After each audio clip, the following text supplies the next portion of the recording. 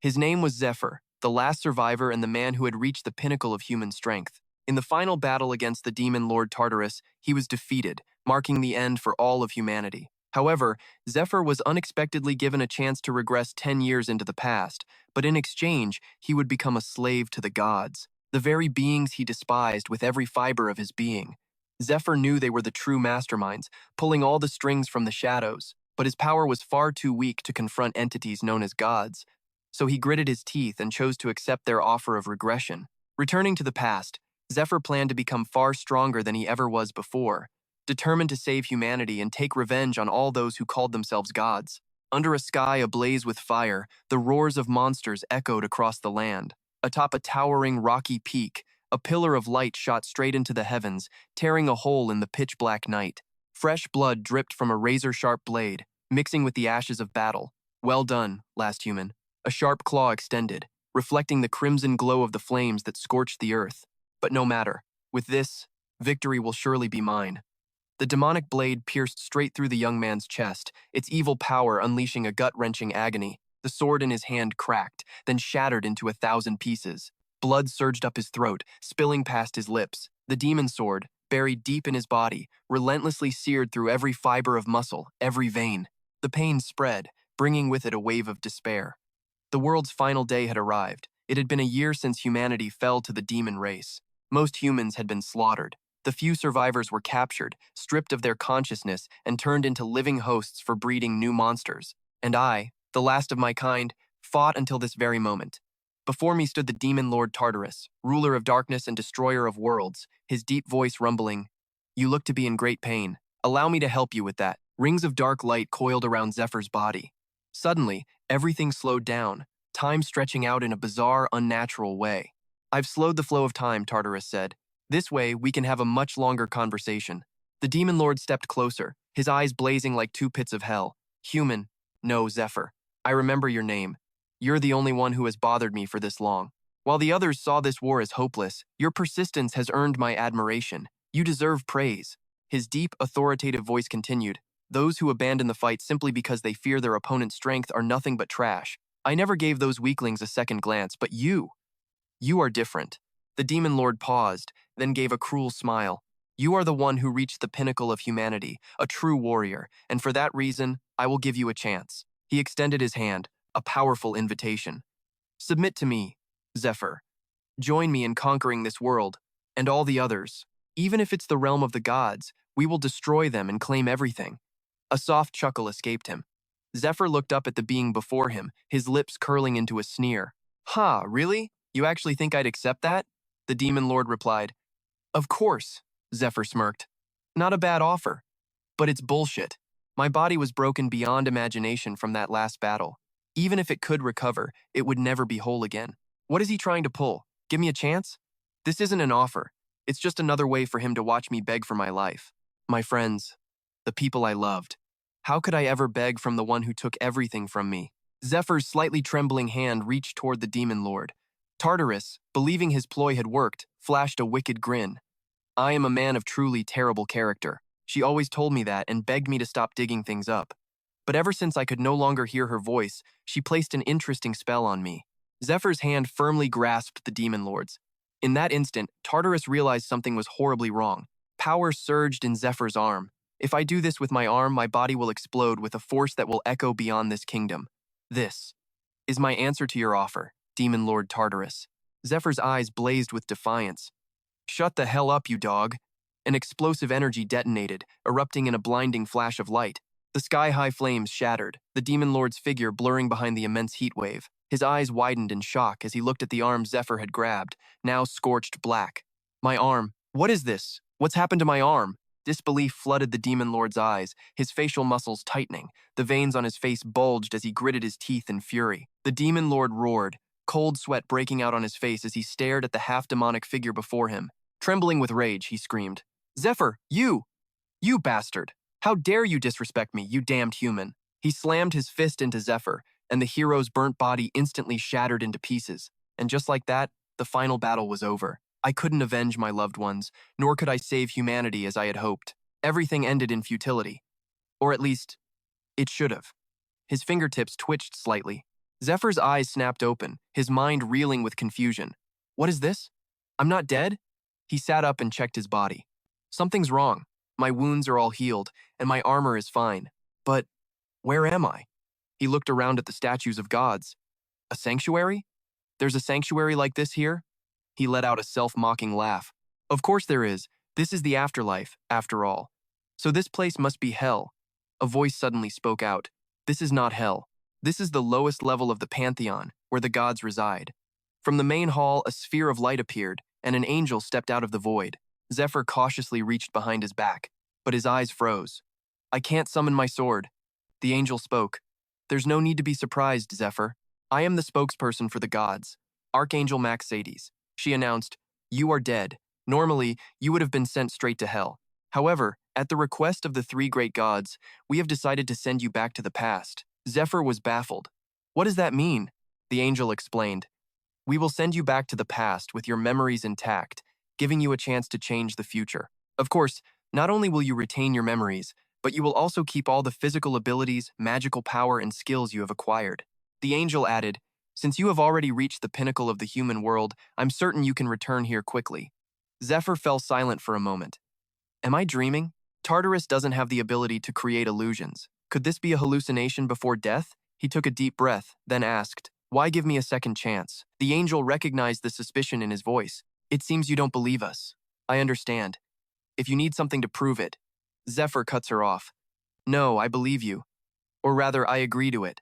But what do I have to do in return? Why would you give me this chance for free? You must want something from me. While everyone around me was dying in the war against the demons, I begged for help in utter desperation. The gods severed all communication with this world. They refused every prayer and accepted no offerings. Worse, they stripped the clerics of their ability to borrow divine power, robbing them of their healing abilities and leading to the swift collapse of the human armies. Once they saw there was nothing left to exploit, they simply abandoned this world. So there's no reason these calculating beings would give me a chance for nothing. The angel replies, I understand. To answer that question, I will show you what the gods are thinking right now. The angel opens her piercing blue eyes. Show us. Something even more interesting. Zephyr's face darkens, his teeth grinding together. Damn you, the angel explains. The gods continued to watch you, even after you met your tragic end. A human who could fight so tenaciously, standing alone against the world's apocalypse until the very end, that's a rare sight. And to fight for 5 long years against the mighty demon army without rest, frankly, you were well worth observing. A ferocious look crosses Zephyr's face. The angel continues, Many of the gods felt it was a pity that your world ended so quickly. Don't you remember? As time went on, fortune began to favor you. The reason the gods decided to give you another chance, despite the potential consequences, is because a flash of light streaks forward. Zephr channels his power into his fist, launching a punch at the angel from a distance. He snarls, You bastards, you think this is entertainment? Me, everyone. Did we all fight with our lives on the line just for your amusement? Just because we were worth observing? The angel calmly raises a hand, firing a beam of light. A colossal foot materializes from the void, slamming down on Zephr. He's pinned motionless as the ground trembles violently. The giant foot settles, leaving the angel completely unfazed. She walks over to where Zephr is pinned to the ground. The gods are still watching. Try to be a little more polite. She bends down slightly. It seems you've misunderstood. Let me clarify things. The only thing the gods find interesting is you.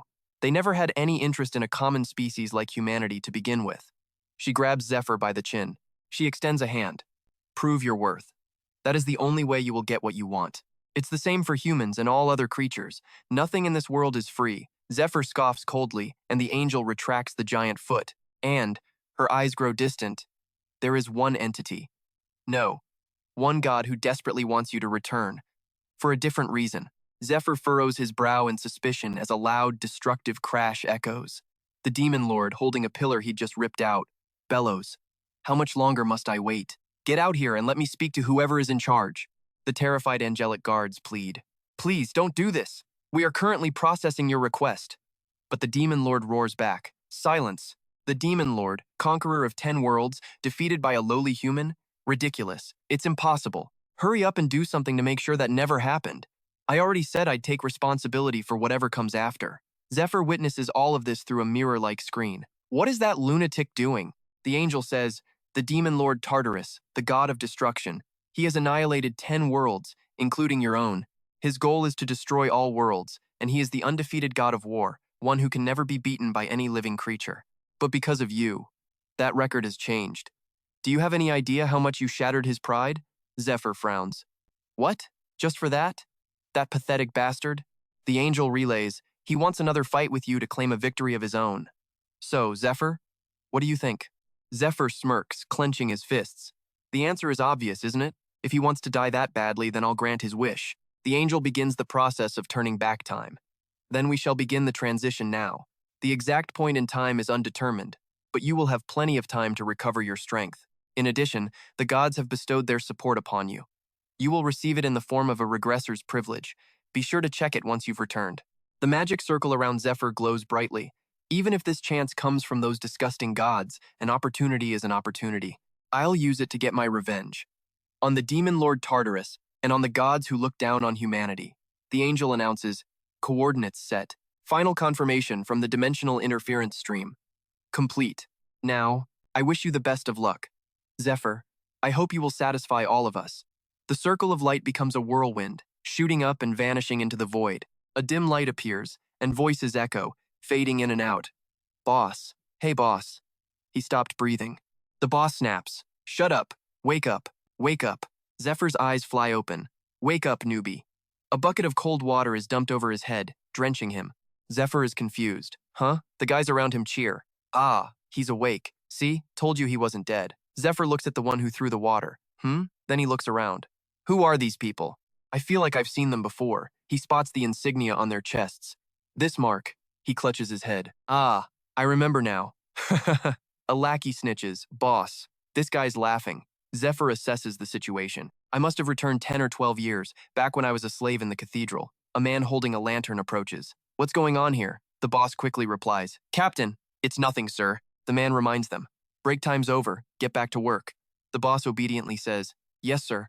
Before leaving, he doesn't forget to warn Zephr. Hey, you, piss me off again and I'll really kill you. Zephr shoots back. What the hell did you just say? The blonde thug gets furious. You son of a bitch, His lackeys hold him back. Boss, let's go.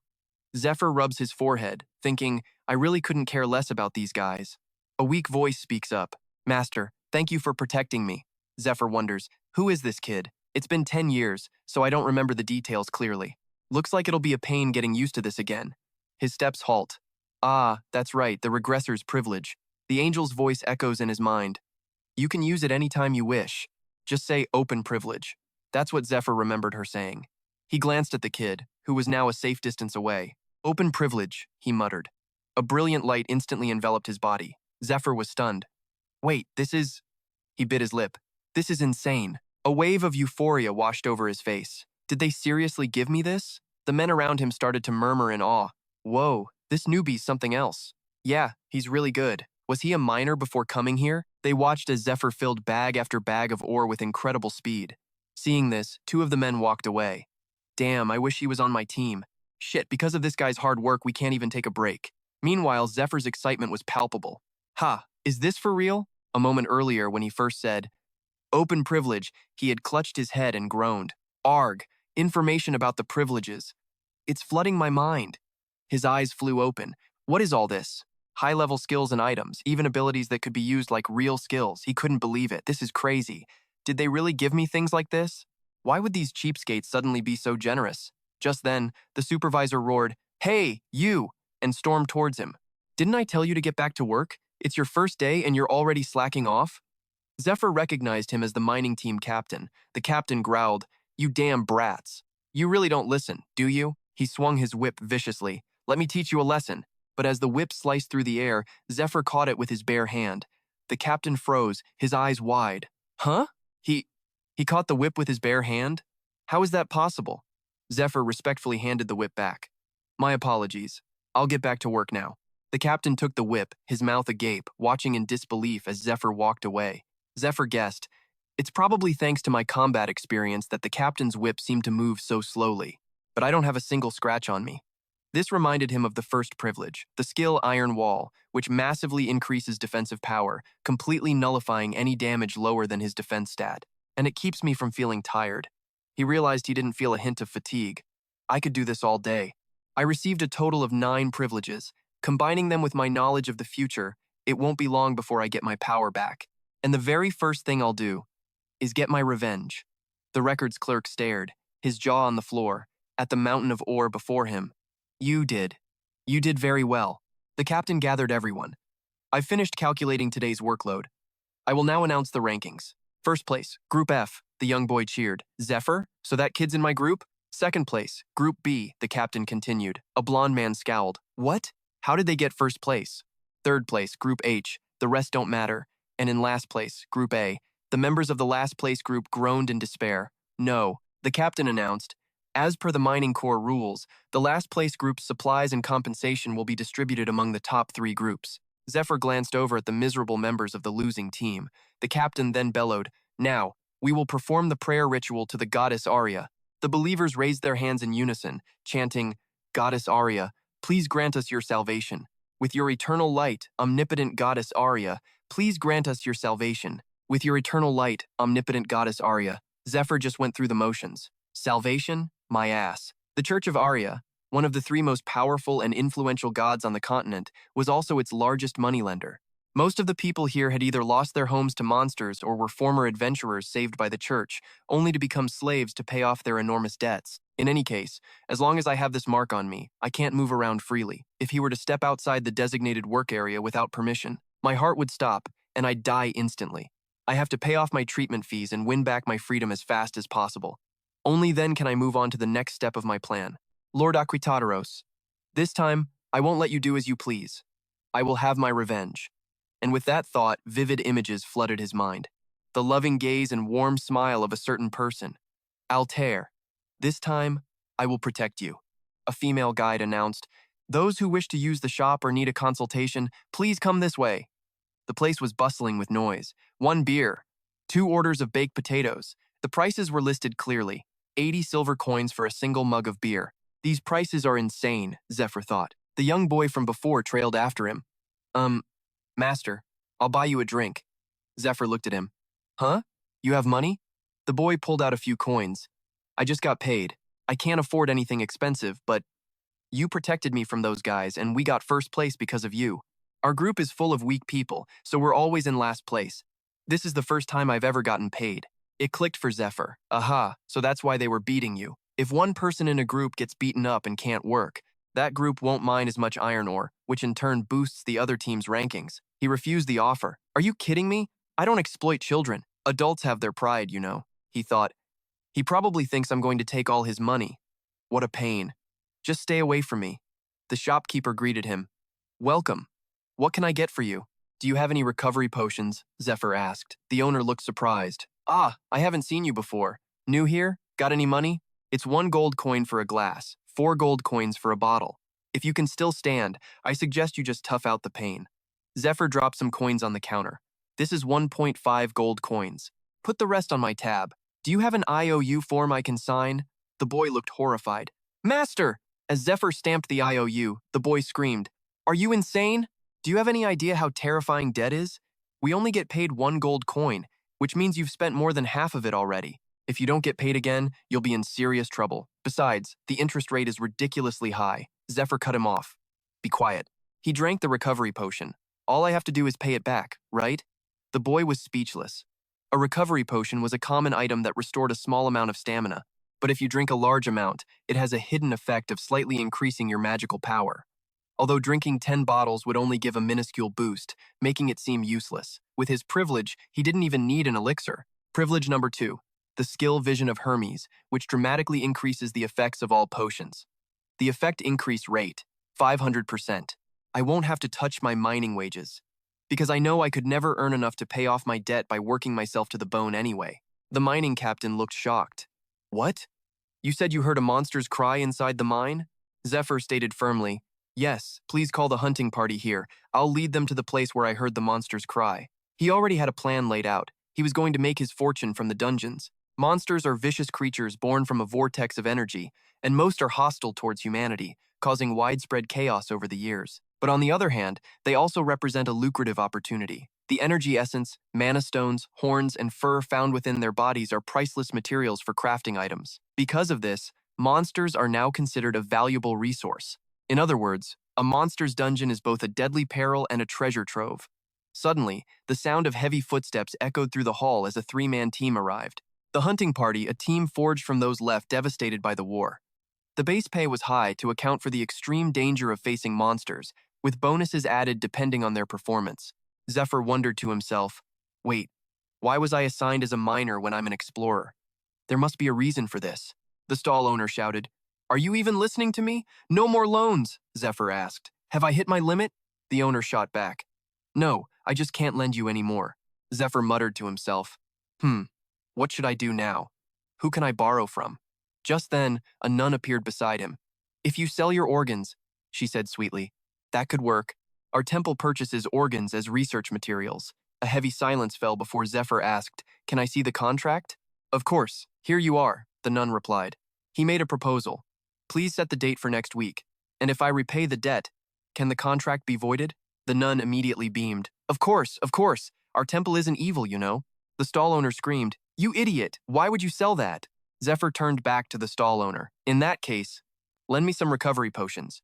Defeated, the owner could only throw up his hands and offer them. Do whatever you want. The nun praised him. Wow, you're truly insane. And so manly. The owner scoffed. Ha, just another one who'll be dragged off to the research lab. In one go, Zephr drank every single potion. A smile touched his lips. Good, the conditions have been met. He thrust his spear firmly into the ground. Just then, the hunting party arrived. You're Zephr, the guide? Zephr glanced over. Right on time, he replied. Yes, that's me. The man in the lead introduced his team. I'm Goth, the reconnaissance squad leader. This is Dilo and Mako. Zephr introduced himself in turn. I don't have the night vision skill, but I can use energy intuition. Night vision allowed one to see in darkness, while energy intuition spread out to detect threats. To enter a dungeon without the former, the latter was essential. Goth calculated. Looks like we'll have to pay extra for night vision potions. He then announced, If you're ready, let's move out. Mako handed Zephr a bag. Here, carry this. Dilo and Goth walked ahead, with Dilo chuckling. Oh, a miner who can use energy. That's interesting. Haha, maybe he'll be useful for clearing the dungeon. Goth snapped. Shut it, Dilo. Zephr heard everything but remained silent. He calculated silently. Let's see. I've never seen those two before, but I recognize one of them. The last time around, I transferred to the hunting party a month after this dungeon was cleared. So, if things play out the same way, those two are going to die in here. A smirk played on his lips. I think I have a way to use these guys. The group climbed a set of stone slabs, where a man from the temple was already waiting. Hey, we're the backup team. Everyone, hold out your hands. The temple official tied thin cords to each of the hunters' wrists, including Zephyr's. He explained, These are bracelets imbued with magical power. If something happens to you, the one I'm holding will break, and will immediately request backup from headquarters. Anyway, this is your job, so as long as you stay focused, you'll be fine. Good luck. Zephr took the lead, with the hunting party following close behind. They ventured deep into the cavern, where monsters were already patrolling their territory. A scout threw a small stone to test the path. The monsters eyed it suspiciously as it rolled to a stop. Suddenly, two figures appeared silently behind them. The reconnaissance team's job was to confirm the presence of monsters and gather information about the dungeon. Based on that intel, a powerful assault team would then move in to clear it. That was the standard procedure. One of the hunters confirmed, This is probably their den. The lair near the entrance belongs to them, right? Hunting parties A and B were here last week. Dilo speculated. Looks like the survivors dug a hole and hid. But the recon team members were skilled fighters themselves. Goth began sketching a diagram in the dirt. Dilo, Mako. Goth looked up. Should we just clear this place ourselves? Considering their combat capabilities, they had often cleared dungeons on the spot. The other two were stunned. Huh? Dilo scowled. Captain, our job is just recon. Let's not do anything reckless. What if there's a whole swarm of them on the other side? What if they're stronger than we think? There are only 3 of us. Goth corrected him. 4 of us. That's enough to take on kobolds. Dilo jabbed a finger toward Zephr, his voice rising in disbelief. Are you kidding me? It's 3 of us and a deadweight. What can this guy possibly do? Mako stepped in to de-escalate. Calm down. Let's not get ahead of ourselves. Captain, do you have a plan? I want to hear it before we make a decision. Goth smirked and glanced at Zephr. Hey, take it out. Zephr nodded. Yes, sir. He pulled out a cardamom branch, chestnut leaves, and a berry. If you mix this with kobold dung, Zephr explained, it creates the exact scent of a female in heat. Dilo immediately pinched his nose, disgusted by the foul odor. Goth explained. The scent is strong enough to be detected from 100 meters away. The monsters caught the scent wafting through the air and immediately flew into a frenzy. So, we'll use this, Goth said, covering his nose. A monster charged forward, only to immediately fall into a hidden pitfall trap. It was clear the concoction was bait. Goth peered down at their prize. See, I told you we could do it, Dilo exclaimed in awe. Wow, sometimes I really respect you, Captain, Goth scoffed. What? Only sometimes? Are you asking for a death wish? He then asked. How did you know about this? I never would have thought of an attack method like this. Goth puffed out his chest proudly. Experience makes all the difference, Zephr thought to himself. Actually, I was the one who told him. Back in his first life, before his regression, Goth had been transferred to the same hunting guild and ended up on his team. He had been desperate for recognition but never got the chance. Before the briefing, Goth had been shocked. What? Clear it? It was then that Zephr had approached him privately. Actually, Zephr had told him, I already took a look inside by myself yesterday. It's just a simple kobold hideout. Goth had sneered. Ha, by yourself? How many lives do you have? Zephr had replied calmly. Before I came here, I was a scout for another team. My specialty is finding ways to escape. Goth had rubbed his chin, thinking. So you think the four of us are enough to take it on with that strategy? Zephr had replied. Of course, you're the one who makes the final decision, Captain, but I ask that you please consider it. Zephr had been confident Goth would agree. After all, a lucrative dungeon like this wasn't something you'd want to share with anyone else. Goth had looked over at him, thinking, he's got a point. Chestnuts are hard to find, so he prepared thoroughly, and he clearly knows how to hunt these things. I also like that he gave me the idea and isn't trying to interfere. With my authority as captain, if I introduce him to the team, he can be transferred to the blue team. He takes out an item and hands it to Gefo. Use this. Gefo takes the knife. Ha, thanks. Court makes a decision. All right, all that's left is... Dale finds something. Huh? There's something over here. He leans down to get a closer look. Bones? Are these leftovers from someone who got eaten? A mountain monster? No, this texture. These are goblin bones. The very instant he makes the discovery, something massive charges straight at him. Dale is snatched up before he can even process what's happening. Court screams, Dale! A monstrous arm flings Dale through the air. He is sent flying backward before crashing hard onto the ground. Marco immediately channels power into his weapon as a magic circle flares to life. Everyone, get behind me! He panics. Gods, I thought we were done for. What is that thing? Ah, whatever. I'll just focus on defense and we'll get out of here. He struggles to reinforce his shield. This was a shield that could block an orc chieftain. There was no way it could break through this. But a colossal tail whips out, sending Marco flying. Ugh, my shield. Court roars, Marco. Terrified, he stammers, that tail. No way. The tail strikes again, its primary target now Zeorot. Outside the dungeon, the support team watches in horror. What is this? It's a bracelet made of pure magic. He had told the others, if anything happens to any of you, the one I'm wearing will break. And now, 3 of them have snapped at the exact same time. He grows worried. Did something happen inside? Zeorot clutches his wounded arm, his eyes wide with shock. Out of nowhere, Gefo is standing in front of him, having partially blocked the tail's attack. Privilege 1. Skill, Iron Wall. Blocking ability is greatly increased. Damage lower than the user's defense is nullified, and the user will feel no fatigue. Gefo glances at the wound on his arm. I guess Iron Wall can't block everything. It must be less than a year old, but as expected, this creature is nothing to scoff at. The tail coils around Dale, lifting him into the air as the monster's massive body is revealed. A predator, a carnivore lured and raised by someone using pheromones, and when they reach maturity, they devour their own keeper, Gefo says. I'm borrowing this spear. Court is stunned. Wait, hold on. What do you think you're doing? Gefo spins the spear with practiced ease, a smile playing on his lips. Now I can finally relieve some stress. Haha, perfect. Let's ask the party involved. How would you like to die? Privilege 3 is activated. Privilege 3, Silver Key, the key to a forgotten castle.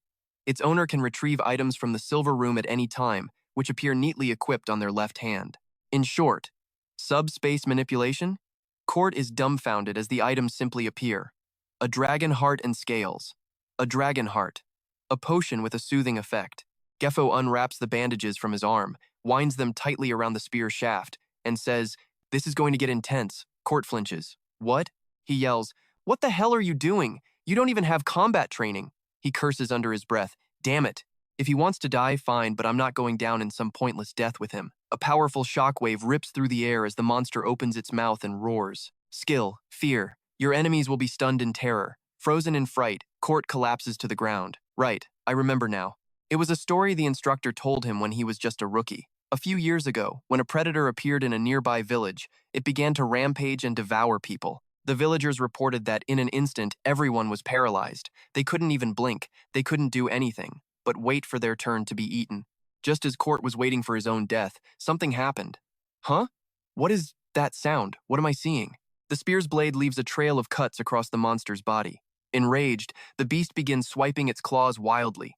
Zephr ducks under the assault and presses forward. Just as I thought, the fear-inducing ability works well. Of my 9 privileges, only 1 is a weapon. In any case, it requires a huge amount of power, so I can't use it now. But, as he creates a sphere of magic, he thinks, this will be enough for it. A potion from an old friend, the Poison King, from Vet's 72 Poisons, number 68, Virial. He had once asked his friend, is this really okay, Vet? You've been telling me how to make your poisons for so long. Vet had laughed. Haha, the world is coming to an end. What's the point in hiding it? Everything will be buried eventually, so it's better if we use it all together. Vet's voice was full of anticipation. No, I hope you'll use it. If you can kill more of that trash with my poison and save even one more person. Zephr thrusts the spear forward, a lethal herb-based poison. Virial. The spearhead pierces the monster's thick hide. Zephr uses the momentum to carve a deep gash into its body. The monster screams in agony, thrashing wildly as the wound bleeds profusely. Once it enters the body, it destroys the intestines. On top of that, it inflicts limitless pain, because the Poison King was a cruel man. 3 minutes until the poison spreads completely. Zephr dodges the monster's frenzied attacks. I just have to hold out until then. He strikes at its leg, but the monster's tail whips around, slamming Zephr against the cliff wall. He winces from the force of the impact. Zephr's eyes widen as the monster opens its jaws and lunges. A vial of poison is thrown directly into its gaping mouth. I couldn't ask for a better opening. He laughs, leaping aside as the monster chomps down on rock and dirt. It roars in pain, blood pouring from its mouth. 2 minutes. No, 1 minute left. Zephr tightens his grip on the spear. He moves like the wind, rushing upwards. With my current abilities, it'll be difficult to take it down completely, so I either hold out for 1 more minute or I land a finishing blow. The monster's tail swings down hard. The 2-meter vision skill. It maximizes all elixir effects, boosting them by 500% enough magic to crush a carnivore's skull. Zephr threw a punch. It was a basic use of mana release, but the raw power that came crashing down was enough to blast straight through the monster's head. Watching the whole display, Goth could only laugh. Haha. He remembered his earlier calculations. With his authority as a captain, he could recommend the kid to HR, getting him transferred to a hunting team. He might just be showing off to look good, but damn it, I was too naive to his sincerity. It's not like I was begging or anything. There was no reason for me to accept an offer from some nobody. I made a terrible mistake, even if it makes me look bad. If it were him, he could have seen the opportunity in a second and stepped up. But right now, Zephr was just a miner on the excavation team. Since they couldn't come and go freely, he needed a way into the dungeons. Zephyr's gaze was ice cold. Guggy spoke with a tremor of fear in his voice. The man on the ground was terrified. No, it wasn't me. This is all a misunderstanding. The hulking man swung his flail. We were in the temple together last time, weren't we? Right?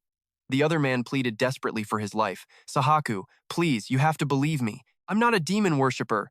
The man called Sahaku gave a single command. Graze him. The heavy flail came crashing down, and a spray of fresh blood filled the air. Not one of the unfortunate men survived. Suddenly, the body of the man just killed began to twitch. A centipede slithered out of his mouth and was instantly sliced in two. The razor-sharp blade was still humming with magic. Looks like the bug came out. Just as I thought, he was a worshipper. He wiped out 7 members of the team just to catch a single cockroach. The man sitting behind the desk asked casually, "Isn't 7 a bit of a small number?" He pointed to a jar filled with several of the creatures. Ah, it's impressive how cleanly it burned. Sahaku shot back. Do you even understand the method, Investigator Matthews? The remaining members are probably wondering if they're going to be executed. There's only 1 month until the raid. If we don't exterminate them as fast as possible, it will weaken you. The man in the chair fell into thought. Matthews finally answered, "Fine, I understand. I'll handle the hunter team's complaints. In return, you'd better make damn sure you get the job done. Don't be shy. Conduct yourself like a proper heresy inquisitor." A smirk crossed Sahaku's lips. Understood. At Human Resources, the staffer began. Yes, a recommendation from Captain GOTH of the scout team. Please fill out this form. Is this the same person you're recommending? Acknowledgement and name, please. GOTH replied, Minor Zephr. He arrived this week. I see. One moment, the staffer said before explaining, if you bring a member from another department into your own via a personnel appointment, you become responsible for them. Furthermore, if their performance declines due to a mistake on their part, it could negatively impact your personal report as captain. Do you agree? GOTH nodded. Yes, I agree. Of course I do, he thought. On the other hand, if he does well, I'll benefit enormously. Tusk, life is all about taking chances. I never thought an opportunity like this would just fall into my lap. A short while earlier, back in the dungeon, GOTH was floored. What? What did you say? You want me to ignore what just happened? With the carnivore? Zephyr's answer was firm. That's right, GOTH put it together. You're trying to take the monster's corpse, aren't you? Zephr didn't try to hide it. It's a carnivore. I'm not just going to leave it here. We'll simply report this place as a goblin hideout. Monster corpses, energy stones, and other dungeon items. Slaves are forbidden from possessing any of them. Everything a slave obtains belongs to the temple. All the hunting teams get is a small bonus and a trophy. He tapped the monster's corpse. If you gave this to a broker, it would fetch a fortune. GOTH protested. It's impossible. Can't you see there's an entire delegation out there to prevent exactly that? Besides, we're trying to complete a mission. The post-processing team will be here soon to collect all the items. Oh, right, Zephr said confidently. But what about this? He placed a hand on the corpse as a ripple of magic flowed out. The massive body simply vanished into thin air. GOTH's jaw hung open in shock. Subspace, no way, that's spatial magic usually reserved for nobles with special equipment. And he just made that giant monster disappear, blood and all. Zephr called out, GOTH, don't you want to make some money? Let's clear 2 more dungeons after this one. We can split the rewards. In return, you just leave the monsters to me. GOTH thought it over. Clearing dungeons this frequently, especially at this speed, would undoubtedly boost his chances for promotion, even if they were low-level goblin hideouts. But his team was created for scouting, so they had few combatants. They'd been stuck in the same position for 3 years now. But if a super powerful fighter joined them, it would change everything. As the first team into a dungeon, no one could get in their way. They could claim exclusive rights, and if just a few members could clear the dungeon, his own evaluation would skyrocket. All I want is a promotion. All Zephr wants is money. This is a great deal, as long as we're careful not to get caught. Zephr made his own calculations. If I can sell this for a good price, I can get out of debt. I need to get out of this place as fast as possible. There's only one thing left to do here. The New Knight's raid is scheduled for 1 month from now. That's where the items that threw the entire continent into chaos were found. This time, no matter what happens, I have to join that raid, get those items, and change the future. The registration was confirmed. From now on, Zephr is a member of the hunting team. I'll issue you an ID card, so please head to the supply station and receive your basic equipment. With the paperwork finished, the two left the Human Resources office. In my past life, the hunting team was already full when the raid was announced, so I couldn't join. The teams can have up to 20 people. To get in, you need top-tier skills or something similar. I have a plan. The only problem is deciding when to do it. The supply station is on the first floor of that building, where everyone's lining up, GOTH said. I'm heading that way anyway. I have to check on Dolly and Mako. Oh, right. If you want to get something. GOTH expression suddenly hardened. He grabbed Zephyr's head and shoved it down. Keep your head down. The sound of heavy rhythmic footsteps echoed as Sahaku's group passed by. As he walked past Zephr, Sahaku seemed to sense something unusual. GOTH let out a breath of relief only after they were gone. That's the Heresy Inquisition Squad. They're the Heresy Bishop's direct slaves. You treat them like they're higher-ups, not common slaves. They have the authority to execute us on the spot. People have been killed for just bumping into them or failing to bow, especially the one in the middle, Mad Dog Sahaku. That man is desperate to kill people. That's why he works under the Heresy Bishop. He never lets his prey escape, so be careful. Suddenly, Sahaku stopped walking. Hey, you over there. Sahaku's piercing gaze snapped toward them, and GOTH's blood ran cold. He heard us. Sahak approaches. Excuse me a moment. There's something I need to check. He points at Zephr. You, the one in the miner's outfit. I am Sahak, from the Heresy Inquisition. What is your name? Zephyr's eyes narrow. Goth speaks up. Inquisitor, this man is Zephr, a new transfer to our team. If there's a problem, I, as the captain. Sahak cuts him off. Hey, he snaps. Shut your mouth. I wasn't talking to you. An immense pressure radiates from Sahak. Goth immediately finds it hard to breathe under his menacing aura. Goth staggers, but Zephr, standing beside him, remains completely unaffected. Sahak's eyes lock onto him like a predator. Now I'm certain. If I just stand here, nothing will begin. The others can't see it, but my senses are second to none, and that man is a true master. A miner transferring to a hunter team means he came from the mining squad. A new slave is assigned tasks after an ability test, an evaluation of their endurance and magical power. Those who can fight are given a chance to show their strength, since the hunter teams are always in need of capable people. But for a master like him to be in the mining squad and then get transferred to a hunter team, that's highly unusual. The members of the Heresy Inquisition move as one. In an instant, they've surrounded Zephr from 5 different directions. A master, I see. Still, catching you won't be too difficult. Sahak sneers. I'm going to ask you a few questions. Prepare yourself and tell the truth. Zephr tilts his head slightly, a smirk playing on his lips. What's this about? A sewer rat that doesn't need to be smoked out. Thank you, Sahak says arrogantly. I will ask you some questions. You will be silent and answer honestly. Have you ever heard of the devil worshippers? No one knows them better than I do. Those who worship demons, who revere the demon lord Tartarus. They are the creatures who will bring about destruction in humanity's coming war traitors to all of mankind. The only thing low-level members might know at this point is that they are a newly formed, opposing faith that conflicts with the established orders. Sahak says, there are a few things that help me distinguish them from most others, and I am the one with the ability to perceive even the smallest differences. From that, I will judge who is serving the Lord of Heretics. And right now, my instincts are telling me, you are very dangerous. He points his weapon at Zephr.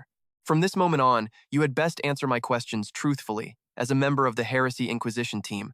Anything you do and everything you say can be used against you. Make sure you remember that when you answer me. Zephr stares at him. Before we start, can I ask you one thing? Sahak's subordinate shouts, you son of a bitch, how dare you? Sahak signals for him to stop. Ask. Zephr says coolly, can we change locations? Sahak is skeptical. What's wrong with here? Zephr replies, there are too many uninvolved people watching.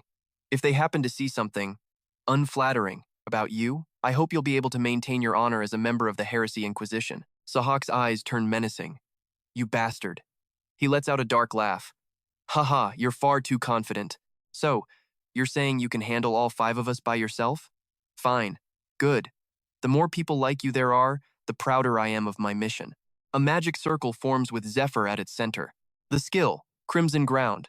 Allies within this range have their power increased, with the effect and duration growing according to the number of users. It can even activate equipment to compensate for a user's lack of skill. Zephr thinks, oh, this is getting more interesting. In that case, I'll begin. He raises his hands, shifting into a martial stance. With this, Sahak's eyebrows furrow. Huh? That stance? It's clearly just a bizarre fighting pose. Should I wait for him to make the first move? His body flashes forward. That's what the others would think. But it's useless, because I am the strongest one standing within the Crimson Ground's range. He swings his blade, accelerating, and unleashes a flurry of strikes at Zephr, who dodges every single one with his fluid body and graceful martial arts. With one hand, Zephr blocks Sahak's blade arm. His other hand shoots forward, a fist like steel aimed straight at Sahak's face. The Inquisitor leans back and flips away to escape. Immediately after, Sahak lunges, kicking hard at Zephyr's leg to sweep him off his feet. He grins, excited. Got him.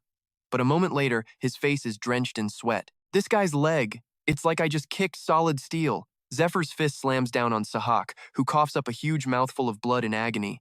His weapon clatters to the ground. Sahak collapses after just one punch. Goth yells out a warning. Zephr, on your right. A spiked chain slams into Zephr. He's knocked back several meters. The large man swings his spiked chain, laughing ferociously. Hey now, you've got to play with your old man too. Zephr scoffs. You've got quite a way with words. But you shouldn't talk to people like that. They might think you're a mad dog. The large man swings his chain, shattering anything the iron ball smashes into. Bystanders scream, ah, look out for the rocks, move. Goth swallows hard. What a terrifying guy. After seeing him fight in the dungeon, I knew he was strong. But just now, he easily defeated Sahak with a martial art I've never seen before. Even as that brute's chain smashes the ground and sends shards of rock flying at him, he's effortlessly blocking it all. What if? What if he can actually win? Come to think of it, Sahak will be furious and humiliated if he's beaten like this. He won't be able to just report this to his superior officers and request a formal arrest warrant. Goth raises his hand in a cheering gesture. If he wins, we won't get interrogated and we can leave. Zephr, good luck. If you lose, I'll be dragged away with you for helping, so you'd better not lose. The person standing next to Goth suddenly speaks up. Ha!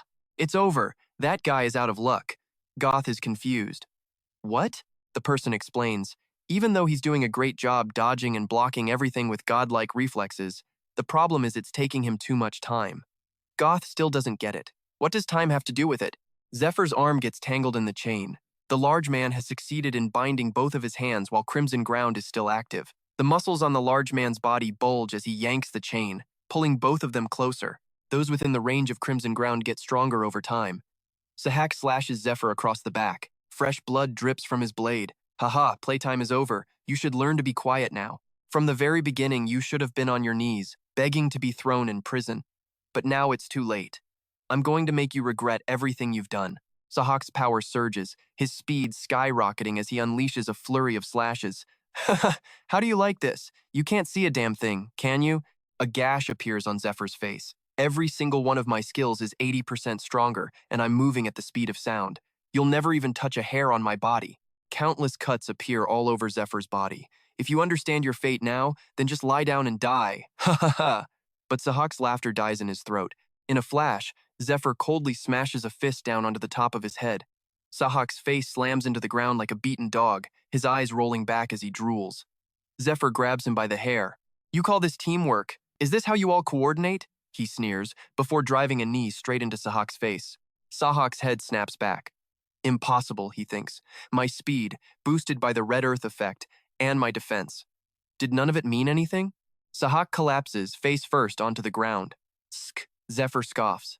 Because you were buzzing around like a fly, that big lug couldn't even find an opening to attack me. If you're going to brag about speed, you'd better be able to back it up with defense. Suddenly, the chain pulls taut. You bastard, the big man roars, pouring all his strength into the pull. Get over here. Zephr unleashes his own power. And you? Veins bulge on his arm as he glares at the giant. Why are you just standing over there screaming your head off, you prick? Why not charge in and block for him? What? Are you scared of a close-range fight? In his past life, if one of his subordinates had acted this way, he'd have taught them a lesson they'd never forget. He yanks the chain hard in the opposite direction. The most basic principle of using magic is its ability to supplement your allies. The chain snaps back toward him, smashing the spiked ball right into the giant's body. The onlookers' jaws drop as the members of the Daredevil team lie defeated on the ground. Sahak struggles to lift his head. You. Just who the hell are you? Zephr curls his lip in a contemptuous sneer. I thought you might ask something interesting. Is that really the only question you can come up with? But too bad for you. You don't have the right to hear the answer. High above, a shadowy figure watches Zephr with a pensive expression. It can't be, the figure mutters. Did he send this man to us? The surrounding crowd finally snaps back to reality. Am I seeing things? What just happened? Even Sahak was defeated. Sahak's eyes burn with pure hatred as he roars, I'm going to kill you! Zephr simply turns and walks away, not giving him a second glance. The first step of the plan is complete, Zephr thinks. The only problem is, it's just a matter of time before word of this gets back to him. Suddenly, his body feels immensely heavy. Zephr stumbles, catching himself on the ground. He can't even move a single finger. A sudden, overwhelming weakness floods his entire body. This is the energy phantom, a phenomenon where intense pain and weakness strike the moment your mana is completely depleted. He grits his teeth. My mana ran out faster than I expected after using that move, even though I raised my mana level. Is this what my body was like 10 years ago? I'm screwed if this continues. An anomaly appears in midair, coalescing into a single point. A figure materializes from the void. I am a spirit of Psylocke, from the clan of the god of debt, Yusra. User's mana verified at 0. Commencing collection process for the skill. 1. Up Iron. 1 Up Iron isn't just a skill that boosts defense and endurance. The truth is, all the fatigue and damage you endure while the skill is active accumulates as a debt. The moment your mana hits 0, everything that is accumulated is repaid to your body in one devastating blow. Countless adventurers mastered this skill and conquered high-level dungeons, but every one of them eventually went bankrupt and died. Yusra, the god of debt. A double-edged sword granted by the gods, a being who feasts on human despair. That old bastard was probably drooling while he watched my battle. That scumbag. Meanwhile, Yusra calmly strokes a turtle while observing Zephr, a smug and greedy smile spreading across his face. The spirit announces, beginning repayment process. Calculating accumulated damage, the weight in the spirit's hand enlarges and begins to descend. Judgment complete. Countdown initiated. 10, 9, 8. Zephr clenches his fists. My body. It's too heavy. I have to move. 7. Damn it. I can't take a single step. 6. His entire body collapses to the ground. 5. He struggles, using his mouth to bite at the bandages on his left wrist. 4. The emergency recovery potion. Yusra lets out a triumphant laugh. Ha! The weight plummets down. 1. With his life hanging by a thread, Zephr successfully yanks the cap off the recovery potion. The massive weight comes crashing down with a deafening boom. It stops just a millimeter from Zephr's face. Presence of magical power confirmed. Collection process aborted, the spirit announces. Debt repayment will be postponed. With that, it vanishes. Zephr, his senses returning, lets out a ragged breath. He then breaks into a victorious laugh. Ha ha ha, Yusra, you really underestimated me. Did you honestly think I wouldn't have a counter for this? I am Viper, the survivor. I managed to stay alive for more than a year after humanity was wiped out. Avoiding a pathetic trap like yours is child's play to me. And now that I can manage my mana properly, 1-Up Iron will be a safer and more effective skill than ever before. He spreads his arms and legs, collapsing onto the ground.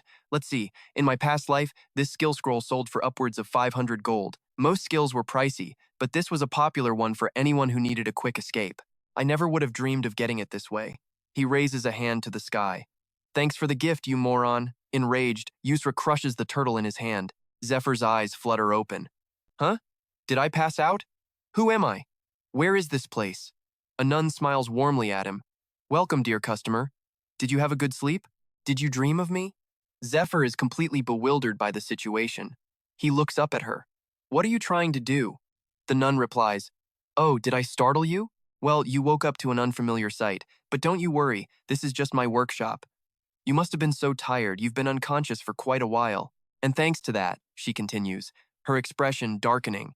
Your loan is now 1 hour past due. Are you out of your mind, dear customer? She pulls out a wickedly sharp knife. I heard you jumped into some rather dangerous things after leaving with your guarantor, and now your interest payment is late. If you keep this up, we'll have to conclude that you have no intention of paying us back. The tip of the blade suddenly lunges forward, stopping just short of Zephyr's pupil. Her sweet demeanor vanishes. Are you going to pay what you owe, you bastard? Ah, that's right, Zephr remembers. I still have that loan here. But if I use magic in this state, that collection process will just start all over again. I need to distract her, he quickly says. I'll be getting the reward for the dungeon clear next week. Please, just wait until then, the nun snarls. We're taking that reward, obviously. But what about the daily loans you've been taking, and all the compounding interest you've racked up and haven't paid back?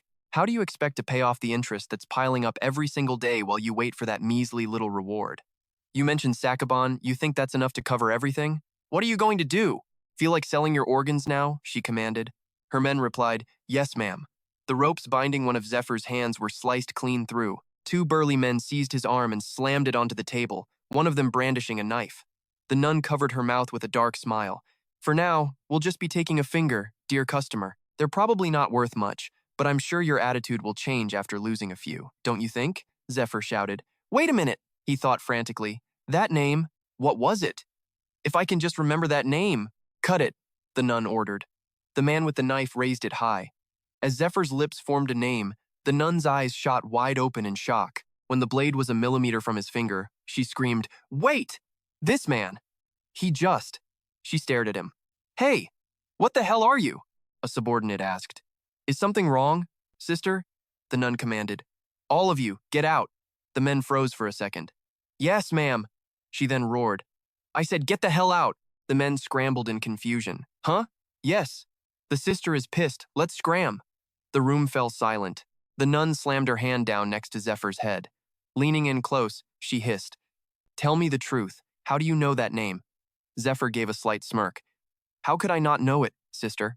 Or should I call you the monster broker, Wiseau, a nun of the Anna Primrose Temple of Light, whose second identity was the broker Wiseau, a contact in the underworld who dealt in monsters, equipment, and even human intelligence. Only a complete madman would dare raid a dungeon with nothing but cheap gear from common hunters. That was exactly why I had to negotiate with this woman to get some proper equipment. I was already on my way to find you, he said, so being picked up like this is a happy coincidence. Now, why don't you untie me? Don't you think it's a bit awkward to negotiate while I'm still tied to this bed?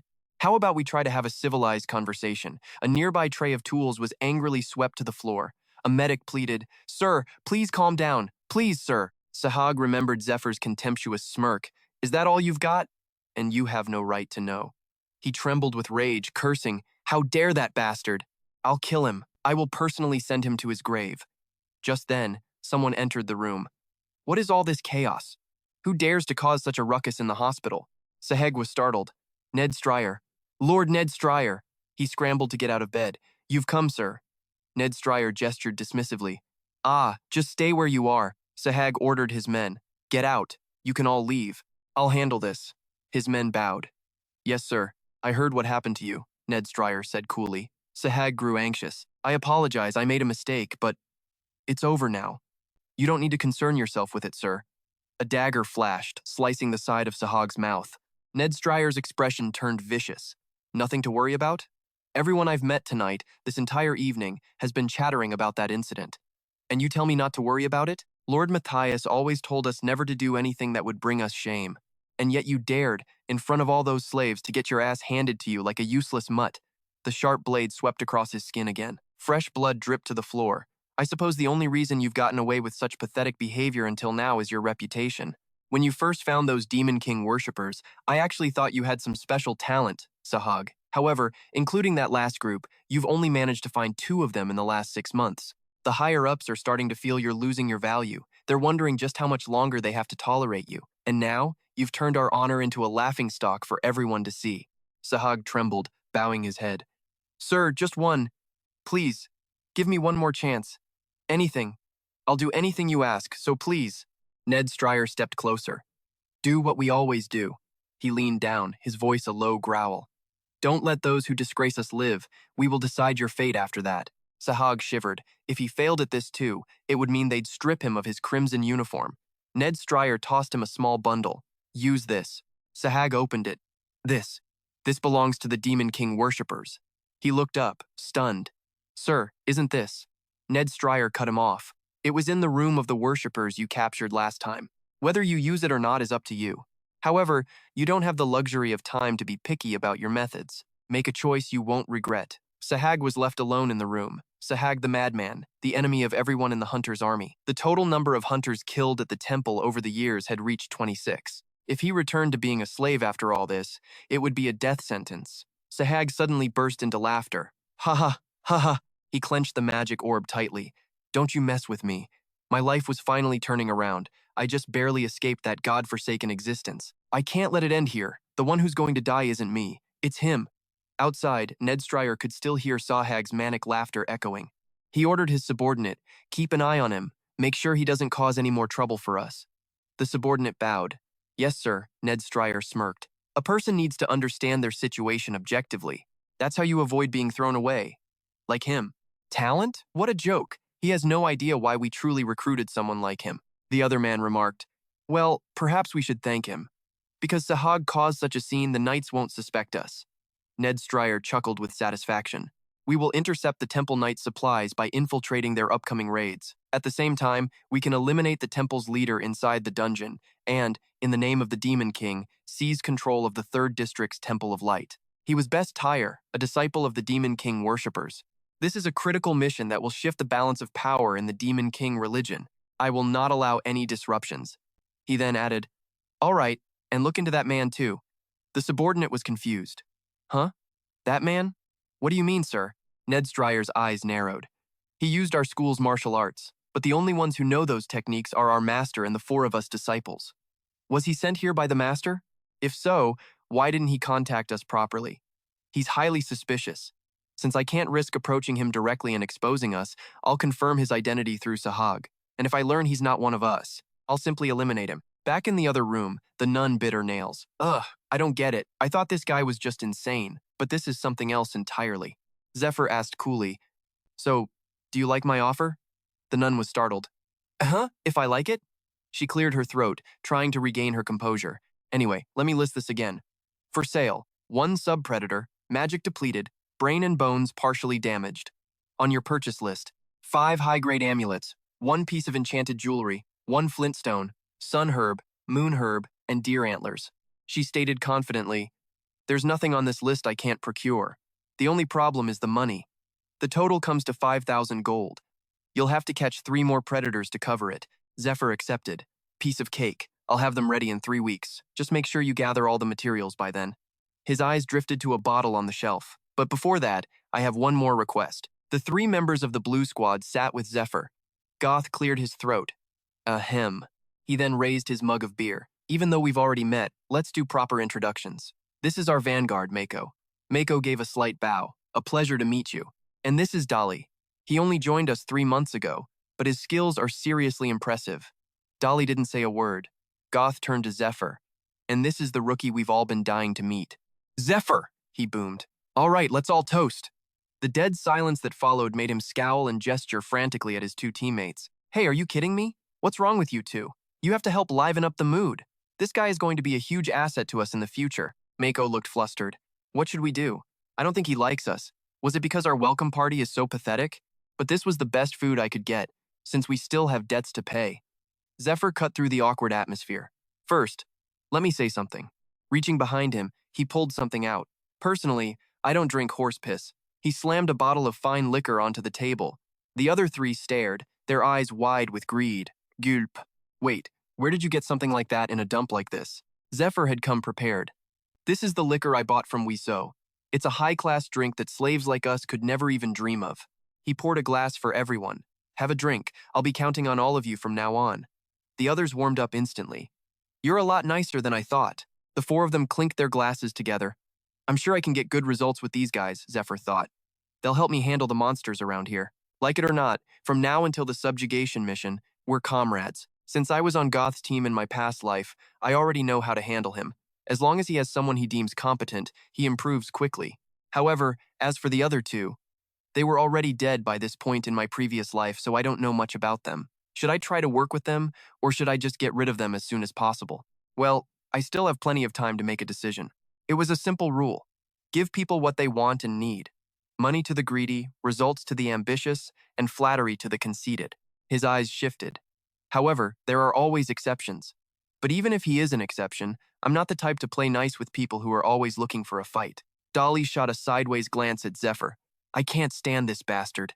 Back when they were visiting the infirmary, Goth had told them he's going to be a huge help on the next mission. I'm level 4 and he's level 5. Don't you understand how a single level of difference affects how we're treated? You all need to get on his good side. When he arrives, give him a warm welcome. Mako sighed. I still can't believe that Miner saved our lives, and now you're making a deal with him. Dolly spoke up. Goth, you're the leader, so you have the final say. But honestly, don't you think it would have been better to discuss it with us first? I think that bastard just got lucky and took all the credit while we were unconscious. There's no way a mere miner could kill a Bradator by himself. Goth laughed and pointed at himself. Haha, so who killed it then? Me? Dolly yelled. The problem is the contract. If we're caught, we could be thrown in prison. We could even be executed. That monster of a contract. Mako gestured for him to be quiet. Hush, someone might hear you. Anyway, we've already decided to let him join. Besides, the reward will be split between the 3 of us no matter what. I think we should just wait and see how it goes. Dolly slammed his glass down. Don't mess with me. Wait and see, you idiots. Even though our so-called leader made the decision and the other one was bought off with booze, he glared at Zephr. I still don't believe it. How dare he try to force his way into our ranks? Time will tell. Frauds like him don't last long in this line of work. That's just how it is for hunters. The dungeons will teach him a brutal lesson. The 4 of them arrived at the Edelin Cave, a town formed centuries ago when people built their homes directly into the sides of mountains. Mako gasped in awe. Whoa, I had no idea a place like this was only a 2-day trip from the temple. Dalai gazed into the distance. Are those all real houses? This is incredible. Goth explained. The inside is even more impressive. It has everything: living rooms, bedrooms, kitchens. That's why anyone traveling from the temple or sent on a diplomatic mission would stay here. I even visited back when I was a rookie, Mako pouted. Oh really? You should have brought me with you back then. Instead of waiting until it became the monster nest it is today, a figure stood at the entrance, the interior a tangled mess of spiderwebs. Mana application skill, Mana Wave. Zephr channeled his mana through the strands. I can expand my senses by projecting mana from my body or through the ground. Within the radius of my mana wave, I can perceive everything in perfect clarity: the shape of objects, sudden movements, even magical items. The others followed cautiously in his footsteps. Just a few minutes earlier, they had been in shock. A steel-fanged spider? The place we're heading has one of those? Zephr had replied. Yes. The tracks at the entrance are a dead giveaway. Here's the plan. First, we move through the dungeon without touching any webs until we get near the pit with the spiderlings. Then, we pour this paralyzing potion into the pit and wait until they're easy to kill. It won't be simple, because I have to constantly maintain my mana wave skill while we're inside. However, they sleep for 3 days at a time, so as long as we're careful. Dolly shouted, "Hold on! This isn't about whether it's difficult or not. If you're sure there's a steel-fang spider in there, then there's no way the 4 of us can conquer that dungeon." The steel-fang spider was a creature with an exoskeleton as hard as steel. Its attack was high, but its defense was even higher. The most terrifying thing was its reproductive speed, which made a single nest far more dangerous than a fully grown bradator. Dolly insisted, "We can't handle a place like that. We should go back and report this. We need a full combat team, at the very least." Zephr retorted, "That's not a bad idea. If you're not confident, I won't force you to come. I'm more than capable of handling this place on my own anyway." Dolly scowled. I didn't expect him to say that. But now, I'm absolutely certain. That bastard is a complete fraud. The story about him hunting a bradator alone and dueling a member of the Sahagan Heresy Inquisition, I never saw any of it with my own 2 eyes. He's so confident he can take on the Black Iron Spider alone. There's no way someone at his level would team up with people like us. That must mean this dungeon isn't actually that dangerous. He's moving ahead on his own, probably thinking we'd turn back after his warning. Let's just see how long you can keep up this act. His hand brushes against a spider thread. Dale freezes. What? How could I make such a stupid mistake? He tries to pull back. Huh? Why is it so damn sticky? He curses. Shit! From the shadows, countless spiders emerge. Dale's face turns pale as the swarm of black iron spiders rushes toward its prey. Ah! Dale screams. Zephr glances toward the noise. They're here. He whirls around, grabs Dale, and yanks him backward as the spiders sink their fangs into his arm, but their teeth can't even pierce his skin. Zephr smirks. What's wrong? Surprised you can't bite me? His other hand clenches into a fist. With one punch, he sends the black iron spider on his arm flying. A splash of blood hits the ground in front of Dale. Zephr commands, "Everyone, group up!" The 4 of them get into formation as the spiders begin to shoot their webs. After all, this is just a plan in theory. I can't be sure what will happen inside that dungeon, so if we have to fight, this is what we'll do. Marco, wrap my scarf around your hammer. Dale, Goth, use your cloaks to wrap your weapons as well. A normal blade will have a hard time cutting through their webs. That's why you have to use cloth-wrapped weapons to bat the webs away. Marco realizes it's actually working. It looks like the webs are sticking to the hammer, but all he has to do is keep swinging since a single spider is weak. Goth curses under his breath. Damn it, just how many of them are there? Dozens? Hundreds? He can't even get a moment's rest. Dale roars. Get away from me, you bastards. But one black iron spider dodges his attack. It carves a bloody gash across his shoulder. Zephr shouts, "Hurry! Once we've gathered the monsters, I'll take care of them." The remaining black iron spiders are finished off, and the air fills with ragged breaths. The other 3 are exhausted. Did we get them all? Dale clutches his injury. Ugh, damn it. This wound is deep. I shouldn't have been so cocky and thought this would be simple. I just humiliated myself and had to be saved by that bastard. Zephr hands him a potion. Drink this. It's a mix of herbs that works like a recovery potion. Dale is silent. Throughout the entire fight, that bastard knew exactly what was happening. His situational awareness and instincts are on a completely different level. If he's that sharp, he must have known from the very beginning that I was the one who walked into the web. He asks, "Aren't you going to say anything?" Zephr says casually, "Everyone makes mistakes. Just be more careful next time." He quietly watches Dale. I'm used to this kind of thing. In his past life, he was always training soldiers. No matter how meticulously he instructed them, there were always plenty of clueless newbies. This time, it's not an issue, because he focused on dealing with the consequences after making his mistake. Besides, it's better for him to experience it firsthand than to just listen to me talk. It seems he still has his doubts about me. But after we finish this dungeon, he'll have to make a choice. Whether he should stay away from dungeons from now on, or whether he should listen to me. Dale and Marco attack a large black iron spider head-on, with Marco smashing his hammer against its body. Ha! Goth, flanking it, yells, "Good, they're slowing down from the anesthetic." Dale thrusts his sword hard, the tip sinking into the monster. Zephr had told them that the flesh near the abdomen was softer than the back, so they should aim for the stomach. Dale realizes, it's true, everything he says is right. Their habits, their weaknesses, their stats, and the most effective way to kill them. He grips his sword tighter. How does he know everything? What in the world is he? Veins bulge on his arm as he forces the blade deeper, successfully slicing a gash through the monster. The black iron spider collapses. The other 2 celebrate. "We got it. Good job, Dale," he replies. "Ah, it wasn't that hard." Zephr speaks up. "Not bad for your first time. Keep it up." He's sitting atop a pile of countless black iron spider corpses that he dealt with himself. Dale is horrified. Holy shit! While we were busy killing one, he handled the rest of them. The other two are sweating profusely. How many were there? Zephr jumps down. Group up. Goth, let's eat. Goth laughs heartily. All right, Marco asks curiously. What did you do before this? Zephr replies. Isn't it obvious? I'm an adventurer. Marco quickly says, no, that's not what I meant. Were you a former member of a big-name party, or maybe the student of someone famous? Dale looks over, his curiosity piqued as well. Zephr lets out a sigh. A master, huh? He remembers someone from his past. Zephyr's eyes slowly open. First off, only the boss room is left. The other three are fired up.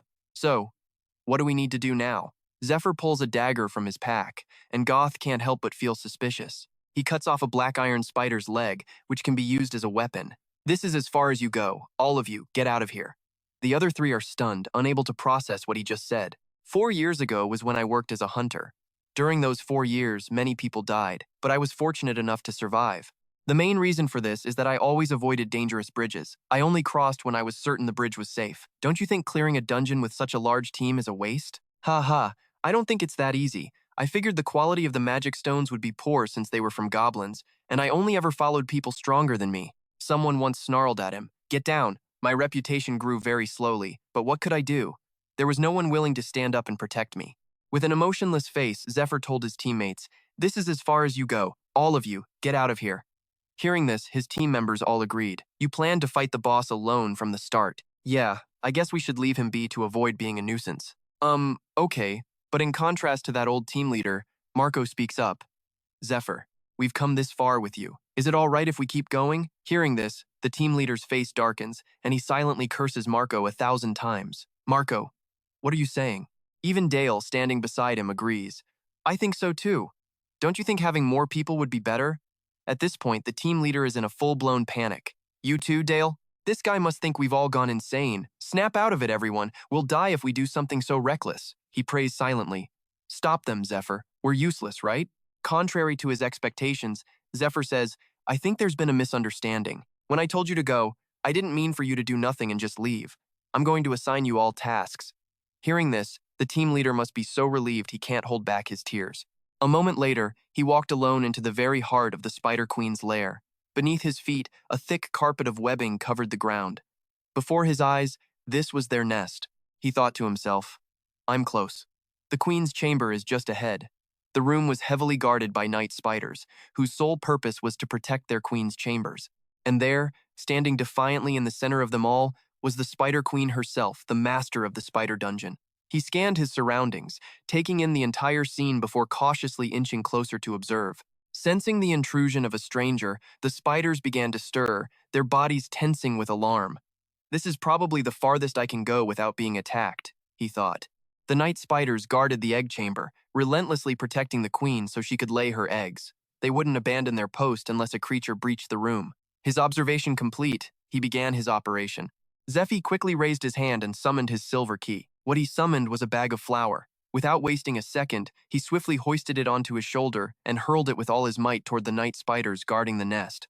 Caught completely off guard by the sudden attack, the creatures descended into chaos. They scurried around frantically, trying to locate the source of the assault on their home. As the cloud of flour began to settle, he moved on to phase 2. Zephy pulled out a crossbow, knocked an arrow, and fired it straight at the monsters. Each time an arrow struck a spider's carapace, it erupted in a spark of fire. The flaming bolts ignited the flour dust hanging in the air, triggering a devastating chain of explosions. As the blasts ripped through the chamber, he quickly dashed to the side to avoid the shockwave. After all, he knew these spiders all too well. They wouldn't die from something like this.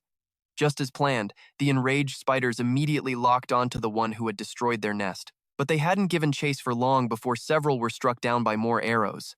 A smirk touched his lips as he saw some of them fall, hit by the poisoned tips. Excellent! Poisoned arrows. He recognized it instantly. 72 Supreme Poison Lords, number 68. Its main characteristic, excruciating pain. Most of the spiders in the cave were hit by the poison needles, collapsing mid-pursuit. But among them, one lucky alpha managed to slip through the barrage. It charged right after Zephy, intent on making sure he never escaped. But as it was closing in for the kill, it suddenly triggered a mechanism on the wall. In an instant, the spider was hoisted into the air, tangled in its own silk. Rewind to a few minutes earlier. He had briefed his teammates. This is where the black steel spiders produce their silk. If you press these small nubs like a pin, the silk will be released. One of his teammates had asked, will this silk even stick to the spiders? Of course, he'd answered. They'll get caught in the webbing if they don't secrete the special fluid from their glands. He handed them the silk and gave his final instructions. All you have to do is create a web where I told you, and stay alert while you wait for me. There's even more webbing inside the egg chamber than out here. We'll be at a disadvantage if we fight inside. The most foolproof plan is to lure them out. Back in the present, he grabbed hold of a rope. Then, he pulled it taut. The spider, now trapped in a cocoon, struggled relentlessly. Without making it wait any longer, he swiftly swung his sword. He slashed clean through its body. Now, all that's left are the night spiders. He shot a victorious, contempt-filled glare at the remaining few. You're pathetic. The last night spider crashed to the ground with a wet thud, its body bursting on impact. With that finished, he sprinted in another direction, thinking, here it comes. He ran for his life as the Spider Queen herself burst from the chamber, hot on his heels. The Spider Queen finally made her grand entrance. A thrill of excitement ran through him. There she is, the Queen. In this life-or-death situation, his teammates frantically urged him to hurry. The moment she appeared, the Queen unleashed a rain of acid as a welcome gift, followed immediately by a stream of violet liquid. As he pushed himself to run faster, he thought, the Queen's venom. It's a powerful acid, but the truly terrifying part is its special effect. He remembered the words of a professor who once taught him. The curse has an effect that shatters shields and negates an opponent's self-healing abilities. Those with low magic energy will melt before they even have time to feel fear. And the most important thing he said was, if you want to live, don't let it touch you. Dodge it. Heeding his old teacher's advice, he leaped high into the air, narrowly avoiding the toxic liquid splashing below. A few moments later, he finally made it out of the Spider Queen's lair, successfully luring her out with him. The monstrous spider refused to shut its mouth, continuing to spew venom everywhere. A boulder was struck by the poison and disintegrated instantly. The spider lunged towards him with incredible speed. The real battle was about to begin. He yelled out the signal to his team, everyone, to your positions. Hearing the command, the group was momentarily stunned. Brimming with fighting spirit, he charged straight at the Spider Queen. Zephr launched himself high into the air. With a death scythe in each hand, he carved two deadly paths across the spider's body before landing flawlessly on the ground. Roaring in pain, the enraged spider thrashed its legs wildly in every direction.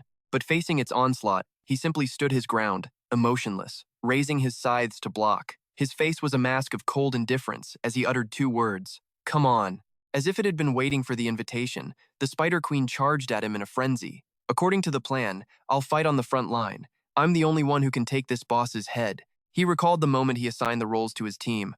While I draw its attention, all of you will chip away at the boss's health. Hearing the plan, a cold sweat broke out on every one of them. Junjun's hands trembled, unable to get a firm grip on his weapon. I've always avoided dangerous fights. My life always came first. So, we'll follow your lead. They were terrified, wondering if this day would become the anniversary of their deaths. They all asked themselves the same question. Can we really kill this thing? Dale gritted his teeth, sweat pouring down his face. They remembered the taunts from the other hunters. Hey, you lot, go prepare our food, and while you're at it, clean our gear. What, you guys are hunters too? You've got to be kidding. Scraps like you couldn't possibly fight. If you want to earn some money, just do our chores for us. Their words were always followed by mocking laughter. The more they thought about it, the more bitter they felt. Damn it! How much longer do we have to endure being treated like this? Dale steeled his resolve. We've come this far. There's nothing to be afraid of. He swung his sword, a clear sign of his determination. We can take it down. The team leader was stunned to see Dale's sudden change. Dale. Marco closed his eyes, thinking, he's right. We've never even tried to face monsters like this before. At most, they had only ever dealt with small fry. However, from the moment that man decided to join their team, something had changed. Marco also raised his blade. He thought, up until now, Zephr has predicted everything that's happened to us with perfect accuracy. Let's just trust him one more time. After a moment of analysis, he roared, we can do this! Let's go! Hearing this, the team leader could only cover his face in exasperation. Damn it, these bastards never listen to me. If you guys are going to be like that, then Oh, I guess I have no choice but to join in. With that, he too charged forward to fight the monster alongside his teammates. As they observed the monster, they noticed its armor had been cracked by the earlier explosion. Just like he planned. We can deal damage if we hit the parts underneath. Only its outer shell is hard. The three warriors charge in, weapons raised, as a spearhead bites deep into the creature's shell. Another swings, a massive hammer, landing several brutal strikes. "Everyone, aim for this spot," a voice commands. The nerve cluster is right between its legs. We're going to sever it with a blade coated in paralyzing agent. Dale takes the lead, sword in hand, ready to deliver the decisive blows. A surge of confidence flows through him. "All right, I've got a good feeling about this," he declares. But in the heat of battle, Dale gets reckless and stumbles right into the queen spider's grasp. The color drains from his face. "Damn it, I can't escape this," he thinks in terror. Just as it seems Dale's journey is about to end, Gay-Fi launches a surprise attack, instantly drawing the creature's ire. Enraged, the monster swings a massive leg at J-Fi, carelessly dropping Dale in the process. Gay-Fi meets its gaze with an icy glare. "What are you looking at, you insect?" As if it understands his words, the spider's four eyes widen, locking onto him with pure fury. He raises his scythe and lunges. In that moment, his face is a mask of death itself. Gay-Fi unleashes a relentless flurry of strikes, a whirlwind of steel the creature can't possibly defend against. Watching from a safe distance, Dale can't help but let out a gasp of awe. His skills are absolutely insane. He's blocking every single one of the queen's attacks. He's moving so fast I can't even keep up. The memory of their earlier conversation flashes through his mind. "We're too weak to be of any real use. And you want us to lead the charge? You'd be better off handling it alone."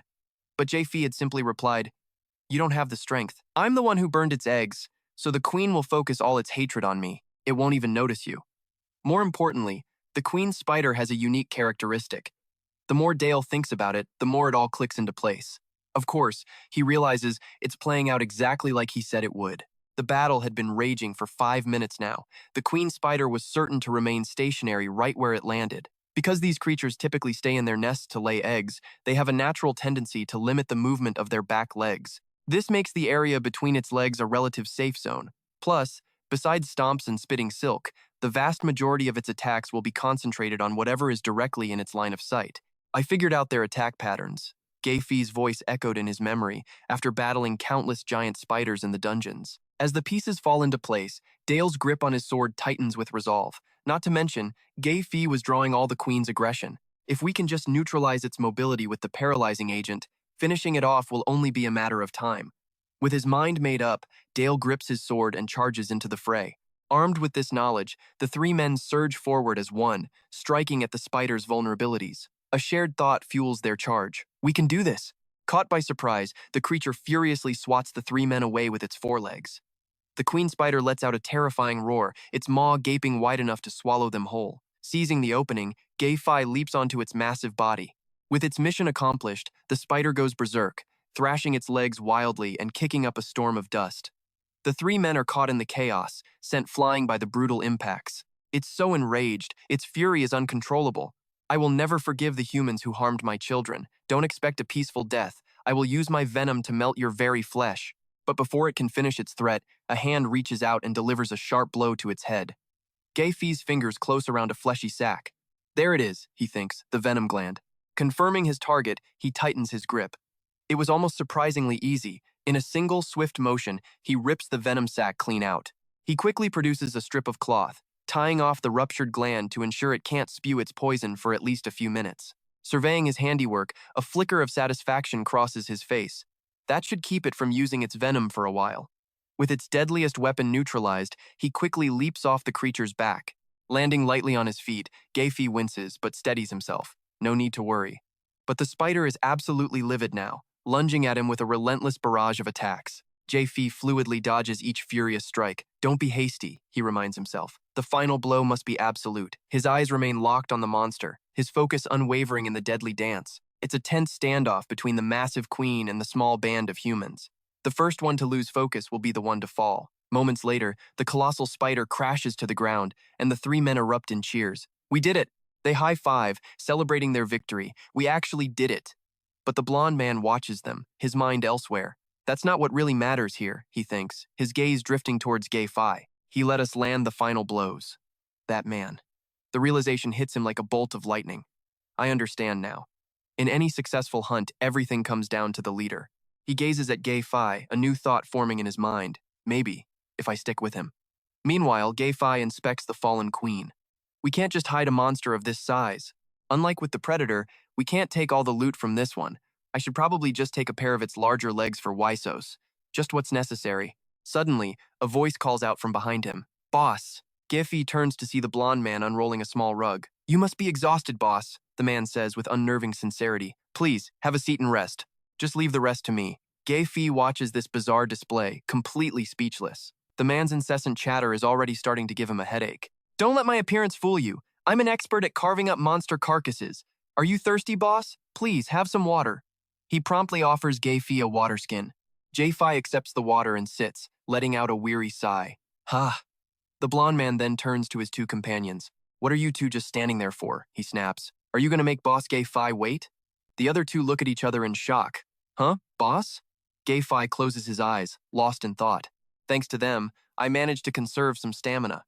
If this continues, I might not have to worry about Ujura ambushing me while I'm weakened from a hunt. He glances over at the three men. They're not completely useless, I suppose. But as for their actual fighting ability, he isn't impressed. They're mediocre at best. They'd be no help in a fight against him, he concludes. Their experience, their gear, their raw power, none of it is anywhere near enough to handle what lies ahead. His resolve hardens. I have to find another way. Meanwhile, inside a magnificent citadel, a voice rings out with satisfaction. So, this really is a predator. I never expected you to return with a prize of this caliber. The speaker is addressing a young woman with golden hair, dressed in the robes of a priestess. This is Wysos. Pleased with her work, the man hands over a heavy pouch of coins. Here you go, he says with a smile. Just as we agreed.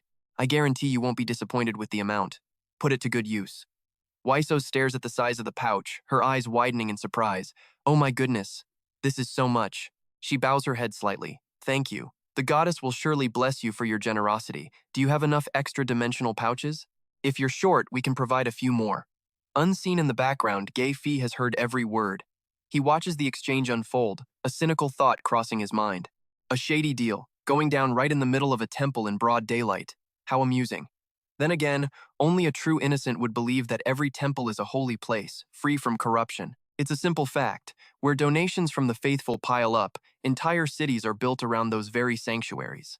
This peace is all thanks to the temple knights and the combat slaves, who keep the monsters from ever reaching the city walls. He crossed his arms, thinking to himself, safety truly is a luxury. Right now, at least you can buy it with money. But soon, you might not be able to guarantee it even if you sell your very soul. As Zephr and White Rose strolled through the city, she said to him, We were so lucky. The buyer for the predator and the buyer for the adamantite beads both showed up at the perfect time. We even got a great price for them. She winked at him. Still, I never expected you to get your hands on adamantite beads that fast. You're more impressive than I gave you credit for. He couldn't care less about her praise. All that mattered was the profit. So how much did we make? He asked. She thought to herself, he's so handsome, yet so cold. She glanced at her notes. We've hit 48% of our goal. 20% of the proceeds went to paying off our debt to the temple. Oh, and also, as she spoke, she handed him a set of clothes. I've already requested to have the research lab cleaned, she said. Here are your work clothes and the key card you'll need. She then glanced at a list for purchasing and renting alchemy sets. Real alchemy sets are massive and full of crucial equipment, she explained, so I couldn't manage to just borrow one. Everyone at the research lab clocks out at 7, so you'll have the place to yourself. Just remember to clean up completely when you're finished. Zephr thought, fine. It's safer than stealing anyway. They always need someone to clean the research lab, so they'll probably call me in themselves. He turned to her and said, I guess there's no other choice. She smiled, linking her arm with his.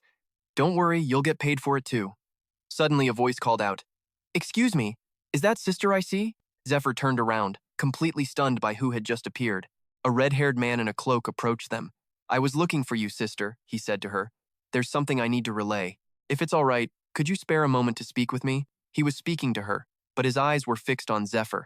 As for Zephr, he was shocked. He never expected to run into him here, of all places. That's right, Zephr knew him.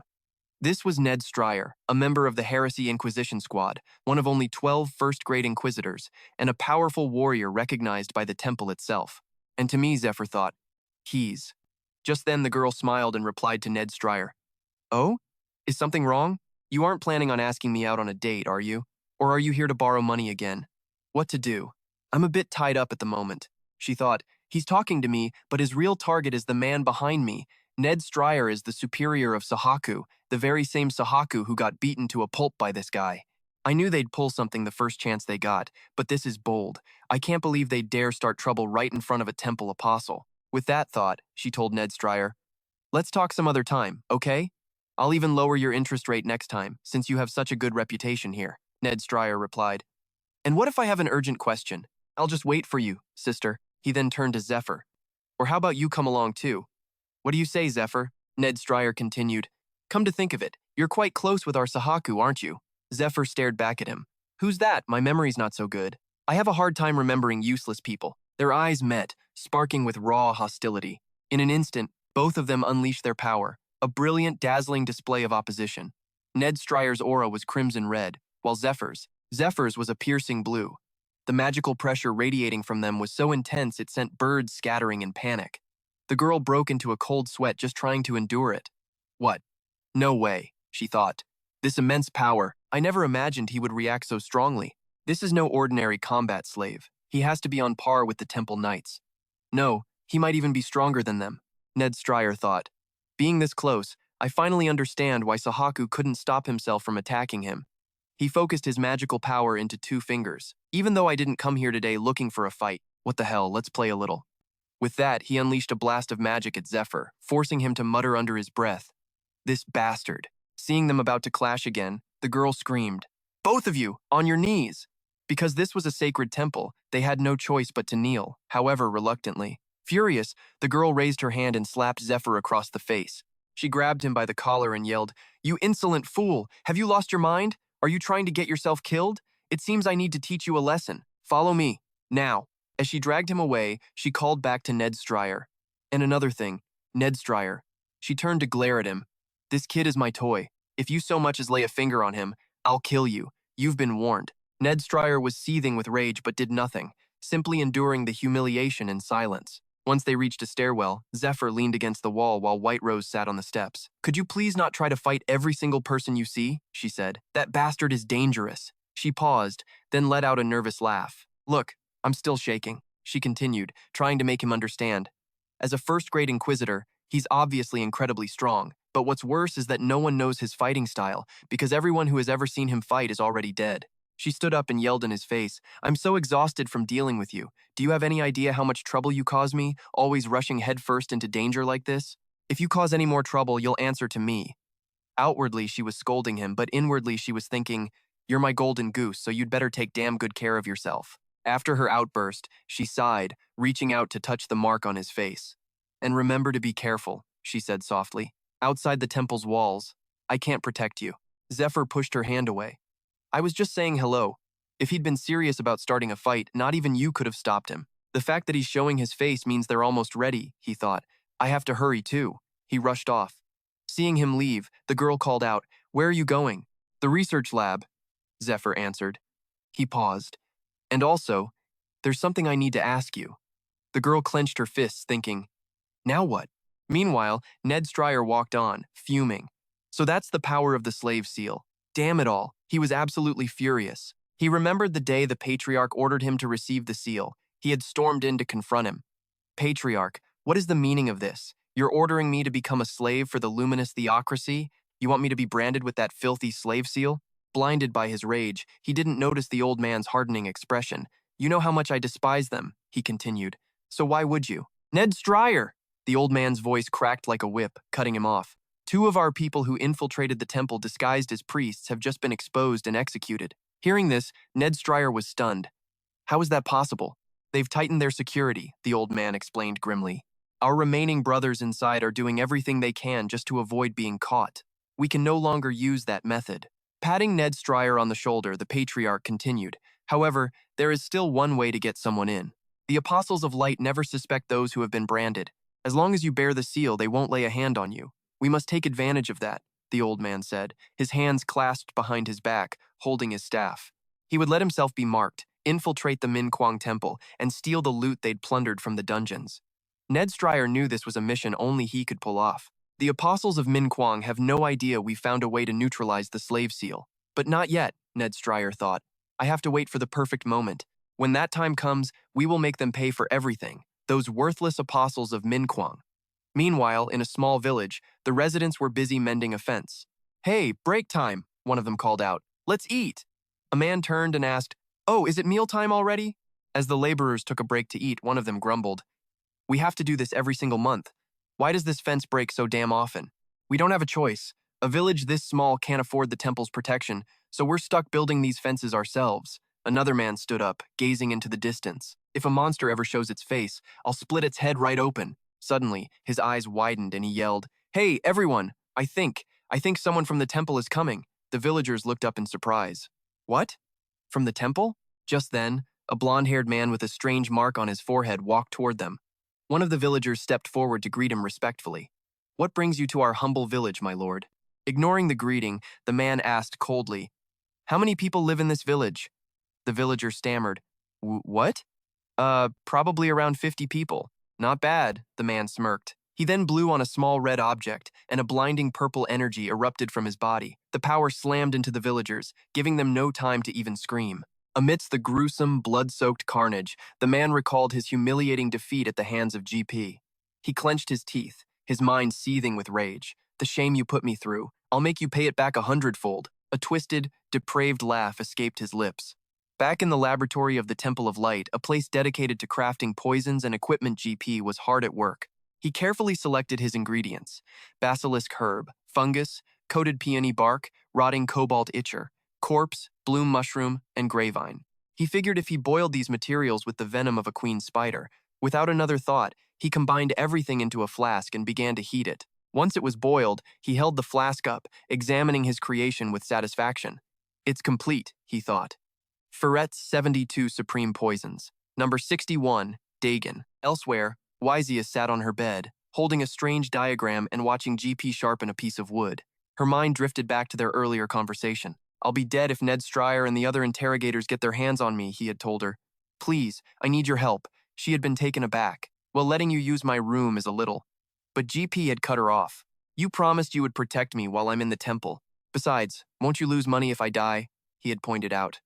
Recalling his words, she sighed. "He's not wrong, and since I've already decided to help him," she glanced down at the paper in her hands. "What in the world is this thing?"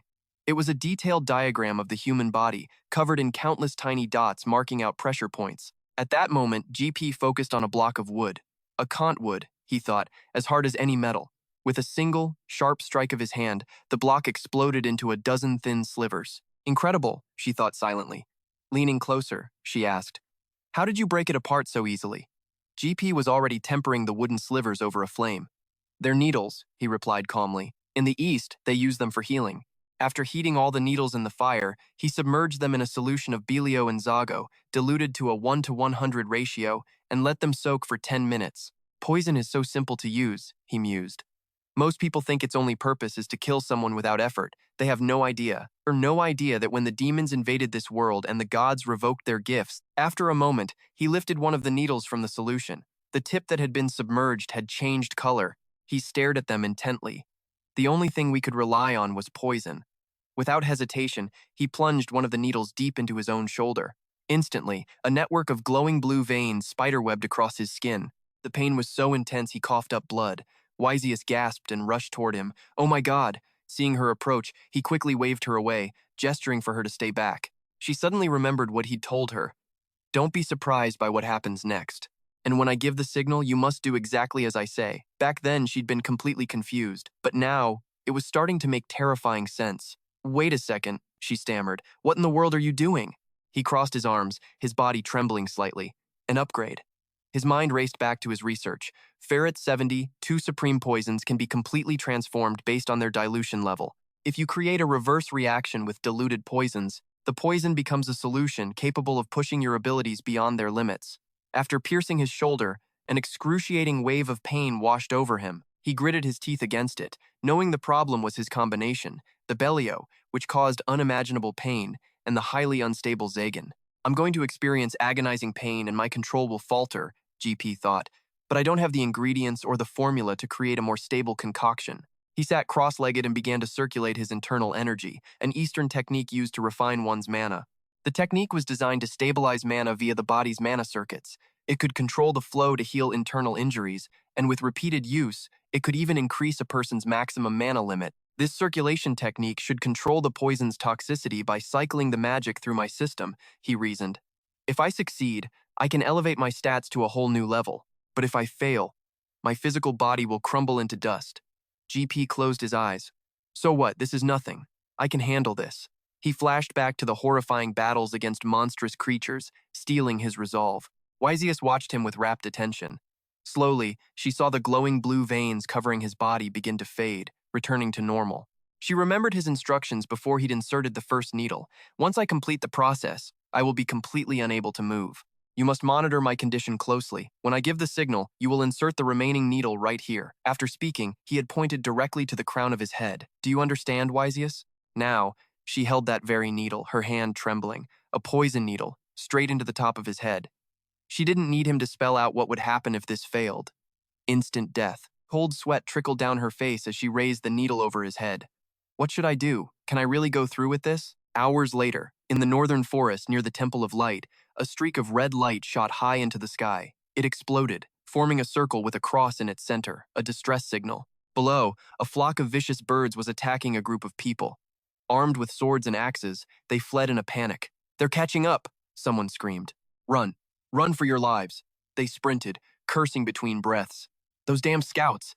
They said it was just a single nest, but there are dozens of these things. Has anyone called for reinforcements? A man in a red hat yelled back, I already shot the flare. The rescue team should be here soon. He screamed, just keep running toward the temple. Before he could finish his sentence, a massive bird swooped down and snatched him away, a spray of blood marking his end.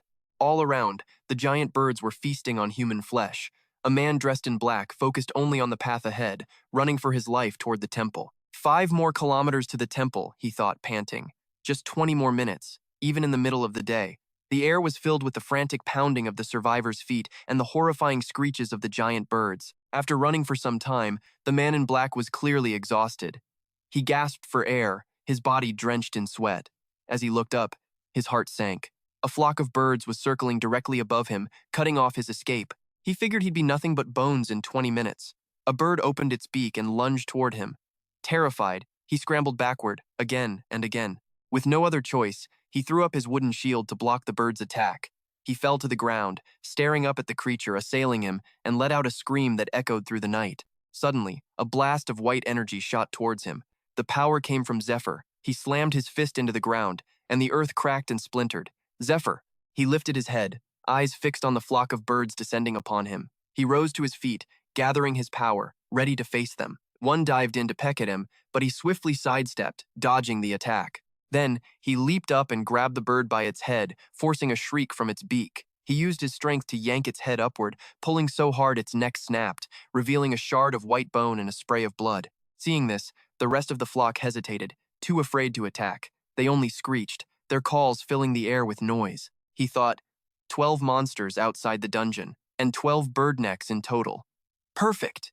He glared at the remaining birds. Then, he unleashed his power, firing beams of energy that annihilated every last one of them. The man in black watched Zephr fight the birds, completely stunned by his power. He had single-handedly wiped out all 12 of them. Noticing the symbol on Zephyr's arm, he thought, reinforcements from the temple. They're already here? The man thought in fear, but there's only one of him. Just then, a voice cut through his thoughts. Where's the nest? It took him a moment to process. He answered, yes, sir. He pointed the way for Zephr. If you just keep going down this path. Before he could finish, Zephr was already speeding forward, leaving a streak of white light in his wake. The man in black could only think, that was insane. Now, he was left alone amid a pile of carcasses. He thought, I felt this unstoppable bloodlust coming from him, just like when I get a mission from someone of overwhelmingly high rank. That's why I told him where the dungeon entrance was without a second thought. Now that I've come to my senses, I regret not asking him one important thing. But that was long after Zephr had vanished. 4 of the 7 members of my team died in that dungeon, and 3 escaped. I'm the only one who survived. He pressed his hands against the ground, thinking, that place is too dangerous. I should have stopped him. He clutched his head. I should have waited for the main rescue party. I should have stopped him from going in there alone. What do I do now? Still holding his head, his eyes suddenly went wide at the sight before him. He shot to his feet, staring ahead at a glowing red light. He thought in disbelief, how? How is that possible? From within the red glow, Zephr emerged, dragging the head of the final boss behind him. When he arrived, Zephr clapped his hands together, dusting them off. He looked at his arm and thought, my body feels so light. My stats must have increased by double, maybe even 2.5 times. It was a success. Now if I could just get some decent gear. Firing a blue flare into the sky, he wondered, what kind of equipment should I get? The blue flare was the signal that the danger had been cleared. In the darkness, a man in a black cloak sat in a gloomy, black space. He thought, soon. A few days earlier, at a magnificent castle, a nest of toads was running rampant, frantically charging toward the populace. Furthermore, the medium-sized nest, led by a 30-meter-long boss, had been annihilated by a single slave. That slave was Zephr, and he had wiped them out with his bare hands. Elsewhere, in the castle's basement, Lucius was walking with Matthias Grimmer, discussing the very slave who had taken down that nest of frenzied birds. Between the evidence at the scene and the witness testimonies, it's clear he's trying to get noticed so he can join the raid in 20 days, Grimmer continued. It's obvious. He wants to be on the raid team. Grimmer glanced at Lucius, a slight smirk on his lips. Should we interrogate him? Just to make sure he isn't a demon worshipper. He was, after all, a high-ranking heresy inquisitor of the 3rd Division of the Temple of Light. Lucius replied in a dark, dismissive tone. No. The corner of his mouth curved into a faint smile. Leave him be. This was Lucius Jonetti, commander of the Knightly Order of the 3rd Division of the Temple of Light. Hearing this, Grimmer whipped his head toward Lucius, his curiosity mixed with alarm. But if we don't filter out the demon worshippers before the raid, before he could finish, Lucius cut him off, his voice booming, Matthias, no matter how thoroughly we investigate, we'll never be able to root them all out. His expression darkened, and a devious smile spread across his face. As long as they're useful, it doesn't matter whether they worship heretical gods or not. Upon hearing this, Grimmer was so shocked by Lucius's depravity that his jaw dropped. What did you just say? Lucius walked ahead, his hands clasped behind his back, and said calmly, they aren't strong enough to reach the boss room anyway. That's why they're nothing more than lowlifes who resort to thievery. Grimmer listened, his eyes filled with contempt for Lucius, who continued, therefore, we'll use them as fodder to get to the boss room, and then we'll eliminate them right along with the boss. Grimmer closed his eyes and turned away, trying to suppress his disgust. Sir Lucius is the commander of the vanguard.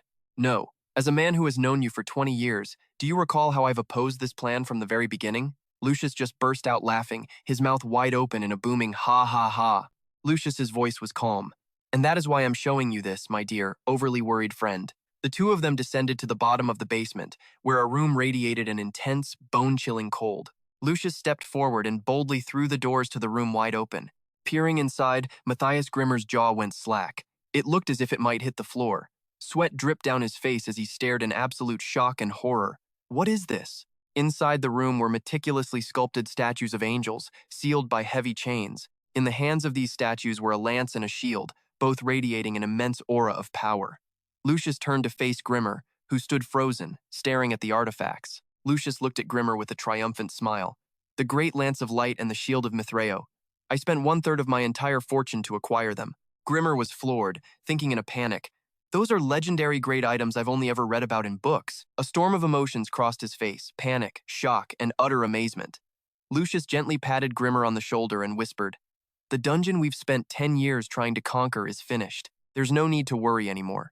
Lucius's face was a mask of supreme confidence as he declared, I am now invincible. Elsewhere, in a remote village, vibrant sunlight bathed the entire area. Inside one of the houses, 3 young men, God, Da Ilhe, and Mako walked confidently down a hallway, drenched in sweat from a grueling training session. Mako cursed under his breath, annoyed. I haven't even warmed up yet. Why are there so many people at the training grounds? One man was chugging a bottle of milk, another slicking back his hair. Da Ilhe drank his milk with a grim expression. With a gentle smile, he said, it's probably because of the raid. Rumor is there are only 2 or 3 spots left for slaves, so they're all showing off trying to get in.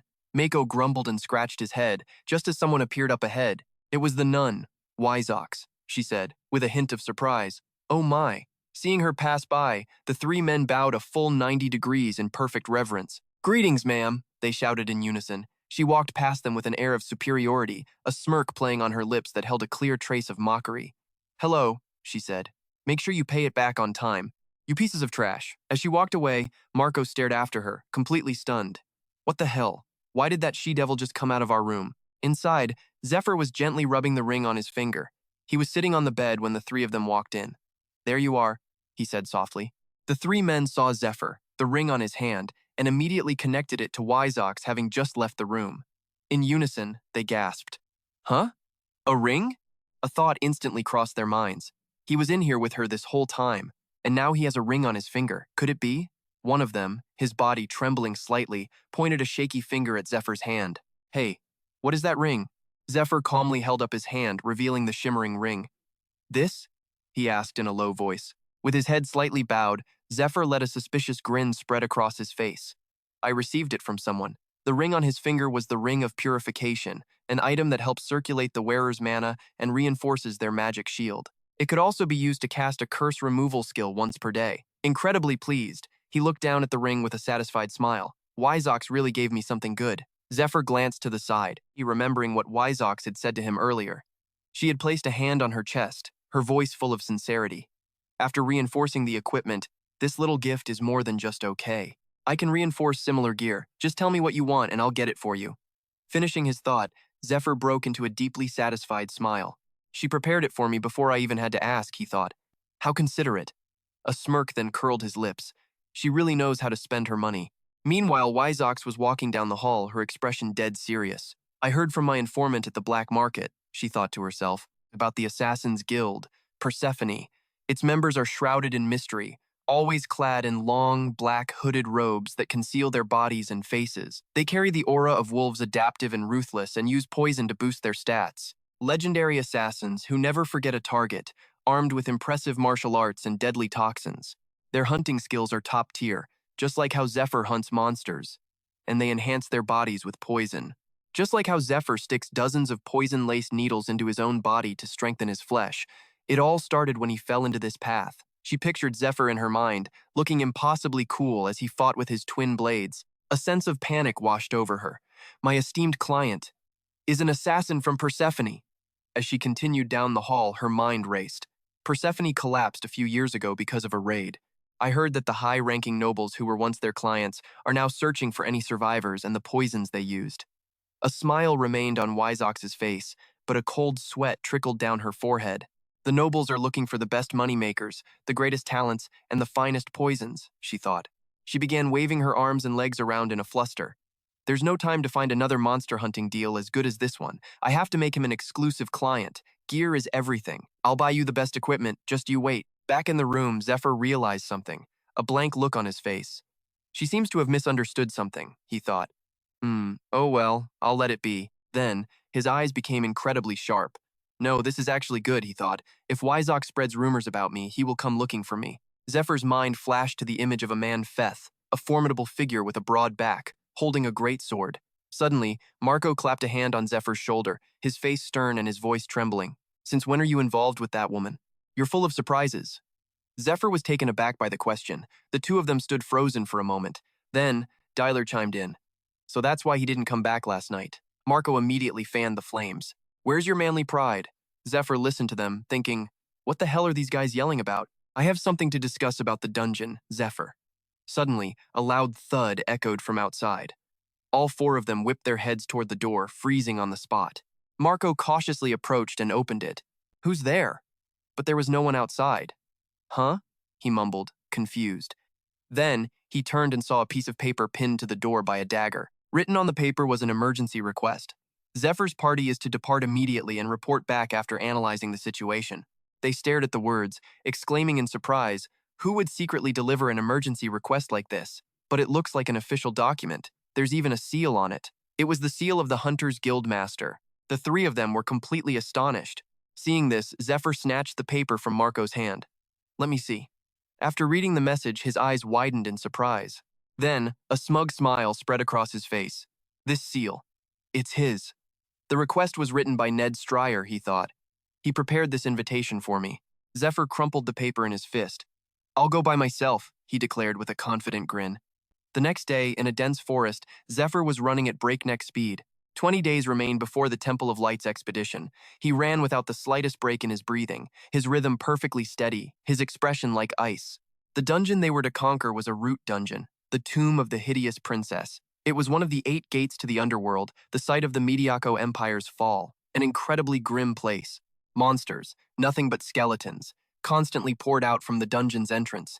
Due to its difficulty, it had been 10 years since it was last conquered, and no one had ever reached the boss room. Because of this, the standards for joining the expedition were extremely high. Zephr just kept running, pushing himself to the limit. You either had to be in a level 5 hunter party for a year, be a priest's slave, or be recommended by that slave. Zephr reached a valley, but didn't slow down, continuing to run straight ahead. Only by satisfying one of those conditions could you participate. My party isn't strong enough to reach level 5, even if we grind now, he thought. Then, he launched himself into the air with a powerful leap. Therefore, this time, I'll use Ned Stryer. He flew across the chasm, landing on the opposite mountain. Ned Stryer is the personal slave of the heresy inquisitor, Matthias. If I trick him and take his recommendation letter, I'll be able to join the expedition team, Zephr schemed. Ned Stryer, who received a mission he cannot fail, is attacking me, someone who uses the same martial arts as him.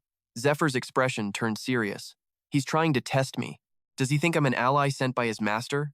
He wondered, spotting a trap on the path ahead. Or a criminal who stole the cult's secret martial arts? If he intends to take me with him, Zephr landed with immense force, cracking the very ground beneath his feet.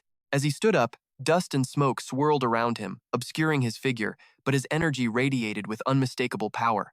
Just how strong am I? He wondered. Zephyr's face hardened as he stared straight ahead. Opposite him stood another figure, also masked by the dust. You've come, the person said, their voice dripping with confidence. Hearing it, Zephyr's eyes shot open. That voice, he thought. You came alone? Haseku's voice cut through the silence. Zephr was stunned, his mind racing. Haseku, why is he here? He's not supposed to be here, Zephr thought, his eyes narrowing into an icy glare. Hey, go cry to your mommy. I don't have time to play games with you. Hearing this, Haseku let out a sinister chuckle. You've been running circles in my head for the last 10 days. He glared at Zephr, his voice laced with venom. Because of the searing pain from the scratch you gave me, I haven't been able to get a wink of sleep. Hearing Haseku's words, Zephyr's expression remained grimly silent. He just stood there, watching, waiting to see what the other man would do. Then, Haseku brandished a sword in one hand while spinning a strange ring in the other. He grinned. Check out my new move. Get ready to die. In an instant, Zephyr's eyes appeared directly in front of Haseku, making the villain's own eyes bulge in speechless shock.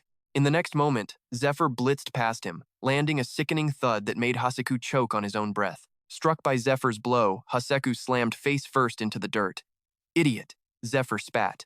He's a textbook villain, Zephr thought to himself. That fool Haseku couldn't even properly scout me out. Zephyr's fists clenched. He must be planning something else, he thought. As Haseku lay sprawled on the ground, Zephyr's voice boomed. Stop hiding and come on out. What? Are you scared? Just then, amidst the mountains, a thick cloud of dust and smoke began to rise. A loud, sinister cackle echoed from within the haze. Suddenly, Zephr realized something was sitting right behind him, laughing, and his face grew somber. It was a purple octopus-like mass covered in writhing tentacles, and it was laughing hysterically. A hand emerged from the mass, and a voice snarled, Damn you, you fool. It was Haseku, back on his feet with a furious expression. Now you've really pissed me off, he seethed. At his command, the purple tentacles began to squirm, instantly morphing into something else. It rapidly transformed into a towering, elongated creature covered with countless eyes and mouths lined with serrated teeth. Zephyr's eyes widened in disbelief. What is this thing? He wondered. Haseku, now completely enraged, screamed, I'm going to kill you. Slowly and painfully. I'll rip you to shreds. At that moment, Haseku mounted the beast, roaring a command. Devour him, Shoggoth. The sight left Zephr stunned, completely frozen in place. Zephr held out a hand, his expression one of utter disbelief. Suddenly, his eyes shot wide open as a thought raced through his mind. What in the world? Why is something like this here? Instantly, the Shoggoth's tentacles lunged, slithering across the ground. A look of pure ecstasy washed over Haseku's face as he cackled, Die! But then, something made Haseku's eyes bulge. A brilliant blast of power erupted, piercing straight through the Shoggoth's tendrils and leaving him utterly stunned. Haseku gritted his teeth, a single thought flashing in his mind. As the Shoggoth's tentacles coiled into a protective ball, Zephr unleashed a powerful blast directly at it, a biological weapon of the Demon King's followers. The Shoggoth, Zephr thought. I never expected to run into one of these here. The story goes that Shoggoths lie dormant in egg form, only awakening to the sound of an instrument imbued with the power of Hypnos. A letter once described the ocarina of Hypnos, the very instrument used to control a Shoggoth. The user can issue different commands based on combinations of notes. The text also stated that the ocarina protects its user from the Shoggoth's mental corrosion. Furthermore, it was said that a Shoggoth is a voracious creature without intelligence, and physical attacks are almost meaningless against it. A foot stepped forward as the surrounding tentacles surged, as if to devour it whole. The text continued, the creature becomes immensely more powerful by absorbing the mana from the humans it consumes, and now, Its horrifying maw, a mess of fangs, tentacles, and layered rows of teeth and eyes stared Zephyr down. It closed in, encircling him, as if toying with its prey before the final strike. Zephyr's eyes were fixed on the creature. The text explained further, the creature itself is a massive threat, but it's not what makes the Shoggoth truly terrifying. The real danger is its mental corrosion. Simply making contact with a Shoggoth is enough. The victim will experience a series of terrifying visions corresponding to their deepest fears, tripping as if lost in a powerful hallucination. Once their mind is completely eroded, they descend into a violent madness, like an addict desperate for a fix, until they finally lose themselves completely. Once that happens, the victim loses all reason and begins to slaughter everyone around them, triggering a horrifying massacre. A monster created by the Demon King, which worships only slaughter. From a distance, Haseku watched as Zephyr was slowly enveloped. He cackled loudly, "You're fried now, you little punk. You're dead for sure." He sneered, "You have no idea what's about to happen to you." Ensnared by the Shoggoth's tentacles, Zephyr's eyes began to glow a menacing red. Those red eyes, Haseku gloated. That's the sign you're losing it. Your mind is being corroded. You'll be dead soon enough. Zephyr's crimson eyes blazed with fury as Haseku's taunting laughter echoed around him, but he couldn't utter a single word. And then, curse removed. On Zephyr's hand, a ring gleamed. He stood tall and unyielding, like a god of war. The narration explained, the Ring of Purification. It assists the wearer's mana circulation and reinforces their magic shield. It can also be used to remove one curse, once per day. Now, Zephyr stood calmly in the center of the vortex as the Shoggoth's tentacles continued to swirl around him, trying to consume him. Outside the chaos, Haseku was frozen, utterly speechless. In the next instant, a massive hand clamped around Haseku's throat, choking off any sound he might have made. He gurgled, eyes bulging in terror. As Zephyr squeezed, his own eyes burning with rage, his voice was low and cold. For the longest time, my only thought was survival for myself and for the people around me. Zephyr lowered his blade, his head bowed slightly. In a brutal world like this, I thought that was the only logical path. But one day, a different thought suddenly crossed my mind. Looking up at a sky full of birds soaring freely, Zephyr continued, "What would happen if I had more comrades fighting by my side?" He went on, his voice filled with a new resolve. What would happen if the last remnants of humanity finally started to unite? What if? An image of a man flashed in his mind. Then, an image of a young woman, the person I loved. Standing before a lonely grave marked with a crown, Zephyr's voice was heavy with regret. Would she have lived longer? Hearing this, Haseku's eyes widened in terror. Cold sweat dripped down his face as a horrifying thought began to form in his mind. Model? What the hell is this guy rambling about? With a look of grim determination, Zephyr declared. So, this time, I saved who I could, Zephyr continued, his voice cold, and gave a chance to those who craved power. But you don't belong in either of those groups. Zephyr's hand tightened around Hasaku's throat as he leaned in. How many people have you fed to that monster? It must be over 100 by now.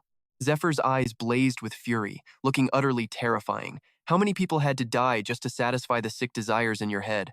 Filled with righteous arrogance, Zephyr's voice rose to a furious roar. You damn piece of trash. He then raised a massive hand toward Hasaku, his voice dripping with disgust. You don't deserve to live. Without warning, Zephyr unleashed a brutal punch. The impact was sickening, slamming into Hasaku with enough force to make him cough up a torrent of blood. Hasaku choked, vomiting a pool of blood as the force of Zephyr's blow ripped through his insides. Immediately, Zephyr followed up with another vicious strike to the face, so hard it felt like his skull was about to cave in, a mess of teeth and blood. Then, with a look of pure resolve, Zephyr thrust his hands forward, unleashing several more attacks. The crackle of lightning filled the air as a thought crossed his mind. This skill begins with a single strike and ends with a final, devastating impact. It attacks even the smoke the enemy gives off, instantly cauterizing the flow of blood while summoning a bolt of lightning from the heavens. This was Dragon's Roar, the technique feared throughout the eastern lands. A hand appeared, forming a circle of raw power. This was the secret martial art of the Dragon King. Zephyr combined this power with his thunder finger, creating a boom that shook the very earth. Sogoth's body was charred black, its mouth locked open in a silent scream. Zephyr narrowed his eyes, observing the creature's corpse. It died before it could even gasp. The electricity coursing through its body must have been excruciating. He showed no flicker of emotion at the sight of Sogoth's agonizing death. Instead, he sneered. A fitting end for a bastard like you. He then opened the lid of a strange-looking container. Zephr stared at the lingering arcs of electricity, analyzing the battle that had just ended. Physical attacks were useless against Sogoth. He slowly raised a flute to his lips. So the only options were magic attacks using lightning or fire, or perhaps holy power, he thought. This is too easy for me. One more spell and it would have been vaporized, but why waste the mana? Standing amidst the crackling energy, Zephr began to play. He played Sogoth's Harmony of Destruction, using the creature's own tune to sever the magical link between its cells. Suddenly, a voice spoke from behind him. You know that song? How surprising. A cloak fluttered in the wind. That is a secret of the Demon King's disciples. The temple never managed to get its hands on it. Ned Stryer leaped down, landing just as Zephr turned. He gave Zephr a faint, chilling smile and said, You know far too much. Zephr recognized him instantly. Ned Stryer. The tension on his face was palpable. Finally, he thought, as an image from his past flashed through his mind. Ned Stryer, the man given a mission he could not fail, had attacked him someone who used the exact same martial art. The memory of Ned Stryer's assault was still vivid in his mind. If I trick Ned Stryer and steal his letter of recommendation, I can join the expeditionary force. He wants to test me. The memory faded, replaced by steely resolve. The time has come. I have to pass his test and make him believe I am a disciple of the Demon King. It's the only way to change the future. And it seems you have another, deeper purpose. Zephr recalled visions of his past training. There's an old debt I have yet to repay. His goal was clear and his will was iron. I want you to have a different fate in this life. He clenched his fist, his determination hardening. He glared at Ned Stryer with hateful eyes, a plan already forming in his head. For that to happen, I have to deceive him. Get close to him, no matter what. Ned Stryer broke the silence, a smirk playing on his lips. I've been watching you for a while now, and I've made my decision. You are a target for elimination. Without a moment's hesitation, he reached back and drew his sword, a murderous aura exploding from him as he lunged toward Zephr at blinding speed. Ned Stryer thrust his blade at Zephr, who immediately raised his hands in defense, summoning crackling arcs of lightning around his palms. Ned Stryer's blade, charged with immense power, became a whirlwind of steel, constantly circling Zephr and probing for an opening. But it was as if the attacks weren't even touching him. This feeling, Ned Stryer thought, stunned. I'm missing every single strike. In that instant, 3 stones wrapped in Zephyr's lightning materialized right behind him. Reacting in a flash, Ned Stryer spun and sliced through the incoming projectiles. His initial arrogance gone, he conceded. Interesting. Not only did you dodge, but you managed to counterattack. On this continent, Ned Stryer mused. Besides my master, there aren't many who can keep up with my speed and strikes. He must have another purpose. Frustrated that his attack had failed, Zephr held a stone in his hand and taunted Ned Stryer. Hey, you're really going to use a sword against an unarmed man? The jab hit its mark. Ned Stryer's brow furrowed in irritation. He immediately drove his sword into the ground and snapped into a serious martial arts stance. Not to be outdone, Zephr mirrored the exact same stance, his eyes deadly serious. As they prepared to clash, lightning began to crackle around Ned Stryer's body. Ned Stryer and Zephr traded blows, a perfectly even match. It used the same principles as the Thunderfinger. The Dragon King's secret martial art envelops the body in electricity generated from a concussive blast. This technique dramatically increases the user's speed and power. Zephr rotated his palm, and his own lightning began to form. But those who use the same martial art also know precisely how to block it. He stared directly into his opponent's eyes, unflinching. The Dragon King's secret martial art, yin-yang destruction. Electricity has 2 poles. Positive and negative, and opposite poles attract. The 2 bolts of lightning collided, creating a massive explosion. However, this defensive method operates on the same principle that causes 2 identical poles to repel each other. Ned Stryer was struggling, fighting with all his might to defeat Zephr. The boy was linking his attacks to a positive charge while maintaining a connection to another positive charge, allowing him to evade every blow. After a fierce exchange, Ned Stryer thought in frustration, "This should have been over by now." In that moment, after I struck him with attacks faster than light, the first scenario occurred. If the body isn't sufficiently enveloped in energy, the attack won't be deflected and will strike its target. But when the electric shield is stronger or carries an opposing charge, the attack will miss. The second scenario, when the electric shield is weaker than the opposing current, the shield is neutralized. It all depends on the point of attack, the timing, and the amount of energy used. It requires an insane amount of training to instinctively adjust all those variables in a split second to use it effectively on the battlefield. This wasn't some cheap trick you could simply copy. Nest was consumed by a helpless rage. The technique was real. His entire body erupted in a brilliant glow, crackling with the blue light of raw electricity. He gritted his teeth, his frustration mounting. This was even more infuriating, because only the Master and I were taught the Dragon King's secret martial arts. Unable to bear it, Nest demanded, "Who the hell are you?" Long ago, there was a ninth-level disciple of the Demon King known as the Eastern Lord, Din Vietang, the Solitary Dragon. He was a man from the east who had crossed the demonic Sahara Desert from the eastern continent to arrive here, on the continent of Aslan. An army of loyal followers trailed behind him, and he revived the Demon King cult's governing system with his mysterious techniques and martial arts, the Dragon King's arts. He had two successors. Unlike the hundreds of other disciples who only knew the surface-level techniques, these two inherited the very core of the Dragon King's arts from the Eastern Lord. Of those two heirs, one was the biological son of Jin Rian, Jin Gang, and Long Hoa, his own flesh and blood. The other was a child he adopted on the Aslan continent, Nest Share. The two of them trained day and night, sparring and battling against each other. Both were required to master the arts through constant, real-world combat. Therefore, 2 was the perfect number, as the core of the martial art had to be kept an absolute secret. Looking at the man before him in the desolate, dust-choked desert, it was certain he wasn't one of the 2 core disciples. Nest's brow furrowed deeper as he snarled. "And that's not all. You destroyed the demon-slaying sect's precious treasure, a weapon nurtured with the flesh and blood of 100 people, created solely for this expedition. I don't believe for a second that you're a disciple of the Demon King." Zephr stood there, unflinching and defiant, listening to the interrogation. "Who the hell are you? What do you want?" Zephr raised 2 fingers and gave a mocking smile. "It's so simple, you'd think you'd figure it out. Only 2 disciples were taught the secret arts, but..." He paused for a moment before continuing, "What if one of them died?" Nest froze, caught completely off guard by the thought. If one died, the other could no longer train through real combat. The Lord was too busy to dedicate time to training the survivor, and raising a new disciple from scratch would take forever. The more he thought, the more his disbelief grew, his eyes bulging. If that's the case, no, it's impossible. Zephyr's lips curled into a smirk. "I am the secret disciple, trained to be ready for the very situation in which one of you dies. The Shadow Disciple. It was an ancient tradition among Eastern martial artists, a disciple trained in complete secrecy, unknown even to the inner circle of the cult, to prepare for the event that the official successor met an untimely end. They were a hidden trump card to ensure the cult's survival in an emergency. However, they were to be killed if the official successor developed safely and ascended to the position of sect leader. This was to eliminate any future threats, as the Shadow Disciple was trained to be an exact equal to the official successors. Keeping them alive was a risk." Zephyr's brow furrowed. "Right," he thought to himself. "It's not like I just made all of this up.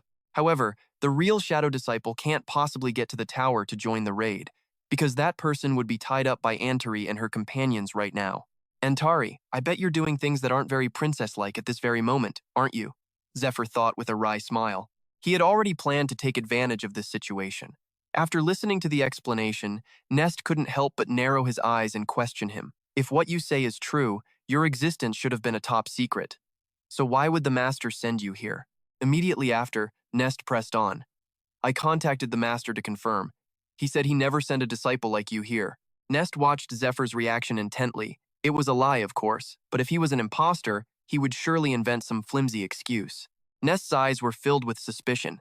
It was extremely difficult for the Demon King's disciples in the temple to contact the outside world, so it was common to make personal judgments based on the situation at hand. "I'll eliminate him the second I sense anything suspicious," Nest thought, power already gathering in his hand, arcs of lightning wrapping around his palm. "The orders I received were to conceal my identity from the other disciples and join the raid using my own strength," Zephr stated calmly. "And I was to take over your mission if anything were to happen to you," Zephr thought to himself. Hearing this, Nest couldn't hide his anger, gritting his teeth. "You know what my mission is?" Zephr just smiled casually. "Of course. Why wouldn't I? You are to escape with the dragon's heart in your possession. A magic stone that forms inside a dragon's heart, known as the Dragon's Heart, is the greatest of all artifacts, said to grant its wielder power on par with a dragon itself. Legend has it that many years ago, the hideous Princess Eurydica was the first in history to find this item, and she took it with her to her grave. The Temple Knights could never hope to match the lightning-fast speed of a Demon King's disciple. The moment you touch the dragon's heart, no one will be able to stop your escape." Zephr pointed a finger at Nest. "However, anything you can do, I can do just as well." Nest flinched, visibly startled by the declaration. Zephr smirked mockingly. "The Master was uneasy, leaving this mission to you alone."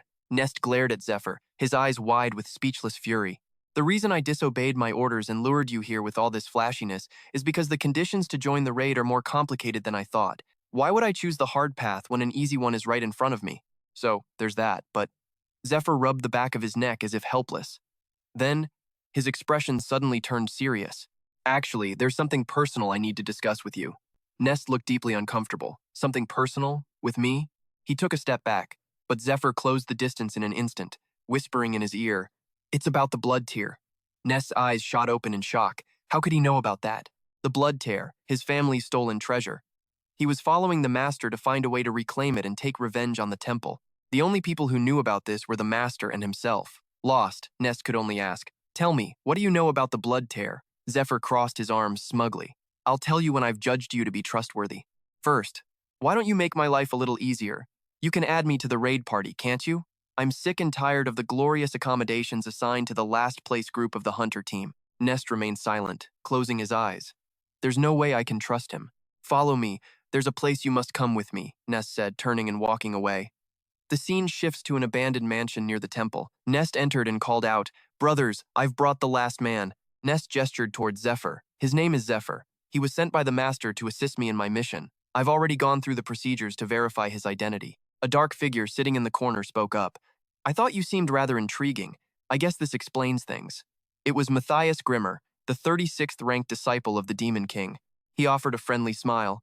"You should feel honored to stand shoulder to shoulder with the successor to the Eastern Lord, little brother." Zephr's brow immediately furrowed in anger. Matthias Grimmer slammed his hand on the table. "With this, the candidates of the slave-level raid participants who will follow the heresy investigators and the hunter team have been decided. The 40 of us, the Demon King's disciples. Since we have a newcomer, I will explain the strategy one more time. Model. You all must remember this. There is no room for error," Matthias Grimmer said, his voice booming. "For the glory of the Demon King's cult," Zephr muttered, clearly annoyed. He thought to himself, "I'd hoped I could use Ned Stryer to expose the cult's disciples hiding within the army. But for all 40 of them to be disciples of the Demon King, the situation was so insane he didn't know whether to laugh or cry. They were on a completely different level from him, a man who relied on items and monsters, or the past version of himself, who had nothing but ambition." Zephyr's thoughts drifted to the bearded old man and that grotesque masked figure. They were all incredibly powerful, an elite force assembled for the sole purpose of this mission. And then there was the one with his face completely wrapped in a headband. If you possessed that much power, Zephr fell silent. Then why in the world would you follow the Demon King? From the side, Ned Stryer glanced at Zephr. The fact that this man had revealed himself proved his master didn't fully trust him. He even knows about the blood tears, Ned Stryer wondered. Just how close are they that they'd share such a secret? Maybe the one the master truly trusts isn't me, but him. No, I can't waver. Ned Stryer reassured himself. The master made me a promise. Ned Stryer remembered his master's words from the past. If you become important to me, I will help you get your revenge. Ned Stryer clenched his fists, his resolve hardening. I need the master for my revenge, and for that, I will seize the dragon heart, no matter what it takes, not the shadow disciple. I will be the one to do it. And another thing. Ned Stryer kept his eyes on Zephr. If he's the shadow disciple groomed to replace me, then he probably wants something to happen to me. If I die, he automatically becomes the official successor. He might even put a knife to my throat. Just then, Matthias Grimmer's voice cut through the tension. After I've explained the strategy, I will divide you into teams. The escort team will follow Brother Ned Stryer and secure his escape route. The assault team will confront the Knight Commander, Lucius. Matthias Grimmer commanded. Ned Stryer extended a hand to Zephr. Since we've been assigned the same mission, doesn't it make sense for us to be on the same team? A smile played on Ned Stryer's lips as he thought, if he's planning to steal my glory and my life, it's better to keep him close rather than at a distance. I look forward to working with you. Zephr eyed Ned Stryer's outstretched hand with suspicion. The Ned Stryer from his past life had collapsed after trusting the wrong person, blinded by his burning hatred. He's the loyal and patient type. Making an enemy of him would be pointless. On the contrary, I want him as an ally. If I can win his trust, he'll be a powerful asset for what's to come. With that thought, Zephr reached out and shook Ned Stryer's hand. I look forward to it too. I've regrettably lost countless relationships, and he's the first one I need to mend. The scene shifts to a cave, filled with guttural growls. Grrr! A staff presses against the back of Zephr's neck. Choose. A voice rang out. It's Ned Stryer giving Zephr an ultimatum. Will you learn the ultimate martial art and help me escape this place, or do you want to die right now and become roasted pork? The first psychic link will make me the strongest man alive. Master, pass the Dragon King to me, Ned Stryer. The next day, a clear blue sky was adorned with a 7-colored rainbow. The names of the members for the raid on Princess Ka'a's tomb were announced. A crowd stood in somber silence, listening to the proclamation. The individuals named below are to assemble at 6 a.m. tomorrow. You will all live in the same barracks during your training period until the day of the raid. The announcement continued. For security reasons, all communication with anyone outside the raid party is strictly forbidden. Pack only what is necessary, and report anyone seen attempting to arrange reward shares. That is all. Zephr stood among the crowd, a thoughtful expression on his face. Everything is going according to plan. I suppose I should start getting things in order. A montage of battles flashes by. The Black Steel prison dungeon, the cockatrice's nest, and the canyon village where Ned Stryer had forged a notice to turn it into a goblin den. I've conquered 3 dungeons, just as I promised them. Immediately, the 3 men bowed their heads solemnly and shouted in unison, "Thank you, Zephr. Thank you for everything, boss. Please take care." Zephr stood with his arms crossed, watching them pensively. "You all have a solid record now," he said. "Plus, with the 40 slaves assigned to the special raid, many positions have opened up. You'll all be promoted quickly." He then added, "The path gets tougher after a promotion, so keep pushing yourselves." A small, blonde-haired man agreed hesitantly. Boss." Hearing this, Zephr looked surprised. What is it?" The young man lowered his head, hesitating. "It's nothing." But inside, his mind was screaming, "Please let me go with you. I want to learn from you." He quickly suppressed the thought. "I can't say that to the boss." The young man's admiration for Zephr was genuine. Even though our time together was short, I could see it. This man has an ideal, and it's far grander than anything ordinary people like us can imagine. He gritted his teeth. Someone as weak as me has no right to follow him. At that moment, Zephr offered the young man some gentle guidance. "Just train as hard as you can," he advised. "The day will come when you can stand shoulder to shoulder with me. When that day comes, find me." The young man was so moved he was left speechless, simply staring at him. Zephr turned his back.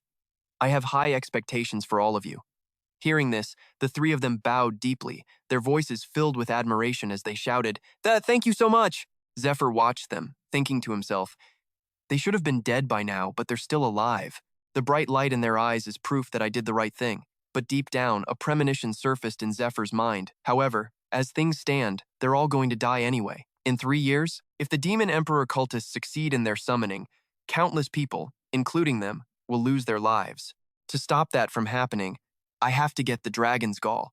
Moving to another room, illuminated by the flickering yellow light of an oil lamp, Zephr wondered, "What's next?" Just then, Leona approached him. "So, are you satisfied?" she asked. The room was filled with expensive items, all displayed with great care. Leona spoke to Zephr, who was pensively observing the collection. "These are the pieces of equipment I've acquired." A spark of excitement flashed in Zephyr's eyes as his mind raced. "This stuff is good." Gazing at the weapons lined against the wall, Zephr thought to himself, "Perfect. Exactly what I asked for." He glanced over at the other side. More high-quality gear. It was clear to him that she had chosen weapons with excellent mana conductivity. Legend has it that the tomb of Princess Ka-O is a dungeon teeming with mobile skeletons. Because they are already dead, they feel no pain. Their bodies are nothing but hardened bone, rendering attacks like flesh-slicing, pain-inducing, or blood-scattering techniques completely useless. Only a great mace could shatter their sturdy skeletal frames. That's why, Zephr reasoned, to defeat a skeleton, you have to break it with a blunt weapon. He reached out, his hand brushing against the cold steel as he considered them. These weapons were indeed of fine quality. "I'll take them all." Hearing this, Leona's face lit up with a mixture of surprise and gratitude. "Really?" she asked. Without a word, Zephr reached out and took hold of a sword resting on a wooden rack. He drew the longsword from its sheath, gave it a few test swings, and said casually, "I'm particularly fond of this one." The treasure was the Twilight Longsword. It was the 100-year-old artifact of a knight, discovered in the Twilight Castle, and within its blade flowed a mysterious energy. Leona's mind raced instantly. "I went to the trouble of finding this because my esteemed client requested it, but using a longsword against skeletons is incredibly inefficient. What on earth is he thinking?" Zephr then saw his reflection in the sword's polished surface, reminding him that skeletons were not the only thing he had to worry about in this dungeon. No, Zephr knew the truth. The Temple of Light was trying to end its 10-year-long effort to conquer this dungeon, while the followers of the Demon Emperor cult were ready to fight to the death for their religion's very survival. "I have to fight against all of them to get the Dragon Core," he thought, his expression turning grim. In other words, The entire subjugation team is my enemy. Another face flashed in Zephyr's mind. And there's still Ned. Judging by the suspicion in Ned's eyes, Zephr knew the man still didn't trust him. Closing his eyes, Zephr gripped the sword, a troubled look on his face. Even if I told him the truth, he thought, it wouldn't be easy to convince him. If my attempt to persuade him fails and we end up fighting again, this time, it won't stop halfway like before.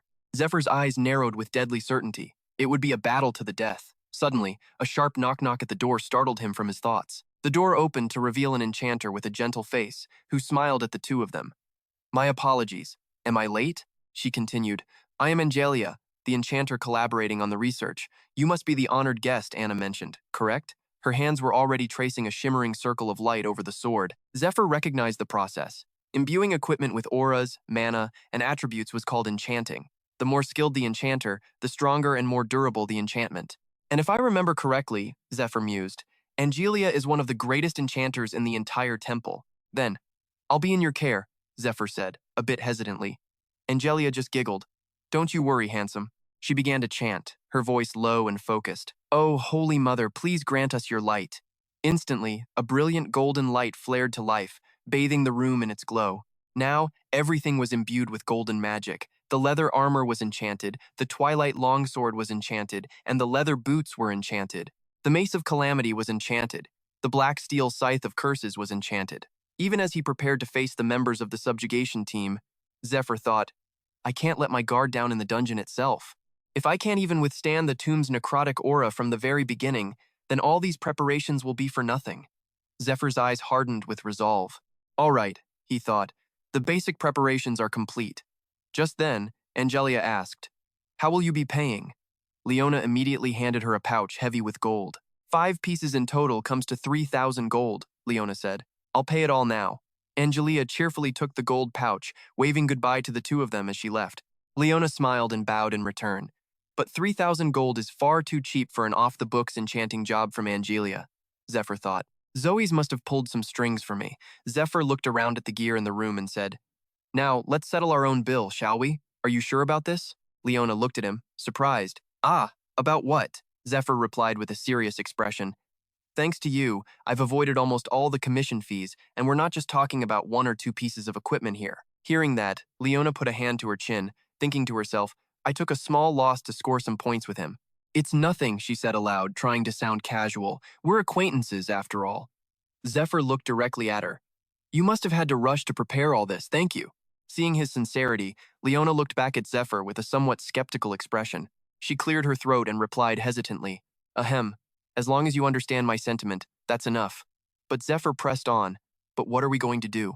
He then stated bluntly, I don't have a single coin left. Leona's jaw dropped in disbelief. What? Honored guest, what did you just say? Zephr calmly explained, thinking back on his recent venture.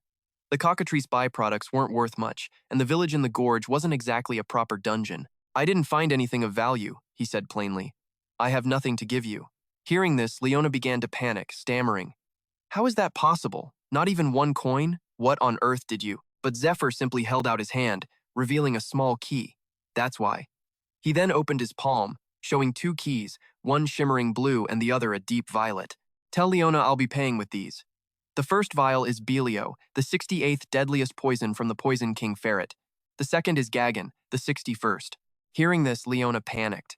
After a long moment of thought, she realized they were deadly poisons from the Persephone Guild. Seeing that Leona seemed to want the 2 vials, Zephr held them just out of her reach. Her face lit up with excitement. More than okay! Give them to me! But Zephr just dangled the 2 poisons even further away. Leona reached out, shouting, Give them here! Stop messing around! When Zephr continued his teasing, Leona's anger exploded. She warned him, Do you get some kind of kick out of provoking people? Again, she demanded the 2 vials from Zephr's hand. Now, hand them over. Finally, Zephr gave the 2 deadly poisons to Leona. He turned his head and said, Be careful when you sell those. That merchant, Mored, is a dangerous man. Don't sell to him. Leona, however, was overcome with happiness. She cradled the 2 vials, lovingly caressing them as she replied to Zephr, Sure thing. As Zephr turned to leave, Leona waved, Take care, my dear customer. Come find me after the subjugation, and I'll pay you the difference. You have to come. You hear? The next morning, at a temple bustling with knights and other personnel, a figure cloaked in shadows stood in the crowd, thinking, not bad. If you include the knights and healers from the sanctuary, how many are there? An old man glanced over and replied, about 100. Elsewhere, Zephr stood with Ned Stryer, thinking to himself, out of all these people, only a handful survived in my past life. This time will be no different. A voice boomed out over the crowd. It seems everyone has arrived. A man with long golden hair stood before them, looking down at the gathered forces. His name was Lucius. Zephr thought, the leader of this subjugation force is the head knight of the sanctuary, Lucius. The members of the princess's tomb raid squad consist of clerics from the Temple of Light, 18 knights, 10 healers, 20 slaves from the hunting squad, and 12 inquisitors from the Heresy Inquisition. 6 healers, and 20 slaves from the Heresy Inquisition. A total of 86 people divided into 2 groups based on their roles. The vanguard for close quarters combat, and providing protection, tracking, and reconnaissance, while the logistics team handles long-range attacks, healing, and magic support. There are 4 leaders: head healer Agno, head of logistics Leona, and vanguard leader Matthias. The crowd around them roared, Lucius! Lucius! O sacred patron saint! And the man leading them was none other than Pontifex Lucius himself. The Holy Cross is a symbol bestowed by the gods upon those they favor. Those who possess the Holy Cross are called patron saints or matron saints while they live. They inherit supreme power from the gods. After they pass away, they are transformed into angels to serve the divine. Lucius was a renowned saint who received his Holy Cross at the tender age of 7. Zephr continued his thoughts. People worship patron and matron saints as if they were living angels. They believe that even seeing one of these holy ones is a great honor. I never expected him to show his face to the regular members. Suddenly, a sharp grinding sound cut through Zephyr's thoughts. He turned to see Ned Stryer grinding his teeth, glaring daggers at Lucius. Seeing Ned Stryer's reaction, Zephr couldn't help but wonder. Lucius raised his voice. I hereby declare that this unit will put an end to the decade-long struggle to conquer the tomb and uncover the solution to one of humanity's 8 great mysteries. The name of every person participating today will be recorded by the church, and all slaves will be granted their freedom. Lucius clenched his fist with determination. Let us overcome the arduous training that begins today and walk with me on the path to glory. The people standing around chanted ceaselessly, Oh, mighty Arya, save us with your eternal light. Oh, mighty Arya, save us with your eternal light. At the Howling Wind Peak Special Training Grounds, Zephr was climbing step by step, thinking to himself, Glory? Glory for whom? Of course, if this large-scale raid succeeded, the participants would receive boundless honor. However, the true nature of this endeavor wasn't about celebrating heroic deeds. It was about cold, hard cash. Matthias issued an order to those around him. This is a small fragment of a tombstone from the dungeon. Everyone must get accustomed to this dark energy. Keep it on you 24/7. Zephr thought, participating in the subjugation to gain the right to join the raid team, gathering cult members, raising capital for endless expenses, like costs for labor, items, magic potions. The final preparations were finally complete, and a few years later, the dungeon was conquered. After the successful conquest of the dungeon, towns and roads would be built upon the secured lands. The investors would inherit colossal profits from the real estate. This was, at its core, a massive business enterprise. The Temple of Light was nothing more than a tool for Lucius to exploit the tomb. Potential candidates for the squad would be nurtured. Those selected would be trained into elite warriors. Just then, the magic staff in Leona's hand began to glow. Leona pointed and commanded, Imagine this light is the enemy's magic attack. Anyone hit 3 times will die. Raise your swords and fight. This was the golem training. Leona shouted, The mock battle begins. Immediately following her command, the golems swung their fists at everyone around them. Almost none of the knights could dodge in time.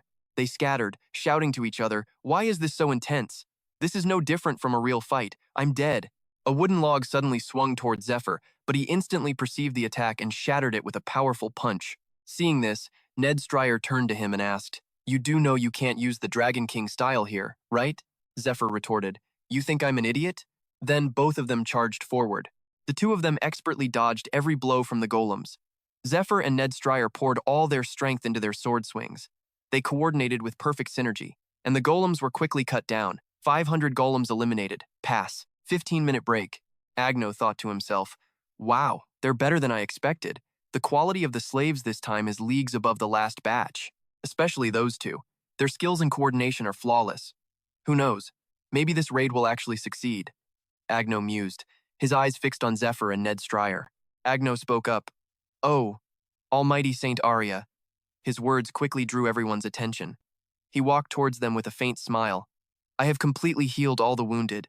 As long as we healers are here, you can all complete 4 weeks worth of training in just 2. Now, get back to it. On the final day of training, the commander gave the order.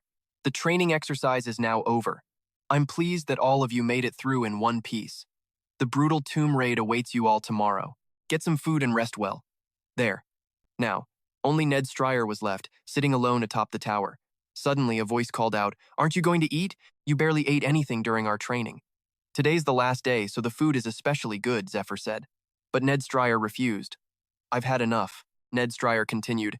"I have to maintain a precise weight to guarantee my speed." Zephr paused thoughtfully.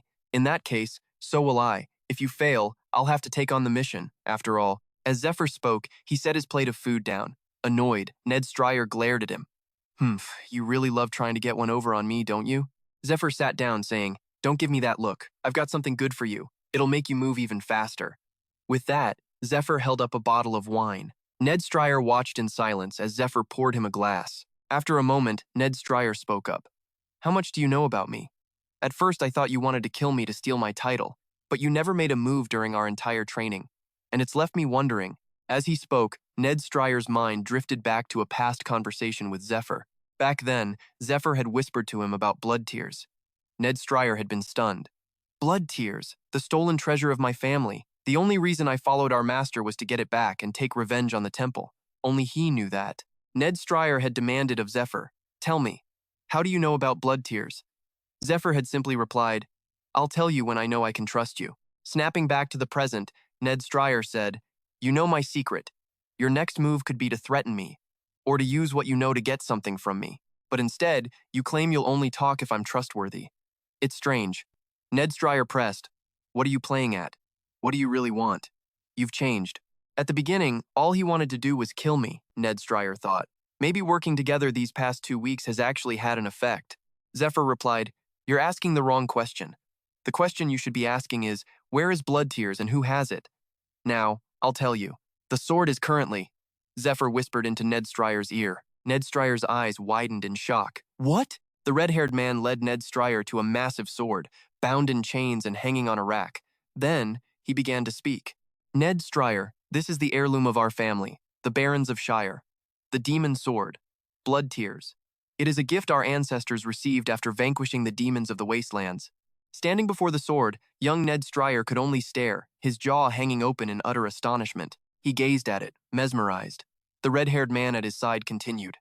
"Our ancestors then offered this treasured sword to the king. In return, the king granted our family the title of Baron and entrusted us with the great responsibility of guarding this sword through the generations." Finishing his story, the man looked at the boy with hopeful eyes. "One day, you will be the Baron of the Shire family. When that day comes, this noble duty will be yours." He ruffled the boy's hair, his voice full of pride. "You must become a knight worthy of this sword. Do you understand?" Ned Stryer, overjoyed by the faith his father placed in him, replied firmly, "Yes, father." After they had left, Andian let out a derisive laugh. "What I should have left for you was a piece of my investment portfolio." Suddenly, from outside the palace, shouts echoed. "Andian, give back the sword!" Inside, Ned Stryer's father was in a frenzy, screaming in a rage. "I put up all my assets and my title as Baron for collateral, but that had nothing to do with blood tears. Andian, I'm begging you, give it back to me. Give it back!"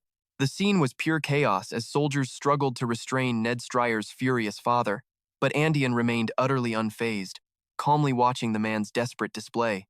Seeing Ned Stryer's father causing such a commotion, Andian let a contemptuous smirk spread across his face as he finally addressed the frantic man. "How dare you cause a disturbance in the temple? Don't get the wrong idea, Leonard." Then, before Leonard's blazing eyes, he spoke with cold indifference. "Blood tears never belonged to you. It belongs to the Baron of Shire, and since you wagered that noble title, you no longer have any right to possess it." Hearing those words, Leonard's restraint shattered, his eyes filled with murderous intent. "You!" With a roar, he drew the sword from his hip. Consumed by blinding rage, he broke through the knight's blockade and, without a shred of hesitation, swung the blade straight for Andian's head, screaming, "You bastard!" It all happened so fast that Andian could only stand there, frozen, unable to react. But before the blade could land, a knight beside him sliced Leonard's arm clean off, while another drove his sword straight through his stomach. Andian's calm expression twisted into a triumphant smirk as he watched Leonard get run through. Leonard coughed up a torrent of blood. To the side, his son, Ned Stryer, witnessed it all and let out a horrified scream. "Father!" He collapsed at Andian's feet. The priest sneered, "You should be grateful your blade never touched me, a commoner like you, here in the Temple of Light." He then leaned down, pressing Leonard's head to the floor beneath his foot, smiling with satisfaction. "Daring to harm me, a priest of noble blood. For that crime, we will execute your son as well." With that, Andian's men began to depart, leaving Leonard collapsed on the ground and Ned Stryer frozen in sheer terror. The boy screamed, "Father!" Recounting the whole story, Ned Stryer's voice grew cold with hatred. 12 years ago, families going bankrupt was a common occurrence. At that time, investment in dungeons had skyrocketed in just a few short years. Pouring capital into raid parties and dungeon exploration rights became the new craze. Item prices shot through the roof. The economic benefits tied to dungeons seemed endless. For a time, swarms of investors made enormous profits. But then, the raid parties began to fail, one after another. Scammers formed fake raid parties to cheat people out of their investments. After these incidents, the dungeon investment trend collapsed, triggering an economic crisis. The dungeon bubble had burst. And the Temple of Light? Ned Stryer continued, his voice dripping with venom. They made a massive fortune by selling off corrupted and worthless items. They deceived investors, lulling them into believing their money was safe, even as the bubble was about to pop. They shamelessly sold as much junk as possible to minimize their own losses and maximize their profits. "My father was one of them," he said, his fists clenching. "An investor who borrowed money from the temple to buy those very investment items. In the end, he went bankrupt and was thrown out onto the streets. It was all because of the greed of the high-ranking priests and the masterminds behind the dungeon bubble collapse. And in the end, they were all acquitted, despite being involved in the most severe economic fraud in history." The image of Andian and his father that day flashed in his mind, fueling his rage. Those men, especially that bastard, Andian Lasker, the one who lured my father in. He exploited their friendship for his own gain, and he even took my father's life. And so now, I live only for revenge. I swear I will shatter that damned Temple of Light into a million pieces. Thinking of the sword, Ned Stryer's fury burned hotter. And even if I have to search the ends of the earth, I will find blood tears the symbol of my family. But that was what I thought, until I heard the news about my master. The more he spoke, the more furious and disbelieving Ned Stryer became. Why? Why would his master shed tears of blood? Hearing the full story, Zephr answered, "Not long ago, Master told me the identity of the Demon King cult's leader, as well as the 12 disciples who run it." A burning hatred for the cult members began to swell within him. Andian's face flashed in his mind. He seethed with anger. The cult leader and half of the disciples were high-ranking priests in the Temple of Light. Hearing this, Ned Stryer was utterly stunned and cried out, "What?" As Zephyr's words sank in, Ned Stryer fell into a deep, troubled state of thought. "If you become my right-hand man, I will help you get your revenge." That's what his master must have told him. And it was all a lie. Ned Stryer's mind raced, replaying every memory as he and Zephr rode with the knights. He thought furiously, "Master, that damn son of a bitch. If his plan to pledge loyalty to the cult leader succeeds..." At that thought, Ned Stryer couldn't hide his worried expression. "We'll never be able to lay a single finger on him. His entire plan for revenge would be for nothing. We were deceived from the very beginning," Ned Stryer thought angrily. He gritted his teeth. "Damn it! The master I saw as family. Has he been lying to me all these years? This can't be real." Ned Stryer fought against the thought, his mind in turmoil. But what if it's true? How else would he know what Master told me? Ned Stryer froze, his mind a mess of confusion. What am I supposed to do? Just then, the company of knights, along with Ned Stryer and Zephr, arrived before a massive tomb. Standing before it, Ned Stryer was snapped out of his thoughts, shocked. "This is the tomb of the tyrant princess." Another man standing beside him gazed at the tomb and began to think, "Compared to this, the dungeons I've cleared before are nothing." He grew anxious, a sense of dread torturing his mind. A brawny old man to the side, however, looked on with interest. Now this looks like a worthy challenge. With that, they charged through the entrance. This was one of humanity's great unsolved mysteries. The knights outside watched them go, exchanging worried glances. Just then, Arno, leading the knights into the dungeon, turned to them with a smile. "I believe I've mentioned this before, but this is a dungeon the Temple of Light has been trying to clear for 10 long years." Hearing this, everyone began to pay closer attention as Arno continued. "Do you see the purification tools scattered everywhere? That means this floor was cleared and cleansed a long time ago." He continued his explanation of the dungeon. "This place has a total of 9 floors, 2F, 3F, 4F. They continued their descent to the 5th, 6th, and 7th floors, and he began to explain, during our last raid, we successfully cleared up to the 7th floor, even though we managed to defeat the gatekeeper monster on the 8th. As he spoke of the 8th floor, a terrifying image of knights battling hordes of monsters appeared. Arno went on. But because of the dark aura leaking from the floor above, then, an image of vicious skeletal monsters appeared, as Arno said. The monsters became like this. These creatures were terrifying, with human skeletons for bodies, but their eyes glowed with a green light, and blue smoke billowed from their gaping mouths. At the sight, everyone surged forward, full of fighting spirit. A wave of excitement spread. Everyone, prepare for battle, someone yelled. Vanguard, Formation 3, assemble. The man on the other side raised his sword, roaring with excitement. Let's do this. Meanwhile, at the Temple of Light, 2 men were in conversation. Thank you for coming, Your Eminence. Lucius smiled deferentially and bowed. With the soldiers gone to raid the dungeon, we've been facing some difficulties. We don't know how we can possibly repay you for lending us your protection forces. Andean replied, Think nothing of it. It's only natural that we help one another. With Lucius having left for the dungeon expedition, the only ones present at the temple were knights sent from the capital parish. Andean continued, Feel free to command them as you wish. Consider them your own men. This was Cardinal Andean Lasker, a disciple who worshipped the Demon King. Back in the tomb, a skull-headed monster with glowing green eyes lunged forward, its fearsome maw wide open to attack. The scene descended into chaos. The battle was split into 2 clear sides. On one side were the skull monsters, and on the other, the knights. The fight was evenly matched, with neither side giving an inch. One of the knights, growing impatient while fighting, grumbled, There's no end to them. How can there be so many? The muscular old man, however, was having the time of his life, letting out a joyful roar. For me, this is just a little post-meal exercise. Elsewhere, another man began to speculate. They say the master of this tomb is the Dark Princess Eureka, a great archmage who appears only once in 1,000 years.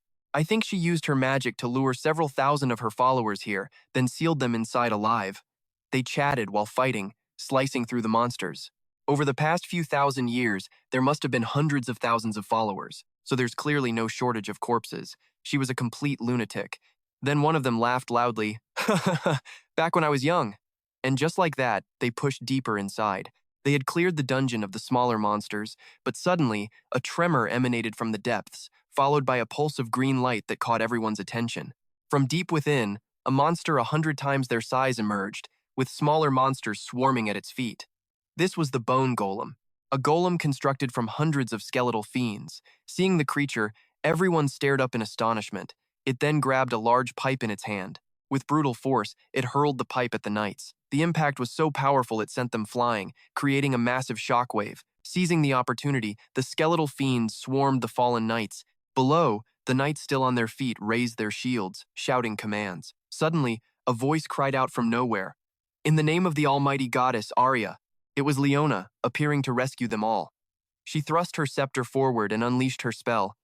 I summon the chains of light, restrain the enemy. Her spell created golden chains that shot out and bound the golem, immobilizing it. Seeing this, the knights shouted in amazement. It stopped moving! Now's our chance! The knights immediately charged the bound golem, attacking with all their might, yelling, Smash it to pieces! But don't forget about the smaller fiends. Just then, the ensnared golem began to struggle. The golden chains trembled as its body started to move. Its bound hand clenched into a fist, making the magical chains strain and vibrate. Suddenly, the golden chains shattered. The monster was free, and it was furious. Below, the knights fell into a panic. The chains of light are broken. Watch out. On another side, a different knight suddenly raised his sword, which began to glow with a brilliant light as he began his incantation. Goddess who guides the lost, shine your light upon this place of deepest darkness. He swung his sword, carving a cross-shaped gash through the monster's body. The slash erupted in a brilliant flash of light, shattering the golem to pieces. It took out the other bone wraiths with it. The knights watched in awe, their praise echoing through the chamber. That's our Captain Matthias for you, but the compliments didn't faze him. Focus, he snapped. Matthias scanned the dungeon floor, now littered with the skeletal remains of the fallen wraiths, his mind racing. If the bone golem was here, then the one controlling it can't be far. Just then, on the other side of the room, another bone wraith appeared, radiating a powerful aura. It was a bone sorcerer, a mid-tier undead monster capable of casting magic and commanding lesser wraiths. From its corner, it was already using its power to resurrect another golem from the pile of defeated skeletons. Nearby, Agno was in the middle of casting a spell, glancing anxiously toward Matthias. That sorcerer will just keep summoning bone golems if we don't eliminate it, he warned. Matthias grunted in annoyance. Humph. What idiot doesn't know that? Don't rush me. He glanced back at the mages who were deploying a recovery formation, his thoughts grim. Whatever it takes. First, we have to get to that sorcerer, land a direct hit, and break their formation. Watching the golem slowly reform as his knights desperately attacked it, he hardened his resolve. In other words, we have to get in close and smash them ourselves. Matthias's eyes darted around the chamber, searching frantically. Where is it? This whole battle will become a complete mess if we can't find that thing. Suddenly, a voice cut through the chaos. Found it! From behind Matthias, a blonde-haired man suddenly shouted, Everyone, get clear! It was Lucius. He took a stance, unleashing a technique that flared with such immense light that Zephr, Ned Stryer, and even Matthias had to squint and turn away. Lucius's attack erupted into a massive pillar of light, its sheer power blasting through the tomb and sending a shockwave that shattered the very ground beneath them. In the aftermath of the blast, the remaining bone wraiths began to disintegrate into dust. The attack had destroyed a stone pillar, an ancient tombstone, the very thing that supplied the bone sorcerer with its magical energy. A satisfied smile spread across his face. If we hadn't destroyed that tombstone first, fighting that sorcerer would have been incredibly difficult. But destroying both the tombstone and the sorcerer at the same time, that solves the problem. The party erupted in cheers. All right, the sorcerer and the bone golem are dead. Let's clean up the remaining small fry. Off to the side, Leona watched Lucius, lost in thought. In the last battle, it took us 30 minutes just to destroy one of those tombstones. The power of the light-binding spear is truly immense. Nearby, Ned Stryer was also observing. So that's the power of the light-binding spear. Zephr was just as stunned. Is this really the power of a weapon worth 2 million gold? Having single-handedly ended the battle, Lucius stood proudly, the immensely powerful light-binding spear in his hand. Everyone cheered loudly. We've conquered the 8th floor. There are no more bone wraiths appearing. All right, healers, a captain commanded. Tend to the injured first. We're making camp here for the night. Set up the purification artifacts around the perimeter unless you want to die in the middle of the night. As the camp was being set up, Zephr stealthily slipped away. He approached a wall, running his hands over it as if searching for something. It has to be around here somewhere. Suddenly, his fingers found a secret passage. A wide grin spread across his face. Ah, there you are. Meanwhile, inside the makeshift command tent, the leaders were deep in discussion. Everyone, pay attention. This is the map of the 9th floor. Inside, Lucius, Leona, Agno, and Matthias were gathered to plan their strategy. I expect it will take 6 days to advance from the entrance of this floor to the 9th floor boss room, Lucius began. From now on, we will advance while destroying the ancient tombstones in every single area. Leona looked up in surprise. All of them? But there must be hundreds. No, there are thousands, Lucius corrected her. If we only destroyed the ones on the direct path to the boss room, we could be done in 2 days. Seeing her protest, Lucius's expression hardened, his hand resting on his sword. Have you forgotten, Leona? We've tried to save time and effort before. His words left her utterly frustrated, but Lucius continued in a grave tone. But this time, we cannot allow the same mistake we made a year ago to happen again. At this, the other 3 stared at him in stunned silence.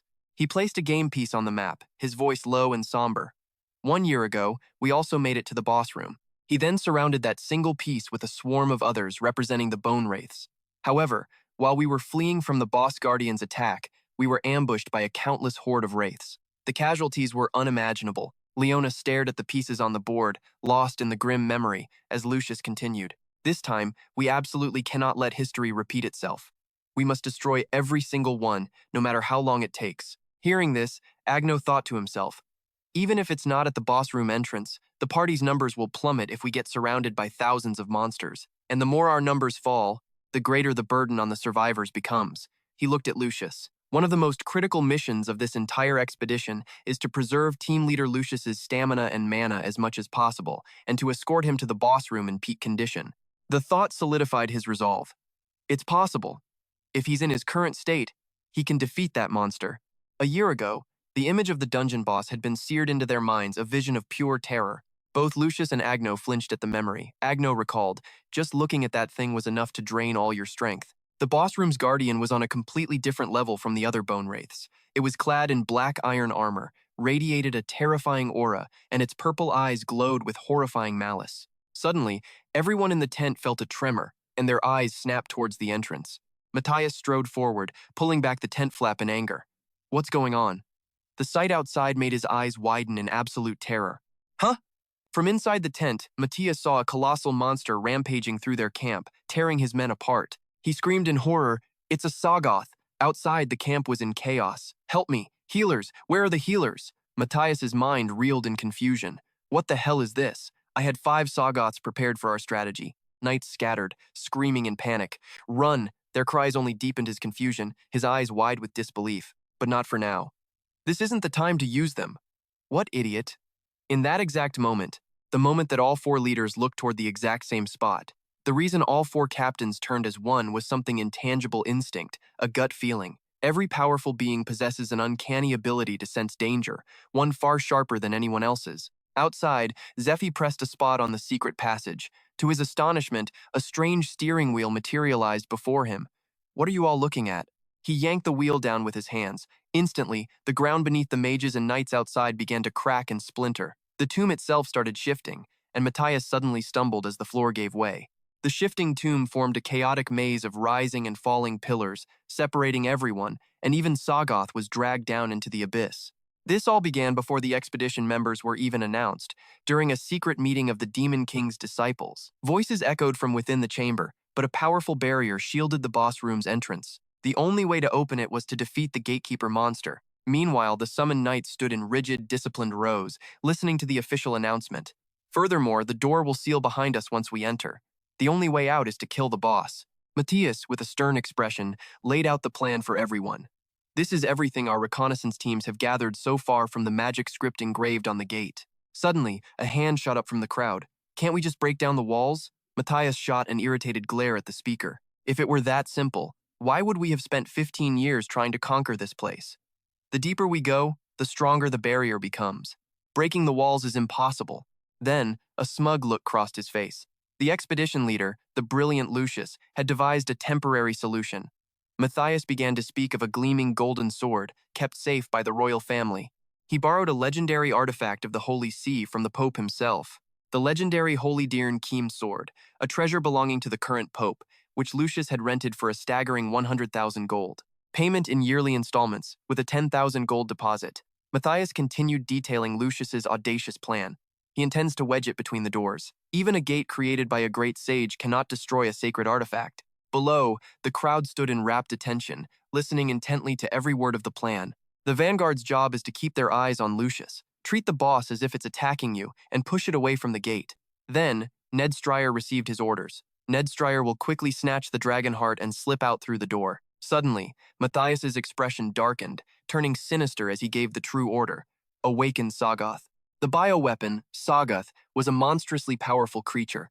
It grew by absorbing the magic of those it devoured, and its very touch corroded the minds of its victims. He thought of the other 3 captains. Lucius and the other captains have strong magic resistance. Sagoth's mental corrosion won't affect them, but the ordinary priests, they won't be able to withstand the corruption of 5 Sagoths. As Lucius stood outside in utter confusion, watching the knights' minds get corrupted as they began slaughtering each other, Matthias's plan unfolded in his mind. We'll have 30 seconds while the captains are disoriented by their priests going berserk, and over 3 minutes as the other members are forced to either purify them or eliminate the Sagoth threat. Standing amidst the future carnage, Matthias declared with a triumphant smirk, "We just need to light the fuse. Our leader will fight Lucius, while the rest of us calmly but quickly exit the dungeon. All we have to do is report to the temple that our attempt to conquer the dungeon failed." He then handed out small vials of purple liquid he'd prepared. "This is a special potion. As high-ranking leaders, you just need to drink this, and your slave seals will temporarily disappear. The priest's compulsory orders will be nullified. Drink it right before entering the boss room."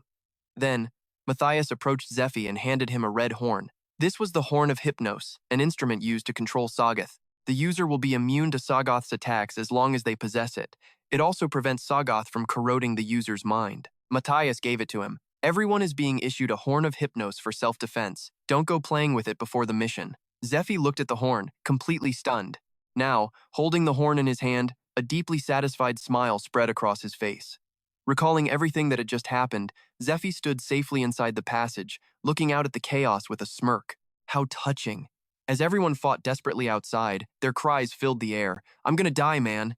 Zephy began to play the horn, thinking to himself, with healers present, the massacre won't be too severe. But outside, someone suddenly recognized the sound. That sound.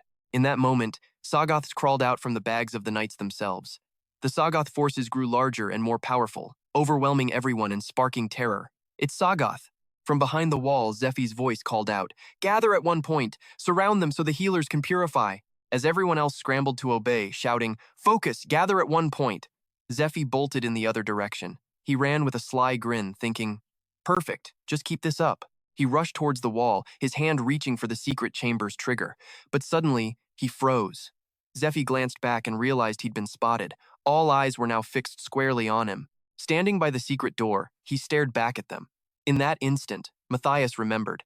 It was Ned Stryer who had introduced Zephy to him. "His name is Zephy. He was sent to support my mission." The memory hit Matthias like a physical blow, and a cold fury rose within him.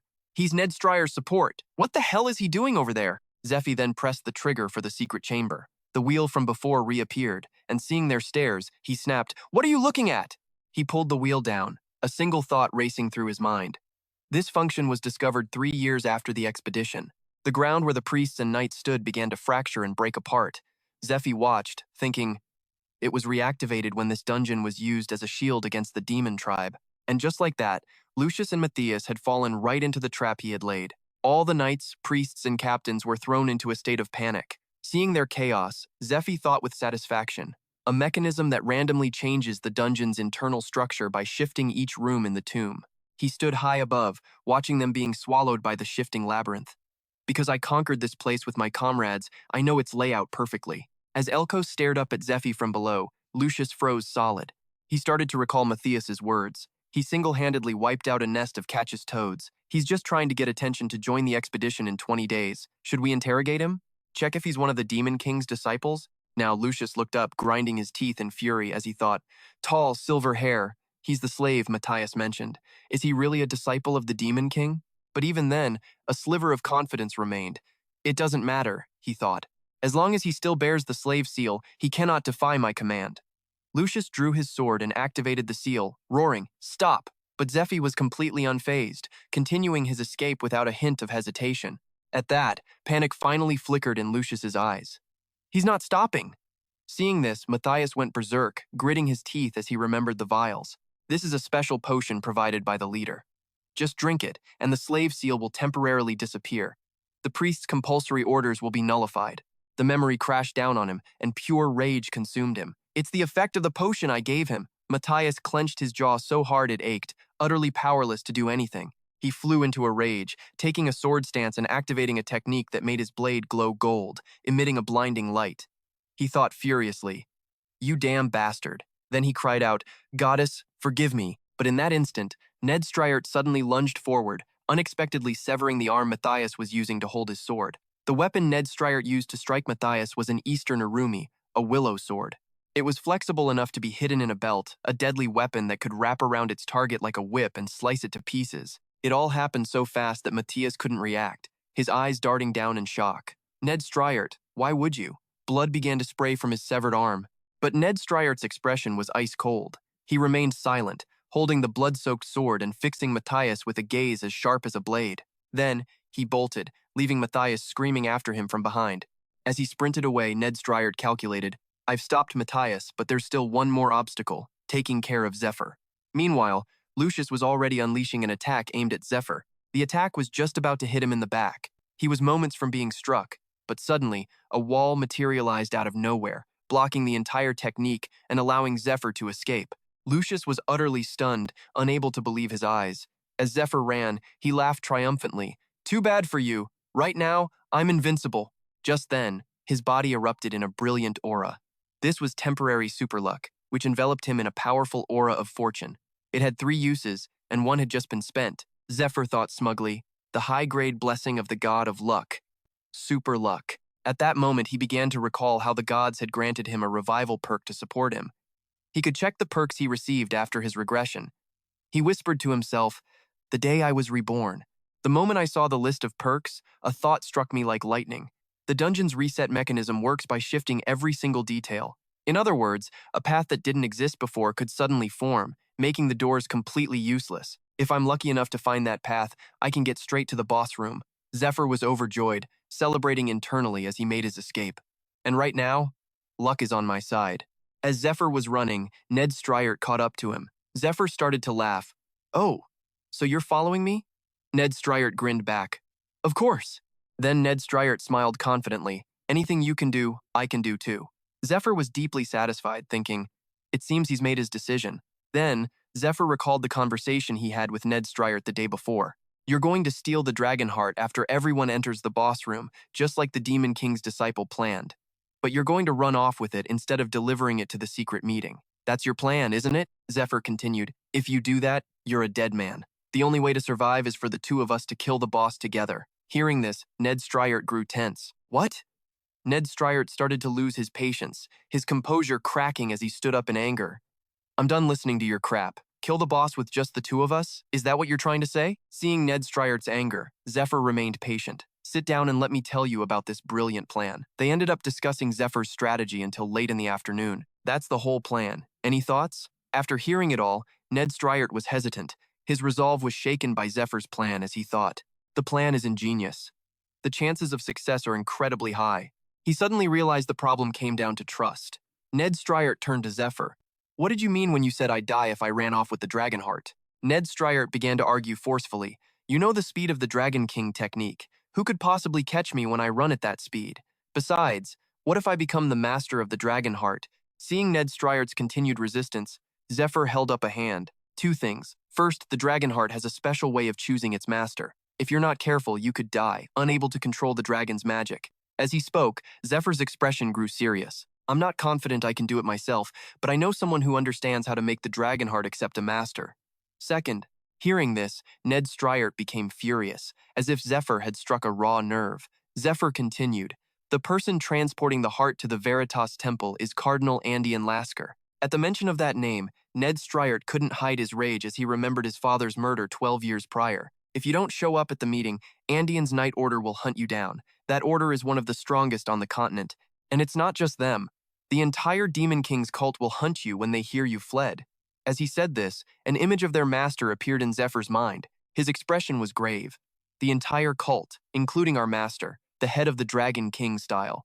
Zephr had hit Ned Striart right where it hurt, and he pressed his advantage, asking, Are you sure? Are you absolutely certain you can escape? Faced with Zephyr's irrefutable logic, Ned Striart was visibly shaken and furious. Back in the present, the secret passage was slowly closing. Both Ned Striart and Zephr were now escaping at top speed. As he ran, Ned Striart recalled the scene from the day before when he went to see Matthias. What? You want to deliver the dragon heart to the sect leader? Hearing Ned Striart's request, Matthias immediately and firmly refused. Why the sudden change of heart? Once we've entered the dungeon, as the one in charge, I can't let things deviate from the plan. But as Ned Striart continued to persuade him, Matthias began to lower his guard. You think the Church of Light will get suspicious because the courier is too conspicuous? Oh, but Matthias just laughed and refused again. It seems you know the courier is Sir Andean, but you haven't heard how it will be transported. We've prepared a special, secure method. You don't need to worry about it. Just focus on your own job. After being rejected like that, Ned Striart stood there in silence as Matthias clapped him on the shoulder, laughed, and walked away, though he left him with some final words. Either way, the informant who told you all this must be quite something. Our organization is secret, so the identities of our members, especially the Vice Masters, are kept hidden. The Master must really trust you. Remembering those words, Ned Striart thought grimly. Everything Zephr said was true. At that moment, he pictured Andean and his master, his enemies. Andean Lasker was a disciple of the Demon King's sect and was close enough to their master to be entrusted with such a critical mission. The images of his father being murdered by Andean flashed through his mind again, shattering everything inside him. The image he held of his master began to crumble into dust. Ned Striart thought furiously, wasn't it enough to ruin my life? I can't believe I've been deceived all this time. After running for a while, Ned Striart and Zephr came face to face with a golem, which was waiting for them with its terrifying green eyes glowing. Ned Striart acted decisively. With ice-cold precision, he swung his arm and activated a technique. In a single strike, he obliterated the golem, leaving not even a fragment behind. He roared in fury, unforgivable. All the while, Zephr just kept running headlong, moving forward. Ned Striart channeled all his rage into his attacks, unleashing his full power. As he fought, he thought furiously, Demon King's disciples. Church of Light. I'll destroy every last one of you. Seeing Ned Striart get distracted, Zephr yelled back over his shoulder, "What are you doing? Focus on running. Listen to me. Even a 1-second delay is enough to make this plan fail." Ned Striar's anger still simmered, but he gritted his teeth and bore it. "I know," Zephr thought as they ran. "I get how you feel, but you can't let your emotions take over." With 5 seconds of super luck left, they shot forward like a flash. Zephr counted down as he ran 13, 12. They were closing in on the boss room, a sliver of green light growing in the distance. 11, Zephr counted, the light getting brighter with every step. In a blur of motion, the two of them appeared behind the boss. 9, Zephr whispered. Their presence was instantly detected. The creature whipped its head around, its eyes burning with killing intent. They kept pushing, getting closer and closer. 8, Zephyr's count was laced with tension. He and Ned Striar were sprinting at full power. The boss roared in fury, drawing its massive bloodthirsty sword. Without hesitation, it raised the blade to strike them down. Seizing the opening, Zephr screamed, "Jump!" Just as the massive monster's sword came crashing down, they dove to opposite sides, narrowly dodging the devastating blow. A green light flooded their vision, and a single tense thought ran through both their minds. There it is. That light was the opening to the boss room. They made a desperate dash for it as the ferocious monster's arm charged up for another attack behind them. The door was closing fast. Zephyr's countdown grew frantic. 3, 2. Even though the gate had shrunk to a tiny sliver, they launched themselves through without a moment's hesitation. 1. At 0, their luck held as they seized the final moment, tumbling into the boss room just as the door sealed shut. They both rolled to a stop, panting heavily. Getting to his feet, Zephr grinned with satisfaction while Ned Striar, still catching his breath, grumbled, "Should I be amazed or annoyed right now?" Staring at the glowing stone pillar before them, they couldn't believe their eyes. We actually made it into the boss room," they murmured in disbelief. But as Ned Striar scanned the empty chamber, confusion set in. "There's nothing here," he said. "Where's the boss?" Suddenly, a chilling voice echoed through the room, making them both snap their eyes wide open. "Who has come?" From the center of the glowing pillar, a new light began to form as the voice spoke again. "I can still sense the night's energy outside the door. How did you get in?" The boss materialized, an ethereal figure in a flowing black dress with platinum white hair. Her voice was laced with cold authority. "Who dares disturb the slumber of royalty, Meanwhile, back outside, the expedition team had finally dealt with the Sorgoth. "We've wiped out all the Sorgoth," the general announced. Leona immediately started shouting orders. "Everyone, gather around! I need a head count of the survivors now." "Yes, ma'am," the soldiers replied, a wave of confusion rippling through the ranks. Acno turned to Lucius. "Captain, what do we do now?" Lucius remained silent, his mind racing, replaying what had just happened. The seal. It was nullified right in front of me. The slave seal, an insignia placed by the priests of light, using their authority to exert absolute control. Within a 1-kilometer radius, a priest could issue a compulsory command to anyone bearing the mark. Lucius's thoughts sharpened. He either never had a slave seal to begin with, or he possesses an item that can neutralize its effects. He silently reviewed all the events. Furthermore, the moment the Sorgoth appeared, he triggered several traps, causing the catacombs to shift. All of it points to one thing. There are at least 2 of them. As the realization dawned on him, his expression darkened. "No, there are Demon King disciples hiding within our expedition force." Lucius's jaw tightened in fury, his teeth grinding. "And I picked only the most trustworthy men and their slaves." He turned to Acno, his voice sharp with anger. "Acno." "Sir?" Acno replied. "The names of the 2 who fled." "Who are they?" Acno reported. "The one with silver hair is Zephr, and the redhead is Ned Striar." Zephr joined the expedition on Ned Striar's recommendation.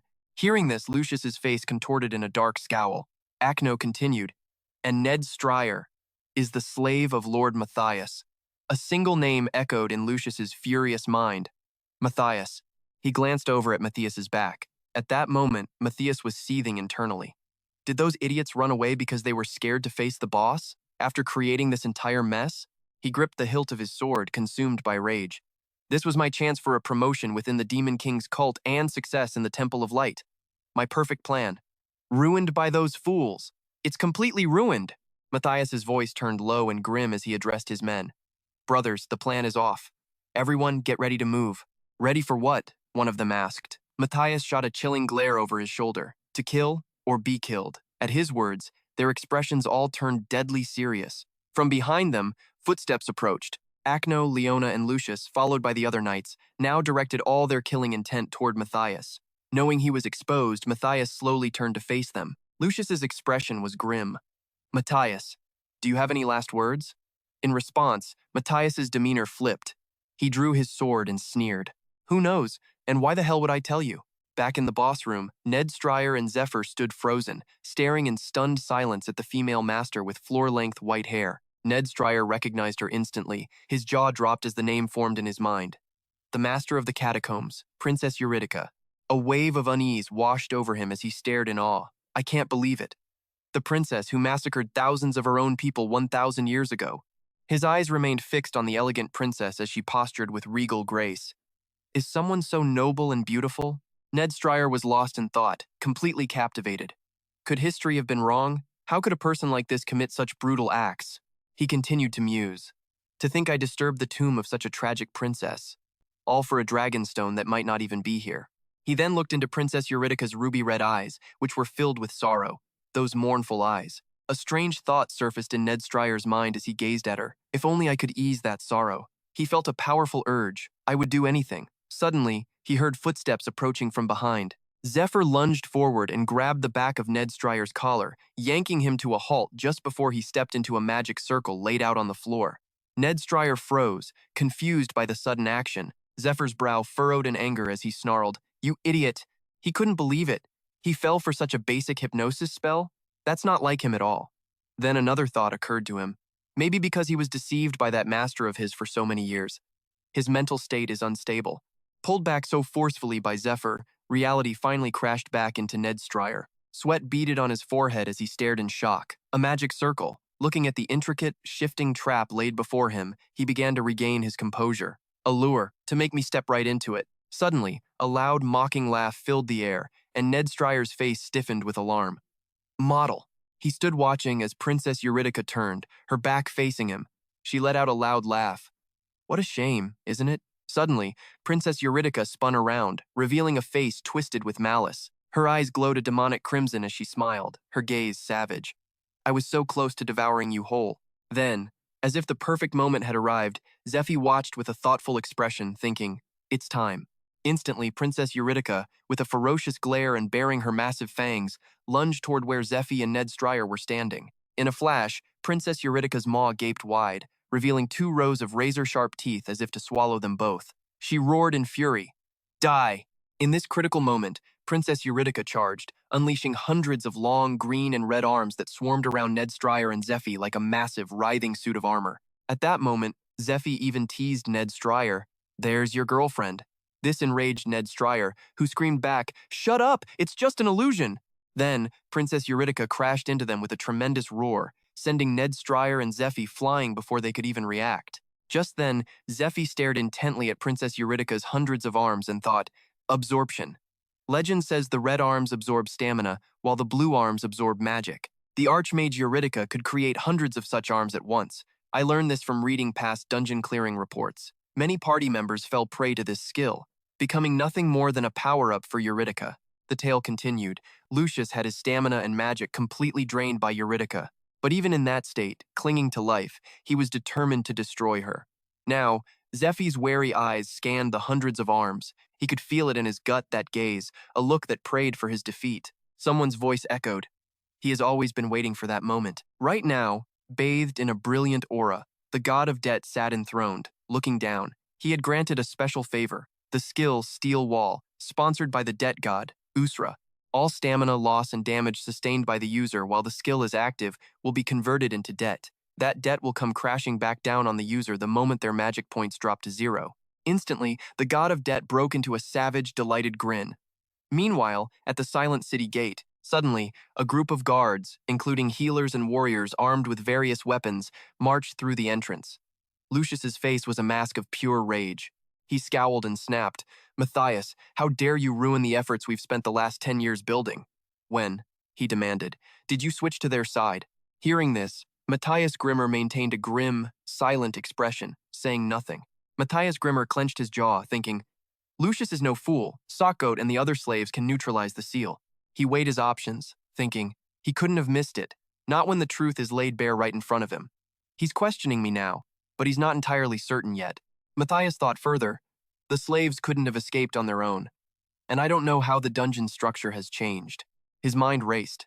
Even if I escape successfully, if this crucial campaign fails and I return empty-handed, the leaders of the Demon Kings Association will kill me.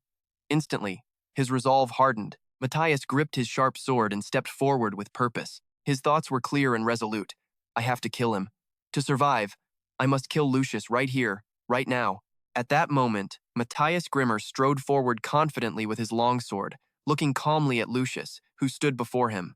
He stared and let out a triumphant laugh. When, you ask? Then, without a hint of fear, Matthias asked Lucius gravely, Do you really want to know? But deep down, Matthias thought, This is just my luck. Looking at Lucius's men and soldiers, their faces grim, Matthias assessed the situation. Their priests, fully equipped with legendary items. Seeing the healers and warrior priests, his concern grew. I can't use the boss or sock goat to kill them now. Then, Matthias looked at them with a provocative glint in his eye, thinking, I only have one option left. To them, we are the enemy. Seeing his own people hiding on the other side, Matthias remained composed, thinking, But they have no idea my allies are hidden over there, too. Matthias's eyes were filled with calculation. He knew that if he could just open up an escape route, he'd have a chance. Suddenly, Matthias held 4 fingers behind his back as a signal. A man with his head covered saw it, his eyes widening in surprise, but he remained silent. Matthias then slowly lowered 1 finger, continuing the signal. The masked man thought to himself, Take the potion on the count of 1. Understood. Plan C. He immediately took out a vial. It appeared to be a strange concoction, a special potion supplied by the Demon Kings Association that could neutralize the effects of the slave seal. Right then, with a spark of excitement in his eyes, Matthias declared, Let's duel like gentlemen. He added, Defeat me, and I'll tell you everything. In his mind, Matthias began the countdown. 3. Hearing this, Lucius's eyes narrowed with suspicion, as if he sensed something was wrong. Then, Matthias held up 2 fingers, thinking, 2. He arrogantly provoked, If you win. Matthias held up 1 final finger. At that exact moment, Lucius shouted a command. Everyone! Lucius's voice boomed out to his soldiers. Attack Matthias! The slave seal is a mark that the priests of the temple carve onto slaves to control them. With this seal, a priest holds the power to command any slave. Instantly, Matthias gritted his teeth in fury, a dreadful feeling sinking in. Damn it, I was 1 step too slow. At that moment, the strange potion fell to the ground with a thud. The soldiers cried out in panicked distress. Sir Matthias, we don't want to do this. Hearing their cries, Matthias glared at them with a look that could kill. He snarled in a furious roar. You useless lot. At that moment, Lucius stood tall and declared calmly, A commanding order from a saint is on par with the word of the Pope himself. When the slaves obey my command, they will not carry out the orders of any other priest. He continued, In other words, the only way to stop them is to kill them. Model. Instantly, Lucius closed his eyes and said, This is shameful, Matthias. In his mind, the younger Lucius remembered, You were always my friend, ever since I entered the academy. The memory brought a sting of shame as Lucius continued, We fought side by side through countless battles. Now I'm 32 years old, and we were so close we could understand each other without a single word. Lucius's eyes filled with suspicion as he spoke. I never imagined you would be the one to betray me. Amidst a sea of murderous glares, it was impossible to tell friend from foe. Lucius spoke again, his voice cutting through the tension. First, disarm all the traps you've set. In the next moment, the mangled flesh of slaves littered the ground, their bodies torn apart and bathed in a deep crimson blood. But what was truly horrifying was the grotesque creature writhing out from every corpse's mouth, from every open wound. So, the worms the Demon King cultists raise in their bellies are imprint beetles, Lucius thought, his tone flat. The incredible combat strength of those insectoid slaves was all thanks to the enhancement effect of the imprint beetles. Furthermore, the Demon King's mark wasn't carved onto the cultist, but onto the beetle's shell. Because of this, despite the law that one could only bear the mark of a single god, they could simultaneously hold 2 identities as a priest or slave of the temple and as a cultist of the Demon King. Lucius stomped down hard, instantly crushing an imprint beetle that had crawled near his foot. He let out a long sigh, grinding his teeth as his eyes narrowed in displeasure. I'm truly disappointed, Matthias. I trusted you, so I left the entire selection of slaves in your hands, he said. His gaze fixed on Matthias, who was bound by golden chains and pinned to the wall with swords. Standing beside him, Agno scanned the surrounding corpses and thought, to think they were all Demon King cultists. Matthias's faction was a truly formidable force.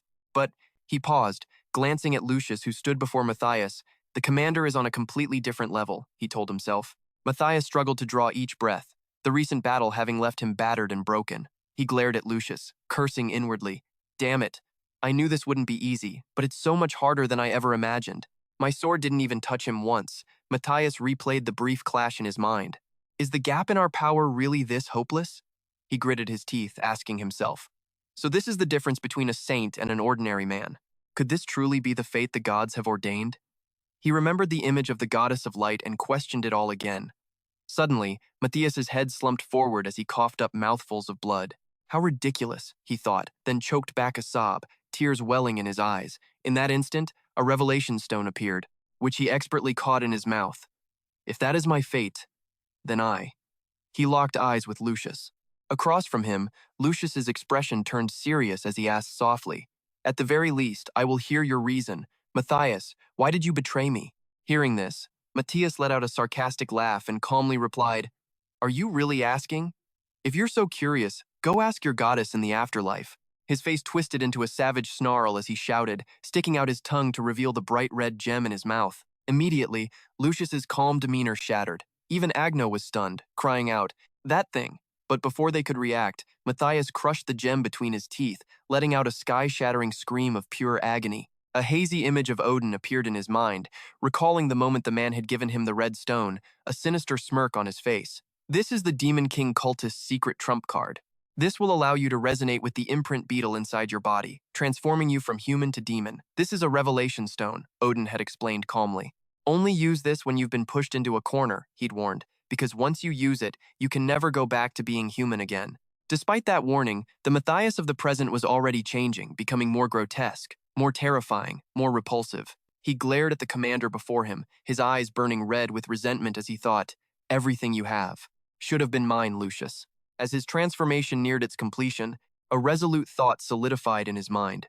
If my fate is to be manipulated by the hands of a god, and the limits of my humanity prevent me from fighting back, then I have no regrets about leaving my human life behind. Opposite him, Lucius yelled in alarm, Attack now! He's just turned into a demon. His power is still unstable. Agno reacted instantly, raising his brilliantly glowing cross high. O mighty Arya, grant us your strength. He unleashed the battlefield of divine light, a spell that dramatically boosted his allies' abilities, increasing their attack power, light attribute, magic, defense, and recovery rate by 120% for the entire legion arrayed behind him. The soldiers surged forward in waves of light, charging at Matthias, but he simply held out a hand in contempt. Useless, he said. Then, he effortlessly blocked the onslaught. But suddenly, a look of surprise flashed across his face, because right behind that attack, Lucius himself was lunging toward him. In the next moment, dust and smoke billowed out, thick with the remnants of Lucius's judgment skill. The soldiers, seeing this, were filled with awe. The commander, as expected. But their celebration was cut short as they froze, stammering, What? Because when the dust settled, Matthias was standing there, coldly, effortlessly holding his opponent's spear. The sight brought the entire battlefield to a dead halt. They all asked themselves the same question. The commander's attack had no effect? Leona, watching from the side, felt a knot of dread tighten in her stomach. We have to support him, she thought desperately. But how?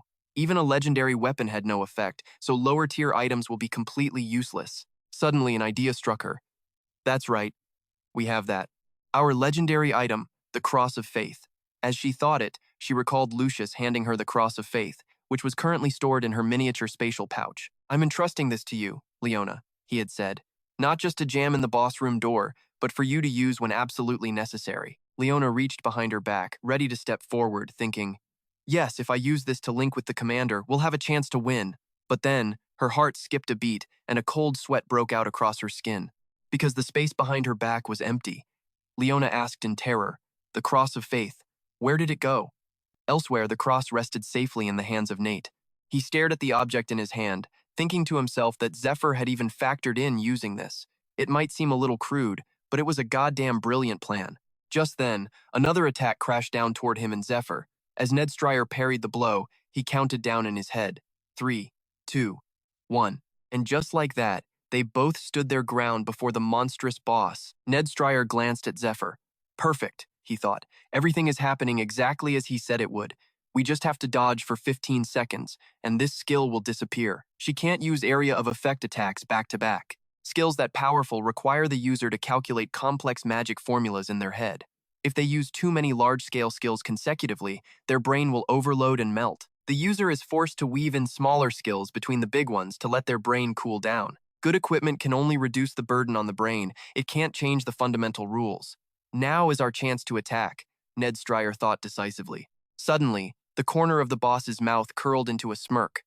Then, waves of thorny vines lunged toward them.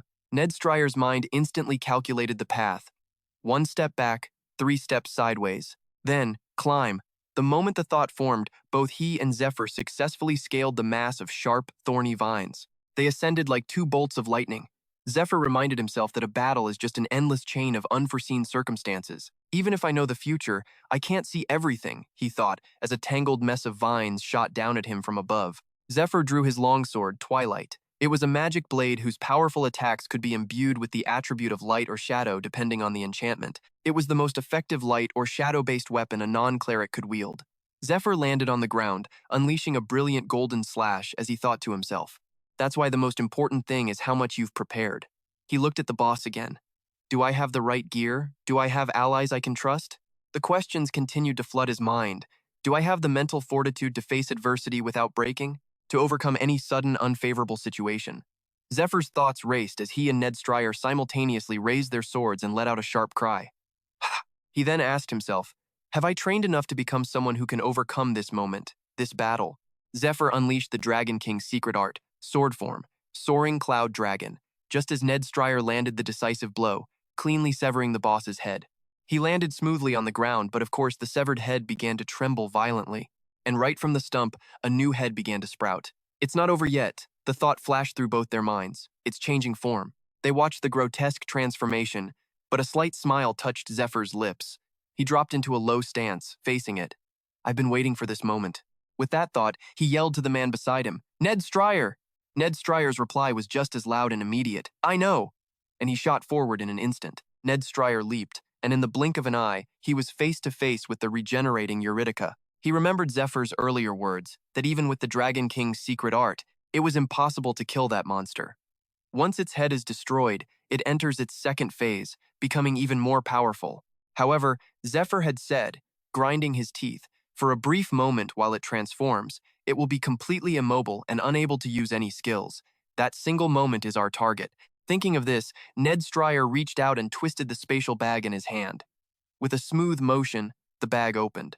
Instantly, the Cross of Faith materialized, plunging straight into the boss and causing it to let out a blood-curdling shriek. Kree! The legendary item reacted to the malevolent power by releasing the mighty holy energy stored within it. Eurydica continued to scream against the blinding light, but it still managed to raise a hand. It was trying to rip the object from its body. But before it could, Zephr leaped forward, effortlessly slicing off the creature's defiant hand. He gave a cocky smile, thinking, the Cross of Faith will nullify most of the damage. All we have to do is finish the boss while it's trying to remove the cross. But even as a legendary item, there's a limit to its holy power. Once it's depleted, it's nothing more than an oversized chunk of iron. Nothing more, nothing less. Which means the man who spent a fortune to rent it, Lucius, never intended to use it offensively from the start, he mused. He clicked his tongue and continued, not my money anyway, as he swung his sword again, severing another of Eurydica's grotesque limbs. The Cross of Faith, which had been shining brilliantly, began to dim, and its fading light immediately caught Zephyr's attention. The aura on the Cross of Faith is fading, he noted. That meant it had lost its ability to identify its enemy. He and Ned Stryer looked down at the weakened boss beneath the cross, panting as they thought. She's persistent. She isn't even giving us a second to breathe. Zephr dropped his low-quality sword and thought, all the weapons I prepared beforehand have already run out of holy power. What did I expect from this bargain bin junk? I wonder how Lucius and his group are doing now. If Matthias has already demonized, then, he thought while tilting his head back to drink a mana potion, which would restore his spent magic. Well, with the goddess of light backing him, he won't die that easily, he told himself calmly. As he dropped 3 empty potion bottles, he thought, if not for that, nothing could save them. At that moment, the monster's eye was still twitching. It was enough to put Ned Stryer, who was standing watch, on high alert. Just then, Zephr turned to him and said, leave it. In its current state, it can't regenerate. But if it dies completely, the door will open, and the Guardian will charge in. Let's find the Heartstone core first, he said calmly, tossing something toward Ned Stryer. Ned Stryer easily caught the object and identified it in his hand. A mana potion. Then Zephyr added, "Drink it. We don't know what kind of trouble we'll run into while searching for the core." With that, Zephyr turned and walked away, leaving Ned Stryer alone with his swirling thoughts. The final boss of a dungeon known as one of the world's 8 great arcane lands, defeated by just 2 people. It truly was a miracle, he marveled. I thought I was pretty strong, but not strong enough to make a miracle like this happen. To be honest, this was all thanks to his plan, he thought, his eyes still fixed on Zephyr's back. Overcoming everything, whether surprise or doubt, he thought with a sense of caution. It was as if he stood high above it all, looking down on everything with disdain. As Ned Stryer was lost in thought, a loud noise from behind them snapped both of their attentions back to the present. From behind the massive door, a series of sudden knocks echoed through the chamber. The silhouette of an armored figure holding a massive wooden sword materializes, dripping with a strange, unknown substance. It lets out a low, guttural moan. Ooh, ooh, ooh. It's the knight, George Geos, but in his most decrepit and horrifying form, using the wooden sword like a cane to prop himself up. A faint magical aura radiates from him, pulsing with each wretched groan. The energy thickens, seeping through the cracks of the door and into the main chamber until the entire hall is choked with its presence. The sinister magic snakes across the floor, drawn to the weakened woman lying on the ground. As it touches her, she lets out a long, agonized scream. "This power," she whispers, her body trembling. "George Geos, my knight." Her voice breaks with emotion as tears stream down her face. The moment the magic floods into her, her body begins to transform grotesquely. Ned Stryer struggles to raise a hand, shielding his face as he demands, "What in the hell is happening?"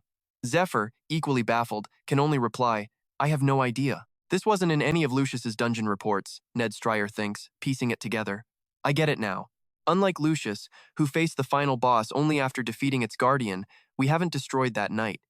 The future has already been altered. Eurydica's form has now reformed, though it's a twisted version of her original self.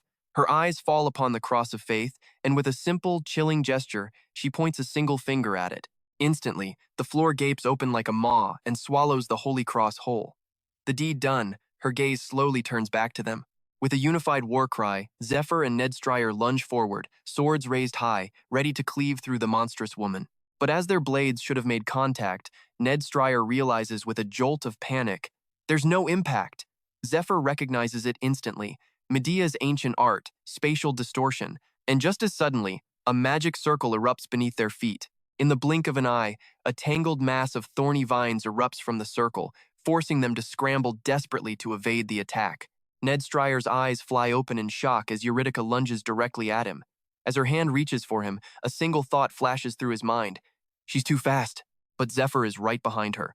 "Don't you dare," he roars, successfully ensnaring Eurydica with his Black Iron Queen's spiderweb. "Get back here," Zephyr commands, gripping the ethereal threads tightly. In response, Eurydica lets out a furious roar and yanks hard on the bindings. Grah! A brilliant light flares around his arms. Basic magic reinforcement formula. Strengthen, he thinks, before yanking with all his might, pulling Eurydica back toward him. He quickly analyzes the situation. As a defensive technique, spatial distortion is nearly unbeatable, but since it warps the space around the user, it means her own attacks can't reach her target either. As he struggles to reel her in, he realizes, which means the exact moment she closes the distance to attack, is our only opening. But Eurydica isn't just waiting. She thrusts her hands out, instantly generating her own thorny vines that dig deep into the floor, anchoring her in place. In her vision, she sees Ned Stryer swinging his sword, coming in for another attack. His blade cuts down smoothly, just as he thinks with a surge of triumph. Yes, it's a clean hit. His thoughts come to a screeching halt. Staring in disbelief, he sees the very same slash arcing back, toward himself. What? The attack connects instantly, slicing him diagonally from his right shoulder to his left hip. As he collapses to the ground, Eurydica stands over him, triumphant. She had used Black Mirror, another of Medea's ancient arts, a technique that reflects 100% of incoming damage, amplifying it by 300% depending on the user's mastery. Eurydica calmly points a finger at the fallen Ned Stryer. A torrent of magic surges forward, coalescing into a massive black hand that smashes down on top of him. Ned Stryer screams in agony as he tries to block the crushing blow.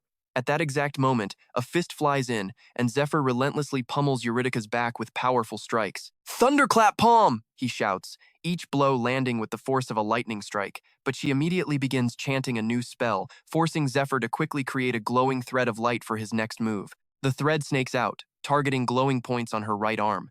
Pressure point strike, he thinks. It's an Eastern technique used to crush an opponent by constricting the meridians that circulate their mana. He presses the attack, and for the first time, she falters. While it doesn't cause as much physical damage as a conventional weapon, constricting her pressure points temporarily severs her meridians, rendering her incapable of using any skills. Her mana recovery is insane, just as you'd expect from a great mage, he thinks, exhausted but still on guard. If I hadn't mastered this technique, I never would have been able to sever her mana flow. Who knew all that specialized training would actually come in handy like this? Seizing the opportunity, Eurydica leaps backward, letting out a furious guttural growl. But he's not about to let her get away. He casts his web once more, latching onto the creature and constricting its meridians again. I'll use these threads to my advantage, he thinks, yanking Eurydica close. The moment the distance is perfect, he slams both hands onto its body, causing the creature to shriek in agony. In that same instant, he pulls out an item he bought from Yuzost, enchanted healing beads, a rosary with a Buddhist healing spell carved into every single bead. Even someone who isn't a monk can use these beads, but the enchanted skill vanishes after a single use. He immediately flicks 3 of the wooden beads through the air. Just over 9 seconds until the black hand vanishes, Zephr calculates, watching the beads fly toward Ned Stryer. They strike him, and he lets out a sharp grunt. Seeing this, Zephr allows himself a smirk of satisfaction. All right, that should keep him alive. For now. But in that moment of distraction, a vine whips up and strikes him hard under the chin. The force sends him flying away from Eurydica, slamming him violently into one of the massive stone pillars. He grinds his teeth in frustration. This damn monster. The pressure point strike can't hold it for long. In seconds, thorny vines snake around him, binding him completely. Eurydica eagerly conjures a barrage of magic orbs and aims them straight at him. He lets out a defiant, fierce laugh. Ha! I really didn't expect this.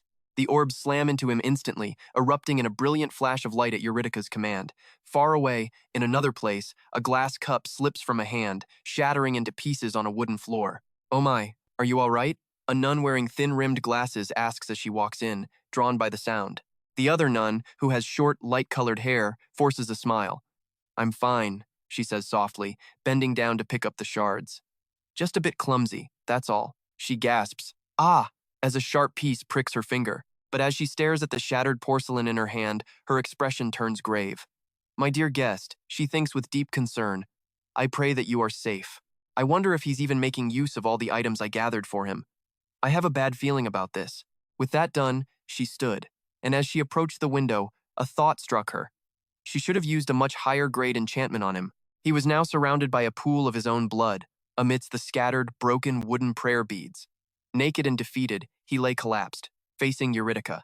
In the distance, Neck was also down, silent and unmoving, his fate unknown. Damn it.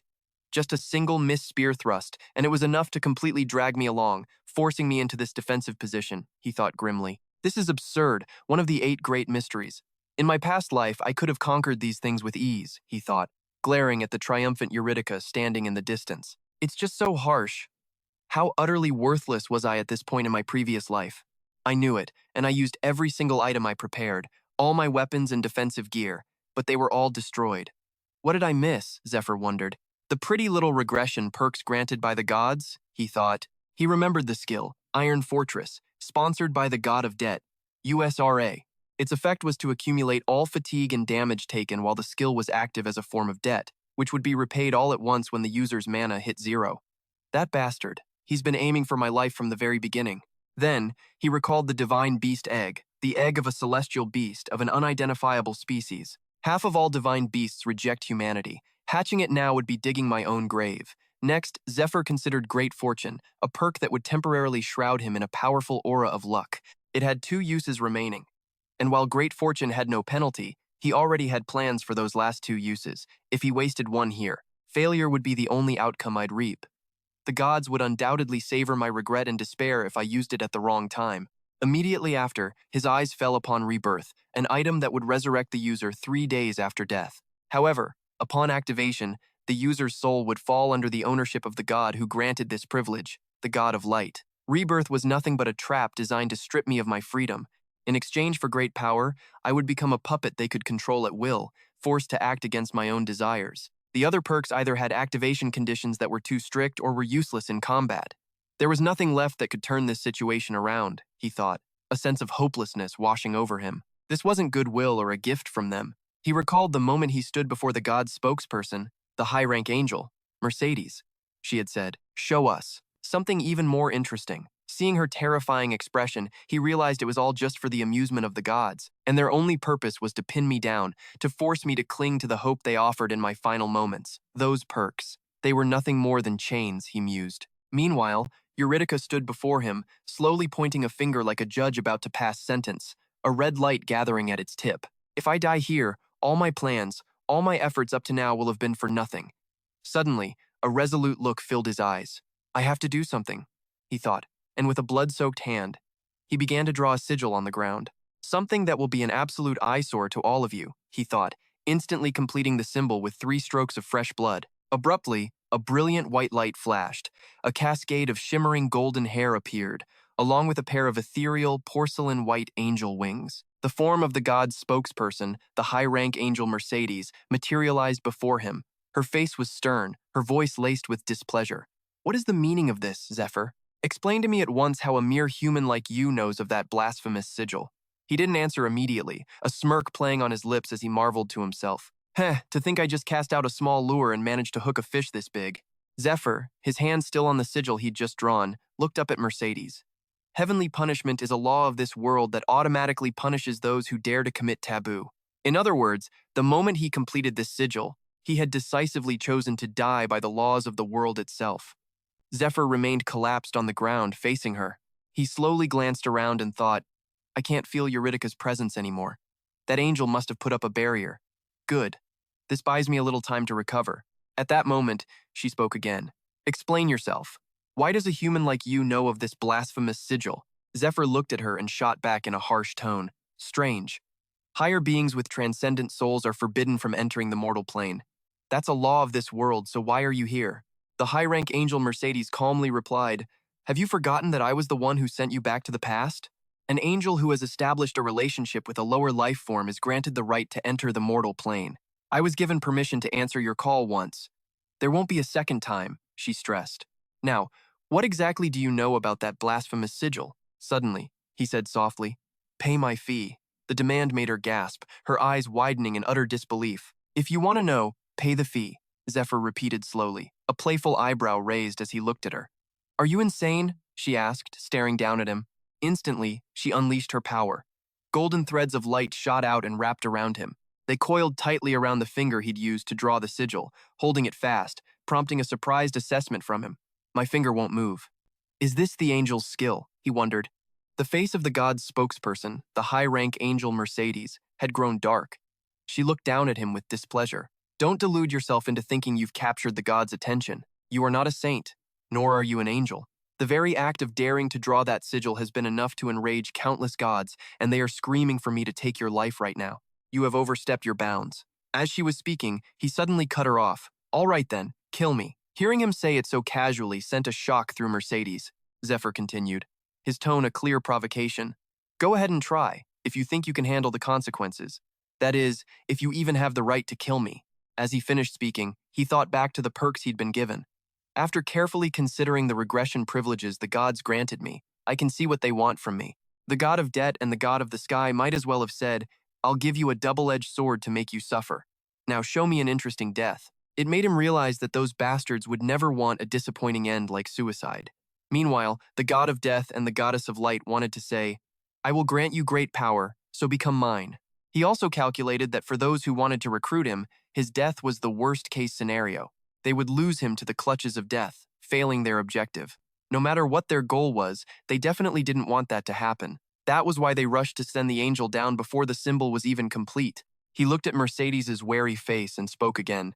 That's right. What is it you people really want? Give me more. Zephr stared her down, his resolve firm. I can't continue with these pathetic privileges the gods have granted me. I'd rather die right here and now. Then, he shouted into the very barrier she had created. Are you listening, you gods up there? If I die, some of you will win, and some of you will lose. He stood up, his voice rising as he addressed those who stood to lose. Are you okay with this? Are you just going to sit there and do nothing? I can guarantee you this, he declared. If you lose me, you won't find another human to control. Go all in while you still can.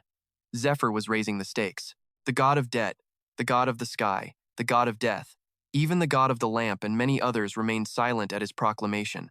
I will give all of you one chance. But the goddess of luck simply sat with her hands clasped, silently whispering his name in her heart, Zephr. Meanwhile, the goddess of light, who had been sitting quietly, suddenly let out a small laugh. How interesting. Her voice echoed, startling the angel below. Just then, a blinding light flared to life above both him and the angel. What is that? Zephr thought in shock, raising a hand to shield his eyes from the brilliance. Why? The high-ranking angel Mercedes, spokeswoman for the gods, demanded. Is this what you truly desire?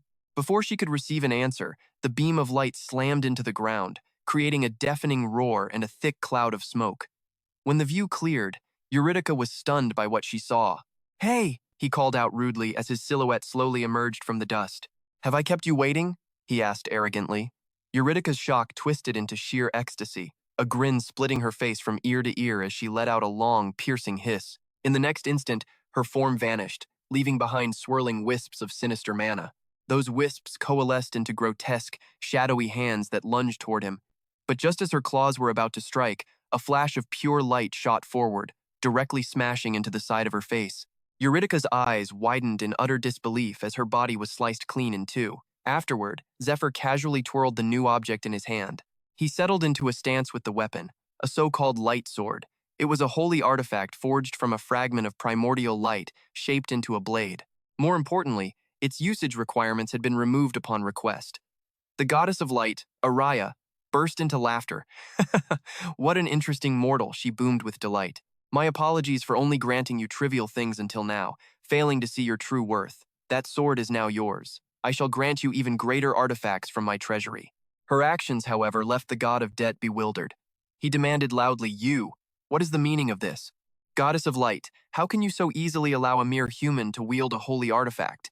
Suddenly, the calm voice of the god of the sky echoed. What's the problem? It's her property. She can let whoever she wants use it. The statement took the old god by surprise. The god of the sky, Acheraz, then rested his chin on his hand and declared with amusement, I too believe I have behaved unbecomingly for one of the great gods. He then thought to himself, besides, I'm concerned about why the god of death is so interested in that mortal, when he normally couldn't care less about worldly affairs. Until I figure out what the god of death is scheming, I will never hand that human over to him. Back in the fight, Zephr charged forward once more, light sword in hand. In response, Eurydica immediately began to distort the space around her. But before she could finish, the dazzling blade pierced her right eye. With a single, fluid motion, the light sword carved a deep gash across her face. As he held his stance, Zephr thought, even for a great archmage, a mortal's magic is useless against a holy artifact. Light sword, unique sword style. Zephr prepared his next move, then unleashed a blinding strike down upon Eurydica. Geo, meaning Genesis. A moment later, the chamber was filled with billowing smoke. The grotesque, rough skin encasing the creature began to crack and fall away, revealing the body of an ordinary person beneath. Ah! The new Eurydica cried out as she lay on the ground, her eyes fluttering open. Are you awake? Zephr asked politely, even helping her to sit up. He reflected on the technique he had just used. Geo was an ultimate curse-breaking skill, coupled with an incredibly powerful light attribute attack. I never thought I'd get to use something like this, he mused. But it seems to have completely lifted Eurydica's curse. This is her true form. He gazed down at the woman in his arms, now clad in a pure white dress. It feels like I was having a dream, she said, her eyes half closed. A long, terrifying nightmare. Then she calmly opened her eyes to look at him and asked, Who are you? Who are you that you could banish the demon within me? Zephr, he answered. I am your successor, Princess Eurydica, one of the 12 heroes. The scene shifts to the past, where a man named Josh Gears kneels before Eurydica under a brilliant sun, presenting an object to her. This is the heart of the Black Dragon, Kaisa Rose, Your Highness, he said reverently. I offer it to you. You've done well, Josh Gears, my knight, she said softly, placing a hand on the dragon's heart. However, don't call me princess anymore. Just call me Eurydica. A faint blush colored her cheeks as she spoke with a shy expression. Didn't you say you had something you wanted to tell me? After we defeated Kaisa Rose? Eurydica asked, looking at the knight she secretly loved. Slowly, Josh Gears lifted his helmet, and then he leaned down and pressed a passionate kiss to her lips. The unforgettable memory caused him to lament in the present. Back then, I thought she and I would live happily ever after. How foolish I was, he tormented himself. Now, in the vast tomb chamber, Eurydica lay calmly in Zephyr's arms and began to speak. On the lowest level of this tomb, there is a magic circle containing the Tree of Life, a treasure of the elves. It is an artifact capable of purifying the death curse within the Black Dragon's heart. Thanks to the power of that magic circle, I was able to live for thousands of years and cleanse the heart, but in exchange, I was afflicted with a terrible curse and lost my humanity. You and your friend pulled me out of that darkness, she said, looking at him with immense gratitude. I don't know how I can ever repay you. Then she slowly closed her eyes, looking exhausted. I can't prolong my life any longer. My body has reached its limit. My time is almost up. Eurydica's expression turned serious as she looked at him. Why do you need the dragon's heart? She asked. He just shook his head wearily. It's a long story, and we don't have much time, so just read my memories. He pressed his hand against Eurydica's, effortlessly activating his mind link ability, which allowed her to perceive the emotions and memories of anyone she touched. Instantly, horrific, blood-soaked images flooded her mind. She watched as if in slow motion as Zephr confronted the overlord Inquisitors. She gasped at the next vision, him standing face to face with a divine messenger, the high-ranking angel Mercedes. What is this? She wondered aloud. The scene shifted again, showing him dancing with Saintess Justina Cayenne as they battled a monster. Piece by piece, the whole truth began to reveal itself. Meanwhile, in another place, Lucius was struggling in a desperate battle against Matthias. The clash of their powers sent shockwaves through the hall, shattering the massive pillars around them. Matthias Grimmer unleashed a flurry of vicious strikes, his voice booming with mockery. What's got you so tense, Lucius? This is just getting good. But unlike Matthias's crazed excitement, Lucius was barely holding on, his mind reeling with disbelief. How can this be? I, who am blessed with Acno's own power, am being completely overpowered by him? That energy. Lucius stared at Matthias's demonic hand, a chilling realization dawning on him. Every time it touches me, the divine protection just vanishes. Matthias burst into manic laughter. He roared with glee. This feeling of absolute power. It's like I'm a god. So this is what real power feels like, he sneered at Lucius. Have you been hoarding this feeling for yourself all this time?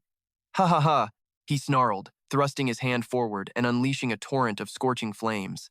Lucius threw up his shield just in time. The impact sent a shower of sparks and debris raining down, forcing the soldiers below to cry out in panic. Watching from the sidelines, Acno ground his teeth in frustration. It's taking everything I have just to dodge their stray attacks. How the hell am I supposed to provide any support? In the midst of the chaos, no one noticed a cloaked figure hiding in the shadows, one of Matthias's own men.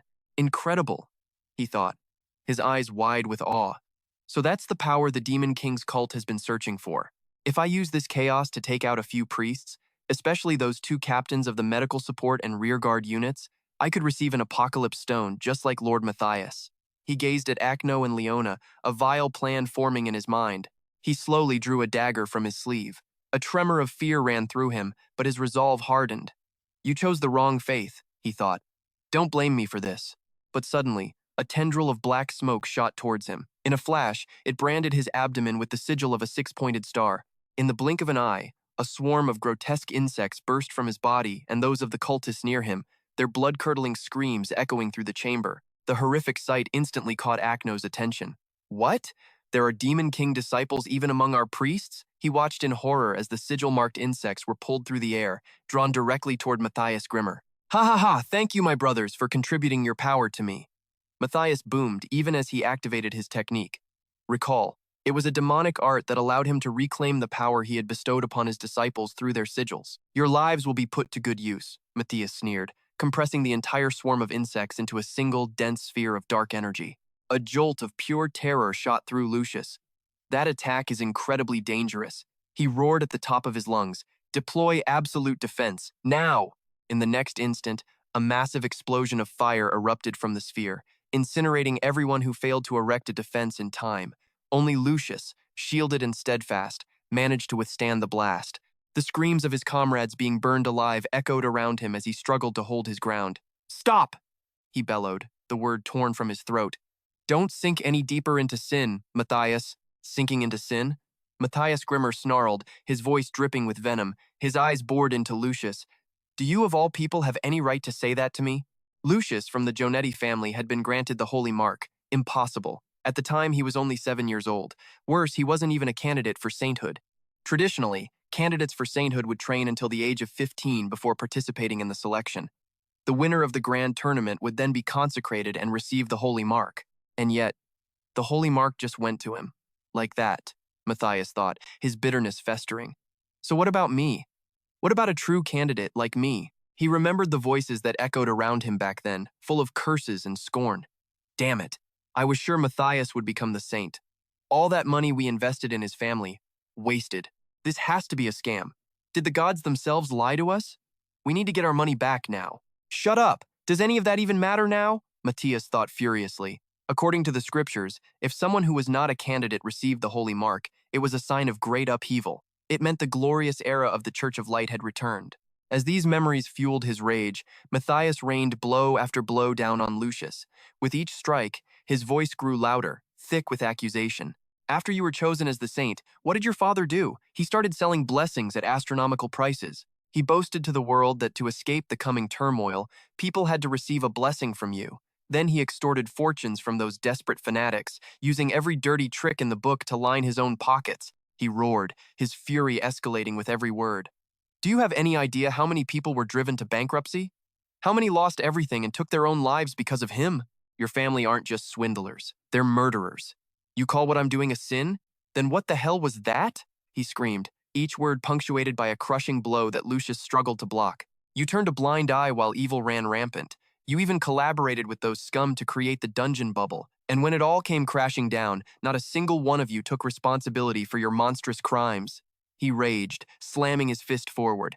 Finally, with a face twisted by pure hatred, he screamed, You and your Church of Light! You're the real demons! Back in the present, Zephr and Eurydica finally broke their connection. Is this what you went through? She asked softly, her eyes filled with a new, horrified understanding.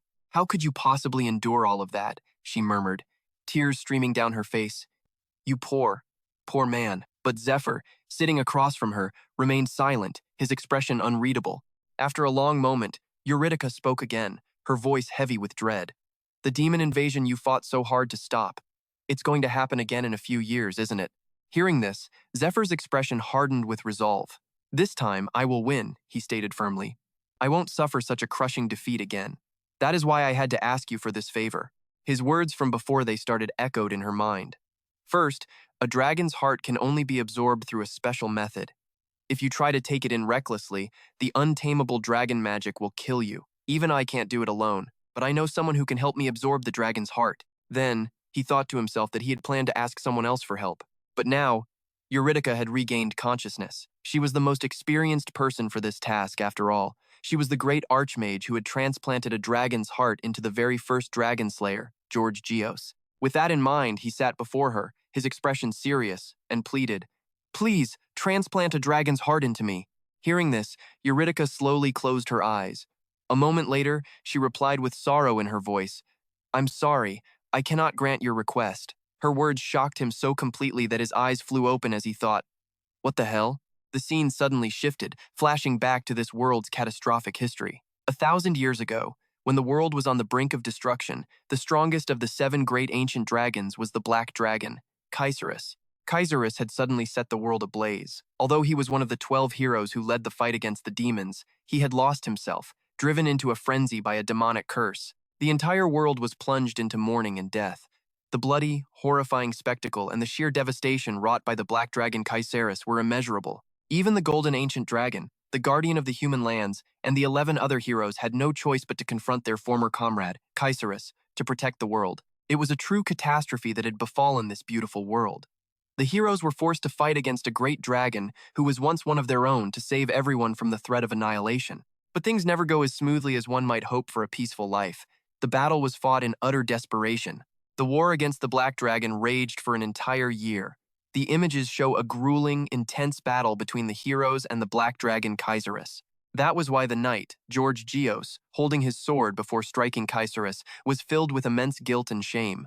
Forgive me, Kaiserus. Immediately after, the finishing blow came from George Geos's sharp blade, finally ending the conflict with a fatal strike from the knight. After hearing the entire tragic history, Zephy, sitting cross-legged and composed, offered his own analysis. Everything that has happened, whether in my era or yours, is all because of the demon's ambition to summon the demon god to this world. The gods, bound by the rules of their own domains, cannot interfere in other worlds. But naturally, there is one complete exception. Warming to his topic, Zephy declared confidently, and that is the demon god, Tartarus. He can directly enter the human realm through a summoning ritual. He continued laying out his deductions. The high-ranking demon who tried to summon the demon god in your era created an organization called the Demon God Sect. And now, they are once again trying to summon him to this world. Your purpose in the past and my purpose in the present are one and the same. Flashes of light appeared, brilliantly illuminating the sky, as Zephy stated with absolute certainty. Having looked into my past life's memories, you must already know this well. As he spoke, images of demons and their vile, despicable deeds flooded his mind. Zephy boldly stated his opinion, laying bare his thoughts. Nobles, priests, countless villains who are always looking to fill their own pockets, regardless of the world's fate. They even schemed to join forces with the demon god's apostles just to satisfy their own greed. It was worth noting that the demon god's apostles were also the demon lord's apostles, and so, while everyone else tried to flee from the demon god's grasp, they were the only ones who truly tried to stop the end of the world. At this thought, Zephy's hand unconsciously clenched into a fist, his teeth grinding in pure rage. I didn't come back here to live a quiet life. I am here to fight, to struggle, and to win. It seemed this life was too cruel, pushing people to their absolute limits, and Zephy was no exception. Finally, he cast aside all his pride, extending a hand and begging in a low voice. I beseech you, Eurydica, Princess Eurydica, the greatest mage in history, and the leader who brought the 12 heroes together. I have a request I hope you will grant. Zephy was more serious than ever as he declared, Give me the strength to protect this world. Princess Eurydica still looked at him with apprehension, but she said nothing at all. Her eyes were downcast with sorrow.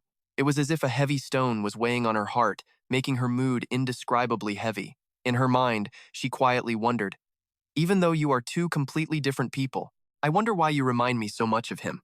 Just then, the scene shifted back to the past, where the knight George Geos was standing in a corner, trying to reason with Eurydica. What are you still afraid of? You and the Golden Ancient Dragon spent 3 whole years purifying the curse on the dragon's heart, and we've successfully simulated the transplant hundreds of times. Realizing he had misspoken, George Geos lowered his voice to comfort her. I'll be fine. I've always been proud of this path. He stared out the window into the distance, explaining nonchalantly, The remnants of the demons have all been pushed back to the desert, and with the red dragon still coveting humanity's lands, I feel honored to be the one who will receive the power to protect the world from them. After careful and deliberate thought, George Geos's eyes sharpened, showing his resolve to fight as he stated firmly, and them, too.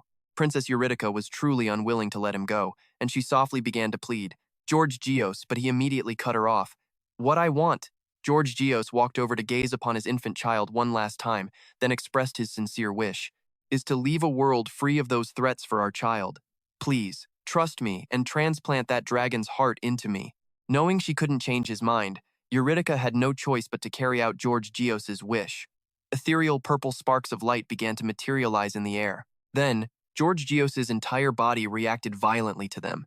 His whole body convulsed, racked with spasms as he tried to absorb that power deep into his being. Watching from the side, Eurydica's heart clenched in unbearable pain. She was so restless and worried, it felt like she was standing on hot coals. Overcome with sorrow, Eurydica wanted to rush forward and stop the horrifying scene.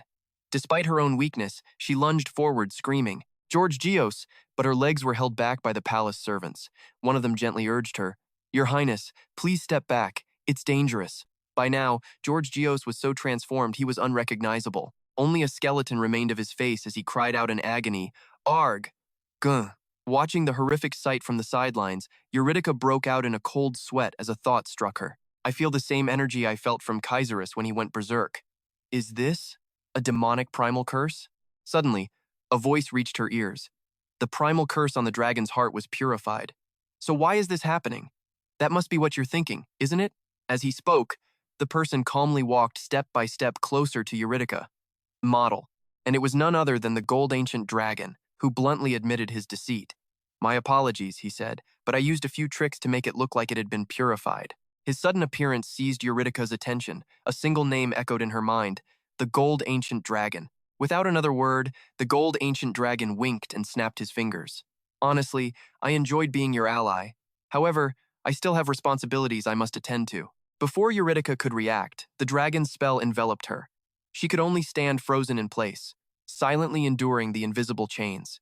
This was the dragon's tongue, a unique skill of the dragon clan, a power rooted in their very language. As he cast it, the gold ancient dragon's eyes grew cold and inhuman. He began to chant the curse, his voice booming with absolute authority. You will never be able to open your mouth to reveal the secrets of the world you possess. The bitter spell took hold, and Eurydica convulsed, the magic suffocating her until she could only gasp for a sliver of air to survive. Her body slumped forward. She struggled desperately to speak, but only choked sounds could escape her lips. Gah, cough. Having achieved his goal, the gold ancient dragon turned to leave, not forgetting to mock her one last time. What a pity. If you hadn't been so greedy for the dragon heart, the two of you could have lived out the rest of your lives happily with your daughter. The gold ancient dragon clicked his tongue in admiration. Your Amakina is quite marvelous, Eurydica. The dragon heart, once implanted in George Eos, has been completely purified, along with the curse that was hidden deep within it. The process of absorbing the dragon heart continued inside George Eos's body, his form twisting at a sickening speed. The gold ancient dragon sneered. Now, watch as your beloved husband destroys this world. George's face and body were distorted beyond recognition. He had become nothing more than a ferocious demon. How cruel. The gold ancient dragon announced with satisfaction. Behold the infinite power surging from the dragon heart. A horrifying scene unfolded. The absorption was complete, transforming George into a monstrous beast with a savage nature. It lunged toward Eurydica, who could only stare up in frozen terror. With no other choice, she was forced to plunge her sword into the beast's chest, into George's chest to end his rampage. No one could fathom Eurydica's pain in that moment. She stood paralyzed, her heart breaking as she watched the entire tragedy unfold. And so, George, in his demonic form, was vanquished. The dragon heart, glowing with a deep violet light, hovered in the air where he had fallen. The flashback ends. Eurydica recounted her sorrowful tale. I had to tear the dragon heart from George's chest with my own hands. For 1,000 years, after purifying the curse, I have waited for a worthy hero to come and claim it. Her expression remained heavy with grief. I know you are the hero worthy of this, Eurydica said honestly. However, your body isn't truly ready to receive the dragon heart. If I were to implant it in you now, its power would either rip you to shreds or leave you permanently crippled. Hearing Eurydica's warning, Zephy fell into deep thought. I know, he thought to himself. Besides, because of the death poison from before, this is as far as I can strengthen my body. If I can't grow stronger in the next few months, my mana circuits will start to constrict. The enhancement elixir with Belial is only effective while my stats are low. I've already used every method there is for rapid growth, but even with this thought, Zephy showed no fear, declaring aloud, however, the chance of success isn't 0%. Closing her eyes in thought, Eurydica immediately understood. You're thinking of using great fortune, aren't you? As long as the probability isn't 0, you can turn that chance into a certainty. But feeling it wasn't as simple as Zephy made it sound, Eurydica countered him. However, you've miscalculated. There is another moment when you will be forced to use great fortune. Zephy's eyes widened in shock. What? He blurted out.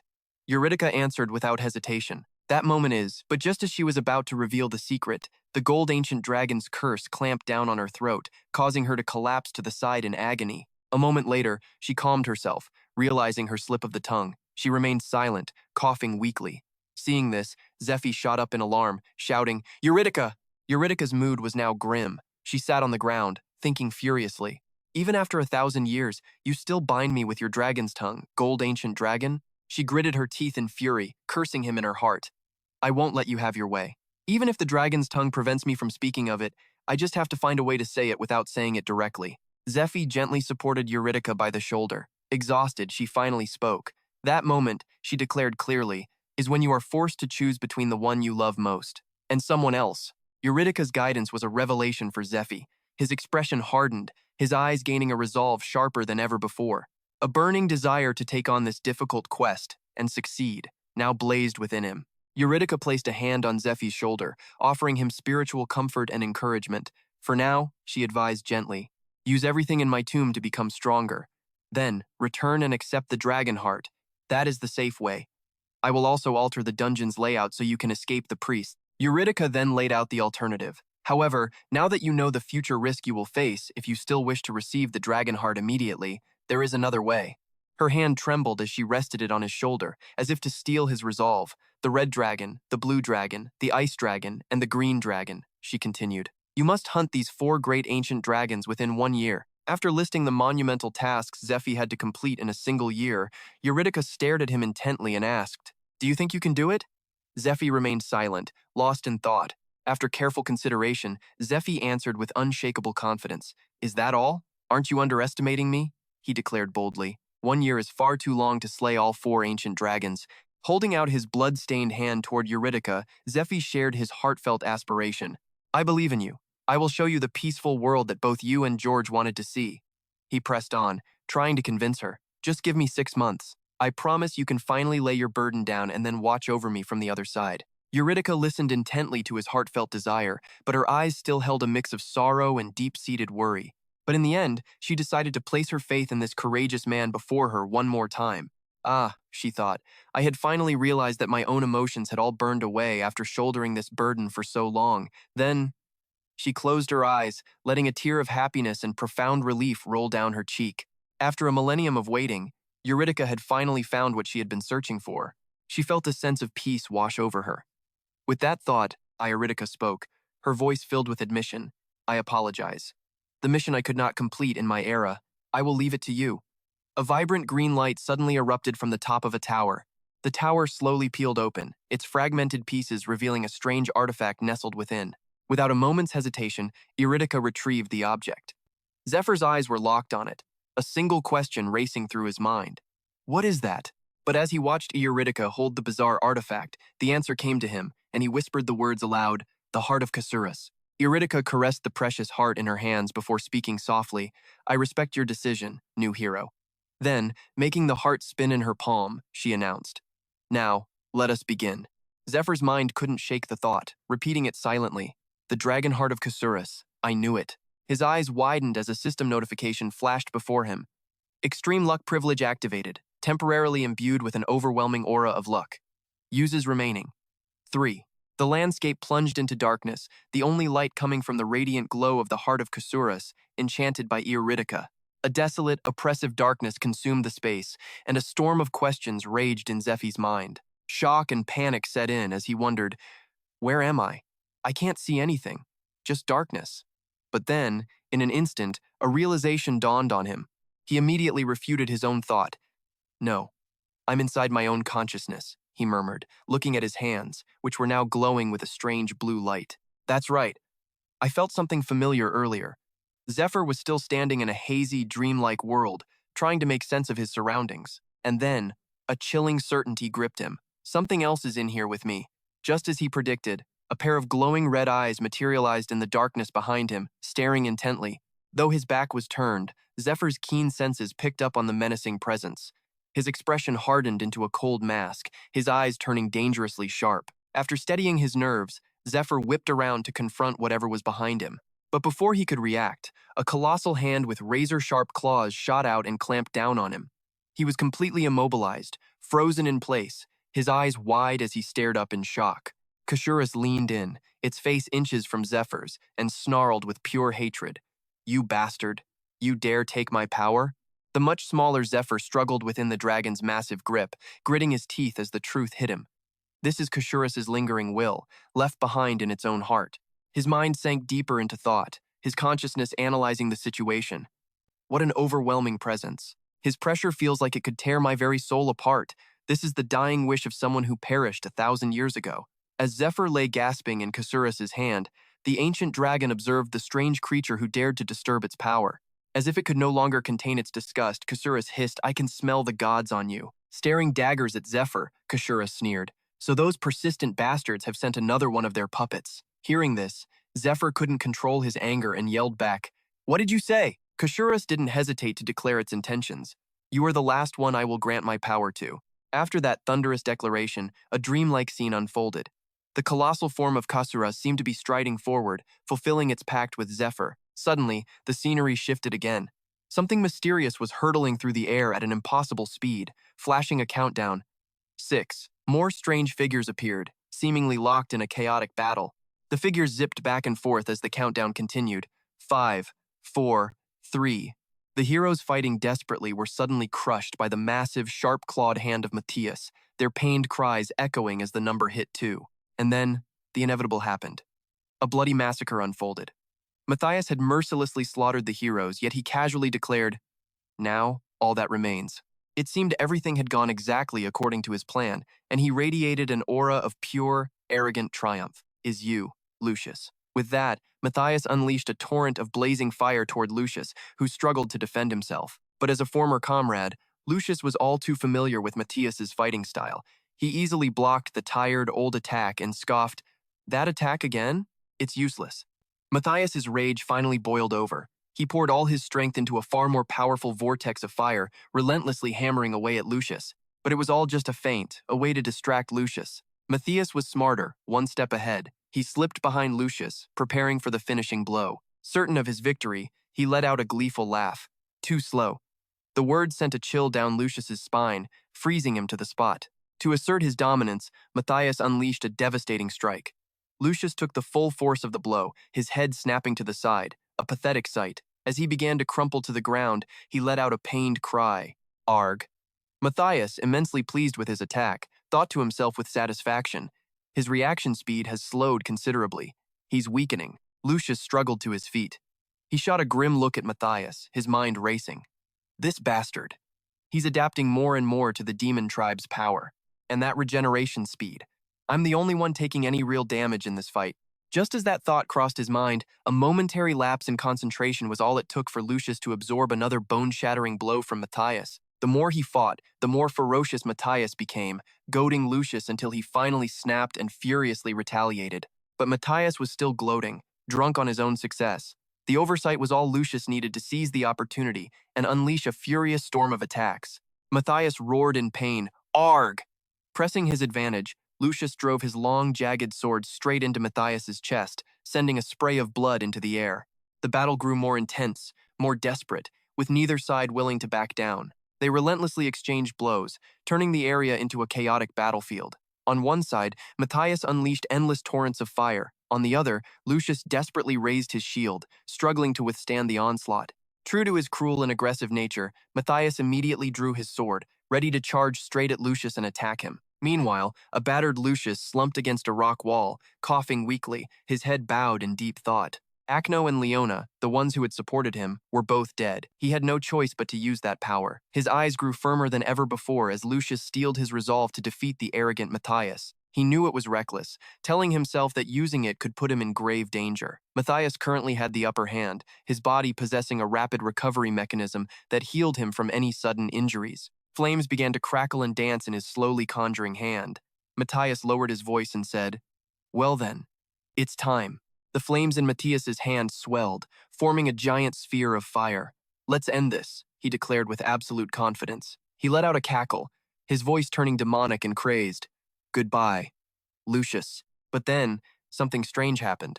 A blinding golden bolt of lightning snaked its way toward Matthias, completely unnoticed by him. Just in that moment, Matthias sensed the abnormality. His eyes shot open, nearly bulging from their sockets as a storm of questions erupted in his mind. Something's wrong? Matthias instinctively looked down at his hands, only to find that the fire he had just summoned was completely gone. Plunged into a state of utter confusion, Matthias thought to himself, "My fireball." Something pierced right through my fireball and destroyed it. Just then, a pure white feather appeared. Matthias instantly knew the culprit behind this shocking event and whispered, "A feather." Immediately after, a whole flurry of feathers began flying toward him. At the same time, Lucius was wiping the blood from his mouth, a grim reminder of Matthias's relentless assault. And then, a miraculous sight unfolded. Behind Lucius, a magnificent angel with brilliant white wings materialized, radiating a blinding light. The angel then spoke, its voice echoing, "Oh, my past self. How much of your lifespan will you offer this time?" Lucius tensed, and with a heavy heart, he answered curtly, 1 month. The angel seemed displeased with his offer, but still gently reminded him, 1 month. That is hardly enough to defeat that thing. Half a year might do it. In the next instant, a brilliant light appeared, converging into a massive sphere of energy. Lucius felt power surge through him, a gift from the angelic being. Dazzling electrical sparks began to arc and crackle all over his body. Matthias was stunned, utterly bewildered by this bizarre spectacle. He narrowed his eyes and looked up, stammering, "What is that? Why am I? Was the demon afraid?" Matthias's eyes were wide with disbelief as he screamed in confusion, "No way! This is impossible!" The sphere of light drew closer and closer, giving him no time to escape. He seemed unable to break free from his earlier shock, standing rooted to the spot as he thought. A man like Lucius was now completely out of his league. Lucius calmly carried out his mission. With the power granted to him by the angel, he felt more confident than ever, unleashing a continuous barrage of attacks at Matthias. The destructive force of the eternal light pierced straight through Matthias's body, sending a spray of his blood into the air. In an instant, all of Matthias's power, all of his arrogance, was extinguished by Lucius's masterful hand. The ground was now covered in nothing but Matthias's splattered blood. He was sprawled helplessly amidst the rubble, defeated by Lucius, yet he still hadn't lost his conceited attitude. Matthias began to mock him. "You pathetic wretch. It's quite impressive, thinking you could hide that kind of power for 20 years. Lucius didn't hesitate, explaining in a low voice. "It is a special skill of the saints, called glorious light. I borrow power from the angel I will become in the future, in exchange for my own lifespan. It's a closely guarded secret that only the Pope and a select few cardinals know about." As he spoke, his face darkened, and he continued with a slight sneer. "This is why the average lifespan of a saint is about 30 years. Even if we wanted to live a long life without using glorious light, we have no choice but to use it against powerful foes. Moreover, the temple forces the saints into death traps for its own benefit." The emotions poured out of him, and Lucius shared without hesitation. "The position of a saint is a cruel one. We are nothing more than puppets being manipulated by the temple." The flames of indignation in Lucius's heart reached their peak, seemingly uncontrollable. He let it all pour out, his voice a low growl. "Was there something? What made you so greedy that you betrayed your friends and abandoned everything, Matthias?" Hearing these words, Matthias couldn't help but let out a bitter laugh. "Ha! You say that only because you were the chosen one. You think you're the only puppet being played with?" Immediately after, Matthias stated firmly, "There is only one difference between us." Though his body ached from the attack, lying flattened on the ground, Matthias still tried to crane his neck and declare defiantly, "The goddess acknowledged the value of your life and not mine. That is all." As soon as he finished speaking, Matthias began to lose consciousness. His eyes were about to close for good, but he forced himself to speak one last time. "What exactly is the difference between you and me? I was an extraordinary person in whom everyone placed so much hope, but why did it have to end like this?" Matthias's entire body began to dissolve into the air, but he managed to leave one final sentence behind. "You still refuse to answer me, goddess. You are too cruel." The dragon's heart continued to pulse with a brilliant light. Someone's bloody, scratched hand lay motionless on the floor, and a faint cough could be heard. Ned slowly opened his eyes, his mind still clouded. Still in a daze, he thought to himself, "Was I unconscious? My head is pounding." Suddenly, something appeared before him, causing his eyes to snap open as he jerked his head up. Right there, before his eyes, was the image of Eurydice casting a spell on Zephr to absorb Kaisa Rose's greed. Ned was so surprised he blurted out, "That's the boss's dungeon. What the hell is going on now?" The battle between Lucius and Matthias had left behind immeasurable loss and devastation. The bravest and strongest heroes had all been attacked by the demon named Matthias, knocked unconscious and scattered across the floor. Lucius desperately used a healing spell to revive them, chanting, "Almighty Arya, Almighty Arya, Almighty Arya." Finally, thanks to Lucius's relentless efforts, something began to change. Both Leona and Agno suddenly coughed at the same time. Lucius, anxious and restless, rushed to Agno's side, shaking him and yelling, "Agno, Leona, are you all right?" Trying to ease his leader's worries, Agno forced himself to speak, his voice still weak but reassuring. "I'm okay, Captain." His heart twisted in agony seeing his comrade so gravely injured. Lucius thought with bitter resentment that out of everyone, only 3 people were left alive. The scene changes. In a soft voice, Lucius encourages the heroes, telling them the raid ends here and it's time to go back. The scene then shifts to a completely unfamiliar place, where a mysterious object continuously emits a blinding pinkish light. The landscape shifts dizzyingly. A colossal pitch-black dragon is still gripping Juffy tightly in its claw, letting out a deafening, ferocious roar. "Out!" Suddenly, the dragon senses something unusual nearby. Its crimson eyes widen as it silently analyzes the energy. That brilliant pink light gradually moves closer to Jeffy, causing him to freeze and stare. Everything became crystal clear. Jeffy was certain of it. This light was the effect of extreme luck. The rosy energy continued to draw nearer, making him mistakenly believe it was there to protect him. Jeffy just smirked and thought to himself, "I'm already getting used to it. I don't need its intervention." Then, Jeffy drifted into deep thought, telling himself, "This is my world of consciousness, not reality. Therefore, the most important thing is my spirit. If I show fear before him, then even if the transformation succeeds, my soul will be devoured by his, and I'll become nothing more than a hunting dog. I can't let that happen. After careful consideration, Zephr resolved to defeat this savage dragon. He suddenly placed his hand in the gap within the dragon's giant claw and steeled himself. Remember, the power deep within Zephr surged, erupting as he split the dragon's hand in two. The aura radiating from him shone brighter than ever. Zephr was completely focused, seriously contemplating, who am I? And just like that, brilliant flashes of light erupted as he sank deeper into concentration. Immediately after, his eyes shot open, his sharp gaze fixed on the savage dragon. As if to display his overwhelming power, Zephr unleashed a critical blow, striking the dragon and sending it reeling in shock. In a flash, Zephr transformed. His entire body was now clad in full battle armor, a razor-sharp sword in hand as he continued his assault on the brutal beast. Like a bolt of lightning, Zephr leaped into the air, plunging his sharp sword straight into the dragon's body. It had no time to react, taking the full force of the devastating strike. The dragon fell back, roaring in agony. Zephr had pierced one of its eyes, and blood streamed down its face. Zephr landed lightly, his eyes tracking the dragon's condition. While the dragon was in a state of extreme pain from the attack, Zephyr's voice dripped with sarcasm. You think this is my first time? You aren't the first evil desire of a dragon I've had to fight inside my own consciousness. That includes those from my past life. At this, Zephr paused, as if lost in thought, but his grip on the sword remained tight, ready to strike. After a moment, Zephr stated with conviction, "You're the fifth one." He then began to walk calmly, step by step, toward the dragon. Zephr spoke with disdain. "This dragon is so annoying. If you just died, I could simply absorb it. You insist on testing everyone to see if they're worthy of your power." The more he spoke, the more intense he became, the fire of battle blazing in his eyes. Zephr lost control of his words, letting slip some rather harsh remarks. "Just get that damn thing out of me. It's time I gave you a proper education." Hearing Zephr's arrogant boasting, the dragon grew infuriated and growled a challenge. "Is that mouth of yours your best weapon? Come on then." Without making it wait, Zephr instantly charged forward, unleashing a relentless barrage of attacks. The two were evenly matched, neither willing to back down. The fierce and thrilling battle raged on.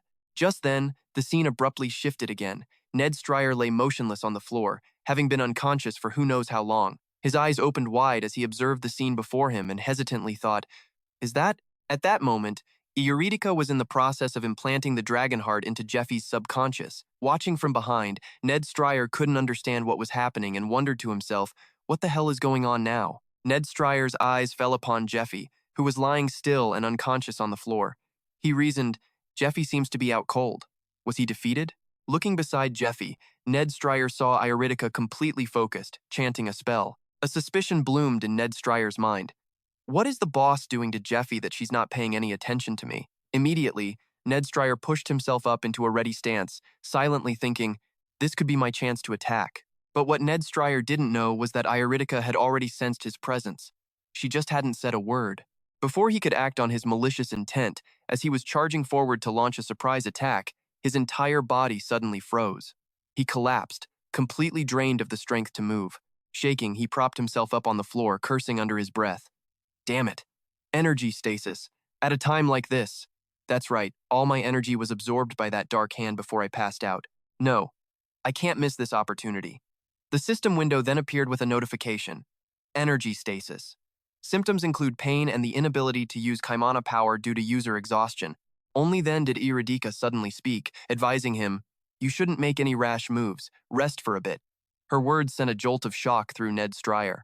With that, Eurydica turned her back, chanted something, and flicked her fingers, sending a spell toward Ned Stryer. Her magic enveloped his entire body. Ned Stryer gritted his teeth, glaring at Eurydica. Suddenly, his body underwent a strange transformation. Ned Stryer's face turned pale as a wave of nausea washed over him, forcing him to cover his mouth as he made bizarre noises. Irk! A fit of violent coughing immediately followed. After a struggle, Ned Stryer finally vomited up a fat, wiggling worm. The sight was horrifying. Ned Stryer was stunned silent by the gruesome scene. He stared wide-eyed and blurted out in disbelief. This isn't the marked worm that I swallowed. Seeing Ned Stryer's utter shock, Eurydica explained. I have expelled the fragment of evil from your body while it was in its larval state. It seems you never once used that worm's power. You achieved your level of strength entirely through hard work, didn't you? That's truly wonderful. Eurydica smiled cheerfully. Although it was just a worm, It seems you've sustained some internal injuries, so you should rest a little longer. Since you've received Dakota's mana, you'll recover after a good sleep. Hearing this, Ned Stryer was completely bewildered. He thought hesitantly, a coda? What is she talking about? Is the boss helping me? I don't know, but I'm so tired. The scenery changed abruptly again. On a wall, circular rotating mechanisms appeared, covered in sharp interlocking spikes. Someone's voice suddenly rang out. Please, look at this. This is the purification device on the 5th floor. It extends all the way here. The slave girl continued, sharing her thoughts. We have to find a way. The dungeon's layout has completely changed. Beside her, Leona let out a weary sigh. Phew, it's been 2 days since the battle. I hope we can get out of here before the food runs out. Lucius stood frozen in silence, prompting an anxious Adno to press him. What should we do, Captain? After a long moment lost in thought, Lucius finally spoke. First, we find the remaining holy stigmata.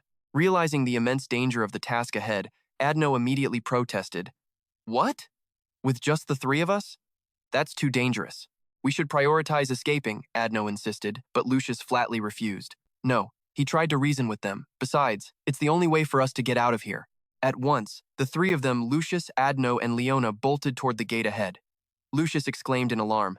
Those 2 slaves who stole the holy stigmata, they're acting strangely. One of his companions replied, Yes, I'm sure they belong to the nobles. They weren't with us when we fought Matthias, and they didn't attack him either. Why is that? Lucius silently pieced it together, imagining a conflict between the nobles and the demons. What if they're a different faction from the demons? Let's assume their enemy was Matthias, and we were the ones who took him out for them. That makes sense. A chilling doubt began to creep into Lucius's heart, along with the fear of losing his entire investment in the dungeon if he were to die. The temple would have no choice but to auction off the dungeon to cover its debts. It would mean 10 years of effort going down the drain for nothing. If those 2 slaves were from the noble faction, they were definitely smart enough to see the bigger picture.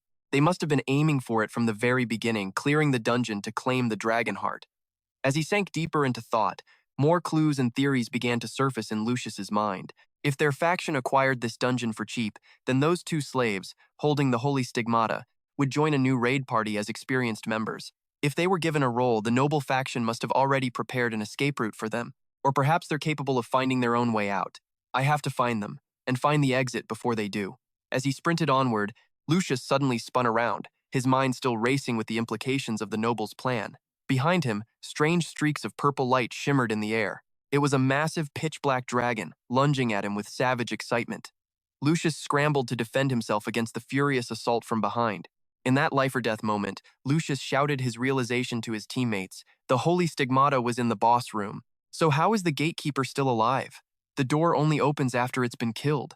His rapid-fire questions made Leona and Adno whip their heads around in stunned disbelief. The ferocious dragon bared its sharp fangs, its eyes locked on Lucius. It immediately unleashed a blast of purple light, forcing Lucius to stumble backward. A horrified Adno screamed, Captain! The black dragon's relentless attacks pinned Lucius against a wall, crushing him under its immense weight. He was on the verge of death. He struggled to raise his sword, but his strength was failing.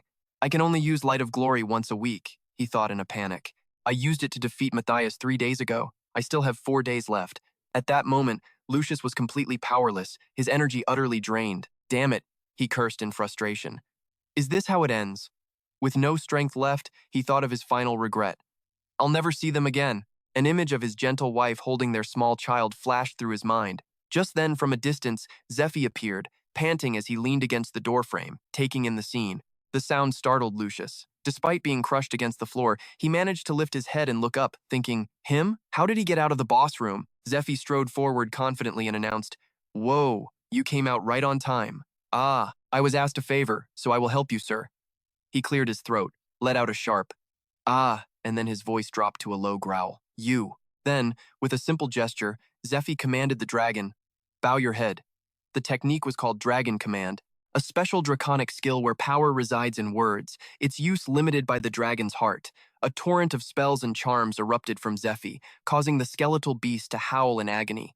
Lucius's face went pale with fear. What? What in the world is happening? He thought, horrified. He ground his teeth in pure jealousy, staring daggers at Zephr. That monster is obeying a slave? And it was true. By some unknown power, the massive black beast obediently fell to the ground at Zephyr's command. Zephr silently watched the beast on the floor. Let's see. Ah. Numbers began to tick by in his mind. 4, 5. At that moment, the ferocious beast's hands were bound tightly by the spell. Zephy watched in silence, continuing his count. 8, 9. The bonds on the beast's hands had already loosened. As the number 10 formed in his mind, the dragon suddenly broke free from the spell's restraints. It split its hands apart, completely unbound. Zephy seemed to have anticipated this. He stood his ground, watching the beast roar to the heavens. Then, he leaped into the air, a thought flashing through his mind. Dragon command only works for 10 seconds. With a newly transplanted dragon heart, I can't use its full power yet. The heart was still pounding violently inside Zephy's chest. He stood still, feeling its rhythm. On top of that, I have to balance my own power with the dragon's to keep from going berserk. The heart's output has been limited to 1%. But now, Zephy was burning with fighting spirit, ready to face the coming assault. He silently encouraged himself, but even with these limits, this is still the power of a dragon. Now free, the skeletal beast gripped its long sword, growling as it prepared to strike Zephy. Its hand clenched the blade tighter than ever. And that's Graham, the sword of Georgios, Zephy realized with a jolt. A terrifying aura still pulsed from the beast. Zephy silently noted that the sword possessed a power that surpassed even dragons, a weapon forged to slay the most powerful dragon in the world. This wasn't going to be easy. Just as he thought, the skull-headed beast immediately attacked, unleashing a violent storm of deep purple energy. In an instant, that surge of power shot like lightning straight toward Zephr, but he quickly parried the attack with a bolt of his own. Zephyr's entire body erupted in a brilliant golden light. A clear plan for this battle had already formed in his mind. So, instead of using the dragon's power, I'll use this light to face you. Zephyr's chosen method to fight this monster was the light sword, a divine creation forged from the most primal rays of light, its usage restrictions lifted by the goddess of light herself. An image of the goddess appeared in Zephyr's imagination, and like a man in a trance, he drifted into his thoughts. The goddess of light's first request was simple: please, save my saint of light. Remembering this, Zephr whispered aloud, all right, I accept. Then, in a flash, Zephr stood in the center of the arena, summoning a power of light so brilliant it was like a bolt of lightning that illuminated the entire space, forcing even the beast to freeze and stare up at him. Overflowing with confidence, Zephr declared loudly, Iron Dragon, you can leave now. Thank you for everything. The light grew blindingly radiant as Zephr charged forward, pouring all of his strength into destroying the skull-faced beast. Onlookers like Lucius could only watch in awe, barely believing his eyes as he gasped in shock. Black Bear silently concluded that it was a legendary holy artifact, one that only a select few chosen priests were permitted to wield. The light sword. Lucius was so stunned he stared without blinking, his mind racing. What the hell is this? Isn't he a pawn of the Demon King? He reasoned that if someone was an ordained priest of the temple, they could still use the power of light, even if they secretly worshipped the Demon King.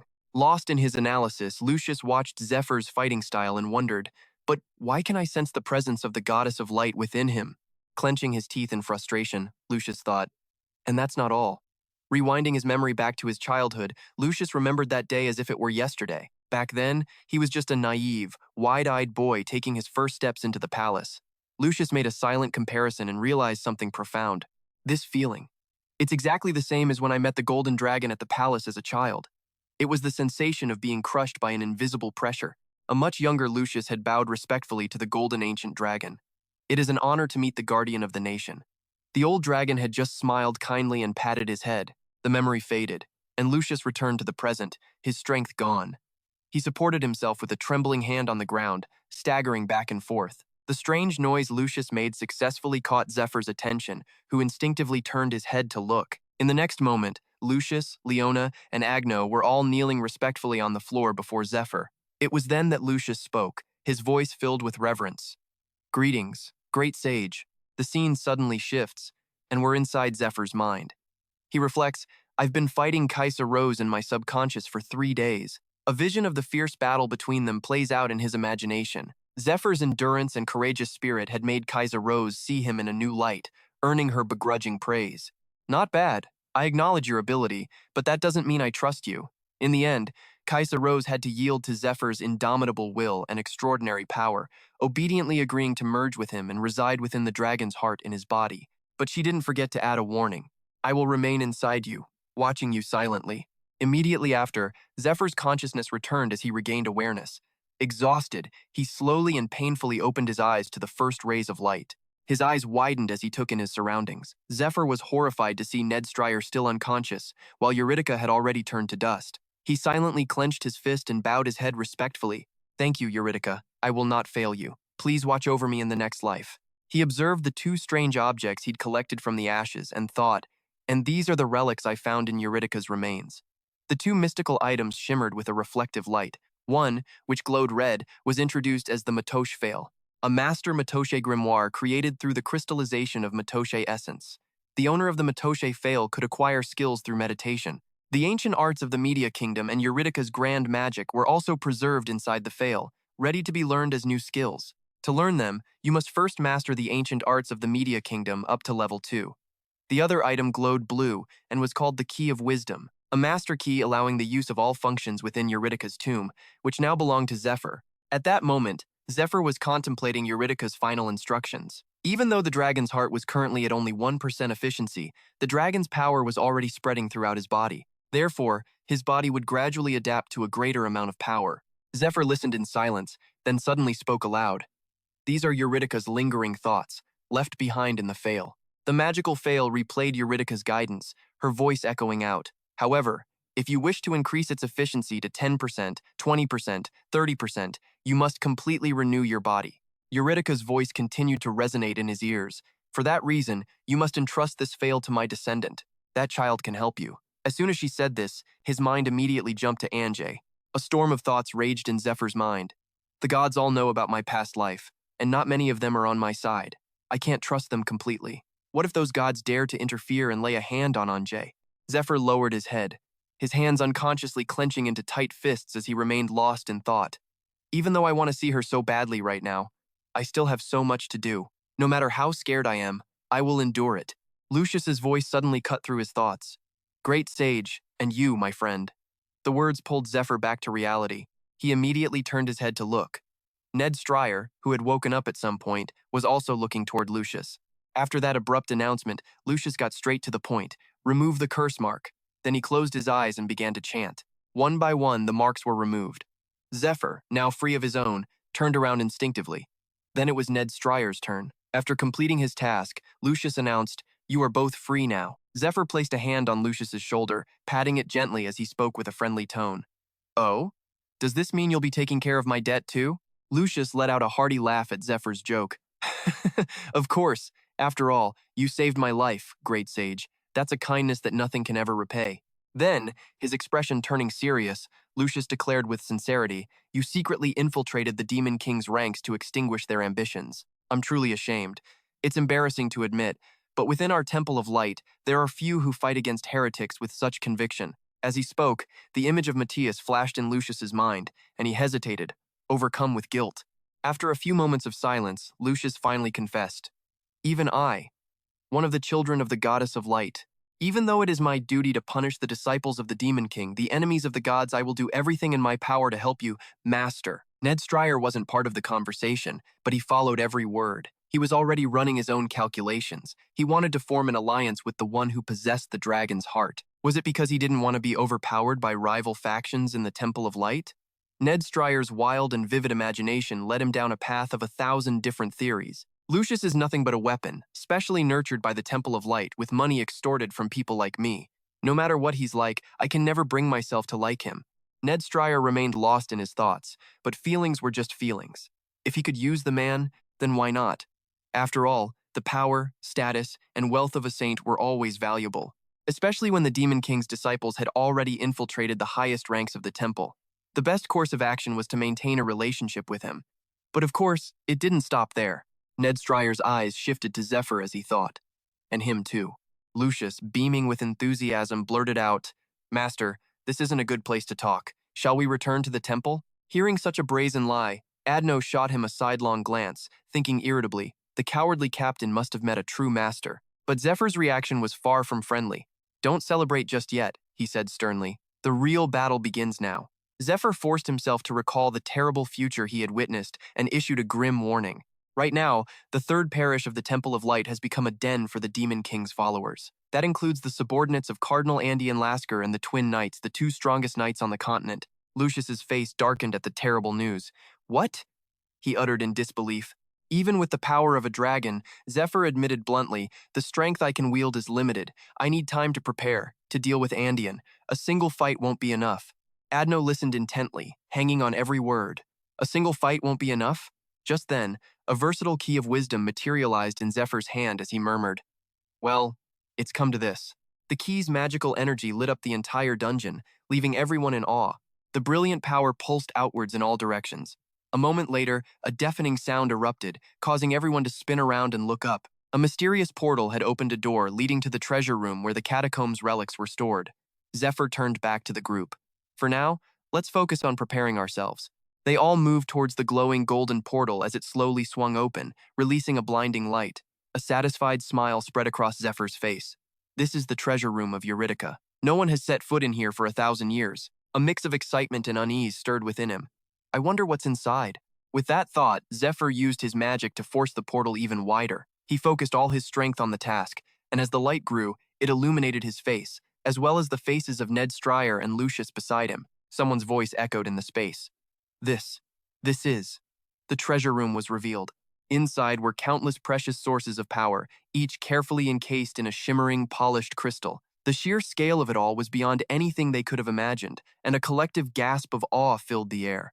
Adno was the first to react, still overwhelmed by the sight as he exclaimed in amazement, "What is that?" Adno's voice drew Ned Stryer's attention, and Ned Stryer immediately looked where he was pointing. Before them were neat rows of glass vials, each containing a different power, all sparkling and radiating light. They're all encased in crystal. Adno breathed in shock. Lucius was equally stunned by the unbelievable sight. His eyes widened as he scanned the room, realizing what he was seeing. You could tell just by looking that some of these were high-grade items. They were all holy relics from Eurydica's catacomb. Only Zephyr remained unfazed by the incredible treasury. As if it were nothing, he calmly stepped forward and retrieved a random vial of power from among the hundreds, even thousands, that surrounded them. Zephyr's action left everyone completely stunned. Standing behind him, Ned Stryer couldn't help but let out a gasp of surprise. "Whoa." But Zephyr just said nonchalantly, "Oh, so that's how you get them out?" Watching the entire process, Lucius was filled with envy. "I don't even know how to get the items out of the crystals," he thought. "I didn't even help take down the boss, so everything here belongs to him." Zephyr continued exploring, pulling more items from other crystals. Leona, delighted by this, bounced over to him and started pointing things out. "Jack Wannick." Lucius reflected on himself, thinking in shame, "Who's really helping who here? I've been overestimating myself." Just then, Zephyr suddenly broke the silence. "Does anyone have an appraisal skill?" Leona's eyes lit up as she immediately answered, "I do." Adno, much calmer, let out a sigh and spoke up as well. "I have one too." The appraisal ability was described as a skill that evaluates an item's stats by deciphering the flow of mana within it. The more proficient the user, the more information they could obtain. Both Adno and Leona sat down and began meticulously appraising the items Zephyr handed them. Leona picked up an artifact, examined it closely, and began her assessment. The ancient Medea kingdom was a civilization with highly advanced magic. The magical artifacts from that era are far superior to anything in the present day. Ned Stryer listened intently to Leona's analysis as she continued. "Even though their value would be astronomical, you couldn't buy these anywhere. They are just that incredibly rare." Zephyr was about to explore another section when his eyes caught on a particular item encased in a gleaming crystal. The item that had captured his attention was a glass vial containing a deep purple eye. Zephyr was speechless. I can't believe it's here." A satisfied smile graced his lips. It seemed to be the very thing Zephyr had been searching for all this time. Finally, fate had brought him to it. Zephyr exclaimed in excitement, feeling his luck had finally turned. Everyone who entered the treasure room had collected items perfectly suited for them. Leona obtained a spirit gem and a seashell stone necklace. Acno found a petrification shield and a skill stone for himself, and Lucius discovered and claimed the mirror armor. All three of them were overjoyed. Meanwhile, another figure stood proudly, clad in a crow's cloak, a sunset tunic, a mist bracelet, and wielding the phantom sword, a colossal blade that let out a piercing shriek. This was the mighty Zephyr, shouldering the Masuras sword, specially granted for his use, along with a silver-plated feather cloak, silver-plated boots, and a set of iron gauntlets. After gearing up, the group gathered together to talk. Zephyr was the first to speak, bringing up the confrontation with Andean. "He's the one occupying the cathedral, right?" Lucius, sitting opposite him, answered without hesitation, "Yes. It's not that I don't trust you." Lucius let out a long sigh, expressing his genuine concern. "But our church has no way of identifying a disciple of the Demon King. We can only recognize them when they use the Demon King's cult skills, or if they're forced to confess under interrogation. If a suspect flatly denies it, our hands are tied." Nay's expression suddenly turned serious. There is one other way. His words immediately caught Lucius's attention. Net quickly shared his idea. When you kill them, the seal centipedes crawl out, don't they? After a long moment of contemplation, Lucius voiced his objection, worried. Whatever that method may be, we have to consider Andean's lineage and status. Then, as if to prove his point, Lucius didn't hesitate to elaborate. Andean's family is the family of Marquis Lasca. They are a highly respected and immensely influential house. Andean himself inherited the position of bishop in the 4th diocese from his father, and now he has been promoted to archbishop, seizing control of the entire central diocese. Lucius continued his lengthy explanation. Furthermore, his family and I have a friendly relationship. Images from the past suddenly flooded Lucius's mind. In a flashback, a respectful Lucius reported, "All the soldiers have joined the strike team, so we're severely short-handed. For you to lend us your guards like this, we don't know how to thank you enough." Andean just smiled casually and replied in a friendly tone, "It's nothing. Helping each other is only natural. Just think of them as your own men." Back in the present, Lucius stated with certainty, he always remained neutral in the power struggles between the temple factions, so he has almost no enemies. After presenting his solid evidence and logical arguments, Lucius expressed his fear. If we were to arrest or kill a man like that without any cause, Ned appeared to be listening intently, but inwardly, he was already scheming. Forging evidence and then killing him seems much simpler. He might not say it, but I know he doesn't fully trust me and Zephr, which is why he's demanding proof. Only Zephr, after listening to Lucius's presentation, knew how to handle the situation. He crossed his arms calmly. "Proof? Of course we have it." Zephyr's words sent a flurry of questions through Lucius's mind. Thinking fast, Zephr pulled a small glass vial containing the purple eyeball from his pocket. He held it up, shaking it slightly, and asked with a serious tone, "What do you suppose this is?" The scene shifts to another location, where Alfonso is carrying out his master's orders. He looks to the right. Then, on his master's command, Alfonso looks to the left. And finally, Alfonso looks straight ahead as ordered. Just then, his master's voice rings out, "How do you feel?" Alfonso replied with polite reverence, "Wonderful, Lord Andean." After torturing Alfonso in every way imaginable, a satisfied Andean let out a loud laugh, praising him, "Excellent. Well, Alfonso, you should have just listened to me from the start." Sister Claudia, terrified, secretly watched the cruel and inhuman spectacle. She clutched her small child tightly, her heart filled with distressed questions. Why? Why is Archbishop Andean acting like this? Andean seemed to notice her strange expression and turned his head to ask in a low voice, "Is something wrong, Sister Claudia? Didn't I tell you I was going to show you something interesting?" Alfonso's head hung low, having been brutally tortured by Andean like an animal. Andean moved closer and closer to Sister Claudia, causing her limbs to tremble uncontrollably, but she still tried her best to protect her child. He continued in a hushed voice, "Inside the belly of every disciple of the Demon King's cult, there is a seal that allows us to use the cult's power. The more we use it, the stronger we become." As he spoke, he reached a hand into his own mouth to pull something out. Andean's face was as dark as a demon's as he calmly explained. When the seal evolves to its final stage, you gain a special ability. From inside his mouth, Andean pulled out a disgusting, still-wiggling seal centipede.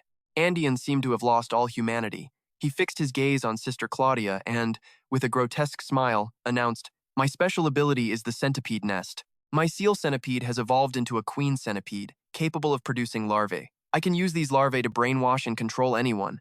As if to prove the truth of his words, Andean shamelessly used Alfonso as a witness, declaring with contempt, "Just like this venerable father here." Andean stepped right in front of Sister Claudia, a deceptively gentle smile on his face that made her stumble backward in shock. He wasted no time in asking, "Do you know why I'm explaining all of this to you?" Andean brought his face close to Sister Claudia's, a savage grin spreading across his lips as he confessed, "Your husband, Lucius. I want you to bring him to my side." But while Sister Claudia appeared fragile on the outside, her spirit was incredibly strong. She retorted firmly, "Bring him to you? What do you mean?" Her sharp tone startled her son, Marius, who began to cry. Immediately, Marius started wailing loudly, and Sister Claudia rushed to comfort her child. Andean was like a creature half demon, half god. After threatening her, he instantly changed his demeanor, smiling warmly to soothe the boy. "Oh my, I've scared the little one, haven't I? There. What's the boy's name?" Sister Claudia replied while comforting her son, "Marius." But Marius wouldn't stop screaming. Andean leaned in close, observing the child with a sly, perverted smile. "Little Marius, do you like bugs?" His words sent a chill down Sister Claudia's spine. Her eyes widened, as if she knew what was about to happen. Just as she feared, Andean put on a deranged, innocent act. He held the squirming worm and brought it closer to Marius, whispering, "Let's be friends with this cute little bug." The worm drew closer and closer to Marius's mouth, making the baby cry even harder. Driven by boundless motherly love, Sister Claudia couldn't bear the horrific sight. She threw all caution to the wind, slapping Andean's hand away to protect Marius, and screamed. No, Andean never expected things to go this far. He lost his balance and stumbled backward, the man flying one way and the worm flying another. In the sudden chaos, Andean's sleeve was pushed up, revealing a blackened, grotesque arm, swarming with writhing, crawling worms. This horrifying scene left Sister Claudia speechless, utterly stunned. A million questions raced through her mind as the truth she had worked so hard to conceal was violently exposed. Overcome with rage, Andean Lasker roared, "You wretched woman!" Just as he was about to strike Sister Claudia, he received grim news from the gate guard. The man rushed over, shouting, "Lord Andean Lasker, there's trouble!" His face turned pale when he learned Lucius was outside. He gritted his teeth and screamed, "What?" Forgetting the trivial matter from moments before, Andean Lasker stormed to the window, flinging it open as furious thoughts consumed him. So soon? How is that possible? He should be conquering the catacombs right now, so why is he back? Gazing down at the scene below, Andean Lasker trembled with fear. A bloody, horrific battle was unfolding. Lucius and the new allies he'd just met were savagely attacking the soldiers guarding the building. Lucius had already sensed his presence. He looked up, his gaze piercing, and cleared his throat. "Cardinal Andean Lasker, it's been a while." Andean Lasker still seemed unable to grasp the situation. He spoke with misplaced confidence. "Have you gone mad, Lucius? Why are you attacking clergymen in your own diocese?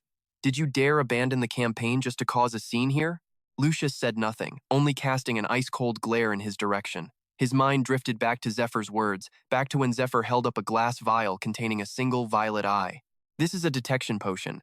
If you place a single drop of this potion in your eye," Lucius recalled Zephyr's instructions, "you will see the mark within the bodies of the Demon King's disciples." After following the directions, Lucius's eyes could see everything. Before him stood only followers of the Demon King, waiting to attack. Lucius had always been confident in his own abilities, but after meeting Zephr, his perspective on himself had shifted. He thought with a bitter laugh, "Huh, my judgment of character is truly terrible." Immediately after, Lucius's voice boomed with authority. "Cardinal Andean Lasker, Lasker!" He raised his sharp sword, pointing it directly at Andean Lasker, and declared, "I, the Holy Knight Lucius Jonetti, will apprehend you for the crime of heresy." Lucius gritted his teeth, vowing fiercely, "Deceiving the Temple of Light is an unforgivable sin, and you will pay the price." Realizing he could no longer hide, Andean Lasker dropped all pretense, letting out a grotesque, delighted laugh. "Ha ha ha, you insolent whelp!"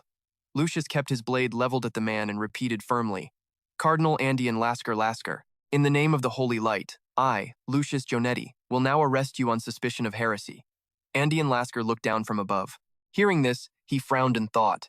He had anticipated Lucius would survive and return, but this was far too soon. With Lucius's experience and those soldiers, there was no way they could have cleared the dungeon so quickly. It seems Matthias has failed. Could it be they found him out before he even reached the boss room? I can't believe he spilled information about me too. That useless piece of trash. Well, there's nothing to be done now. Lucius, you walked right into a trap the moment you returned to the temple.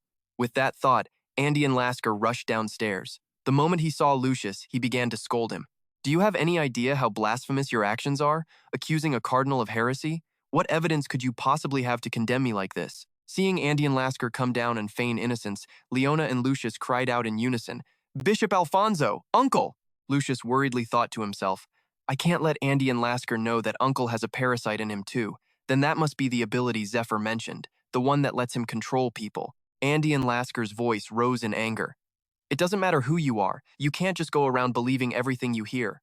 Furthermore, before Andean Lasker could finish, Lucius cut him off. "I have evidence. Right here, Cardinal." Hearing this, Andean Lasker's expression changed instantly. He frowned, his fear now visible. He stared at the letters, the proof in his mind raced. That thing? His memory flashed back. Zephyr's group was searching for that very evidence.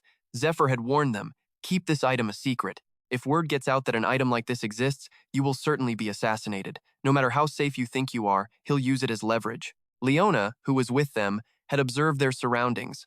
"The teleportation mat is gone," she'd said. "How strange." After that, they pressed on. The tomb of Eurydica was a massive labyrinth built over a vast area.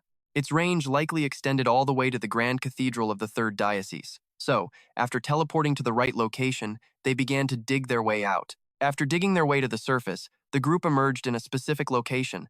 It was there that Lucius explained to the others. This is the base Matthias used. The demon god worshippers hold their gatherings here. Back in the present, Lucius held out the evidence recovered from the abandoned house for all to see. These are the letters exchanged between Matthias and Cardinal Andean Lasker. They detail the plan to steal the replica dragon's heart, their praises for the demon god. It's all recorded here. It seems he planned to burn them after reading, but it looks like Sister Claudia kept them as insurance after he stabbed her in the back. So much for having faith in your own aid. At these words, Andean Lasker's face contorted with fear and rage. Veins bulged on his forehead as sweat poured down his face. But just as quickly, he composed himself and responded to Lucius. He laughed contemptuously, as if the whole story was a ridiculous fantasy. One would expect him to deny it, but instead he broke into a loud laugh and confessed. "Ha ha ha, you got me, Lucius! A direct hit! I never thought you'd be so thorough. Did that Matthias fellow get a taste of your righteousness and spill everything?" "Ha ha ha, fine. I am a servant of the Demon King. I am Andean Lasker, the 11th ranked disciple in the cult of the Demon King." Andean Lasker's voice then turned cryptic and challenging. "But what good does knowing that do you? You can't lay a single finger on me." As the words left his lips, he pressed a sharp dagger to Sister Claudia's throat. Seeing the imminent danger, Lucius cried out, "Claudia!" Sister Claudia called his name back in fear. Andean Lasker watched the drama unfold with amusement. "Whoa, calm down now. It wouldn't be difficult for me to carve a hole in your woman's neck before you could even reach me. I have a very special parasite. Whoever swallows it will obey my every command, and I've prepared a special brainwashing parasite just for you." As he spoke, Andean Lasker held the parasite up right in front of Lucius. Then, he challenged him. "So, who's going to eat it? Make your choice. Your lover, your son, or you?" "Lucius," Andean said, pressing a knife to Claudia's throat. "You have until the count of 3 to decide. 1, 2, 3. Just as the last word fell, Lucius answered, his voice laced with helplessness. "I'll eat that thing, just don't touch her, or my child." That was all Andean needed to hear. A sinister smile spread across his face as he said, "Excellent, then I'll have your lover eat it." And he did exactly that. He shoved the insect towards Claudia's mouth, forcing it on her. The sight sent a shockwave through Lucius. His eyes flew wide as he roared in horror, "No!" But in that critical moment, a sword pierced through Alexander. The attack was completely unexpected, and he thought in surprise, "Since when? I've been monitoring this entire floor with my senses. How did I not detect anything at all?" Meanwhile, Ned was wearing a fog bracelet, which granted him a superior stealth skill, one that often required a legendary tier detection skill just to notice. And so, with the element of surprise on his side, Ned successfully defeated Andean and rescued Claudia. He told her, "Hold on tight." Seeing this, Andean's guard swung his sword at Ned, roaring, "You bastard!" A fiery battle immediately erupted between them. As he clashed with the guard, Ned thought, "Of the twin knights, he is the Gold Knight. For my first time facing him in close quarters combat, his power is overwhelming. This is the strongest warrior on the 10 continents." During the fight, Ned launched a burst of fire toward Andean. The guard quickly moved to protect his master, while Ned used the opening to secure Claudia's escape. Andean watched, seething with rage. What the hell is this? I thought he'd either die by Lucius's hand or maybe escape on his own. Before Lucius entered the boss room, that guy was fighting my men from the church. Everything was going perfectly, so where did he come from to ruin it all? Could that Easterner have deceived me? Pretended to cooperate only to sabotage my plan and make me fail?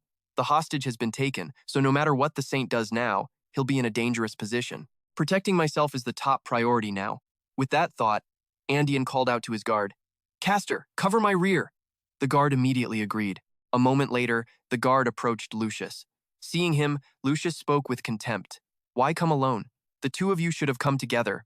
Only then would you be worthy opponents for me," the guard retorted. "For you, I alone am more than enough.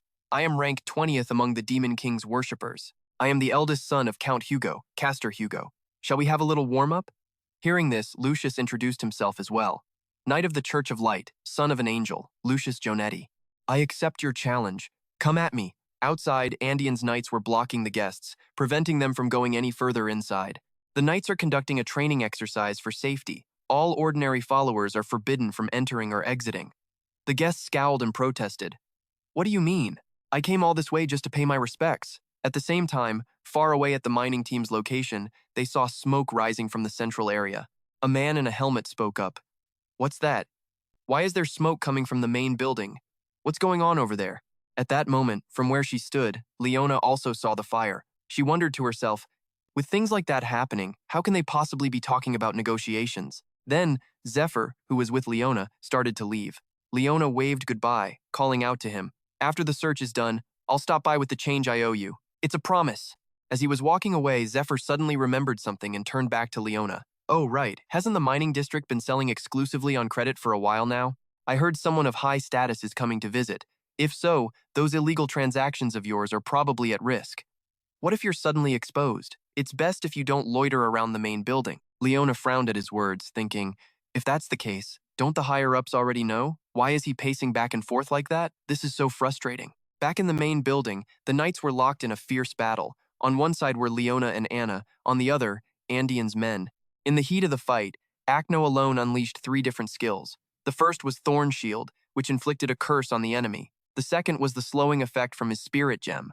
It caused the enemy's speed to drop significantly. His third skill was the Spirit Gem's Curse, which reduced the enemy's abilities. Meanwhile, Leona activated her Obsidian Bracelet, reducing her cooldown time by 50%.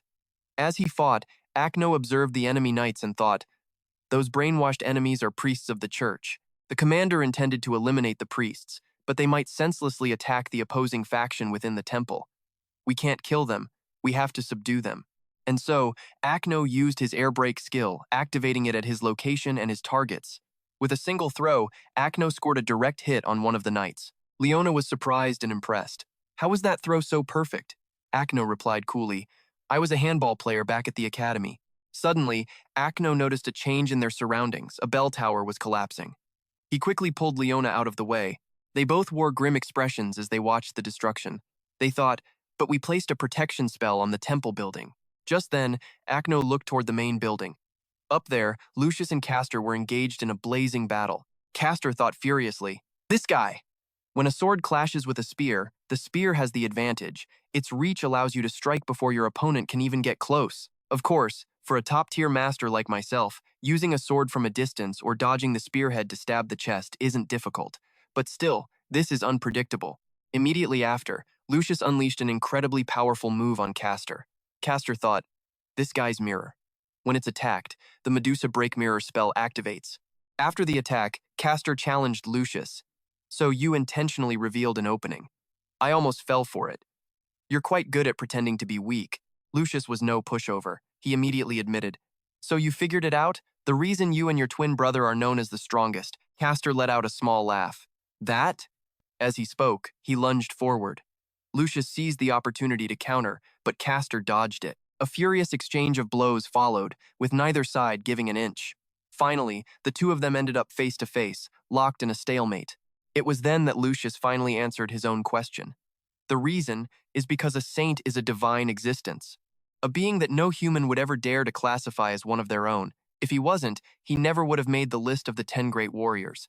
With those final words, Lucius flew down with Castor, slamming him with incredible force onto the shattered stone ground below. Injured, Castor gasped for breath and let out a few coughs. Just then, Leona and Andian spotted Lucius and cried out in joy, Commander! But hearing their calls, Lucius immediately shouted for them to stop. Don't come any closer. The truth was, Lucius was in no better shape than Castor. He was also gravely wounded, his body covered in a horrifying amount of blood. Lucius thought to himself, the moment I used judgment, I suffered a massive backlash. My limbs were shattered a total of 5 times. No, wait, I think it was 7. Castor noticed the pained expression on Lucius's face. He clutched his side and asked, having the damage reflected back on you, your body must be in agony. How does it feel? The damage reflection rate wasn't 100%, only 50 to 60%. I was trying to hold you here long enough for Sir Andian to escape, but I've changed my mind. You brought this upon yourself. Don't you dare blame anyone else. Immediately after speaking, Castor struggled back to his feet, ready to fight again. He growled, right now, this very instant, I will send you to meet your goddess. But just as Castor was about to unleash a fatal blow, a voice suddenly echoed from somewhere far away. Castor, where are you? Come to me now. It was the Queen's telepathic command, a power a Queen-type user could use to communicate with a Princess type. Hearing the call, Castor froze, and in that instant, he was bound tightly by a prison of chains. But at that moment, Lucius also looked like he was about to do something. The voice continued to echo, I am here, hurry, caster. On the other side of the battlefield, Zephr had slashed Andean so brutally that blood was pouring from his mouth. Zephr commanded Andean, get up, you have to let me hit you a few more times. Back with caster. Lucius's men taunted him. Ha! What's wrong? Did something happen to your master? We were aiming to stall you from the very beginning. The main goal was to separate the three of you and capture you one by one, and you walked right into our trap. Hearing this, Caster's face twisted with rage and fury. He never imagined things would turn out this way. He gritted his teeth and roared, You worthless trash! Elsewhere, the massive hand of a demi-human toyed with a collection of rubies that pulsed with immense magical power. The figure spoke, You're entrusting the transfer of the dragon's heart to me? Odin bowed low, his hand placed respectfully over his chest. Yes, Pontiff. But as you know, my ability is brainwashing. With this power, I can easily seize the third professor's grand stream. I could even hold the gods themselves in the palm of my hand. A cunning smile spread across Odin's face as he shared his opinion. The safest way to transport it is to not transport it at all. The third professor has now become a nest for Beelzebub. We can guard the dragon's heart there under the strictest security so you, Pontiff, can come and have it transplanted at your leisure. Hearing these words from his subordinate Odin, the masked Pontiff's voice revealed his deep satisfaction. Excellent. Do as you say, but man proposes, and God disposes. Reality slapped him with a painful dose of failure. He wondered in a daze, how did it come to this? As a knight reported that he had to flee, Odin's face darkened. He had planned everything so carefully, yet it all fell apart. Odin began to reflect. I had contingency plans for every possible scenario. The possibility that the disciples on the battlefield would be eliminated. The possibility that the Eastern faction's disciple, Leona's son, would realize he was being targeted for removal. No matter how he looked at it, he couldn't understand why his plan had failed so catastrophically. He continued to rack his brain. I considered and arranged everything. It should have been impossible for them to react this quickly. I can only think of one reason. It seemed his foolish brain finally kicked into gear in this pathetic escape. He thought of the Eastern faction's betrayal. The plan to eliminate their disciple. It was all a lie. It was all just a ploy to attack me when my guard was down. If so, then everything makes sense. As his slow mind pieced it together, a wave of wretched emotion flooded him. He gritted his teeth, seething with silent, furious curses. How could they play me like this? That bastard. The carriage driver, completely cloaked in white cloth, spoke up. Please get in, Lord Odin. But Odin was still drowning in his petty feelings. Lucius was discovered to be a cult worshipper, but that's not a problem now. The cardinals of the Temple of Light want to cast a neutral vote for the next papal election. Even though I'm not one of the 12 apostles, as the pontiff of the demonic cult, I will protect them. How could the old man protect anyone when he couldn't even protect himself? Odin worried. What's more concerning is the scale of the enemy. If the Eastern faction truly betrayed me, then I have no idea how long the disciples of the Imperial Palace will remain hidden. What if the Eastern faction or Leona's son intervenes personally? Pushing aside his complex thoughts, he told himself, First, I have to get to the base and hide. Then, I'll bring more troops as reinforcements. But as the old man stepped onto the carriage, his hand touched a sticky green slime. Confused, he held up his hand to inspect it. Seeing the green ooze clinging to his fingers, he muttered, What is this? Before he could even think, Odin's entire body convulsed, his eyes flying wide open as if he'd been hit with a powerful stimulant. Odin clutched the hand that had touched the carriage, screaming in agony. The pain was so intense he thrashed around on the ground. The Silver Knight beside him yelled in panic, Lord Odin! For those unaware, this is one of the 7 ultimate poisons of the poison lancet barrel, designation 6 to 8, whose special property is pain amplification. Odin trembled, gritting his teeth through the agony. Poison. Damn it. It hurts. It hurts so much. While he screamed internally, horrifying tentacles began to sprout from his hand, spreading across his body. Only then did the carriage driver slowly lower his hood. His face was gradually revealed in the light, a sinister smile playing on his lips. He threw off the white cloak covering his body. Beneath it was a tall young man with familiar silver hair. That's right, it was our handsome Zephr. After being poisoned by him, Odin's face was contorted, veins bulging everywhere. In a weak voice, he gasped, You're not my subordinate. Who in the world are you? Before he could finish his sentence, Zephr sent a swift kick into his face. He lowered his voice. Too noisy. The Silver Knight beside them rushed to Odin's side in a panic, shouting, Lord Odin! The knight then turned to Zephr, pointing his sword at him. You there! I am one of the top warriors on this continent. Aren't you afraid of a 4-striped Silver Knight? If you surrender now, then... It seems our Zephr isn't much for conversation. The moment someone opens their mouth, he makes sure they can't say another word. The knight was hit in the face with a poison needle. For all his boasting about being a four-striped silver knight, a single needle was all it took to make him cough up blood. Spitting blood as he collapses to the ground, GFI points at the knight with utter contempt. Wasn't that a little too easy? You should have brought a real silver knight, not some imposter who plays dead after getting hit with a single poison needle. All that arrogant posturing, and it turns out you were a complete fraud. Odin can barely contain his rage. Sweat pours down his face, he grinds his teeth, and veins bulge from his skin. His eyes begin to glow with a golden light as he desperately calls out an order. Caster, get to my side now, hurry! It's obvious Odin is trying to stall for time, waiting for this caster to arrive. He starts rambling. Wait, hold on, let's just talk about this. What do you want? Who sent you? Seeing GFI advance with his blade drawn, Odin assumes he's just another mercenary. He holds up a hand to stop him, certain that money is the answer. It's about money, isn't it? I'll double whatever they're paying you. No, triple. Please, just name your price. Though his words attempt to sound rational, his mind is descending into chaos. I still can't figure out his seemingly immortal recovery. This poison. It's not normal. Oh? So now we're distinguishing between normal and abnormal poisons? Odin, though terrified, tries to maintain a threatening tone. Reconsider your actions. I am a cardinal. Instead of killing me, let's join forces for mutual benefit. I'll give you anything you want. Although his mouth speaks of deals, his mind is on something else entirely. First, I have to stall for time. Wait for Caster to arrive. No, at least until the poison is nullified. His mouth keeps running. That's right, why not choose me? I'll give you far more than whoever hired you. But GFE seems to read his thoughts perfectly. He asks coolly, what's the matter? Are you waiting for someone? He then lifts up the familiar silver helmet of a knight, holding it before Odin's eyes. The helmet is drenched in its owner's blood. With a dead-eyed stare and a cruel smirk, he mutters, this bastard. Seeing the familiar silver helmet, Odin freezes in horror, his eyes widening as sweat pours from his brow. He can't believe what he's seeing. No, that's really Caster's. We flash back 12 hours earlier. At dawn, GFI and his comrades had already cut down countless knights. The bodies were piled high, and he had just lopped off Caster's head, his blood-soaked sword resting by his side. Nearby, Lucius closes his eyes in thought. The dragon's blood medicine. Although I was skeptical, it seems we can really identify the demon worshippers with it. His tone carries a hint of regret. What a pity. To think Cardinal Odin's direct escort was a demon worshipper. Meanwhile, inside a cave, Ned Stryer recalls his master's instructions. Deliver the stolen dragon's heart to the brothers waiting at the rendezvous point. Among them is a priest from the church, so after he removes your slave mark, go into hiding somewhere. He lowers his head, the memory stinging. Pretend to bring them the dragon's heart, then they'd try to kill me by subjugating me with a slave seal. What's more, one of the people waiting was a disguised silver knight. That meant I was guaranteed to die. He falls into an uneasy silence. I can't believe I trusted people like that.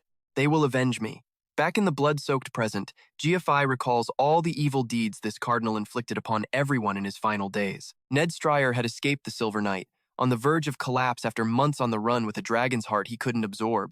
Then, his own senior brother stole the heart from him, thrown into a cave and left for dead. The memory fuels GFE's rage as he relentlessly slashes at Odin.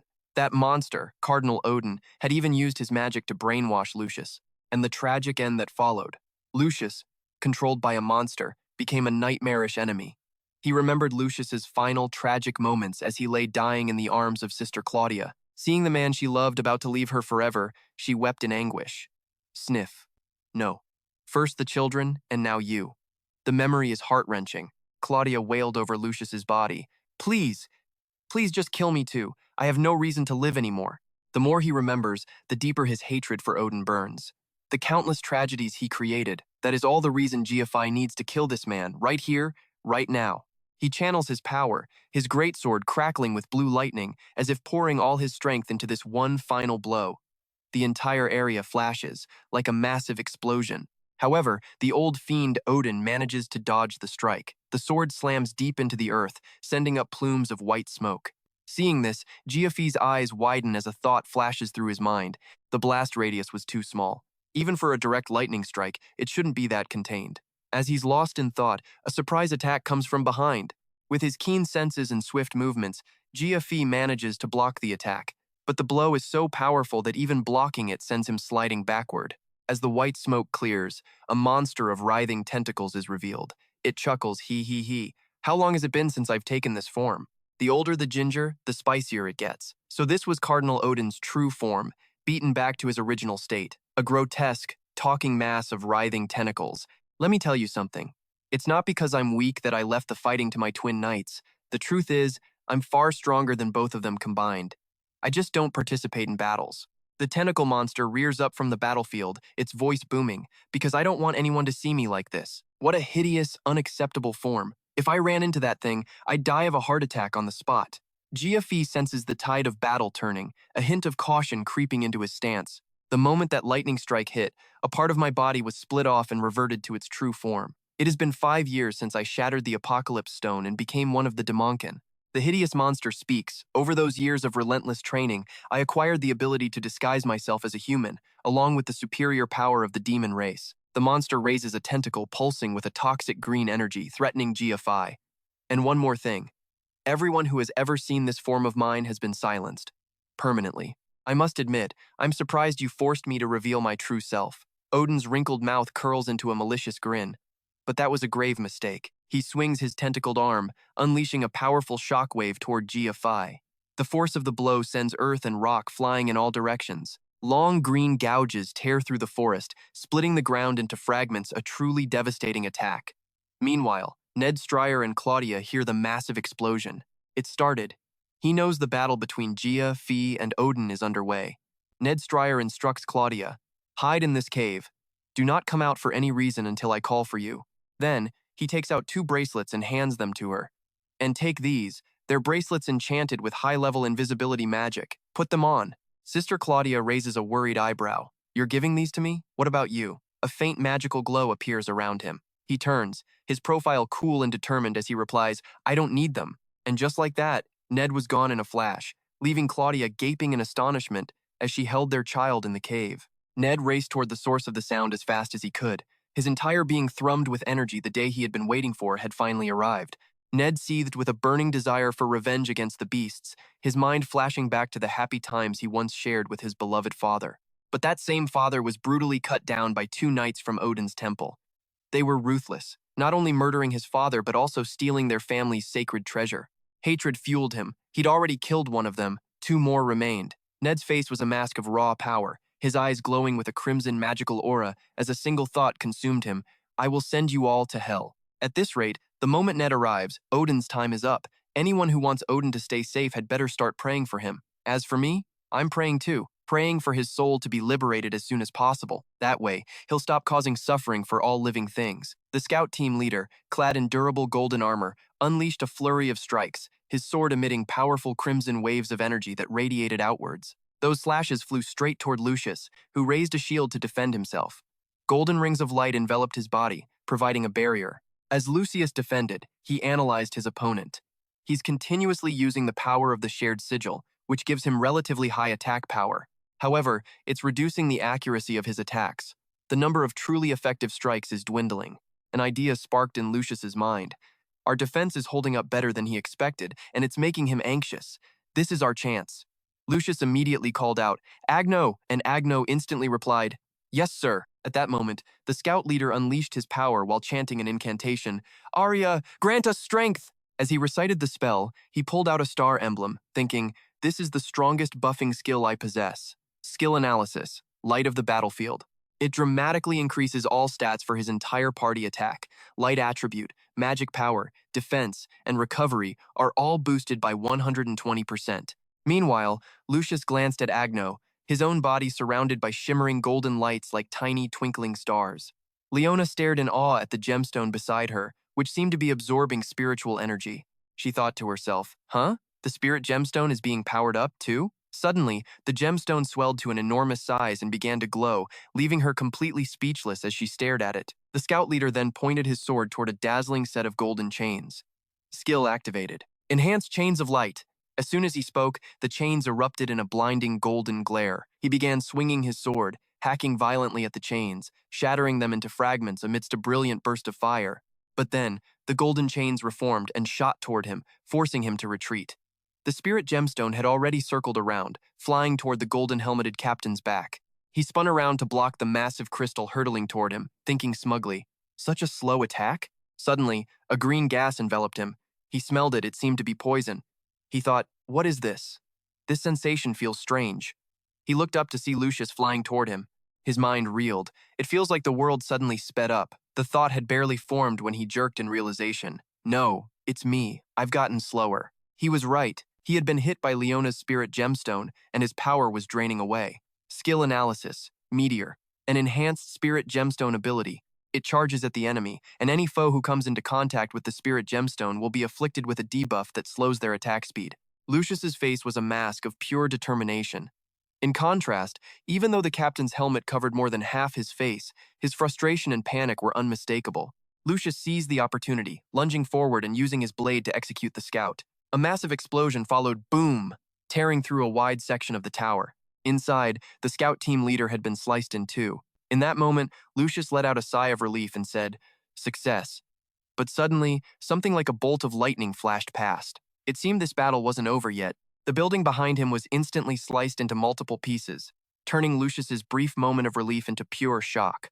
He gritted his teeth and whipped his head around. The section of the tower where Leona was standing suddenly cracked, causing her to stumble and nearly fall. Agno's eyes widened in horror as he thought, "That black aura just now. It flew straight into the tower." No, it wasn't just that. During the fight with the commander, the Golden Knight's attacks were continuously striking the tower, cracking its foundation. He gasped in horrifying realization. Could it be that the Golden Knight's target was never the commander's head? The tower began to crumble, its spires cracking and breaking apart. At that moment, the Academy's headmaster and several others were on the brink of death. Tied up and unable to move, they could only grit their teeth as massive slabs of stone rained down on them. High above on the crumbling tower, Lucius gritted his teeth. The brainwashed priests below the tower. Uncle Neron is tied up down there, too. Unable to do anything, the man could only bow his head and close his eyes in resignation. Lucius screamed, "Uncle!" Just then, the tower exploded, collapsing into a pile of rubble as thick dust and smoke billowed into the sky. The scout leader clutched his wounded stomach, running as fast as his legs could carry him, thinking, "Half of the insects inside my body have been incinerated. Even though they are bonded to my body, the damage they've sustained has drastically reduced my combat power." He ran frantically, his mind racing. "I have to recover the insects from Lord Odin, and fast." He seethed with anger. "Damn it, that bastard of a saint. How could he push me this far?" A murderous glint filled his eyes as he thought. "Still, this is fine. These guys are determined to stick to me, but with Heller's support and this counter-damage armor, it would take them years to actually catch me." As he fled into the darkness, he continued to reason with himself. What happened is for the best. The most important thing right now is Lord Odin's safety. The scene shifts. Two priests kneel before a mysterious figure who speaks to them. "Your sister has stripped you of your right to inherit the title of Count. Therefore, you too shall serve me." The mysterious figure was Andean. He continued, "Because this world is flawed." He held out a hand to the two men. "Join me, and together we will set this world right. This world serves false gods. Let it be ruled by righteous ones. Become honored figures in a world that is just." In another location, flashes of light suddenly erupted, sending a lush green tree crashing to the ground. It was the golden-armored captain from before, launching himself into the air. His mind was filled with a single purpose. Lord Odin gave meaning to our lives. No one will be allowed to touch him. He flew faster, shouting, "Please wait, Lord Odin! I am coming to help you right now." He soared like the wind, but a streak of light shot up from below, blocking his path. His face broke out in a cold sweat, his eyes wide with surprise. Unfortunately for him, he was sliced in two once again by the razor-sharp sword of Ned. Quick note: the sword Ned Stryer is holding is the Sword of Light. It's a mystical short sword created from magic, and the length and shape of its blade change depending on its user. With murderous intent burning in his eyes, Ned Stryer advances, sword in hand. He stands majestically atop a hill, blade gleaming. Below, Alfonso is on his knees, gritting his teeth as he speaks. "A disciple of the Eastern sect, it's you again. Why do you insist on getting in our way?" Ned Stryer turns to face him. "This is the first time we've met since that day 12 years ago, yet you still remember my face." Ned Stryer's eyes blaze with fury as he roars. "If that's the case, have you forgotten that you murdered Leo Nagdalchir? My father?" For a moment, Alfonso looks afraid, but he quickly scoffs back. "Ha, so you've come for your family's revenge." Then he feigns ignorance, trying to play dumb. "I don't remember any name like that. I've killed hundreds of people by now. How could I possibly remember every single one?" Hearing this, Ned Stryer's eyes narrow with rage. Alfonso adds, "Let me tell you something. I can't be bothered with a fight right now," he says, casting aside his armor. Alfonso rises to his feet, gripping his sword with a deadly serious expression. His mind flashes back to the earlier ambush, when Ned Stryer's blade pierced straight through Andian's chest. He analyzes the situation internally. The surprise attack was powerful, and Ned Stryer predicted his movements perfectly. His stealth technique was flawless, completely bypassing his own magic detection. This guy is no pushover. In any case, there must be a reason they chose a strategy of splitting us up for an ambush.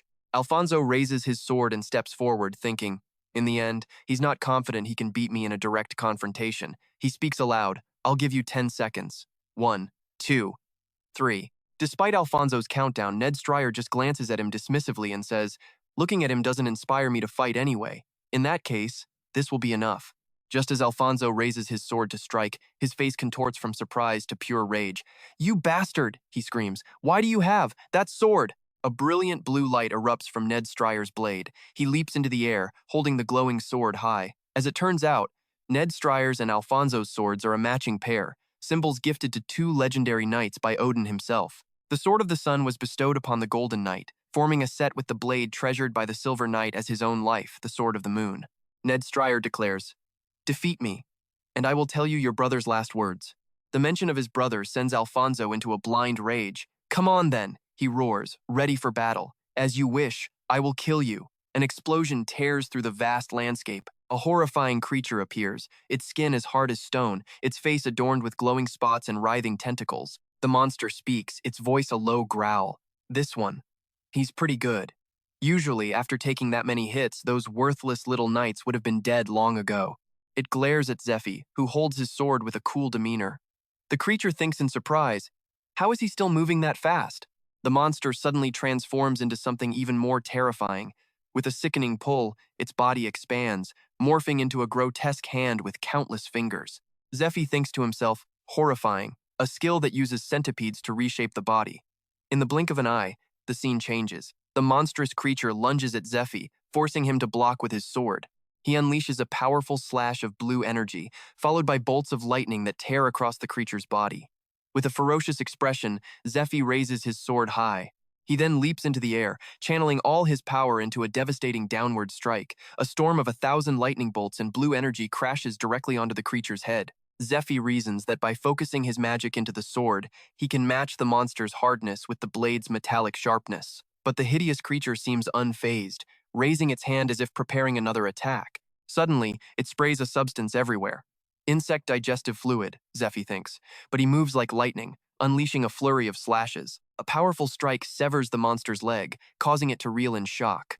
A wave of immense blue power surges forth. True King Sword style, Cloud Dragon's Ascension. The technique slices the monster into pieces.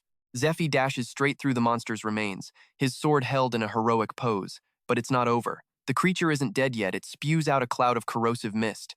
Zephy uses his armor to shield himself. The monster's severed parts begin to move, morphing into sharp weapons that swarm and surround Zephy. The battle intensifies as clashing torrents of white and blue energy light up the sky. Unexpectedly, the monster's body parts begin to reconnect.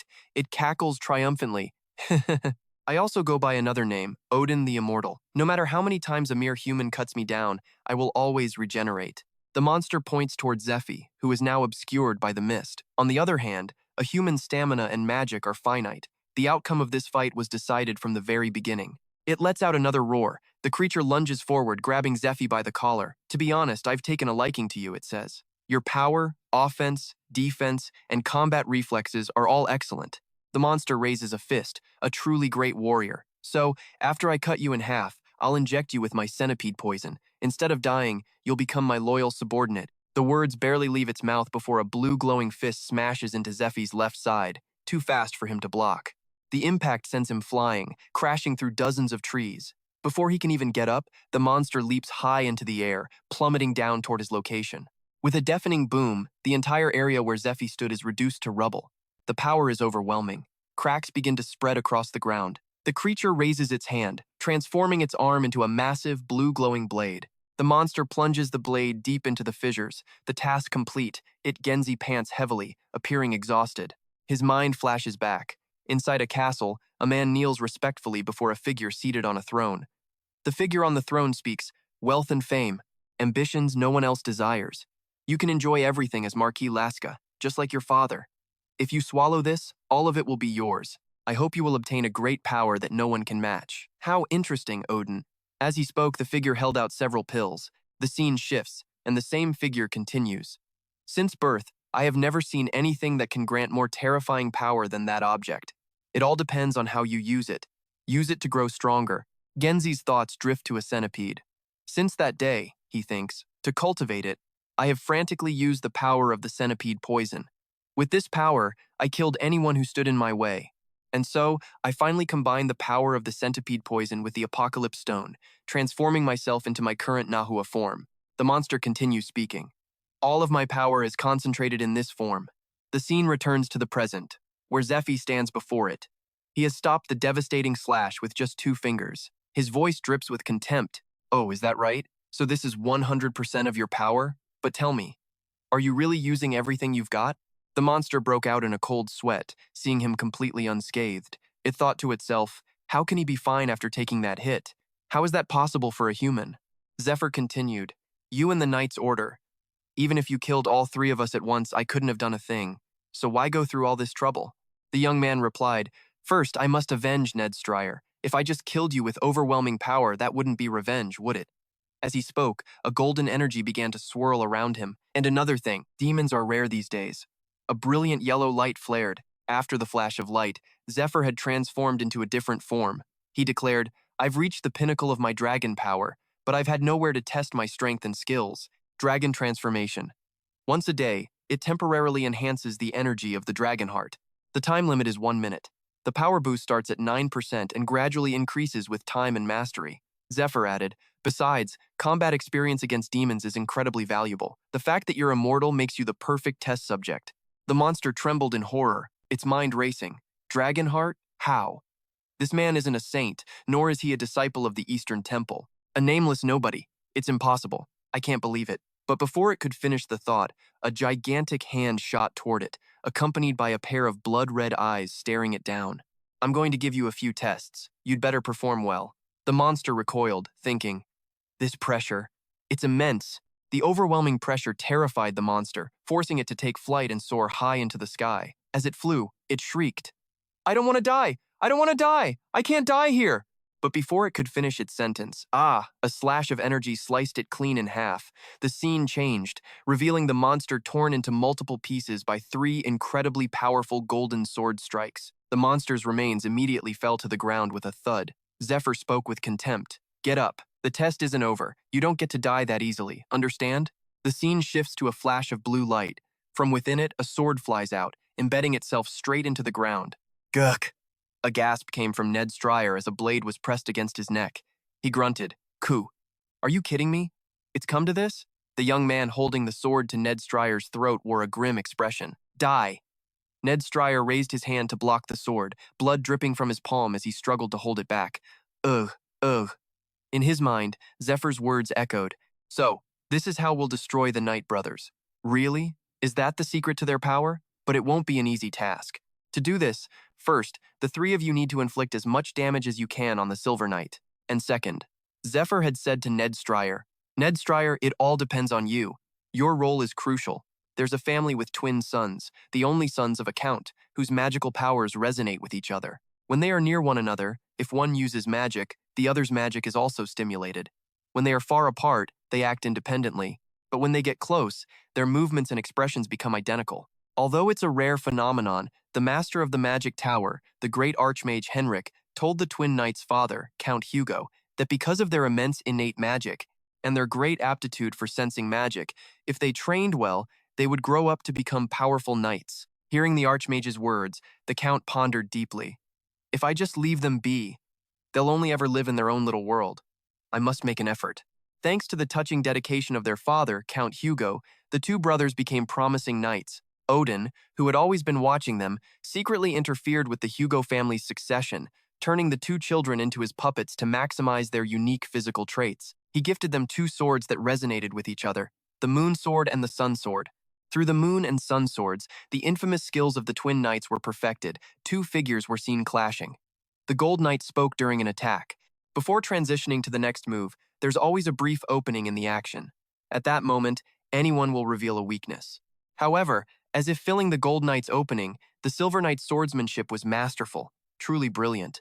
During their eclipse technique, their linked magical power allowed them to swing their swords freely, deflecting their opponent's blade at will. A storm of blades relentlessly cut down their enemies with superhuman precision and speed, leaving no gaps in the flurry of their strikes. "So that's how it is," Ned Stryer said, holding his sword.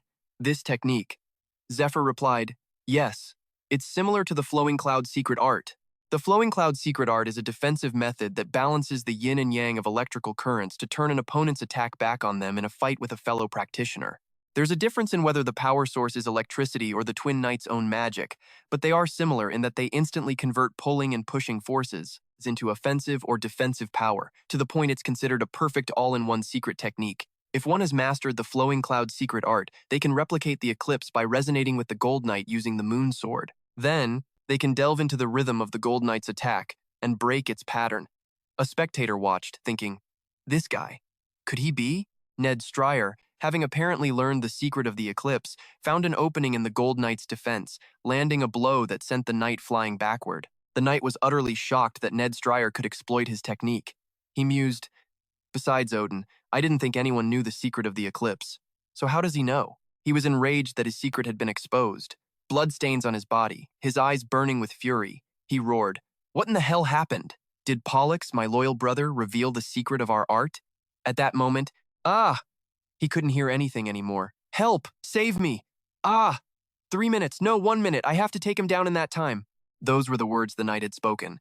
A vision of fire and blood rushed toward him from the distance, ready for the next engagement. Ned Stryer parried the Gold Knight's blows, thinking, "Just as I predicted.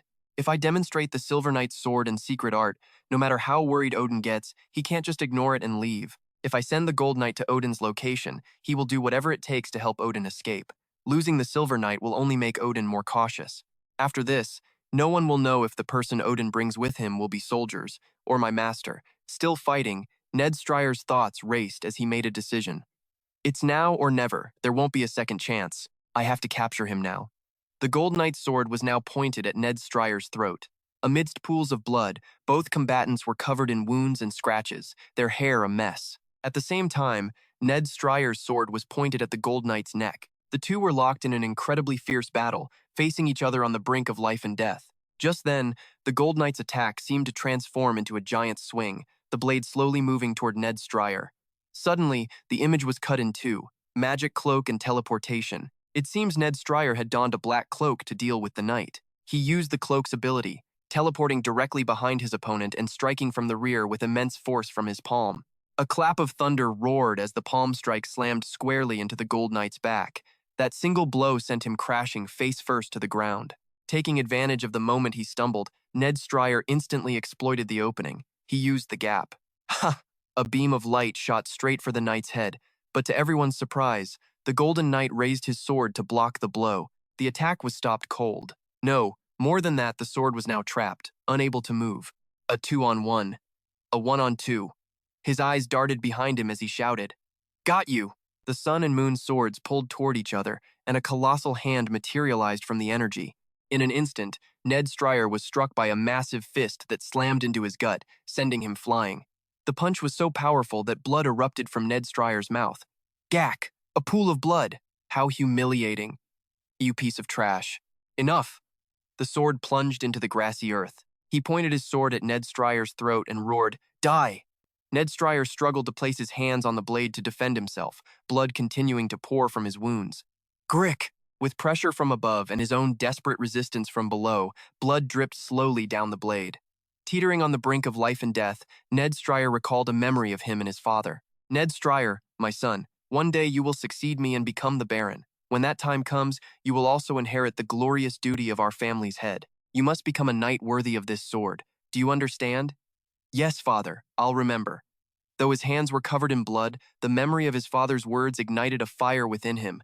Ned Stryer declared with conviction, "I absolutely will not fall in this place." His hand, once limp, stretched out and clenched into a tight fist. Ned Stryer threw a punch straight at the Golden Knight. Ned Stryer poured every ounce of his strength into that fist. The punch was so powerful it knocked the knight flat on the ground, landing squarely in his eye. The knight covered his eye, reeling in agony. A massive surge of magical energy, crackling like lightning, erupted from a now furious Ned Stryer. That power, channeled through his fist, inflicted excruciating pain on the knight, who screamed, "My eye! I can't see anything anymore. Damn it, I'm hit. It's not healing fast enough. Arg! This time it's your leg, you bastard. I'll kill you. Where are you? I'll kill you. I'll kill you. Where are you? Where is he?" The Golden Knight knelt on the ground, screaming and shouting in a blind rage. Just then, the Black Crow's cloak materialized once more. The Black Crow's cloak allows its wearer to create a clone with mana and teleport to a nearby location. The knight was still thrashing his sword about, desperately searching for Ned Stryer. Aha! Amidst the knight's agonized screams, Ned Stryer raised his sword, channeling his power. He intended to end the Golden Knight's life, declaring, "I'll finish this with one blow." Raging thunder. An overwhelmingly powerful force was unleashed as sparks of lightning rained down from the sky. All that was left was a sword lying on the ground next to a body that appeared to have been incinerated. The twin knights, the Hugo brothers, had just become one of the 10 strongest fighters on the continent.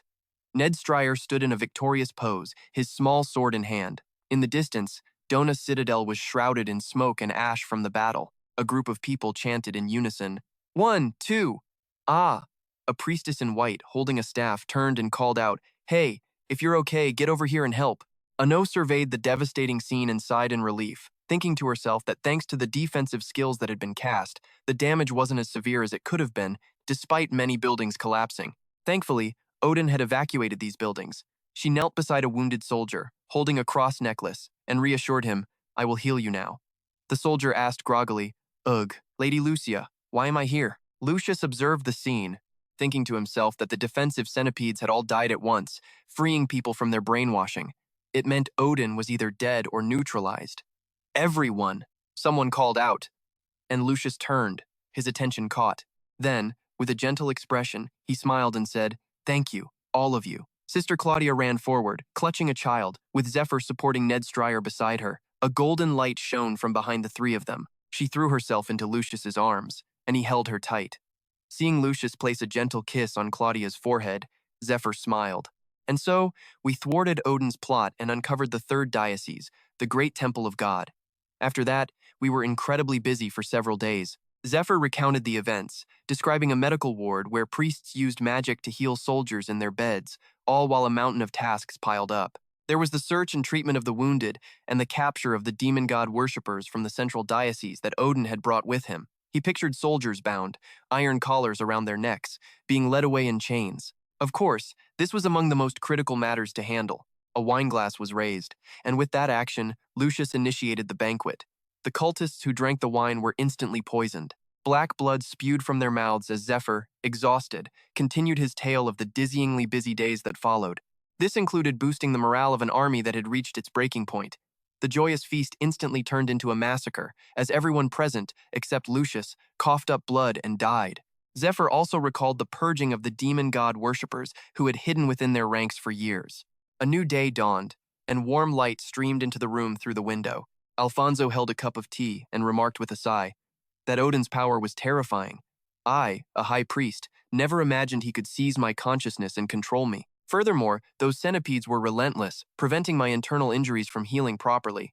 Lucius asked, "Are you feeling better, uncle?" Alfonso smiled and replied, "Yes, I'm fine now."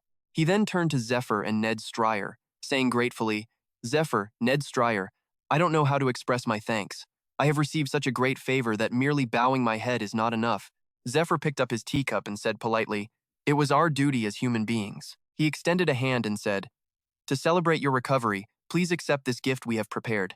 He presented a blood-red iron cage wrapped in thorny vines. Inside, a human head was trapped, screaming endlessly. "This is Mimira's cage, a funerary item of Eurydica. Anyone trapped inside cannot use their skills, and their state is preserved exactly as it was when they were put in." Zephr then revealed, "It's Odin's head." Upon seeing it, Alfonso's face went pale with terror as he shouted, "This is dangerous! Burn it immediately!" Zephr calmly reassured him, "We have already destroyed the Zet Queen, so his power is gone. It's safe now. I scolded him so much that he's actually quite obedient now." he added. Odin is a member of the demon god cult. We might be able to extract some useful information from him. Alfonso eyed the cage warily. Then he accepted it, saying, "Ah, in that case, I shall accept it with gratitude." Zephr then glanced at Ned Stryer and whispered, "Are you sure it's okay to really give it to him?" Ned Stryer quietly replied, "It's fine. We got what we needed, and he's suffered enough." An indescribable, cruel smile spread across his face. He said, "Besides, I feel incredibly refreshed now." He thought to himself, "More than just getting information, this has now become something I can no longer control." Zephyr took out a book with no cover, placed it on the table before Alfonso, and said, "First, this is the information we obtained after torturing him. Members of the demon god cult, their other hideouts, and even the plans Odin was aware of." Alfonso reached for the book and said, "Let's see." He turned the pages one by one, his expression growing grimmer with every word. In horrified disbelief, he gasped, "Is this real?" Alfonso read through each part of the plan: the demon god's advent, the destruction and reconstruction of the world, and the ones accelerating it all, the Eastern Union. An image of a map appeared, showing a continent shaped like a mighty Dangravut lion. In the KN Kingdom, which occupied half of the Aslan continent, two great powers existed: the Western Alliance of Lords ruling the West, and the Eastern Union of Lords ruling the East. Originally, the two forces were evenly matched, but after the Queen gave birth to the Saint of Light, who carried the blood of Duke Jonetti from the Western Alliance, the balance of power shifted dramatically. Due to several negative factors, Jeffy explained, the Eastern Union has been in a prolonged and continuous state of decline. It's gotten so bad they're selling off land to the West, he said.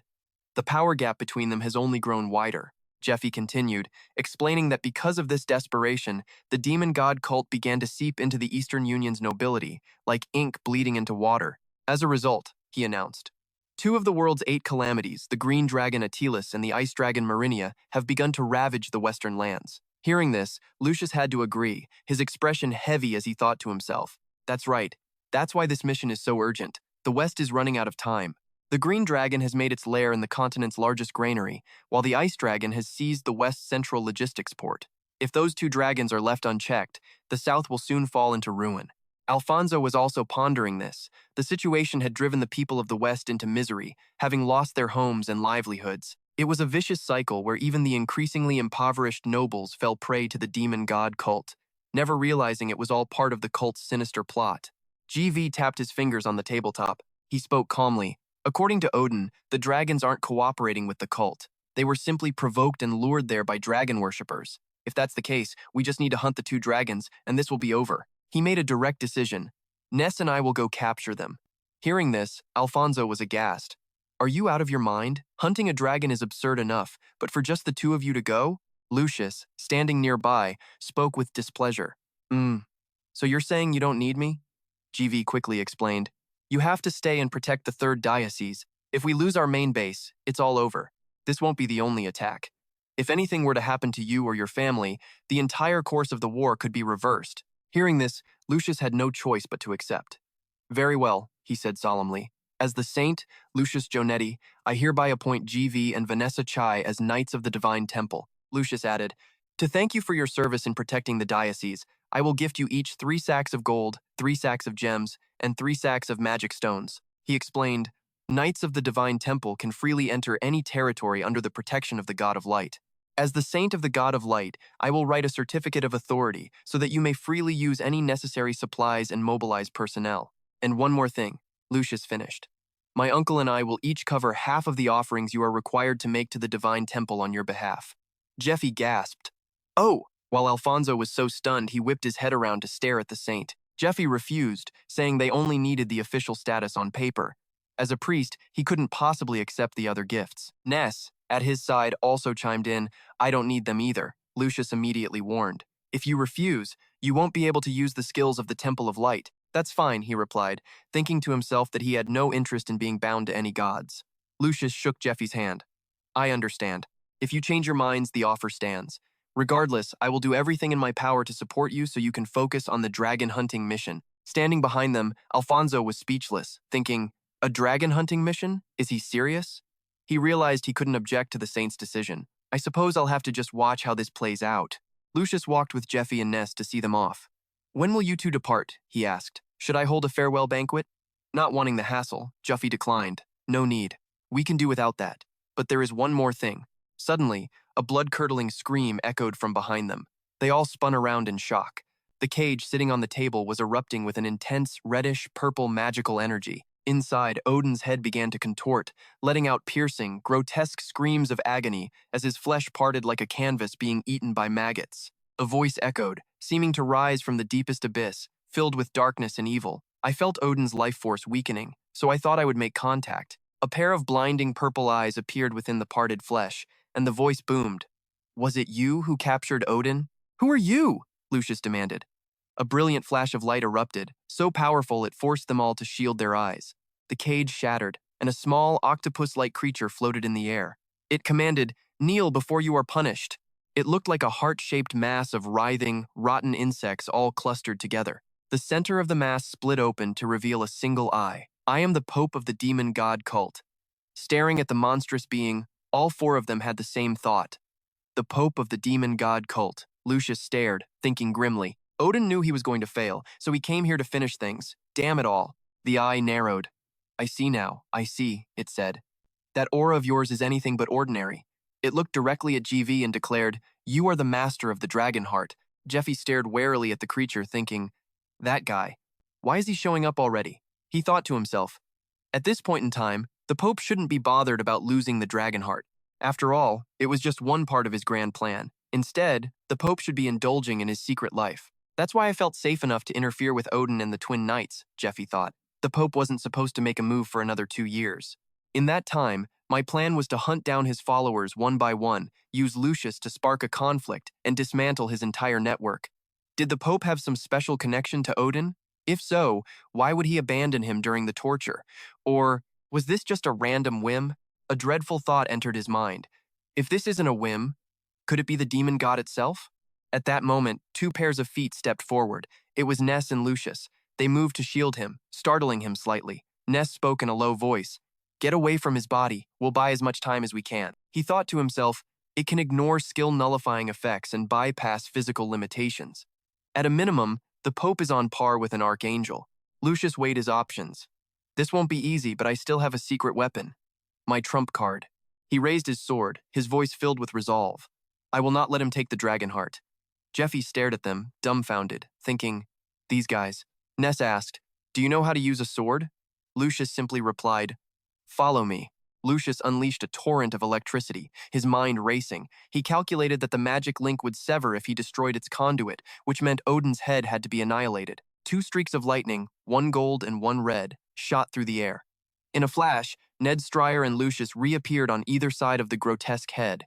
They swung their swords, both determined to destroy it in a single, decisive moment.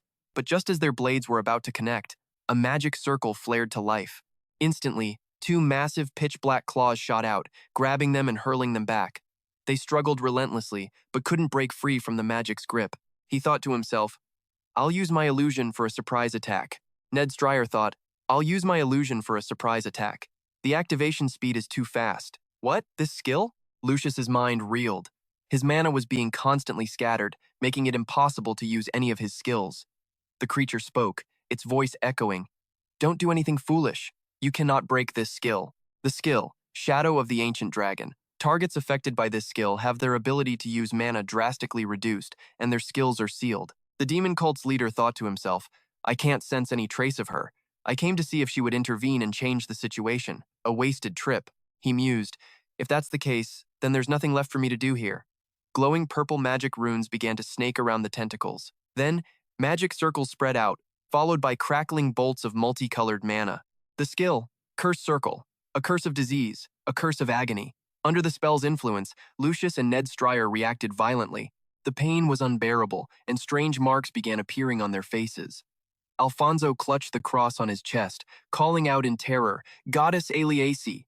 Goddess Aliaci!" Just then, Zephr charged forward, his sword slicing down with immense force. A brilliant golden light from his skill, Heaven's Light, shattered the cult leader's magic. The leader's eyes widened in shock, his pupils constricting as he thought that, in Zephyr's hand was a sword forged from pure, radiant light. His eyes were jet black, but his pupils glowed a vivid crimson. The cult leader stared, realizing, the Sword of Light. He knew that wielding the Sword of Light required an absolutely monstrous level of power. One needed either the goddess's permission or her divine entrustment to even use it. But I don't sense either of those things on this man's body, he thought. As the cursed circle began to crack, the cult leader watched with growing fascination. He knew that besides the Sword of Light, there was no other way to break his curse. But the real question was whether this man had enough power to truly pull it off. And Zephyr's choice was to amplify his power. He activated Dragonification, a skill that temporarily boosted his dragon heart's output by 9% for 1 hour.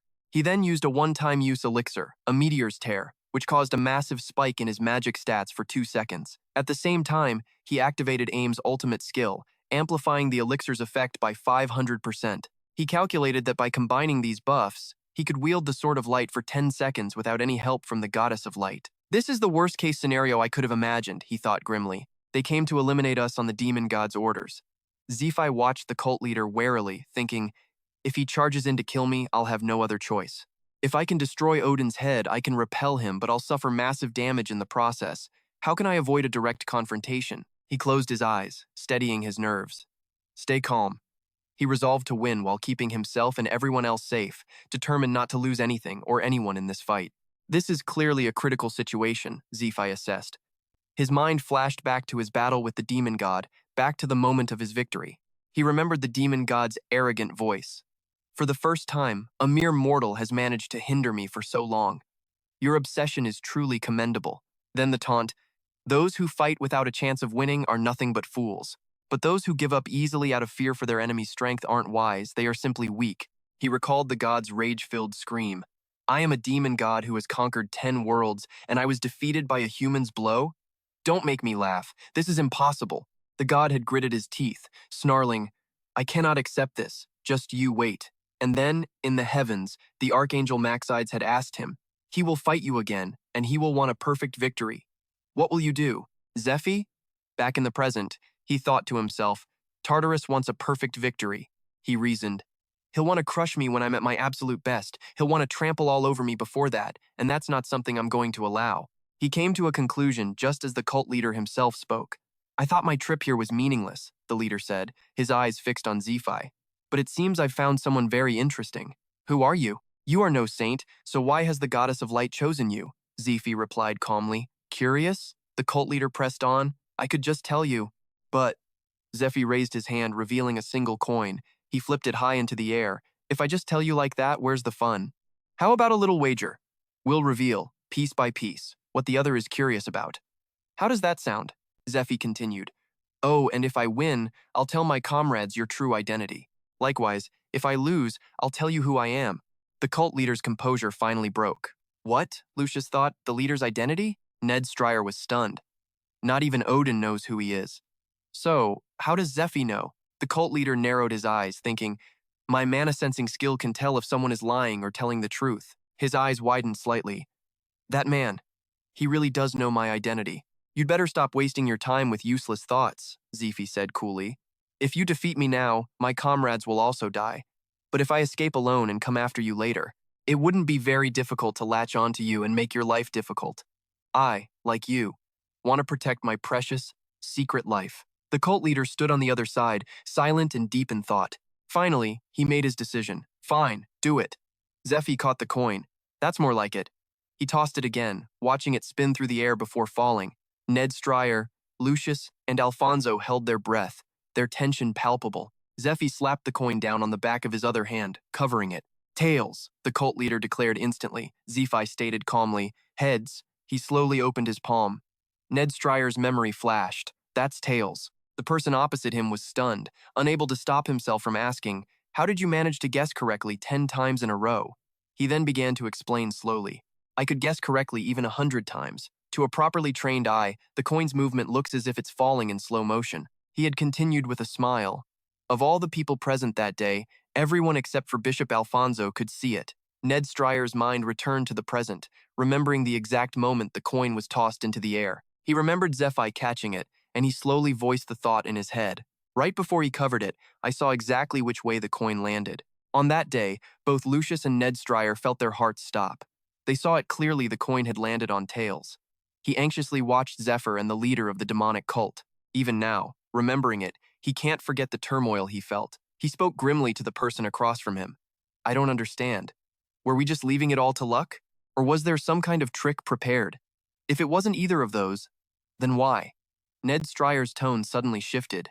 First off, would we ever propose a game where the person who calls it can win unconditionally? It was obvious the cult leader had easily guessed the answer. But even so, Zephr didn't hesitate for a second to choose the opposite of his call. Before that, he slowly raised his right hand, and the light from the coin immediately flashed out.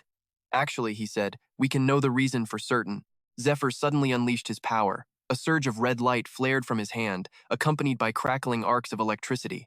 The light grew blindingly bright, making it impossible for anyone to see the coin in his hand. No one could tell which side was up. The essence of light and darkness, the magic of Zephr and the demonic cult leader was at play. He was allowed to use his power to toss the coin again, a sight that enraged the cult leader.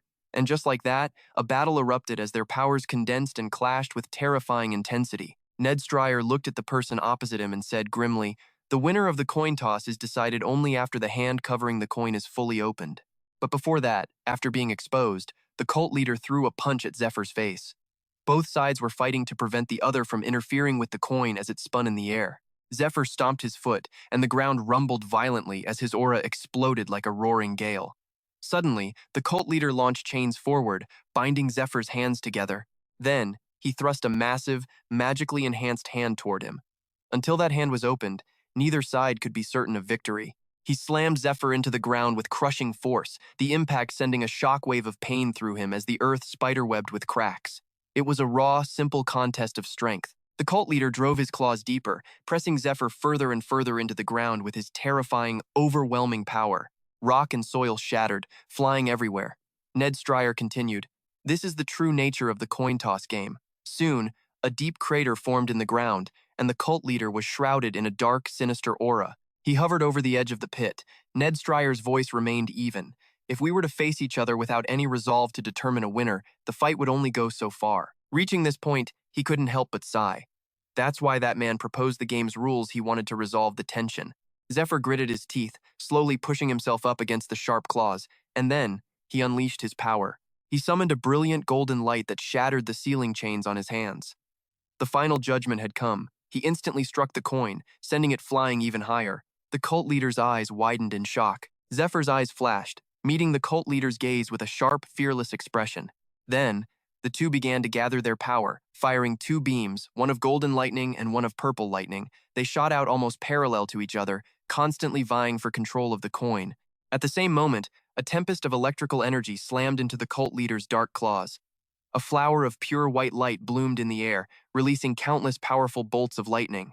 Zephr rode the current of lightning, closing in on the coin with the speed of a thunderclap. The cult leader was secretly terrified. His reaction speed is too fast. He punched the coin straight down into the ground. The resulting explosion of light was blinding, and the earth shook with a deafening blast that tore through the sky. Where the wave of power passed, everything was annihilated by the gale force winds. Someone watching screamed in terror. As everything settled, Zephr landed firmly on his feet, the cape on his back fluttering in the light breeze.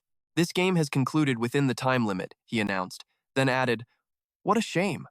His gaze fell upon the coin on the ground where his fist had struck. It had shattered into two pieces. Remarkably, the two halves didn't match. One piece was the front of the coin, and the other was the back. "It's a draw," he said calmly. At this, Ned Stryer summed it all up in a single sentence, and just like that, only the building was destroyed.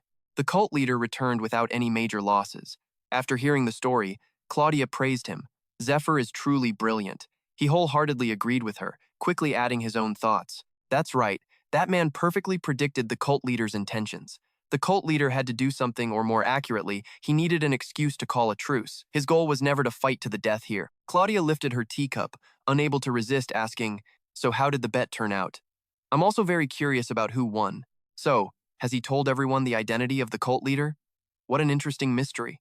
Suddenly, another voice answered her. "The result was a draw.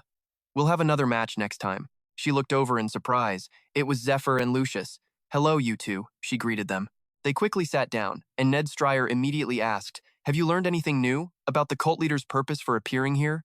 Zephr slowly replied, "It's very difficult to determine his purpose.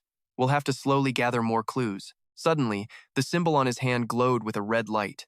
"Well, that's that," he said. "Until the second duel, I cannot tell anyone the cult leader's identity. The link has begun." What he was referring to was the linking skill of their pact proof of the contract made between them.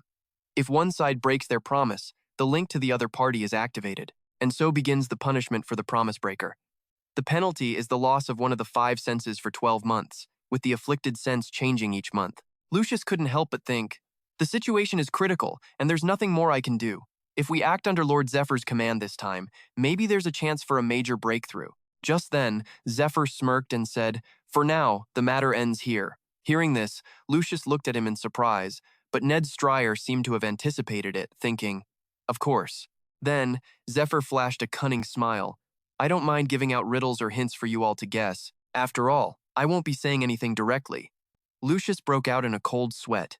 Zephyr's smile vanished, his expression turning serious. The cult leader's identity alone is far more dangerous than the entire story of the Eastern Alliance. I don't want to drag any of you into a mess so dangerous that even I can't predict the outcome. The expressions on Lucius and Ned Stryer's faces grew tense, the 2 words repeating in their minds, the cult leader. Meanwhile, in a lavish palace where everything was decorated with glittering gold, a young man in a long red cloak appeared. In his hands, he held a large bouquet of roses, slowly stepping onto a red carpet as he made his way inside. He stared down, lost in thought, at the glowing red symbol on his hand. "How surprising," he mused. "I thought he would have spread everything about me by now. And yet, the link of our pact hasn't vanished." His thoughts shifted. As the pontiff, I fought him to a standstill. I truly thought that man was a complete madman. But then, he recalled every word and action from Zephr. "Let's make a bet. Let's tell each other everything the other wants to know. How about this? If I win, I'll tell my comrades your identity, and of course you'll have the right to do the same." The way Zephr looked at him back then, it was pure arrogance. He mulled it over for a moment. Then, his eyes narrowed dangerously as a thought sparked in his mind. On the other hand, that man's ambition is immense. At that thought, a flicker of anticipation ignited within him. Something big is about to happen. I just hope it's something that won't bore me. Just then, he stepped into the grand palace hall. Inside, countless nobles mingled and chattered. His gaze, however, locked onto a girl in a white dress with long black hair. As if sensing his stare, the girl slowly turned around. She was breathtakingly beautiful, but the expression on her face was cold and distant.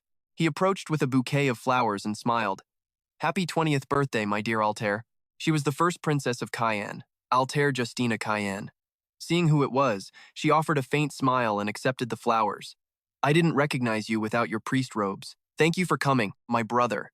Hearing that, the corner of his mouth twitched into a smirk.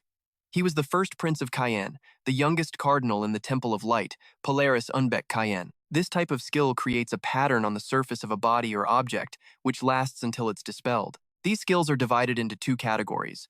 The first is always visible, like a slave's brand. The other type only appears when you will it to, like a stigmata, a priestly seal, a pact link, or when the skill's effect is activated. The pattern manifests on the body. That's how it works. Each skill develops differently depending on whether it needs to be visible or not. In a room lit only by the faint glow of a candle, Lucius held Claudia in his arms, but his mind was restless, unable to stop thinking about the identity of that pontiff. The pontiff of the demon god cult. If I piece together the keywords GP gave me, that man's identity is an existence so powerful I can't possibly stand against him. He looked at Claudia, then thought to himself, "But my family and I, there's no escaping this war now." So, he left the bed, took out a cloth, and began meticulously polishing his sword. He steeled himself. There is no other way but to fight and win. He sat silently in the dark, polishing his blade as a flood of thoughts washed over him. My revenge is far from over. My master, my senior, and all the other chapter heads Odin mentioned. I won't stop until every last one of them is annihilated.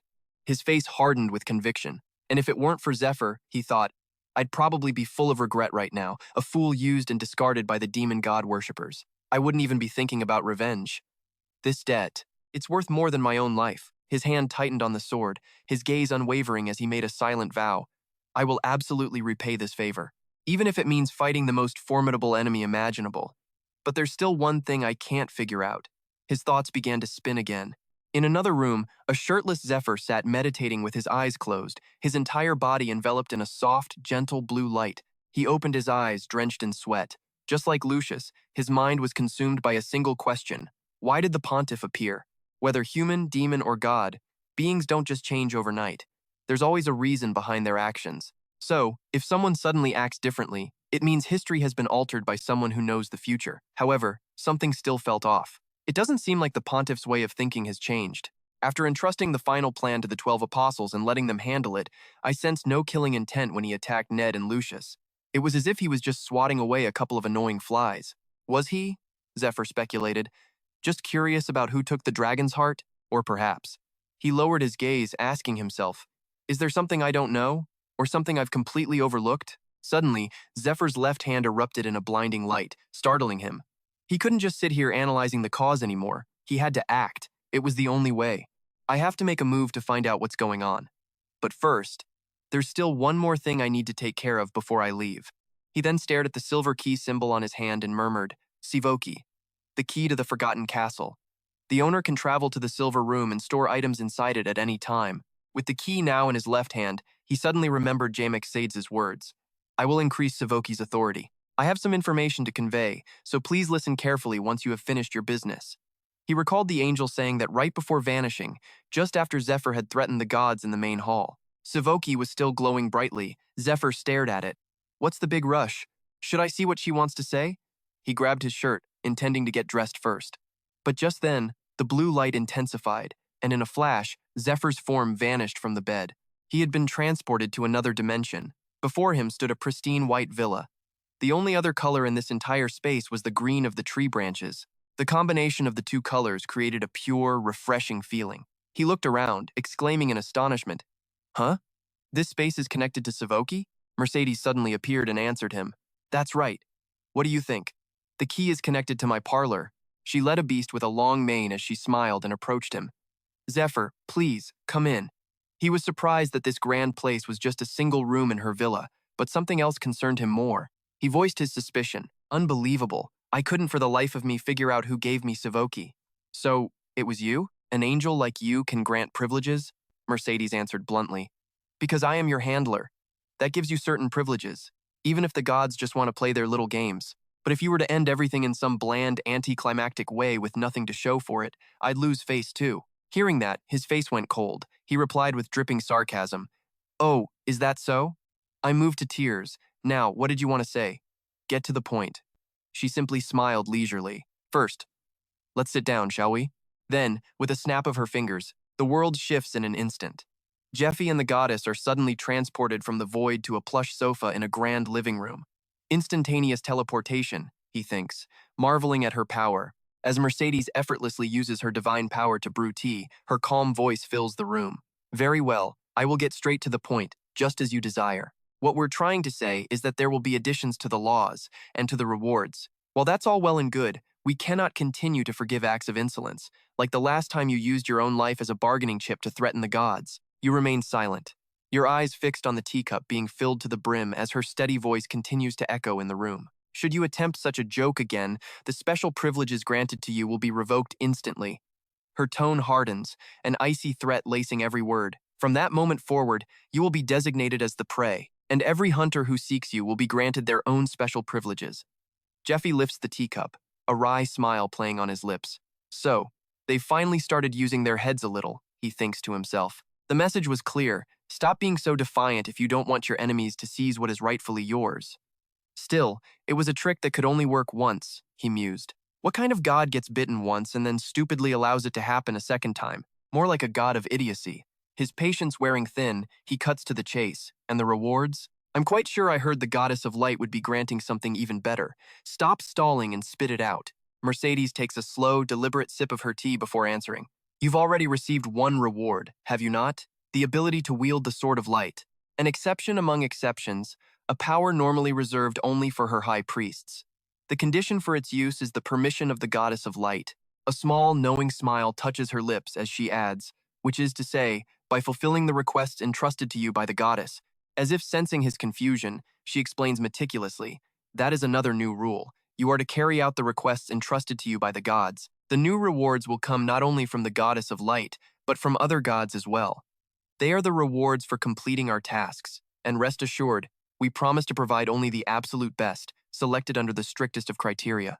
A brilliant white light begins to envelop her, her voice echoing as her form fades away. I told you from the very beginning, in this world there is no such thing as a free lunch. And just like that, She vanishes. The scene changes. Zephr, his hand clad in a steel gauntlet, plants his foot in the stirrup and swings himself onto his horse. Mercedes's words still ring in his ears. Serve the gods by passing their trials. Moonlight illuminates his resolute face as he prepares to follow the celestial being's command. Prove to us that you are worthy of receiving the absolute best. In the present, the entire house of Lucius has gathered to see him and Net off. The bishop speaks, his voice heavy with apology. Though I know it is for the sake of the mission, it pains me to send our heroes off through a back gate. I swear, your return will be met with the grandest of celebrations. On my honor as a bishop, I swear it, Zephr quickly cuts him off. I told you, there's no need to swear on such things. He glances down at the bracelet of mist on his wrist, a powerful artifact of concealment that magically adjusts its size to fit the wearer. The mission's deadline, he thinks, is drawing near. All the agents the bishop dispatched are already watching the temple. With this bracelet, traveling by night isn't strictly necessary, but a discreet departure is far smarter than marching out the main gate. It's best not to take any chances. Nearby, Claudia approaches Net and hands him a basket. This is for the road, she says softly. It's a long journey, so. Her voice trails off. Nade's eyes instantly light up at the sight of the basket. He knows that eating Claudia's food will instantly restore both his stamina and his mana. While she can't use healing magic directly, she possesses the unique ability to imbue her handmade food with incredible restorative powers. This could save my life even if a golden knight ran me through, Net thinks joyfully, offering a sincere, thank you, my lady. Nearby, Zephr smiles at Lucius. I'm leaving the rest to you. Handle it well. Lucius responds with a determined smile, placing a hand over his chest. His gesture is full of meaning as he says simply, good luck. Without another word, Zephr and Net spur their horses and ride away, while Lucius and his family watch in silence until their figures disappear over the horizon. As they vanish, Lucius's mind races. It's not just the cult of the demon god, it's nobles, wealthy merchants, adventurers. Countless people are after the dragon's heart. My job is to act as the decoy, pretending to hold the heart to draw their fire and give Sir Zephr the freedom he needs to act. With newfound resolve, he immediately springs into action, his voice booming across the courtyard. Close the gates! No one gets in or out! The massive gates of the diocese grind shut. Lucius's voice rings out once more, clear and commanding. From this moment forward, the third diocese is under indefinite lockdown. At that same moment, in a dark and unknown realm, Eurydica murmurs to herself. Zephyr's trail. It's growing distant. Has he already left this place? She wonders aloud, her voice tinged with sorrow. George Eos suddenly appears behind her, his tone gentle. It is time for us to leave as well. We must go where we are needed. Eurydica closes her eyes, a single tear tracing a path down her cheek as she whispers her reply. Yes. My mission ends here, she thinks, along with 1,000 years of solitude. They take each other's hand. A blinding green light erupts around them, and their forms slowly dissolve into nothingness. Her final thought lingers in the void. What comes next is in the hands of those who will carry on our mission. As Zephr rides relentlessly onward, Eurydica's thought completes itself. The descendants who will journey alongside him. A white dove circles down towards a pristine palace, where a young woman named Altair catches it, gently untying the letter from its leg. She scans the letter, her eyes widening as she murmurs, Brother Lucius. It reads, Happy birthday, my dear cousin Altair. I apologize that I cannot attend your party due to a mission. Private matters may make it difficult for us to meet for some time, so I have sent a gift in my place. I am certain you will be very pleased with it. Reading this, she lets out a sigh. When he says it like that, it means he sent something utterly bizarre again. Just then, a commotion erupts from downstairs. She hears shouts. This guy knows who we are, and he's still. Ag, be careful. This bastard is insanely strong. She rushes to look down and freezes at the unbelievable sight. Zephr, with one foot planted firmly on a guard's head. Her eyes fly wide open as Lucius's words echo in her mind. My gift is the person who will become the strength you have always wished for. At that exact moment, as if sensing her gaze, Zephr looks up, his eyes meeting hers across the vast courtyard. This is Lindeo Palace, a magnificent and sprawling estate bestowed upon Altair, along with the title Duchess of Lindeo, on her 16th birthday. Moments earlier, Zephr and Net had ridden through countless checkpoints, finally stopping before the main palace guards. Zephr dismounted swiftly, holding up the letter. I am an envoy of Lucius Giornetti, the saint of the Holy Light Brigade. A guard rushes to deliver the news while another repeats in astonishment, an envoy from the saint? Moments later, a butler emerges to formally receive Zephr and Net. I will escort you inside. Follow me, he said. As they followed him, Ned Stryer looked around in awe, whispering, This place is huge. Then, he immediately focused on the mission at hand. Before they left, Lucius had given them a letter, saying, "This letter bears my seal. Please deliver this to the master of Lindeo Palace for me. I am certain she will be willing to help you two." But even as they walked, Ned Stryer couldn't help but worry. "We came here just as Lucius told us to, but will a princess really be willing to help us slay a dragon?" Zephyr glanced at him, then suddenly remembered something. "Ah, I forgot you were born into a noble family." So he asked, "Do you know the princess?" "No," Ned Stryer replied instantly. "I've only ever seen her face once from a distance, during an event at the royal palace." He thought for a moment before adding, "From what I've gathered, she's currently wasting her enormous potential. I have my doubts about what she could possibly do to help us." Suddenly, a figure clad in full plate armor plummeted from the sky, landing right beside Ned Stryer's feet. The shock made him forget whatever he was about to say.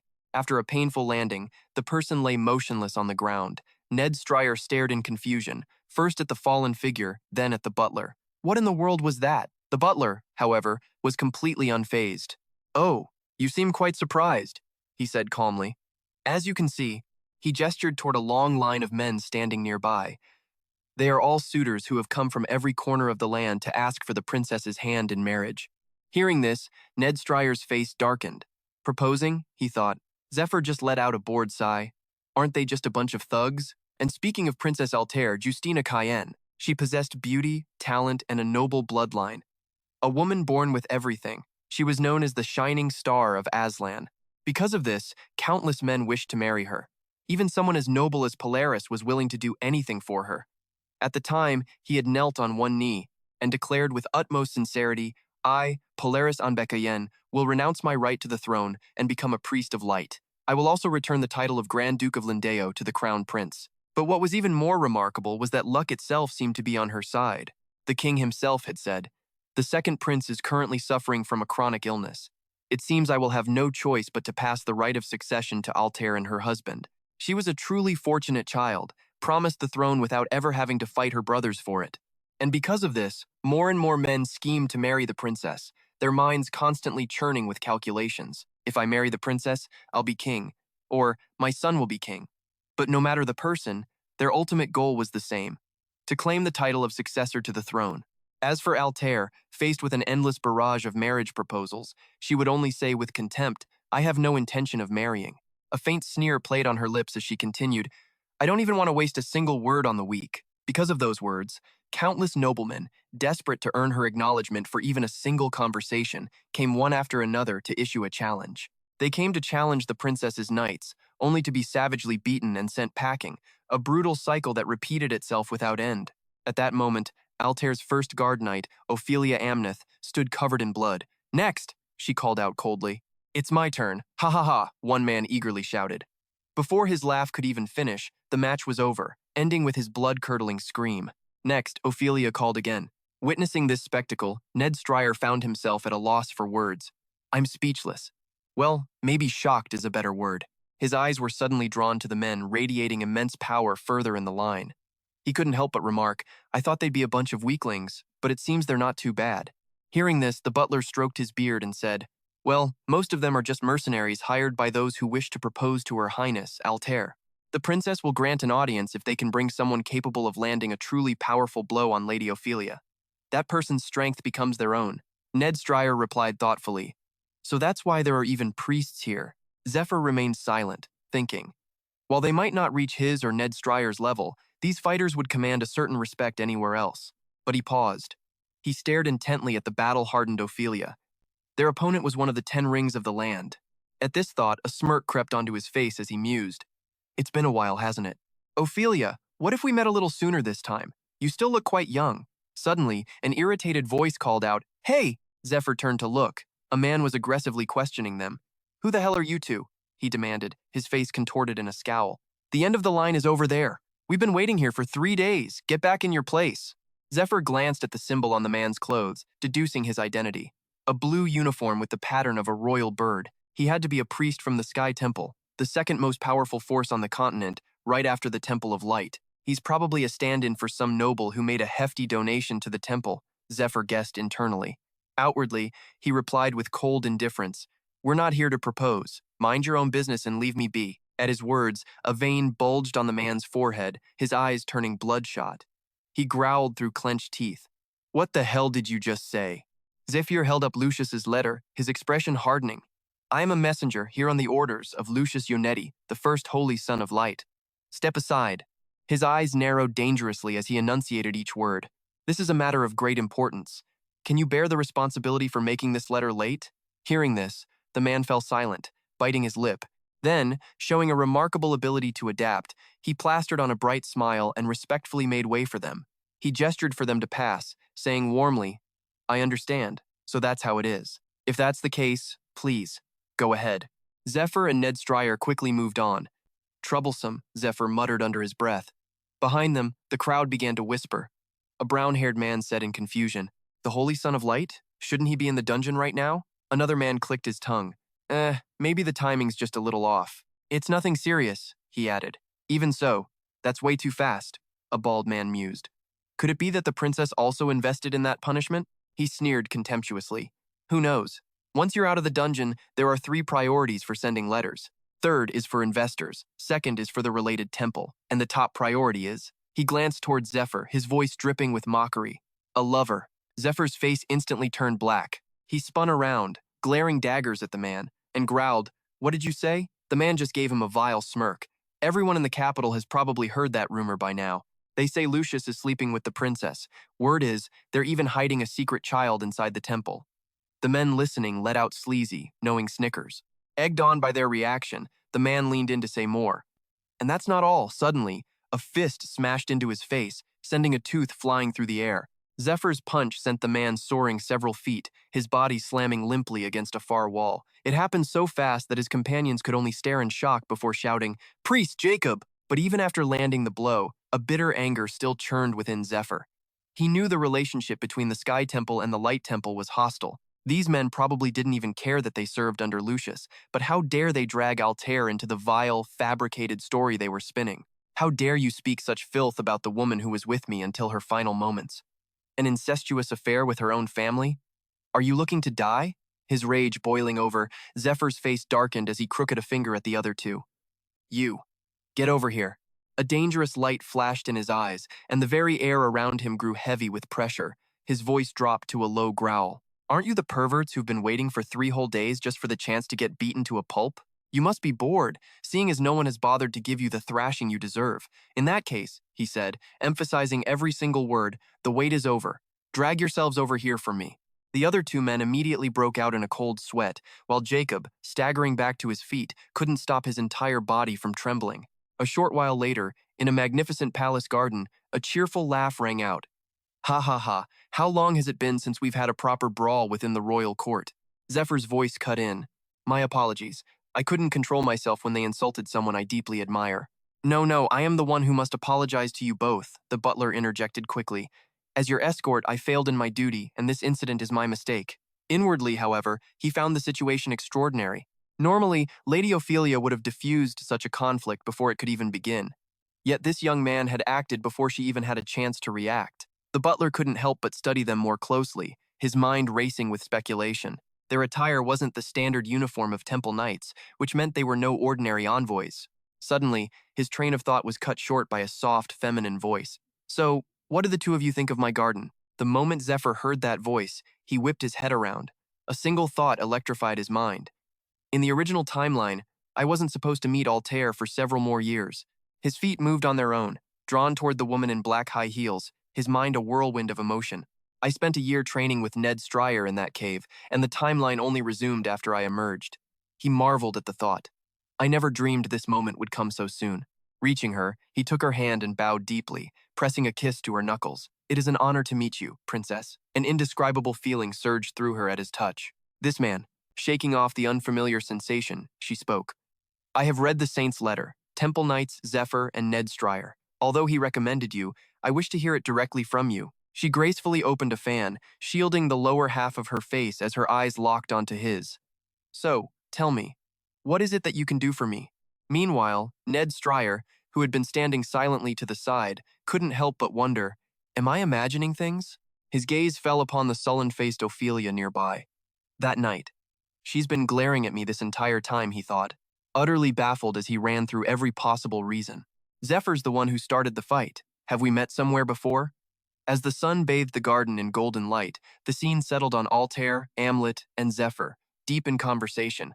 Gazing into Altair's eyes, Zephyr thought to himself, her social skills haven't improved one bit. She's still trapped by the rigid confines of court etiquette. But thanks to her profound, innate empathy, she could perceive people through a special sense. She looked every bit the ruler, seated on her golden throne with her trusted aide, Amlet, by her side. Zephyr's thoughts continued. She uses that very talent to feel out and combat the opposing factions of the royal court, a viper's nest where the most vicious schemes are born. Zephyr found himself lost in a sea of thoughts about the beautiful and talented princess. At first, I just aimlessly followed my master's will, living without any real purpose, but then she appeared and showed me a dream far greater than myself. In a way, it was Altair who had saved the aimless young man Zephyr once was. Her words, her image, memories of the past flooded his mind, crystal clear. Find me a prince consort, and one who can lead this kingdom and guide our people to a new shore of happiness. Because the demon god cult's faction still held immense influence in the kingdom, Altair's authority was severely restricted, even as the head of the court. What she truly needed was a powerful ally she could rely on, someone she could use to further her own ambitions. With that thought, Zephyr began to activate his power, a soft light glowing from his hand. "Forgive me, Your Highness," he said. As the words left his lips, a brilliant golden light erupted from his entire body. "I can fulfill that need," he told Altair, his voice steady, "and it would be better to prove it now than to waste time with empty words." Standing to the side, Amlet's eyes went wide with shock. "What is this?" Even Altair herself was stunned. Could this be the power of a dragon? This man. He has a dragon's heart transplanted inside him. At once, Altair turned to her aide. "Ophelia, would you be willing to test Sir Zephyr's skill in a duel?" Amlet bowed respectfully. "Yes, Your Highness." Stepping forward, she drew her gleaming sword and declared with confidence, "I will only need 3 techniques." And just like that, the duel between Zephyr and Amlet officially began. On one side, the black and gold energy of a dragon crackled. On the other, a mysterious emerald green aura began to glow. Zephyr's eyes shifted to a menacing blood red and black. Unfazed, Amlet began her calculations. "He's facing me directly, and his stance is flawless. If I attack recklessly, I'll be the one who loses. I must be careful." With that thought, she gracefully shifted one foot to the side, settling into her fighting stance and aiming the tip of her sword directly at Zephyr. Nearby, a luminous blue butterfly rested upon a single rose. As it gently fluttered its wings to take flight, something whipped past it with blinding speed, startling the tiny creature. It was the blur of motion from Zephyr and Amlet, clashing in their first exchange. Amlet unleashed her first technique, a furious barrage of slashes aimed at Zephyr, but with a simple, fluid motion of his hand, he effortlessly deflected her blade. First came one strike, then a second. Amlet drives her sword forward, aiming to pierce his armor, but it's useless. Zephyr effortlessly blocks her attack. The blade can't even scratch his defense. The two clash back and forth, sparks flying as steel meets enchanted plate. Unrelenting, Amlet unleashes her third technique. But this didn't put Zephyr at a disadvantage. He thought, the sword was knocked from my hand on impact, and I took a pretty heavy blow myself. Just then, Amlet was sent flying back from the strike. In that same moment, Zephyr suddenly appeared right behind Amlet, seizing a complete victory. His voice was cold as he asked her, "Do you want to continue?" Stunned by his overwhelming power, Amlet can't believe it. When did he even get behind me? She wonders, forced to acknowledge Zephyr's flawless strength. Knowing she can't win, she surrenders. "No, that's enough. I have seen your capabilities. Your technique, skill, defense, and battlefield awareness. They are all perfect. Just where did he come from?" she asks herself. Zephyr then turns to Anthe, who has been watching the entire duel. "2 dragons are wreaking havoc on the western continent. I hear you are searching for a solution." In the idyllic setting of the palace, bathed in the warm sunlight, Zephyr continues in a calm, measured tone. Reclaiming new land for agriculture is the primary mission, but factions of the demon god's cult will surely emerge like insects. They will destroy the new farmland, and for that very reason, the princess should proceed with clearing Mount Thor. In other words, expand the kingdom's field of vision. Zephyr speaks with a deadly serious expression, having clearly thought everything through. By doing so, you will be able to see other enemies approaching. All defenses will become proactive. If we move quickly, the entire operation could be completed in a month or so. Zephyr extends a hand toward Anthe, declaring his purpose. "I will take responsibility for claiming the head of the blue dragon, Adlitz." Hearing this, Anthe immediately asks, "And what do you want in return?" At her question, Zephyr lowers his head, his gaze softening slightly as he replies, Please, provide a more suitable reward. The assault on Eurydica's tomb was problematic. The three-army coalition was poorly allocated. That army had almost no healing priests. This time, I ask that you lend me as many healing priests as possible. Anthe listens intently before musing to herself. So cautious. It seems he wants something far greater than mere power or status. Resting her chin on her hand, she asks Zephr directly, "Do you truly have the ability to capture the blue dragon, Adlitz?" Zephr slowly approaches Anthe and places a magic stone in her hand. "That depends on you, princess." Anthe stares at the red stone, a thought rising from deep within her subconscious. It's a crystallization of magic from the final grimoire, allowing the user to learn any skill from the book they hold. At the same time, the stone possesses powerful healing properties. This is the ancient magic of the Media Kingdom, researched and recorded by Eurydica herself. To unlock its skills, one must master level 2 of Media's ancient magic. Zephr thinks to himself, the ancient magic of Media, a long-fallen kingdom. Anthe should have been able to learn this when she was young, but she claimed it was too difficult and time-consuming. Her circumstances never allowed her to master it. After a moment, Zephr speaks to Princess Anthe again. "This was entrusted to me by my predecessors. They told me to remember and to deliver it to you, Your Highness." He thinks of the dragon heart beating within his own chest. Zephr knows that if Anthe gets her hands on this magic-absorbing crystal, she will instantly become vastly more powerful. And my own dragon heart will have a chance to complete its assimilation with my body. As the meeting concludes, Zephr says to Anthe, "I must be going now. If anything is unclear, please contact me." He steps out of the lavish palace and walks briskly down the road, reflecting on what just happened. Compared to my past life, this first meeting went surprisingly well. It wasn't bad at all. Zephyr's history with Anthe runs deep. As he walks, he thinks, "I've missed you so much, and now, Lucius has finally arranged this first meeting for us. So demonstrating my power to capture your attention was absolutely the right move." A smug smile plays on his lips. "You'll have to seek me out now. Just don't keep me waiting too long." Meanwhile, Anthe finds herself captivated by Zephyr's strength and strategic mind. "What an interesting man," she remarks. She turns to Amlet. "What are your thoughts?" Amlet replies, "He is quite valuable, Your Highness." At first, I was a little worried about Sir Lucius's recommendation, but based on combat skills alone, he is exactly what you were searching for. Amlet pauses thoughtfully. "However, for the host of a dragon heart, he isn't as strong as I expected," Anthe explains. "That's only because the dragon heart has yet to fully assimilate. He will become much stronger in the future." Recalling Zephyr's words as he gave her the stone, Anthe is lost in thought. He spoke as if he had actually met Eurydica. It wouldn't be surprising if a legendary mage like her were still alive in some forgotten tomb. If that's true, a suspicion forms in her mind that Princess Eurydica was the one who implanted the dragon heart in Zephr. Anthe has all but accepted him. Perhaps he truly is one of the continent's greatest knights. He will be a crucial key to my plans. But suddenly, her eyes turn cold, a shadow of doubt crossing her face. Still, she thinks, there is one more thing that bothers me. She remembers the moment Zephr kissed her hand, a gesture that left her deeply unsettled. The feeling she got from his touch wasn't one of simple warmth or familiarity. Her eyes widen in confusion. When their skin made contact, it felt like a bolt of lightning, a deep, ancient connection that was impossible to deny. It left her wondering, just what was that feeling? The scene shifts to the dark sanctuary of the demon cult. Its lord sits upon a throne, a subordinate kneeling before him. "You summon me, master?" the man asks. "This is the vice leader, Bout Demas, ranked second in the demon god's cult." He asks again, "For what reason have you called me?" The cult leader's voice is chillingly calm. The 12th apostle's position is vacant. The statement catches Bout Demas completely off guard. The 12th apostle's seat is still empty? He thinks. After a moment of shock, he looks up. Does this mean Odin has failed? His question seems to enrage the leader. "Do you need me to repeat myself?" Sensing his master's fury, Bout Demas falls silent. The leader continues, "You should understand the situation before you speak. Now, let's discuss the next apostle." The cult leader goes on, "I gave you 12 apostles so you could do as you wished. But this time, with the plan that matters most to me, you must succeed. Do not let Odin's failure interfere with my plan. Do you understand?"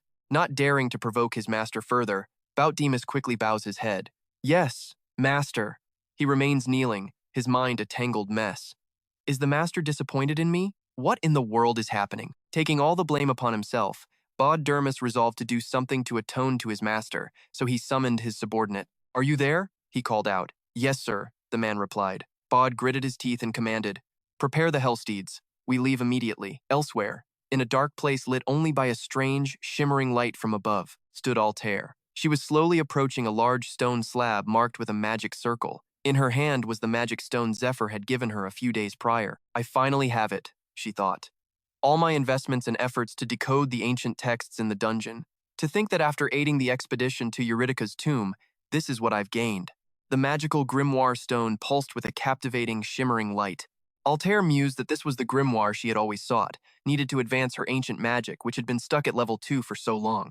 The magic crystal was a high-level grimoire, created by crystallizing the very essence of magic, allowing its user to absorb skills simply by holding it during meditation. Inside, it held the perfected ancient magic of the Media and Eurydica kingdoms. Altair's mind drifted back to a memory of the woman who taught her magic, stroking her innocent face as she spoke. My time is running out. I'm sorry, my sweet child. Altair, this is as far as I can teach you. But I'm certain that even without my help, you will discover a way to perfect that magic. Just as her master had foretold, she had now found the magic crystal. Altair clutched the stone to her chest, feeling its power. The stone erupted in a blinding flash, and her master's voice echoed in her mind, the way to defeat him, to defeat the pontiff. A beam of light shot out from the gem, growing larger and larger until it enveloped the entire area. When Altair opened her eyes, she was overwhelmed, finding herself lost in a hidden realm brimming with mysterious magic. This was what she craved, the knowledge she needed to eradicate the evil cult. She gazed at the vast expanse of knowledge and wondered, is this another dimension? But she already knew the answer. No. The magic crystal has linked with my consciousness, this immense magical knowledge, arranged like nebulae in the cosmos. Altair's sparkling eyes traced the constellations of knowledge. Suddenly, a voice spoke out. It's beautiful, isn't it? This is the media magic we have long pursued. The voice startled Altair. The spectral form of the goddess Eurydica appeared, taking Altair's hand. Even as a mere ego fragment left in this crystal, I wanted to meet you, my descendant, my successor. Meanwhile, Zephr was still settling things with Ned Stryer over a game of rock, paper, scissors. With a final throw of scissors, Zephr won. All right, I win, he declared, so I'll attend the party. You will secretly hunt down any demon cultists in this castle. Ned Stryer sighed in defeat. It's not like I wanted to go to that noisy place anyway, he grumbled. Go on and have your fun. Zephr shot back. Fun, my ass. This is all about gathering intelligence. Ned Stryer then took out a bracelet enchanted with the powerful invisibility skill, Back Vu Lean Thursday. Are you sure you don't need this? Ned Stryer asked. Didn't you say it would be easier to travel if your identity wasn't revealed? Zephr, busy adjusting his clothes, replied, The Thapnot not Dia are in this mansion. Wouldn't it be better for you to wear it, since you'll be the one sneaking around? The slightest mistake and you'll be caught and branded a suspect instantly. Zephyr's gaze sharpened as he added, Besides, that woman seems to be paying very close attention to you. Seeing that Zephr had noticed it too, Ned Stryer confessed, Yeah, I don't get it either. I've never even met her before, and I rarely meet people from the south. And on top of that, we were there to steal from her. There's no way we've crossed paths without me recognizing her. Could she have known me back when I was under the Demon Lord cult? As he spoke, Ned Stryer pulled out another item, the Mana Appraisal, which allowed the user to see the unique sigil imprinted on a demon cultist's body. Or maybe, he considered, she's the dangerous one who took my former position. Zephr stoked the fire for warmth and replied, She's probably not a cultist, but it never hurts to be cautious. He thought to himself, I trust Ned Stryer can handle himself with this much information. Now then, time for me to get ready. With that, Zephr set his shovel aside and began to prepare for the party. He ran a hand through his hair, styled it, then touched his face, concentrating.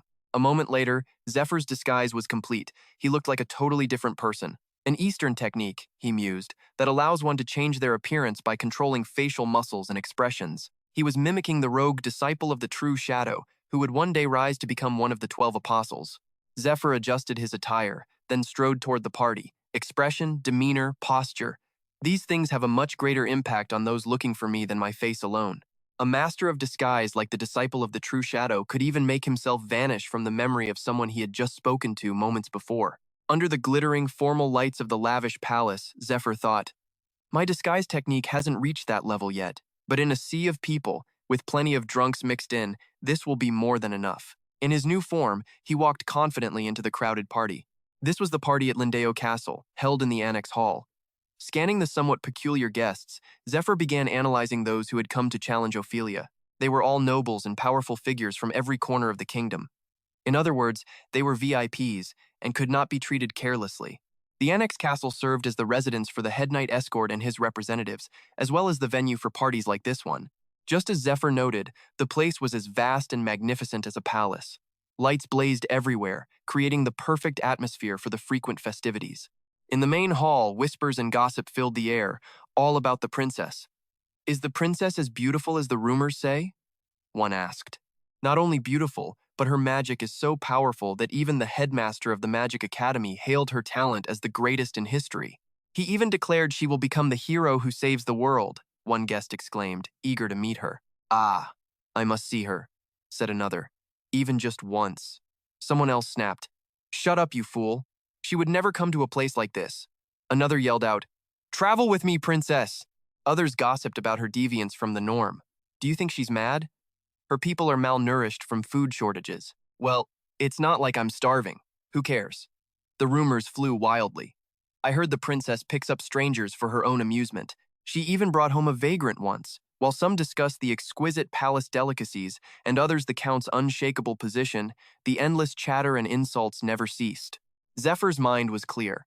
His mission now was to search for information, and search for talented individuals. "These famous figures from my past life are quite impressive. I should seek out those who were talented but died while I was cooped up training in that cave." As Zephr sat there listening, a man extended his hand in welcome and asked, "Where are you from?"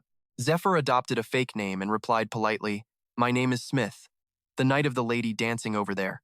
At the table, another man spoke up, asking, "I hear there's still no news from the Third Paris Temple. My father went there as an investor for the subjugation." Someone else added, "But he said outsiders would only be allowed in after it's complete. They still haven't let him inside." The man next to him chimed in, "What are the scouts even doing? Not a single carrier pigeon has reached us." A beautiful young woman then turned to Zephr's alias and asked, "Where did you go, Baron?" "Ah," Zephr said cheerfully, playing along. "There was some excellent wine over there, so."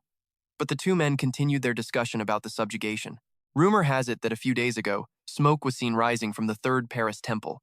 Could Cardinal Gadden have taken command while the saint was away? But why would he do that? He's supposed to be a neutral party in the Sun Temple.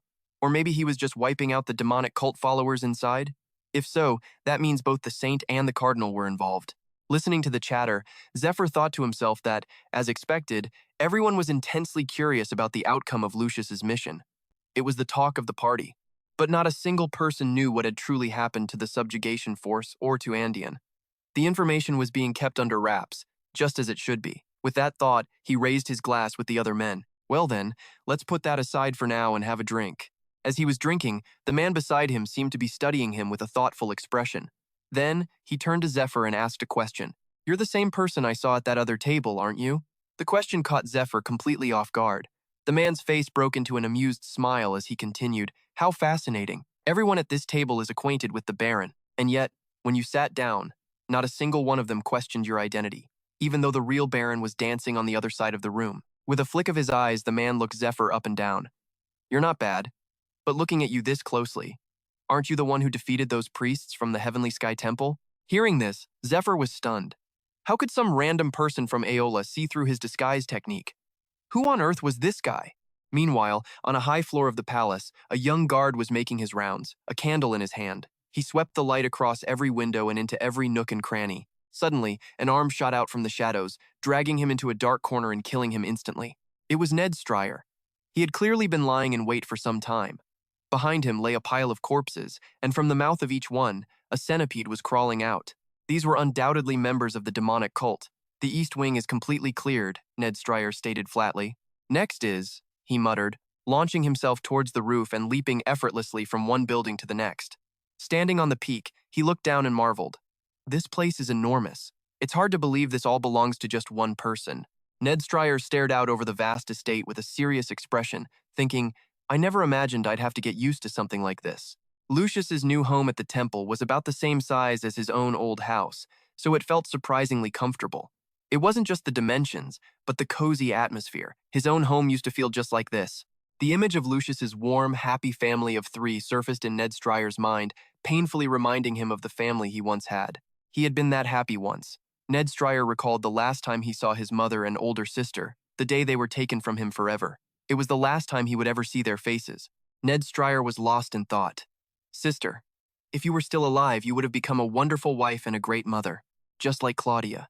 If only that storm had never come. His thoughts were abruptly shattered by a figure appearing right in front of him. His eyes widened in shock and surprise. It was Amlet. While the guests are enjoying the party, "What are you doing up here?" she demanded, her brow furrowed with suspicion. "Don't tell me you're just taking a stroll in such a peculiar spot." Ned Stryer was startled, both by Amlet's sudden appearance and her question. "Since when can I not even sense her presence?" he thought, annoyed at his carelessness. What a slip-up. Ned Stryer clenched his fists. "I'm wearing the full set of the 8 fists of the 8 trigrams. Only a legendary level tracking skill should be able to find me, right?" But this was Anthea's #1 Guardian Knight, one of the first of the 10 blades. She hadn't reached that position by chance. As if sensing his anxiety, Amlet spoke first. "Don't worry. I only came here because my senses picked up on something unusual. And besides, I have some business with you. Would you mind sparing me a moment?" Ned Stryer immediately retorted, "How long have you been following me?" Amlet just let out a small laugh. "Now that's a hurtful thing to say. Since the 2nd floor of the East Wing," she admitted. "If that's the case, then this is simple," Ned Stryer explained. "The people I killed were all followers of the demonic cult. You'll find their cult sigil carved on their bodies. You can go and confirm it for yourself. As for me, I apologize for acting so rashly without permission, but my leader decided that a purge should take priority over any prior agreements." Amlet offered a slight appreciative smile. "A good decision. However, I think you've misunderstood why I'm here." Before he could react, Amlet launched a sudden attack. Ned Stryer's eyes went wide with shock, but he managed to dodge just in time. "Let's talk about that match with Zephr," Amlet continued. "Slaying the dragon is the princess's greatest wish. She has worked tirelessly to gather exceptional talents to make that endeavor a success. Your comrade, Zephr, has already proven himself." She drew her sword, and a mystical blue aura of power enveloped her. Amlet leveled the blade at Ned Stryer. "But you have not. Now, prove your strength to me." She was officially challenging him to a duel. Ned Stryer didn't back down for a second. He instantly activated his own power, and a terrifying red aura exploded from his body. "So, you insist on doing this the hard way?" Ned Stryer replied grimly. "Fine." And just like that, the battle between the two began. At that moment, near the 3rd Paris Temple, El Pout de Mast was leading a pack of hounds through the surrounding forest. She scanned the area, her mind racing, traces of Andion's demonization, and these burn marks from Thunder's fury. There's no doubt, this is the aftermath of the Dragon King's secret art. "If I recall correctly," she mused, "a disciple of the Eastern Master was dispatched for this case. The last known trace of the Black Silver Knights indicates at least 3 people fought here. There are even remnants of holy power." Her eyes landed on a blood-splattered carriage. She stepped inside, ran a hand over a stain on the doorframe, and brought her fingers to her lips to taste it. And not only that, she continued her deduction. "There's also something that should never have been here. The death poison of Poison." Her thoughts turned venomous as she connected the dots, a list of names branding themselves into her mind. The Eastern Master, the Saint, and that tarantula who's been visiting the cult so frequently lately, they must all be in this together. They actually plan to assassinate Andion. I can't believe they would dare to start something this big while the mission for the future of our church is still in progress. The 3rd Paris Temple has gone into a complete lockdown, hiding whatever is happening inside behind a magical barrier that blocks all tracking skills. Not only that, but even the messenger pigeons near the temple are gathering elsewhere, as if they've completely lost their coordinates. Here on the continent of Aslan, messenger pigeons are given magical coordinates to navigate, so when the temple sealed itself off, its location simply vanished. The fact that the 3rd Paris Temple has shrouded itself in a barrier like this makes it seem like they're hiding something incredibly valuable inside. El Bout de Mast once heard the pontiff say that on this entire continent, there were only 3 people capable of implanting a dragon's heart into a human body.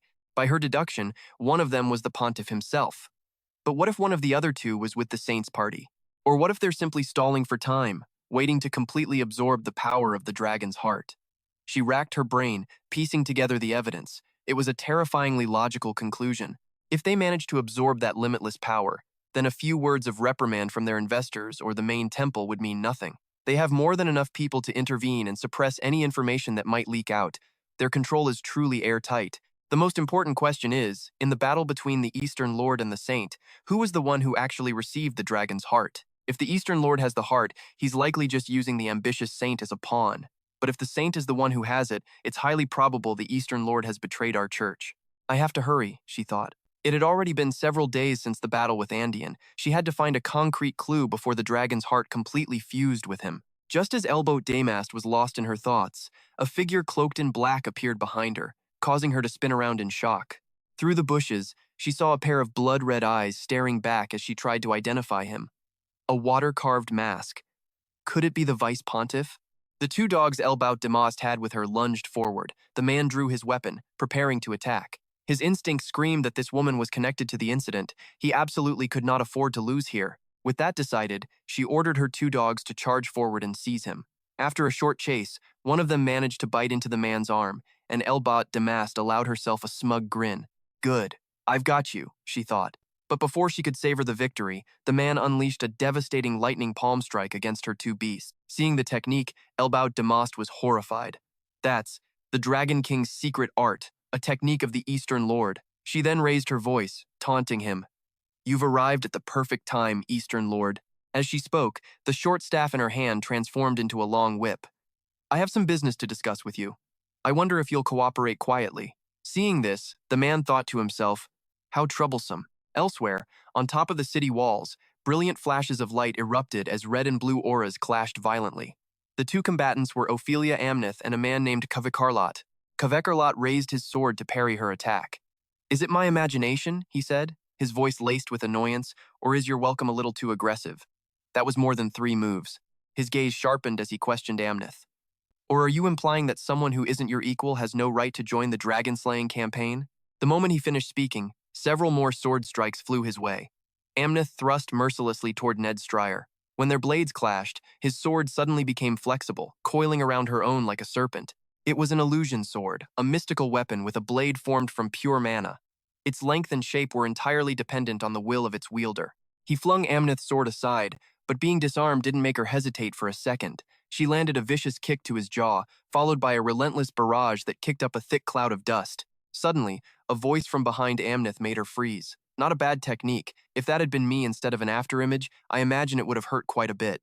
It turned out he had used the crow's flight cloak, an item that allows the wearer to teleport a short distance after creating a magical afterimage of themselves. Ned Stryer's voice right behind her sent a chill down her spine. Since when, she wondered. He continued. Even without actively seeking out information, people tend to hear about someone as famous as you. You still haven't shown your true power. Am I wrong? As he spoke, his voice became heavy and resolute. But you're not the only one who hasn't gone all out. If we both play our trump cards, this won't have a pleasant ending. Why don't we stop here? Only then did Amneth finally speak. A trump card. You wouldn't happen to be talking about the Dragon King's secret art, would you? Hearing those words, Ned Stryer froze. How does she know? Amneth continued. My greatest physical strength is my eyesight. Invisibility and disguise techniques are completely useless against me. It's precisely for this reason that I was entrusted with a critical mission not long ago. Cutting back to Elbout Daymast and the mysterious man, he had reached a riverbank and was splashing water on his face. He let out a sigh of relief. Finally shook her off. That Vice Pontiff. Master was always wary of her, and after facing her myself, I can see she's no pushover. In any case, things have gotten complicated, especially after I managed to get away from the princess's subordinates. By the time I arrived, the subjugation was already over.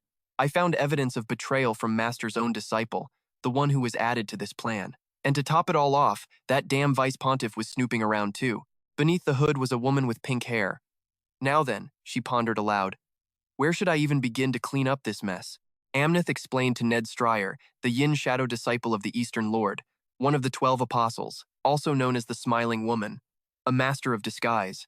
I was the one who prevented her from participating in the demon god cult's plan to monopolize the dragon's heart. Your aura, your flash step technique, and your other skills, they all match hers perfectly. You and that woman share the unique characteristics of those who have trained in the same school of martial arts. The more she spoke, the calmer her voice became, as if she were simply recounting some boring tale. After sparring with you, I became even more certain of it. Zephy has also shown similar traits, but the princess has deemed him trustworthy. Amneth's tone then lowered ominously. But above all else, the Yin Shadow disciple, the Smiling Woman, every single one of her characteristics is so similar to yours, it's as if the two of you are related by blood. She drove home her final question, her eyes locked on his. Are you truly our ally? A question weighing 1,000 pounds pressed down on Ned Stryer, his face darkening as sweat rolled down his cheek. He wondered, what the hell is she rambling on about? Back before he left the Third Paris Temple, the ground there had been swarming with crawling maggots. After being run through by Ned Stryer's sword, Andean screamed in agony, then let out a ragged breath. "There," he rasped. "Do you feel any better now?"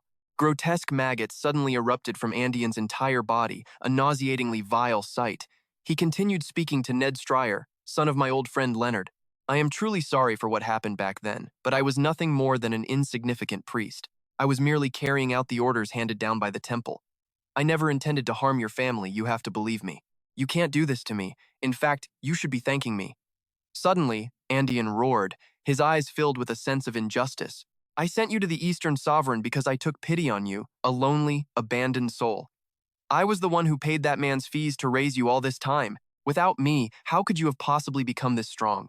Have you ever considered how horrific things would have been if you'd been left to train in that cave without my care?" Ned Stryer stood before him, the reflection of his own astonished face staring back from Andean's eyes. Andean's voice grew louder, his shouts echoing. The children from other fallen houses either starved to death, were sold into slavery, or at worst, were dismembered and devoured by nomads. I made you who you are today. I am the savior who pulled you up from that dark hell. But the moment the words left his lips, Ned Stryer tuned out his insane rambling. He raised his sword and decisively plunged it into Andean one more time, making the man roar in agony. Before dying completely, Andean struggled to leave Ned Stryer with a final warning. He pleaded, "At least, listen to me. Don't trust that man named Zephr. He's using you." After killing Andean, Ned Stryer turned his back and walked away. At the time, of course, he dismissed Andean's last words as the incoherent rambling of a madman, unworthy of a second thought. That was the thought that had allowed Ned Stryer to ignore them until now. Standing before a grand mansion, the memories came rushing back, stunning him. He asked himself, but how could that be possible? Zephyr's previous words flashed through his mind. "I am the hidden disciple, here in case one of you dies." And just recently, he'd heard something similar from Ophelia Amlet. She had spoken of the hidden disciple of the Eastern Sovereign, one of the 12 apostles, also known as the Little Lady, a master of disguise. "I prevented her from participating in the demon god cult's plan to monopolize the dragon heart. All of her features were strikingly similar to yours, as if you two were blood relatives." "That's right. The hidden disciple I met had red hair and amber eyes, just like you, and was around 25 years old." Hearing this, a wave of emotion washed over Ned Stryer, and he whispered, "Sister, my sister." The person he thought was dead might still be alive. And not only that, she was the Dragon King's hidden disciple. His mind was in turmoil as he blamed himself. "I don't know anymore. Who is telling the truth and who is lying? Am I walking right into the same foolish trap all over again?" Looking up at the brightly lit window, Ned Stryer's resolve hardened. I need to see the truth for myself." Meanwhile, inside that very mansion, the sweet, melodious strains of a violin gently filled the room. Hearing the music, a guest spoke up. "Oh my, that's the sonata of the parting clouds. If someone is playing that piece, it must mean the party is coming to an end. Time to prepare for our departure. Goodness, time flies." The guests began to stand and take their leave. Before heading out, one of them called out to Zephyr. "Let's get a drink tomorrow, shall we, Zephyr?" But after taking only a few steps, the guests didn't leave. Instead, they stopped in their tracks, turning to look back at Zephyr with peculiar expressions. Philip Pilgrim chuckled.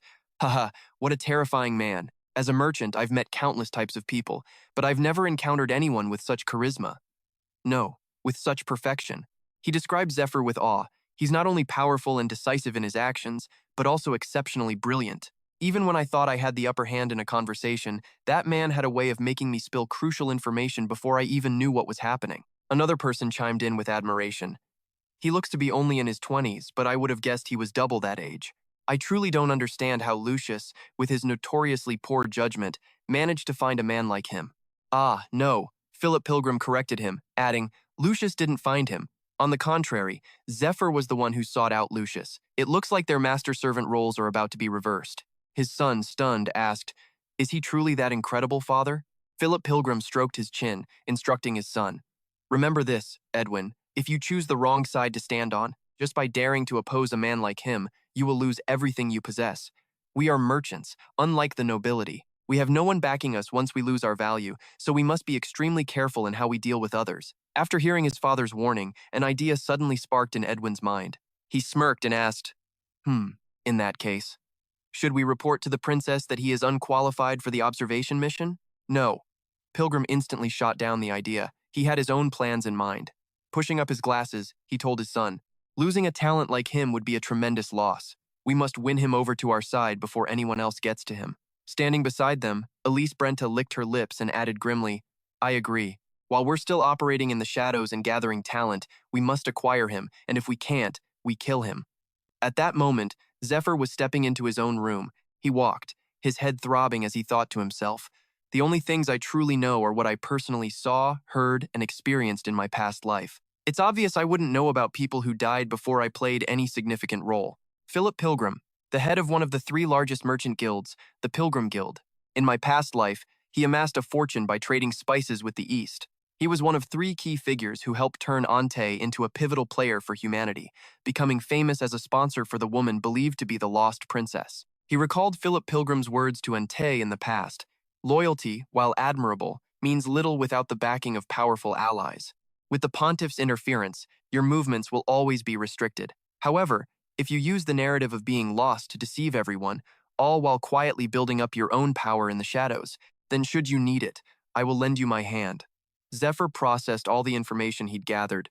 He knew that was why he was one of the demon god cult's highest priority targets, and back in his past life, while Ned Stryer was on the run with the Dragonheart as an anonymous disciple, the woman known as the Little Lady had killed Philip, or so he understood.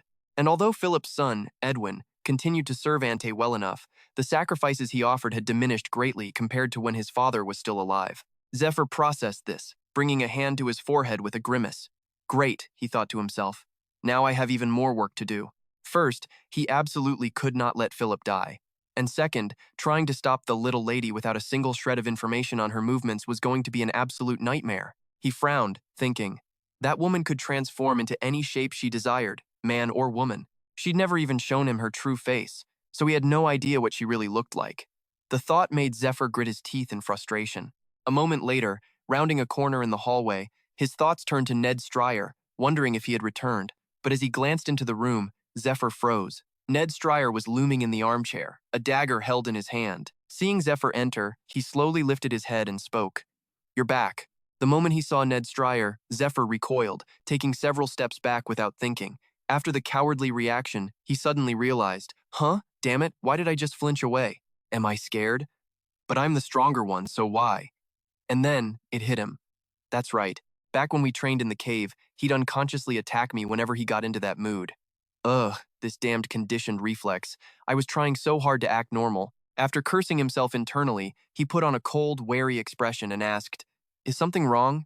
Ned Stryer didn't beat around the bush. I just ran into Ophelia while investigating the mansion's perimeter. She said she once met someone who seemed to be my older sister. Hearing this, Zephr asked in shock, You have a sister? At the same time, a thought raced through his mind. This is the first I'm hearing of this. But thinking back, he did say the rest of his family went missing after his father died. Ned Stryer's gaze suddenly darkened. Can you believe it? My sister, the one I thought died on that train 13 years ago, is still alive. And she is. He paused, his words hanging in the tense air. He looked up, his questioning eyes fixed on Zephr as he emphasized each word. The anonymous disciple of the dragon King Hyo, the one Ophelia once fought. The revelation struck Zephr like lightning, a storm of questions flooding his mind. The anonymous disciple is Ned Stryer's sister? This has to be a mistake, right? I was so sure the disciple's name was. Or, is Ned Stryer trying to feel me out? Could this be one of Dion's schemes to test me? No, she wouldn't go this far. I knew I couldn't hide the fact that I'm not the real disciple forever, but Ned Stryer's sister? What is going on? Just then, fragments of a memory surfaced in Zephyr's mind of a red-haired woman. He had spoken to her several times. Once, she had questioned him with open hostility. Who taught you these martial arts? Another time, she had confided in him with a somber look. I don't remember much about my past. I was in an accident. My adoptive parents took me in after I washed ashore, and when they saw I possessed a martial body, I caught my master's eye. If my little brother is the same, that means he also has a martial body. We'll meet again someday. I want to find them. My lost memories. The family I once had. It's strange, isn't it? Why am I telling all this to you, my enemy? Recalling her words, Zephyr's mind reeled as he screamed internally. No way! It can't be! Why didn't I ever think about this until now? He grit his teeth in a surge of fury, cursing himself. I heard it directly from the Eastern Honored Lord. The martial body is incredibly rare and passed down by bloodline. The children of someone with a martial body are highly likely to inherit it. That means, from the very beginning, The Eastern Honored Lord and Andion were working together, planning to destroy Ned Stryer's family. And in the end, they cruelly discarded Ned Stryer when he was no longer of any use to them. He couldn't stomach it any longer, a furious curse escaping his lips. Eastern Honored Lord, you bastard. Across from him, Ned Stryer seemed lost in thought. I don't know, he began. I don't think Ophelia has any reason to lie to me. But Zephr, it also means nothing if everything you've told me is a lie. He thought of the past. My father trusted in Dion. I trusted my master. And both our lives were thrown into hell because we trusted the wrong people. That's why I'm afraid to trust someone again. But even so, we've faced countless life and death situations together. We are Hyonji. I want to believe that our bond is real, and I want to believe in you. Ned Stryer spoke these words to himself, to his very soul, before tossing the dagger to the floor. He looked at Zephr, his eyes filled with a mixture of hope and resolve, and spoke in a tone that was almost a plea. I just need proof. Even the smallest piece. Please, prove to me that you're someone I can trust. Zephr was silent for a moment before he spoke. Actually, we weren't supposed to meet for another 2 months. Ned Stryer's eyes widened slightly in surprise. Zephr continued, deciding to tell Ned Stryer the truth.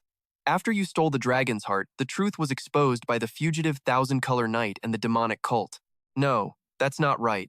The whole world was hunting you after you were gravely wounded by your Hyonji, the son of the Eastern Honored Lord. You were trapped in one of the world's 8 great danger zones, the Gorge of Oblivion, and left for dead. He also stole the dragon's heart from you. At that time, I was a slave at the temple, hunting you down. I found you by chance in a cave after I fell from a cliff. I then learned the Dragon King's secret art from you, because in your injured and weakened state, it was impossible for you to leave that cave on your own. Ned Stryer listened, his shock growing with every word. What? Zephyr's voice filled with a sense of helplessness. I later became the strongest by using that power, by becoming the foundation. I reached the pinnacle of humanity, but in the end, I couldn't stop the world from being destroyed, and I couldn't protect anyone. He then asked, his voice laced with pain, who am I? I am the last of humanity, a hero and also a failure. I am a regressor, returned to this time with 15 years of memories from the future. And, Zephr emphasized every single word, I am your one and only disciple, master. As Ned Stryer listened, shock rippled across his face, his eyes wide with disbelief. Zephr then remembered something before he regressed. Ned Stryer had a plan. As his disciple, just how strong do I need to become? To escape the Oblivion Gorge, to assess his own physical condition, he had to consider everything just to calculate how much time they had to train inside that cave. Survival and an unquenchable thirst for revenge against the master who had betrayed him. Back then, Ned Stryer's eyes were filled with nothing but pure hatred. Dozens of tally marks were carved into the cave wall, proof of the grueling days they had spent training. Those 2 goals were the only things keeping him alive. But they were forced out of the cave ahead of schedule when their hidden sanctuary was attacked and destroyed by the Master of the Abyss. Zephr was still haunted by that regret. He couldn't stop thinking that if he had only been a little stronger, if he had only learned a little more, the outcome might have been different. In that moment, as Zephr prepared to fight the monster, Ned Stryer grabbed him by the ankle from behind and flung him far away. Zephr was completely stunned. He thought they could have escaped together. He never imagined Ned Stryer would sacrifice himself for someone like him, abandoning the revenge he had so desperately craved. That day, after throwing Zephr to safety, Ned Stryer rose to face the vicious monster alone. In the final moments before the beast struck him down, Ned Stryer glanced back at Zephr, a faint smile on his lips, as if to say, watch closely, Zephr. This is the final secret art I was never able to teach you. The image of his master's back as he faced his doom was seared into Zephyr's memory forever. After hearing the entire story, Ned Stryer pressed a hand to his forehead, his brow furrowed in pain. I don't know. This is unbelievable, but everything you've said is so logical that I can't help but believe you. Ned Stryer replayed the facts in his mind. The boy could wield the holy light sword without being a priest, and he knew an impossible amount of information. Everything Zephr said was accurate down to the smallest detail. The only explanation was that he had returned to the past with a god's blessing. Hearing Ned Stryer's reasoning, Zephr calmly replied, that's right. It might be hard to believe, but it's all true. Meanwhile, he thought to himself, I've been careful to avoid the things I can't talk about, like my relationship with the Saintess. He continued, I'm sorry for approaching you with lies, but I wasn't sure if I could make you believe all this in such a short time, so I thought making you suspicious of the demon cult was a better start. Then, Zephr added hesitantly, I need you to fight the demon lord, and more importantly, I want you to live. In that moment, something clicked for Ned Stryer. That's right, I get it now. The reason I kept pushing forward, it wasn't just for revenge. He had always taken his life for granted, being the heir to his family's title, the guardian of their sacred bloodline. But all of that was ripped away, leaving him as nothing but the empty shell of a man. His former master had told him, "If you become important to me, I will help you get your revenge." That man gave him a new purpose, to live as his disciple. For him, Ned Stryer had risked his life, pushing himself to the brink to grow stronger and repay the master who took him in. For him, Ned Stryer had willingly carried out every dirty deed because he believed there was a reason for everything his master did. It was a master-disciple bond, a relationship that felt like family, even without blood ties, and trusting and helping your family was only natural. But a pawn never realizes its place on the board. Ned Stryer finally spoke, a gentle smile forming on his face. "I've always blamed myself for living such a flawed life, but maybe my life did have some meaning, because I managed to leave something good behind in this world." Ned Stryer then stepped forward, placing a hand on Zephyr's shoulder. "Thank you for everything, for avenging me in the last life, and for helping me in this one. A hero who returned to the past to save the world, huh?" A satisfied grin spread across Ned Stryer's face. "So I've picked up a rather absurd disciple," he thought. "I never expected to have high hopes for a student of my own." He then turned and walked toward the door. "I won't let you carry this burden alone. In this life, we'll walk this path together." And just like that, everything with Ned Stryer was settled. He agreed to keep the secret. If too many people found out, it would be disastrous. If information about the future gets out, it will only cause mass panic, Zephr thought cautiously. And right now, this knowledge is the only real advantage we have. The next morning, he and Ned Stryer went to meet Philip Group. After they sat down around a small table, the man spoke. "Allow us to introduce ourselves. We are the standing members of Princess Altair's party." So, they were Altair's people, just as expected. Things were moving very quickly. Philip continued. "The princess is quite interested in you two. However, since she is not here, we will be the ones continuing this conversation." Hearing this, Ned Stryer wondered. Not here? Did something happen? Zephr, however, knew instantly. Her sudden disappearance at a time like this could only mean she was asleep because of the grimoire. Crystal-type grimoires were different from normal books. They created a copy of their contents and transferred them directly into the user's brain, with the only drawback being their side effects. While the magic was being integrated, the user would fall into a deep sleep. The higher the quality of the grimoire, the longer the slumber, and it was often accompanied by symptoms like a fever. Zephr guessed she was probably being cared for by a healer, but since this wasn't a physical injury, their magic wouldn't have much effect. Ultimately, it all depended on how long it took Altair to absorb all the magic. A small smile touched his lips as he thought, "Hang in there. I already went through hell with Eurydica, so let me have it easy this one time." After that, time flew by. They had to prepare countless things for the Blue Dragon subjugation, from finding new combat styles that suited their gear to building chemistry with the other team members. Leona spread her arms wide and said, "All right, come on over." Zephr stepped into her embrace with a look of displeasure and grumbled, "Just get it over with." Leona then activated her skill, Angel's Hug, an ability that used tentacles sprouting from her back to analyze, in detail, the health and physical characteristics of the target she was hugging.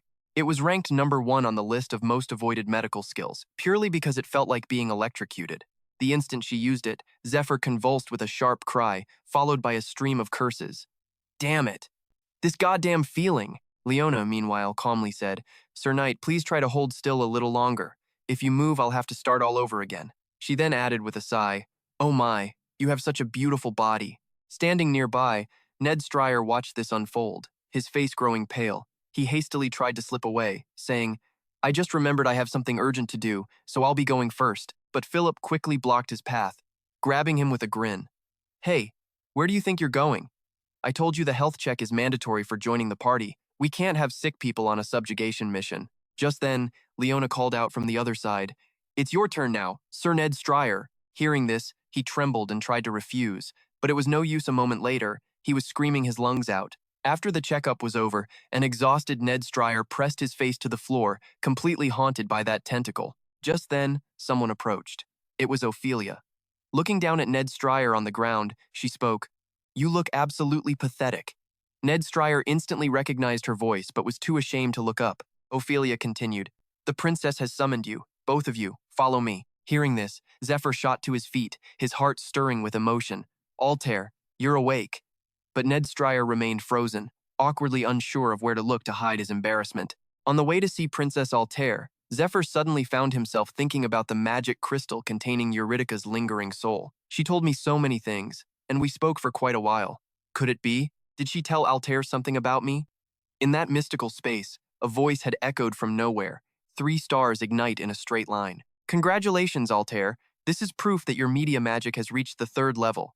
The fundamental knowledge of media magic is now fused within you. All that remains is to awaken it through practice and leveling up. Each time you level up, a new star will be lit. I am certain that no one, not even I, can reach level 8. Just then, a quietly seated Eurydica spoke nonchalantly, a faint smirk playing on her lips. Ah, forgive me. I've consumed too much energy. I will fall into a slumber for some time. The words I've spoken will be trapped in a magical vortex, forgotten until you reach the next level. Just remember one thing. Trust Zephr. Altair suddenly snapped awake, her face pale with shock. She bolted upright as her anxious maids surrounded her. Your Highness, you're finally awake. She clutched her head, wincing in pain. One of the maids said, You shouldn't move so suddenly. You've been asleep for a whole week. Altair was taken aback. A week? Her eyes seemed to droop slightly. I think I heard something important, but I can't remember it clearly. Yet, her gaze held a flicker of determination. Then, she raised her voice. Summon Sir Zephr at once. In the grand chamber, a voice announced, Pardon the intrusion, Princess. You're most welcome, Sir Zephr. Sir Ned Stryer, Altair said from her bed, her voice gentle. I wanted to call for you both sooner, but my body wasn't well. I did not mean to neglect you. How much did Altair hear from Eurydica's consciousness? Zephr frowned, deep in thought. This isn't just about our current relationship. It will affect the Blue Dragon's subjugation and all future battles. He recalled his own encounter with Eurydica, wondering if Altair now knew everything. Or perhaps she learned sympathetic magic and can read the memories of anyone she touches, just like Eurydica. If so, convincing her to join the battle will be much easier. He gently extended his hand. What will it be? This took Altair completely by surprise. Is he testing me? She wondered, trying to see if I've mastered sympathetic magic.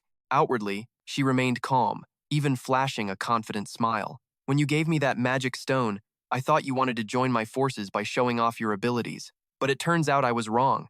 You're trying to use me by manipulating me, Sir Zephr. What is your plan? He met her gaze with a firm, cold stare. Altair casually waved a hand. I can't use it yet. Sympathetic magic is an incredibly advanced skill. I'm still at level 3. I won't be able to use it until I reach level 7, like my ancestor. Her voice echoed in the room. Now, shall we continue the conversation we left off a week ago, Sir Zephr? If you want to sway me and borrow my military forces for a month, no. You must have a detailed plan on how to defeat that dragon within the next 3 weeks. Go on, Altair said haughtily. Try to convince me.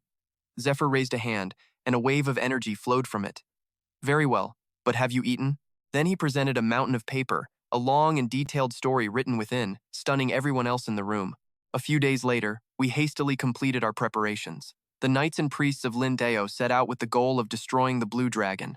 With my silver key and a dimensional bag full of items, Altair's official itinerary was simply a leisurely trip for sightseeing and shopping. One of Altair's maids disguised herself as the princess, riding in a flashy carriage to a tourist spot to leave a false trail. Seeing Altair singing so cheerfully, Zephr couldn't help but think, she's this happy just to be leaving the palace? He crossed his arms, frowning in contemplation.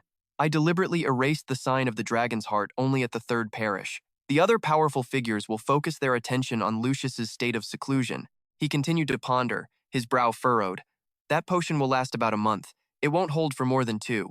In that time, I need to acquire many things without alerting anyone. The first step is to subjugate the blue dragon and establish a relationship with them. Another important thing, I've decided not to tell Altair about my regression yet. She hasn't learned sympathetic magic and has forgotten her conversation with Eurydica. He remembered what that man had once told him. Think about it. A man you've just met says, actually, I was your lover in a past life. What do you think she'll think? She'll definitely think you're some kind of lunatic or a pervert. You can't just say things like that. Perhaps it's because of her ability, but the princess trusts you. Try not to get on her bad side and be careful, all right? Zephyr's face grew serious, so I deliberately twisted my words a little. But why did you believe me? Was it because of Lucius? By the time I met Altair in my past life, she had already lost so many important people, which made her suspicious and guarded. Just then, an attendant spoke up. We've arrived. Once we cross that valley, we'll reach the Danakyu Plains, the largest and most fertile region on the continent. It's also my father's and my homeland. The long-haired young man also chimed in. You're from here? I only traveled here with my family as a child. The endless golden fields of rice were truly astonishing. As the carriage wheels rumbled on, he asked, Is that so? In Danakyu, you could get a full meal just by knocking on any door. The highest form of courtesy was to treat a guest with generosity. Oh, really? The carriage window slid open slightly. The person inside then said, "But that's all in the past now, look." The others, curious, peered out. Instantly, the young man's eyes widened in recognition. Outside was a valley cloaked in a horrifying shade of purple, shrouded in an oppressive gloom that would terrify anyone who laid eyes on it. In a rundown wooden house, the ground beneath seemed to be a shocking, deep purple, or perhaps it was some kind of disgusting slime. The long-haired young man stared at the scene, his expression grim. "This is horrible." The man next to him, possibly a steward, continued. "It became like this 3 years ago, after the blue dragon appeared." Altair explained softly. "The blue dragon built its nest at the headwaters of the river that flows through here, poisoning it. We mobilized countless priests, but the purification of the land failed. 35 to 80% of the farmers are dead." Listening to their reports and seeing it with his own eyes, Zephyr sank into thought. In another year, the remaining 20% will become a land of the dead. That it's lasted even 3 years is a miracle, all because of that unique river. Objectively speaking, right now is the golden opportunity. If we miss this chance, we'll lose more than just farmland. As they slowly approached, they were met by a gatekeeper. "Welcome, priest and pilgrims." The man with them smiled warmly. "I've brought some food." The gatekeeper's face lit up. "Ah, thank you, sir." The man asked again. "What's the situation inside?" The gatekeeper answered cautiously. "Same as always." Antia whispered, "This is a relief station. It's a shelter for farmers who lost their homes in the poison disaster." She continued cheerfully, "Actually, we were planning to meet Lord Danicle's soldiers here. The front lines are short on supplies anyway. It shouldn't be a problem if we wait here, right?" Zephyr nodded, calmly replying, "Yes, that's fine." As he passed a house, a terrible scream of agony echoed from within, sending a shiver down his spine and drawing his attention. He stepped inside to find a man on a bed, his body a deathly purple as if from disease, writhing in pain. Zephyr politely addressed the person sitting by the bed. "You've worked hard, Father. Who is this man?" The priest scratched his head, hesitating before answering. "He's a knight named Grimm. He came from the Lord's castle. He was on patrol when the monsters appeared. He killed them, but was injured in the process." The boy reached out for the water flask, offering his thanks. "Thank you for the water." Hearing this, Zephyr fell into a deep contemplation. A purpled skin. The blue dragon's venom has spread throughout his entire body. When this poison seeps into the flesh, the symptoms mimic being mauled by a monster until death. Looking at Grimm struggling against the incurable poison, the priest knew he couldn't purify the toxin. All he could do was ease the pain and wait for the inevitable end. Just then, Antia leaned close to his ear and whispered, "I know him. He's a righteous and trustworthy knight. He might be the reinforcement sent by the Lord." Zephyr couldn't believe what he was hearing. Impossible. He was stunned for a moment. In any case, he's a soldier who will be joining our group," he said quietly, his tone cautious. "Princess, what's the security level here?" Antia replied, a hint of unease in her voice. "I can raise it to any level you require." A faint light began to glow from Zephyr's hand. "Good. Even if it's the blue dragon's toxin that no one can cure, I have a way." He produced a set of sharp, metallic needles. "Fight poison with poison," he declared in a cold voice. "From this moment on, this is a level 1 restricted area." These were the absolute poison needles, a type of poison needle belonging to the 72 toxins of Emperor Fet. The Poison King, Emperor Fet, had concocted 72 deadly poisons. This all happened at the end of his previous life. The main ingredients for some were exceedingly rare, and some I had to gather myself. This particular poison uses the blood of a dragon as its core component. Number 32 is Asmodeus. He took out the absolute poison needles, his mind racing. It was a deadly poison that burned the body's cells from the inside out. But, if the concentration was properly adjusted and a healer administered treatment simultaneously, it could incinerate the venom and rapidly heal the patient's body. Zephyr moved closer. "Each time I insert a needle, you will cast a healing spell for 3 seconds. Antia watched silently from the side. Poison could also be medicine. It all depended on how it was used, and who was using it. But could it really work on the blue dragon's poison, something even master healers were helpless against? She stood with her arms crossed, observing quietly, until she suddenly realized the mana detection spell she'd placed around the station had been triggered. From outside, there was a commotion. Someone was approaching. Philip turned instantly at the sound of a voice. "Greetings, Guildmaster Philip of the Merchants Guild." An army slowly advanced, led by the captain of the Danicle Knights, Regulus Danicle. He spoke with an air of arrogance and pride. "It's been a while. Have you been well?" Philip smiled politely. "Ah, Sir Regulus, Seeing you in a place like this is quite reassuring. Seeing Philip extend a hand, Regulus's face hardened. I've heard the contents of the urgent letter you sent to my father, Lord Danical. It seems you're preparing for a Blue Dragon expedition. To the Danical domain, the Pilgrim Guild is like family, having worked with us for so long. As he spoke, his expression turned ugly. So, as the Lord's eldest son, I must express my view. Who exactly is deceiving you? Philip brow furrowed. What are you talking about? Regulus began to explain. The dragon expedition was planned to take place a year from now, and only on the condition that the Holy Son of Light found the dragon pill. I even sent a scout to the Third Temple for news and have been in constant contact, but the Third Temple has been sealed, and it's clear that Sir Lucius has cancelled all his plans and locked himself away. I don't see how the current situation is at all suitable to begin an expedition. His eyes glinted sharply as he continued in a cold tone. Not only that, but out of courtesy, you should have come to the castle to meet the Lord first. Instead, you suddenly demand to borrow our army, claiming your preparations are complete. I am genuinely concerned you're being duped by someone's malicious scheme. A sly smile curled Philip's lips. Yes, it's always good to be cautious. I am certain I received the Lord's reply that he would dispatch his army.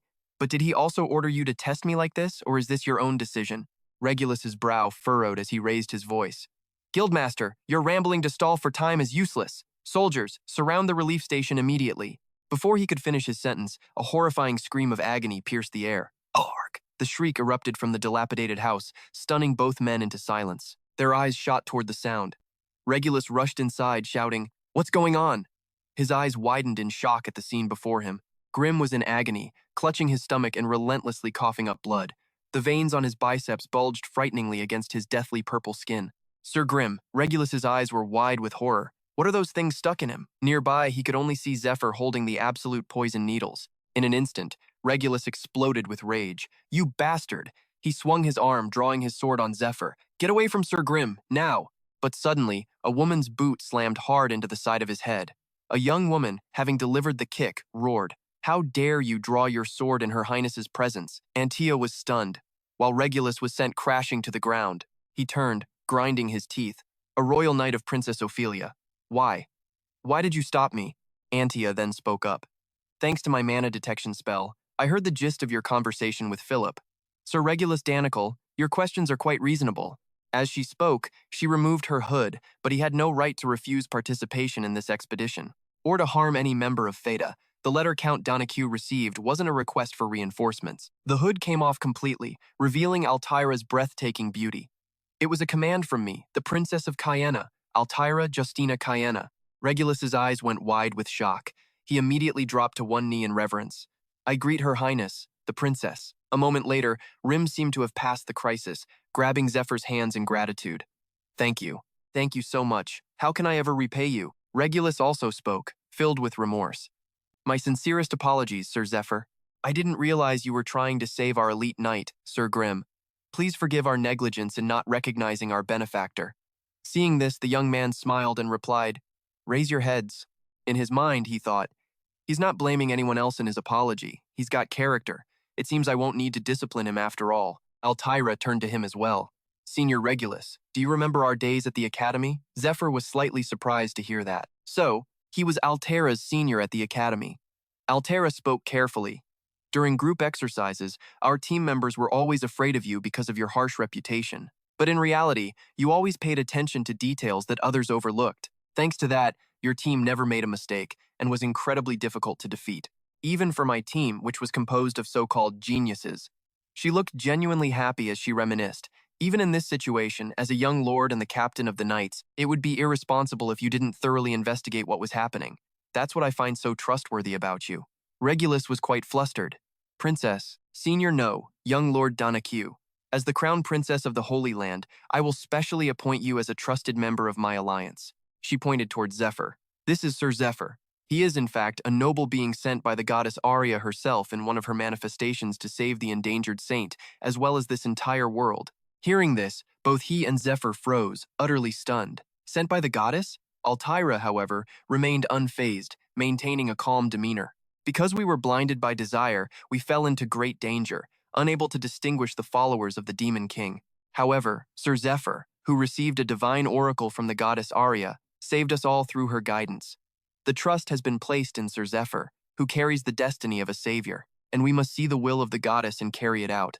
Sir Lucius wrote this letter with his own hand. With that, she held the letter out for everyone to see. Regulus was deeply moved. The saint himself. Oh, Goddess Arya, so that's it. The two of you came here to share your glory with me. I, Regulus, will use all my abilities to serve your command. Altyra glanced at Zephr and gave him a quick wink. He had to suppress a laugh. What a performance, he thought. She's a master of lying without blinking an eye. She even forged the letter. For some reason, he unconsciously reached out and patted her head. Her ability to fabricate stories is second to none. Oh crap. This old habit.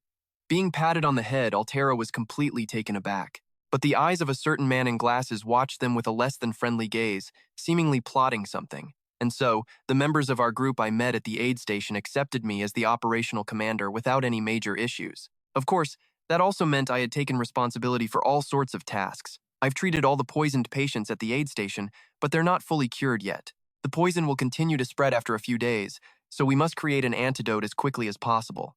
And the ingredients can only be found here. It was the Greg Ufend Forest, a massive forest stretching across the northwestern part of Aslan. Altyra scanned the surroundings before speaking up. I thought the forest would be destroyed just like the farmlands. I didn't expect a place like this to still exist. Zephr replied, Well, it's as vast as several territories combined. Altyra added, It looks different from the outside, doesn't it? That's because the mana density is extremely high. Once we pass the village far into the forest, we can no longer ride the horses. They'll be frightened by the thick mana in the air. Another person spoke up nervously. Do we have to go into the forest too? I'm scared. Can I just provide support from the outside? Zephr replied with dissatisfaction. I already told you it would be safer here. Internally, he felt helpless. How can I leave the old man alone when his granddaughter is still out there somewhere? As he thought, his brow furrowed in seriousness. It would be great if I could put him in the Silver Lock. He recalled a conversation he'd had with a certain woman. Are you asking if you can put a living person inside? Of course. I don't really care since I've already given you the key to the room. The high-ranking angel had said gently, but I should let you know. The precious master of the Silver Lock once complained about this. A comrade they placed inside this room, her eyes flickered to the side, had become a madman who shrieked like a beast day and night when they were taken out. I wonder why that is. I'm quite curious myself. The memory gave Zephr a serious headache. Yeah, I should probably keep my comrades by my side. This is the Silver Lock key that damned angel gave me, after all. Altyra's voice cut in, explaining, the faraway village was once a place where about 50 Denaku people lived, but now it serves as our forward base. The other members who arrived before us for the mission are waiting for us there. Let's head there first. The others nodded respectfully. Yes, Your Highness. Then, Zephr, Altyra, and the others behind them mounted their horses and slowly advanced, but he suddenly froze, sensing something deeply unusual. Ahead lay a gloomy scene, emanating a chilling aura. What was that? It was just for a fleeting moment, but I felt eyes on me from within the forest. Noticing his strange reaction, Altyra asked, What's wrong? Zephyr's face turned serious, his eyes narrowing slightly. Princess, there's something I need to confirm. About this forest. Altyra began to ask, when was the last contact from the faraway village? It was 2 days ago. A carrier pigeon arrived 2 days ago while we were at the aid station. The other person replied softly, We mages from the magic tower were dispatched. We set up a spell so that if any problem arises, red smoke will rise from the village. But this is my first time here. That's just what I've heard. Another person spoke up. I've checked with my own perception, but I don't see any signs of an ambush or concealment skills in this area. Even Regulus sighed. With so many strong people here, there probably won't be any problems. Zephr thought, what I know about this place, the great elven forest, is. He recalled the scene of the incident. Not every story from my homeland is a happy one. Are you sure you still want to hear it? But now, it's nothing more than a meaningless old tale. Zephr replied in a cold voice. If you're talking about it in your sleep, how can it possibly be meaningless? No, it doesn't matter if it's meaningless or not. Just tell me, he said, the fire crackling to life beside them. After that, whenever they were in a hopeless situation, he would tell Zephyr stories of the forest, sitting by a fire just like this, as if to drive away the darkness. Thanks to him, I understand perfectly. This place is breathtakingly beautiful, but it's a demonic forest that swallows anyone mesmerized by its beauty. Zephyr's sharp gaze fell upon Ned Stryer, who was protecting the merchant guild leader. We could be attacked at any moment. Ned Stryer nodded slightly. Understood. Just then, Altair seemed to notice something. Ahead of them was a violent scene, the green canopies of the trees twisting into a terrifying vortex. Realizing what it was, Altair cried out in horror. The forest's gate. It's a device created to keep outsiders from entering. Her eyes widened in shock. This thing used to be much deeper in the forest, past the far village. We haven't even reached the village yet. So why is it here? The foliage and vines seemed to converge, distorting the very space around them, creating an endless swirling wave. And then a face materialized within it, its voice a low rumble. Turn back, this is not your land. Suddenly, a key appeared in Zephyr's hand. The last report we received was from 2 days ago, correct? She asked. Instantly, he summoned his sword and surged forward. That's more than enough time for the enemy to have seized our base. His eyes were like ice, his expression grim. Hey, what have you done with the people of the far village? The demonic face remained silent. At that moment, Altair dismounted and raised her voice. Everyone, halt, she commanded, her tone severe. O residents of the forest, I am Altair, a human princess. I have come to speak with you. The demonic face gaped in astonishment. Speak? You've brought an armed force with you and you still intend to talk? It's the same now as it was in the past. Your kind of jokes are always so ridiculous, human princess. We already sent a carrier pigeon to inform you of our intentions. Any solution through negotiation was rejected because of your brother. That's right, he said, his hand gesturing towards a map. This river is the border between your forest folk and us. The young man declared, each side will place a watchtower and a village on their respective side of the river. Neither of us shall cross it, nor will we interfere in any of the other's affairs. We will enter an era of silence. No war, no interference, no communication. Holding an item in his hand, the young man raised his voice. Then we have agreed to a ceasefire. Since you've shown your sincerity with such a precious item, we have no reason to refuse. You should be pleased. After all, this is a very good condition for you. I hope you elves, nobles of the forest, are happy. Hearing this, the elf's entire body began to tremble. Back in the present, the demonic forest's vines seemed intent on attacking, lurching upwards and throwing the riders and their horses into the air. Ah, the roots are moving, Zephyr frowned. The elves. They had long ears, lifespans several times longer than humans, and a high affinity for mana. They were a race that had built their own kingdom within the great elf forest and had existed for a very long time. For over 2,000 years, they had developed their own unique magic and had shaped the plants to create a comfortable home for themselves. They also used the life force swirling through the forest to turn it into an impenetrable fortress. The demonic face spoke in a low voice. Turn back. The only thing you will receive here is death. The roots moved relentlessly, launching a ferocious assault on them. Don't be afraid. Just do as you did in training. Suddenly, one of the horses stepped on some kind of trap. A strange plant began to glow, and then it suddenly exploded, followed by a piercing scream. Seeing this, Altair spoke with grim resolve. Unfortunately, it seems that's what you truly think. The cloak on her back billowed as her eyes began to shine, and a massive gate of brilliant light materialized before her. That dazzling light surged forward, creating a long, illuminated path. From a watchtower, where the elves guarded the gate, observed the forest border, and controlled the magic trees, the elves cheered with delight. All right, did you get them? One of the elves laughed. Haha, even a princess is no match for us. Just as he was boasting that all who tried to enter the elven lands would meet their end, another female elf shouted a curse. You idiot! Don't take your hands off the spirit stone! Instantly, the image in the glowing orb began to blur. Zephyr had already moved, using his own cloak to shield Altair. It was the Dragon Slayer's cloak, which reduced magical damage from all elements. Alongside it was Light's Resistance, a skill that used holy power to block enemy attacks, creating a shield whose strength depended on the user. The soldiers exclaimed in awe, is Light's Resistance that useful?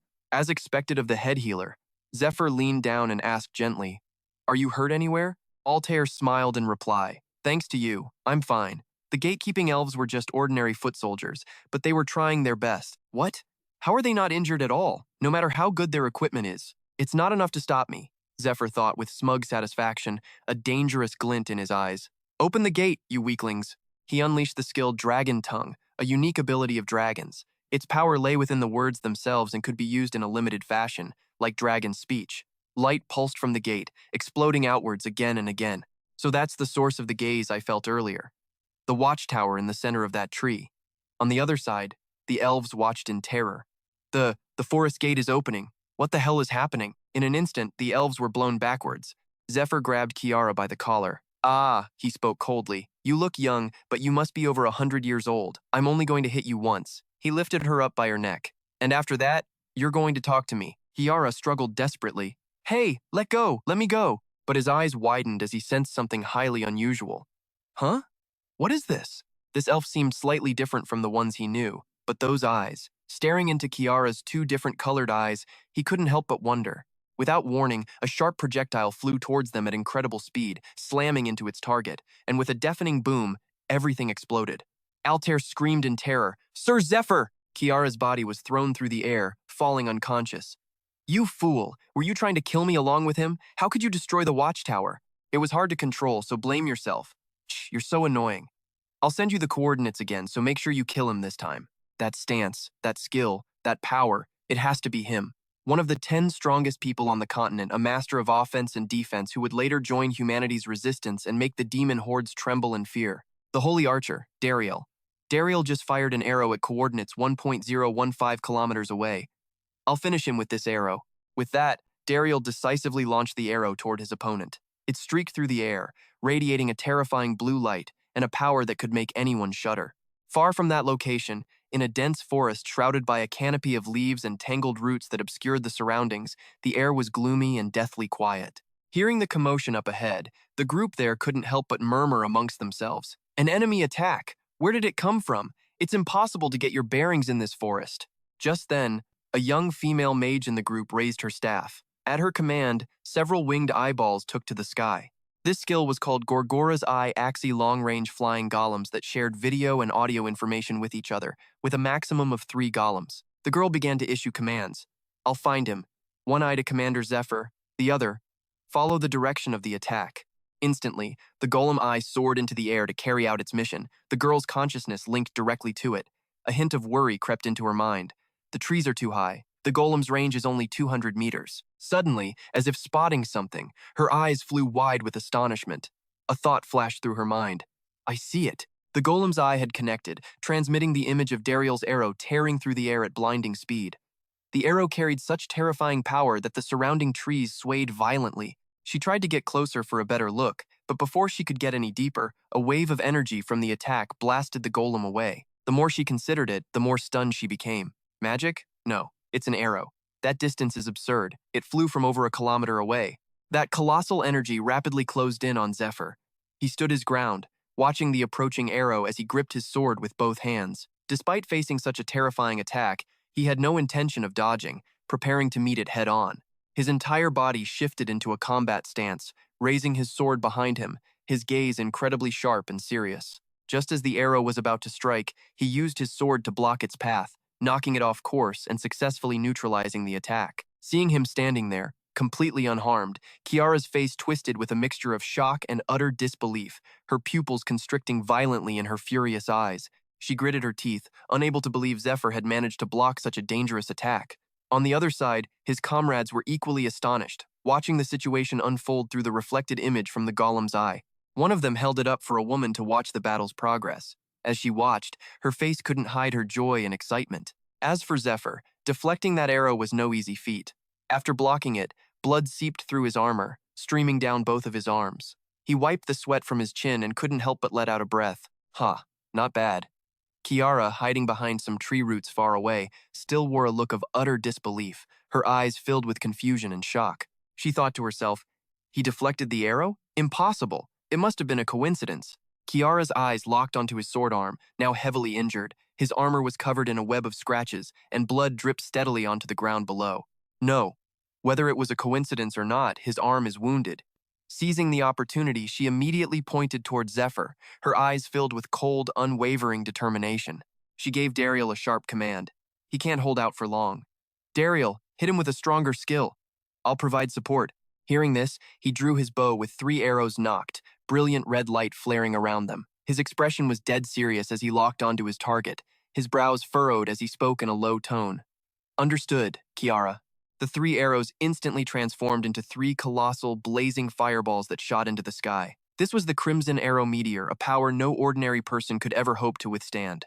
Zephr tilted his head back, his expression proud and fearless as the 3 blinding streaks of light descended upon him. This time, too, he didn't avoid it, choosing to face it directly. A hint of excitement flickered in his eyes as a smirk played on his lips. Crimson Arrow Meteor, a skill with arrows 3 times faster and stronger than normal. Then, he glanced toward his comrades, who were watching the situation intently from a short distance away, well within the attack's blast radius. He quickly assessed his options. The arrows are too fast to block this time, and if I dodge, the shockwave will wipe out my men. There was no other choice. Zephr gripped his sword tightly as black and gold sparks began to crackle around the blade. He whispered to himself, "Yes, this is the only way. In that case, I will too."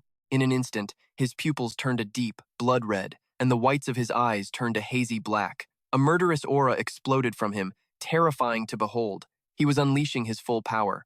His entire body was shrouded in a black aura, transforming him completely into a dangerous beast. Zephr raised his sword behind his back and unleashed several slashes into the air. His every move was watched from beginning to end by a gray-haired young man, whose face was a mask of pure shock and amazement. Watching intently, he thought, his movements seem so slow. The path of his sword looks slow. But in reality, it hasn't even been a second. Zephr held his sword tight, watching as his slashes coalesced into a majestic, brilliant golden dragon that soared up to meet his opponent's 3 deadly arrows. In the next second, the sword strikes had fully formed into a dragon and ascended. Then, a massive explosion erupted, sending a deafening roar that shook the very heavens as a brilliant light expanded in all directions, illuminating the entire sky. Gazing at the magnificent technique, the man was speechless with awe. Dragon King style! Just as the name implies, this skill symbolizes a dragon. However, that's only because the flow of mana and martial arts resembles a dragon. As far as I know, it has nothing to do with actual dragon magic, so a level like this really does exist. With his sword slung over his shoulder, Zephr stood proudly with a hand on his hip, like a hero who had just achieved a resounding victory. Green leaves, caught in the aftermath of the Dragon King style, fluttered down all around him. This time, Kiara's confidence was completely gone, replaced by sheer terror. Her face darkened as she clenched her teeth, cold sweat pouring down her face. Is that a human? Or is it a dragon in human form? How are we supposed to fight something like that? Realizing she couldn't defeat him no matter what she did, she bit her lip, her mind racing. We've already lost so many just because of the blue dragon. If this keeps up, a memory flashes through Kiara's mind. The day her mother died, behind a curtain adorned with white flowers. She recalls collapsing beside her mother's cold body, a soft, broken cry escaping her lips. Her struggle had failed. She slumped to the ground, her knees and palms pressing into the grass, her spirit utterly crushed. All she could do now was surrender to prevent even greater losses. Brimming with resentment and defiance, she forced herself to her knees. "We've lost," she spat, her voice laced with fury. "We won't attack you again." Zephr gazed down at the girl kneeling before him, listening intently to her terms. "I don't know if you're human or something else, but whatever you want us to do, we'll do it. In return." She looked up at him then, tears welling in her eyes, her face a mask of anguish and shame. Her voice was heartbreakingly desperate. "Please, help us." At that very moment, Zephyr's legion rushed to his position, led by Princess Altair Justina with her mage knights close behind. At the same time, the spirits who had fought in the battle materialized from the dense tree roots, their faces etched with anxiety and alarm. Standing between the two opposing sides between humans and spirits, he remained perfectly calm and gave his answer. Of course. With peace quickly established, the spirits led his legion to their home, a place completely enveloped in the vibrant green of nature. Their homes were exquisitely designed cylindrical structures, built close together, creating a sense of warmth and tranquility in perfect harmony with the forest. Inside the Elder Spirit's chambers, Elder Hiran's fingers lightly touched Knight Grimm's wrist, assessing his condition. Surrounded by both his fellow spirits and members of Zephyr's legion, the old elf delivered his diagnosis. Indeed, he is recovering from the blue dragon's venom. There are still traces of it in his body, but I've never seen any substance suppress a poison to this degree. He recalled the grim scene from the past, when Knight Grimm was still severely poisoned. Wrapped in white bandages stained by the venom spreading through his body, he had been wasting away on his sickbed, his frame thin and pale. But even then, he refused to succumb, gripping Zephyr's hand tightly and begging to continue the journey with him. At this thought, Regulus Dinaku couldn't hide his look of pride and joy. He thought to himself, "Sir Grimm, he's not just recovering. If he keeps moving, the remaining poison could spread even faster." But he still followed us here to be the living proof of the antidote. He is truly the epitome of a knight. With a gentle and warm expression, the elder gestured behind him, introducing each of his companions. "I am one of the high elf elders, Herond. These are the elves who fought you, Dariel, and a guard, Kiara." The mention of high elf made Zephyr's expression turn serious as he sank into deep thought, picturing the distinct features of these spirits, blessed by creation with superior power. There's a special character within their eyes, shaped like a cross, a high elf, a dominant subspecies of elf possessing immense power. Their pupils have a unique pattern, the sign of a special, innate ability. As this thought crossed his mind, his eyes darted to the side, filled with suspicion and disbelief. Wait a minute, he thought. Just then, Kiara looked his way, her gaze unexpectedly meeting his intense stare. Her face was a mask of confusion and suspicion. Kiara. She's so different from before. When I met her in my past life, she was a bit more mature. Zephyr's own expression turned to one of sheer astonishment as he asked himself, can an elf really mature that much in just a few years? Just by looking at them, I truly have no idea how old they are. Meanwhile, Kiara couldn't hide her annoyance and frustration at his relentless scrutiny, a storm of questions brewing in her mind. Zephr was lost in thought when Elder Heron's voice cut through. This was not another directive from the life tree. I can't believe another person capable of such a feat has appeared before us. Heron's eyes were full of warmth, mixed with a hint of nostalgia as he recalled a past memory. He explained, after we signed the truce with Prince Polaris, this is only the second time we have welcomed humans as guests deep within our forest, including this occasion. In Heron's memory, the silhouette of an incredibly brave mortal who ventured deep into the spirit territory was still vivid, his figure backlit by the sun. Like a savior, he crossed the dense jungle, just one human, risking his life to enter this forest and help our people who had been poisoned. On his scratched and calloused hands, he held a set of long, sharp acupuncture needles between his fingers. We had never seen such a strange method of healing, using bizarre toxins and silver needles like the ones he used. Elder Heron could still remember his appearance perfectly. He had black and white hair, and nearly half his face was covered by a scar. His expression was always grim, making him seem unapproachable. His name was Flat, a human also known as Ved. At that familiar name, Zephyr's entire demeanor shifted. His eyes widened in absolute shock, his pupils contracting violently. Ved. Elder Heron's face was kind and gentle as he softly said, he was searching for his lost comrades. A friend of a friend is a friend to us. I believe we can help one another, my friends. Long ago, in the very heart of the forest where the spirits lived, a miraculous lake appeared, the source of life for the entire elven race. The Lake of Life branched out, its waters flowing throughout the great elven forest, nourishing the vast expanse of trees. The lake's intense vitality and healing properties became the foundation of the elves' prosperity. And once its waters flowed from the forest through a narrow stream into the lands of Danakyu, and that land became the largest breadbasket in the entire human realm. The ancient tree worshipped by the spirits for generations grew thanks to that lake of life.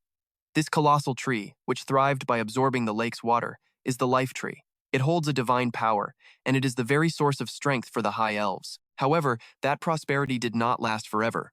One day, the spirit race discovered a terrifying creature, a massive, fearsome dark dragon carrying an unknown toxic aura that had flown into their skies. The elven kingdom had prospered for 2,000 years thanks to that blessing. But in an instant, the dragon's massive body plunged into the Lake of Life, brazenly claiming it as its new home and throwing the spirit race into utter chaos. After the blue dragon made the Lake of Life its nest, the entire lake became poisoned, and that poison spread throughout the forest. Let's rewind a few days, back to Linnell Castle, before Zephyr's legion began their journey to the spirit sanctuary. Princess Altair Justina convened a council to address the escalating elven crisis. Leaning forward, his chin resting on his hand, Edwin Pilgrim broke the silence. So, according to Lord GP's plan, this raid is only feasible if we and the soldiers from Danaki join forces with the elves. But will they truly agree to cooperate with us? Hearing this, Princess Altair shot him a look of sheer disbelief. Clasping her hands, her voice dripping with regal authority, she pressed him. Oh, Edwin, do you honestly doubt my capabilities? Of course, he would never dare to think such a treasonous thought. He quickly backtracked in a panic. That's not what I meant at all. But the scene cuts away, shifting to the heart of the elven lands. There, Dariel sat by a bedside, clutching his mother's bruised purple hand, his eyes fixed on the queen, lying paralyzed and deathly ill. Her entire body was ravaged by the green dragon's poison. His voice was a choked whisper, filled with desperation and helplessness. My queen. No, mother. What are we supposed to do now? He lowered his head, his face a mask of grief and anguish, and clenched his jaw, thinking to himself, the elves are in a crisis. They have no other choice.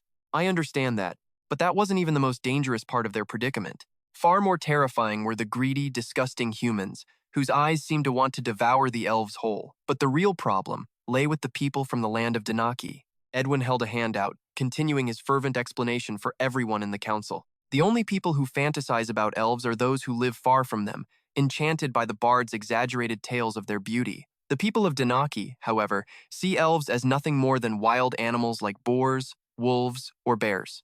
No, it's even worse than that. Then, with a deadly serious gaze, he made a definitive declaration. As of recently, they have become our sworn enemies.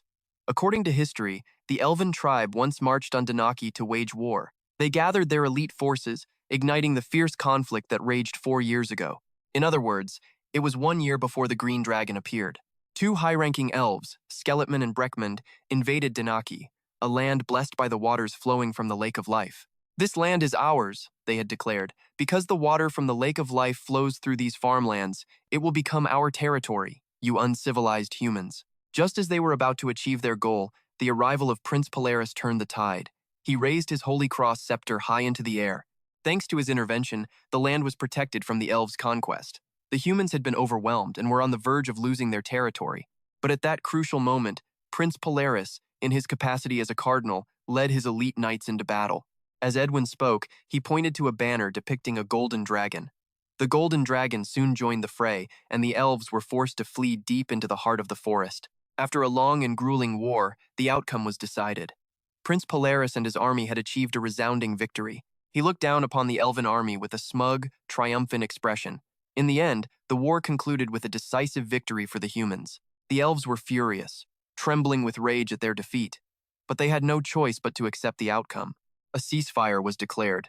Time passed, but then a poison began to spread throughout the region, staining the land a deathly purple. 1 year later, the farmlands were completely contaminated by the toxin. Drawing on his knowledge, Edwin continued his report. After that incident, Regulus Danaki himself intervened to resolve the matter. The Lord of Danaki and his son, Lord Regulus, believe they need the elves' cooperation to solve this crisis. They're doing everything in their power to stop the spread of false rumors. But, he warned, the common people believe the elves unleashed this poison upon the fields as a form of revenge. He drove his point home. Not only will executing the plan be difficult, we'll be too busy worrying about our own allies stabbing each other in the back during the entire operation. After listening to all the difficulties Edwin presented, Princess Altair slowly closed her eyes and let out a soft chuckle. Foo. That, my dear Edwin, is where you are mistaken. A mysterious, almost terrifyingly sly smile played on her lips as she held up a queen chess piece, her eyes locking onto Edwin's. That is precisely why the timing is perfect. He stared back, his face a mask of pure shock and confusion. What do you mean? The princess's gaze was sharp and unwavering as she began her explanation.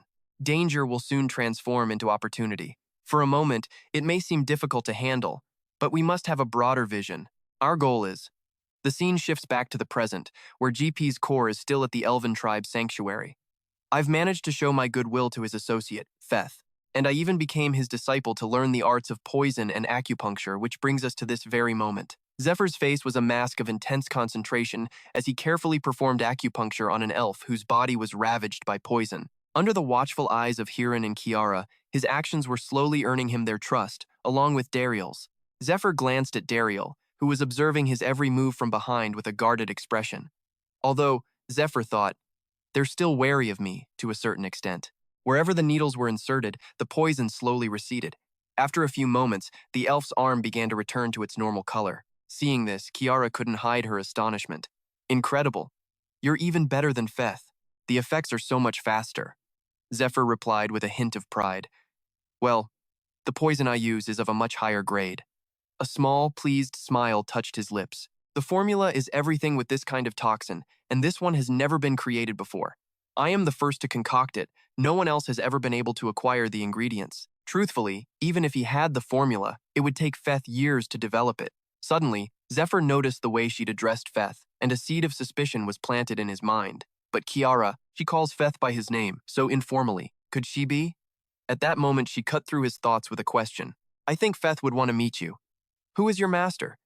That was something Zephr had no intention of revealing. He refused immediately. I can't tell you that. His eyes turned defiant, a cold smile spreading across his face as his tone became ice. Gildemar, my master, and the man you call Feth, we belong to an order that was torn to pieces by an internal struggle instigated by a traitor. I cannot tell you more until I have confirmed with my own eyes that he can be trusted. So, where is he now? Kiara didn't back down. Her expression suddenly shifted, becoming utterly terrifying as the corners of her mouth twisted into a haunting, sinister smile. "I'm not so sure," he said in a low voice. "And for that same reason, I don't think I can tell you." But Kiara's moment of pride was cut short. Dariel walked up, his eyes shut tight with a hint of helplessness, and didn't hesitate to reveal everything. "He's not here anymore.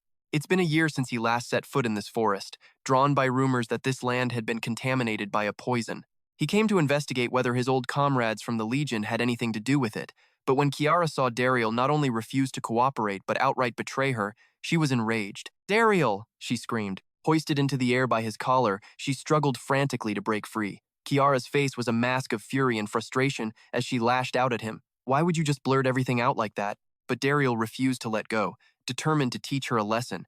"Just a moment ago, you were wide-eyed and begging for help, and now you're not so sure? What's wrong with you? Stop struggling and behave." But Kiara refused to give up, shrieking at the top of her lungs. "Let me go." Witnessing the commotion, Huron simply clasped his hands behind his back. His face was an open book of weary helplessness. What a mess, he thought, exhausted. His gaze swept over the bedridden elves, their bodies bruised a deep purple and riddled with acupuncture needles, and he fell into contemplation. Those infected by the blue dragon's blood had been kept alive only by the lethal poison Zephr had provided. But when he remembered the vial was now empty, save for a few lingering red drops, his mood soured. The problem is, it's completely dry now. The more he mulled it over, the deeper the worry etched itself onto Huron's face, his brow furrowing. "We have to make a choice. Those who will receive the cure, and those who won't. In other words, who among us will be left to die?" It was a stroke of unbelievable luck that Zephr appeared in this forest during such a crisis. At this rate, this place is doomed to collapse from internal strife, and it has nothing to do with whether he can neutralize the blue dragon's poison. His power is on par with Dariel's arrows, no, perhaps even greater. If we can get him on our side, we might finally be able to retrieve it, the Queen's final sealed box, hidden deep within the contaminated lands. The forest sanctuary of the elf tribe 3 years ago. A mysterious blue box hovered gently above the palm of a high elf, enveloped in a mystical green aura. This was one of the sealed boxes, all except for the one lost in the contaminated region. This is the last one. The sealed box contained the power of the 12 towers, enough power to build an entire kingdom. Under the shimmering moonlight, the high elves assembled. With weapons in one hand and the mysterious box cradled in the other, they made a bold declaration. "We, the strongest of the high elves, who bear the name Crescent Moon, will depart from this place and build a kingdom of our own." The words struck like lightning. Huron, his face a storm of rage and disbelief, immediately tried to reason with them. "All of you, what in the world are you thinking? Are you truly planning to abandon this kingdom and our queen? The only reason you're alive is because the queen used her own power to stop the blue dragon. How could you?" But before he could finish, the female elf clutched the box and shot back. "Stopped it?" Her expression darkened, her eyes burning with pure hatred and a murderous aura. She gritted her teeth, spitting out each word with venom. "Can you look at the state of this forest and seriously say she stopped it, old man Huron?" She then launched into a tirade against the queen's failed leadership. From the moment the queen was poisoned and confined to her bed, to the idiotic actions of 2 high elf generals who rashly declared war on their own.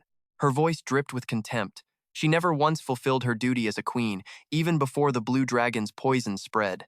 She's nothing but a useless invalid, lying in bed and turning a blind eye to everything. That's why she couldn't stop Skeletman and Breakmoon from mobilizing the army on their own. If she were a true queen, she would have stopped those bastards with a simple mind control skill. Her hatred boiled over.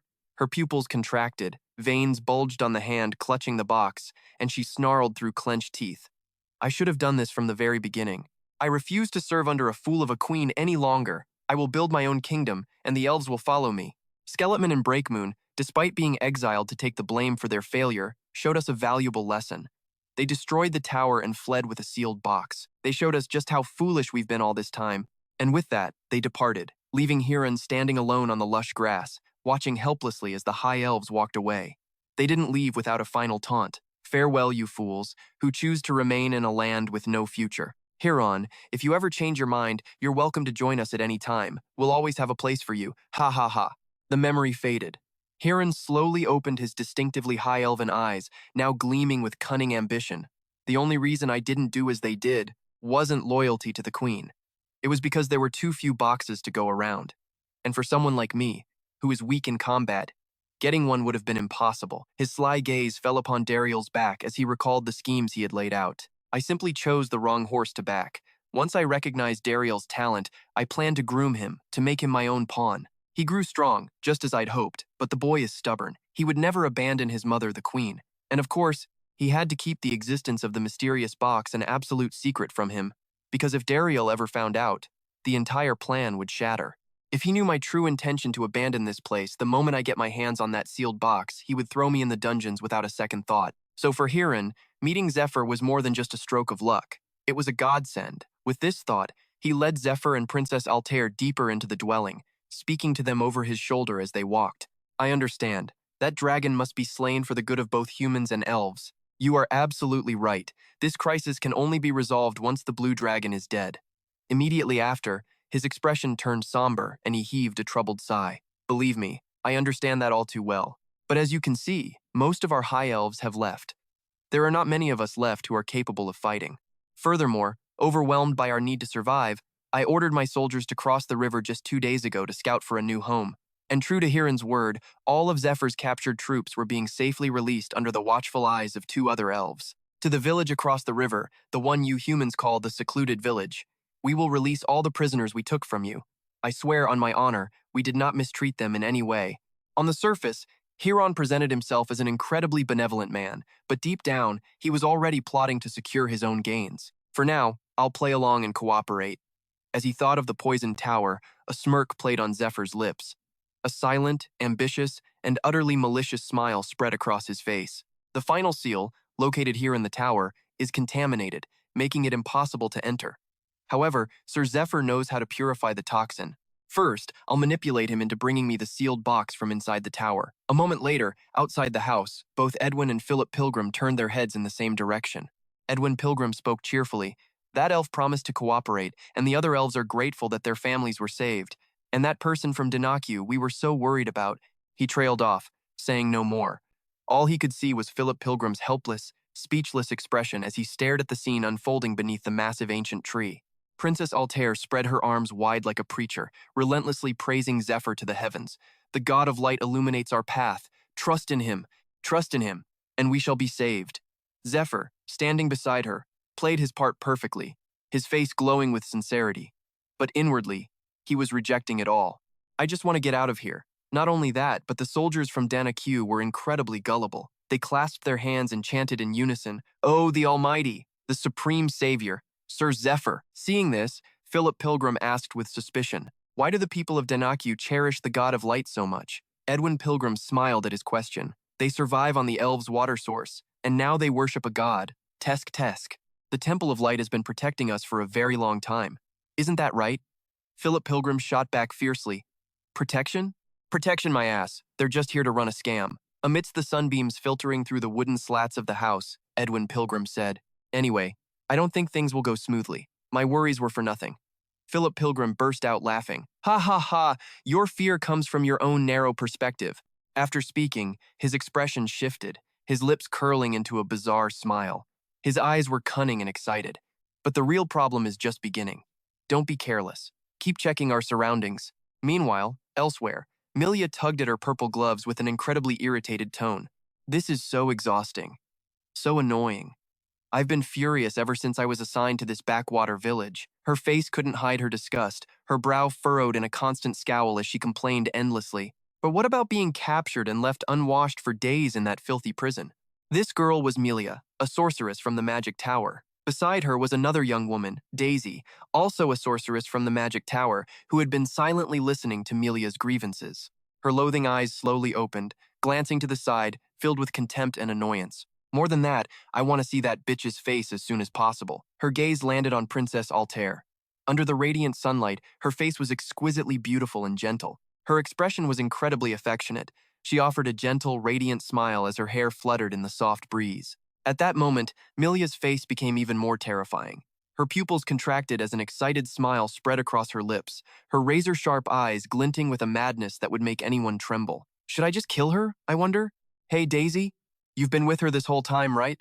Found any weaknesses yet?" Daisy didn't reply, only casting a weary glance at her expression. Just then, the city of Veronia was bustling with activity, with a large crowd gathered in anticipation. Altair had just stamped her seal on a contract. Altair's attendant and the man she was with held up the signed contract, beaming with joy. The two were happily collaborating before the eyes of the many witnesses present. The man announced gleefully, "Thank you, everyone. Princess Altair has decided to proceed with the Thorn Mountain Clearing Project with us. The Southern Architectural Guild. Our guild considers this a great honor." The two signed the contract amidst the cheers of the crowd. In truth, the person signing was not Princess Altair, but her handmaiden, Lady Kethy, in disguise. She stood before the crowd, putting on a flawless performance with a bright smile, waving and speaking to everyone. Everyone must have had a difficult time due to the crop failures in Danaque. If we clear the mountain, we can turn it all into farmland. Please contact my assistant if you wish to inquire about the price of the farmland. I have said all I need to say. Thank you for listening. While she was giving her speech outside, a member of the Demon King sect watched from the shadows, sneering, "Foolish princess. Go ahead, put all your effort into creating new farmland. We followers of the evil god only need to pollute it again. She's throwing money into a bottomless pit. Just as proposed, this serves as the perfect camouflage to hide our true purpose." Meanwhile, Zephr was deep in thought, worrying. If they investigate thoroughly, they'll discover the altar in the south is a fake, but he recalled an image of Demas and thought, right now, with an empty seat among the 12 disciples and suspicion rising in the west, the followers of the evil god are swamped with internal affairs, and that gives us our chance. Then, one early morning in a forest, Milia's group, including Kiara, Ophelia, and Ned Stryer, were huddled stealthily in the woods. Kiara, holding a pair of binoculars, said, "Do you see those things over there?" Through the binoculars, they were looking for a strange type of flower in the forest. It was a magic flower, a magical plant that could create food and water. What it produced depended on what you put into it. Looking at the flowers, Kiara said, "Those are flowers we created for convenience. Magic flowers, mana flowers. Their roots reach the riverbank to draw the water of life, and they release mana into the air." They began to discuss the problems here. The flowers were no longer vibrant. Instead, they were withered and wilted because they were now drawing on polluted water. The crisis was becoming clear, the air was becoming contaminated, and horrifying, grotesque monsters were being created. So the mana flowers spew toxic smoke, and the plant has become a monster factory.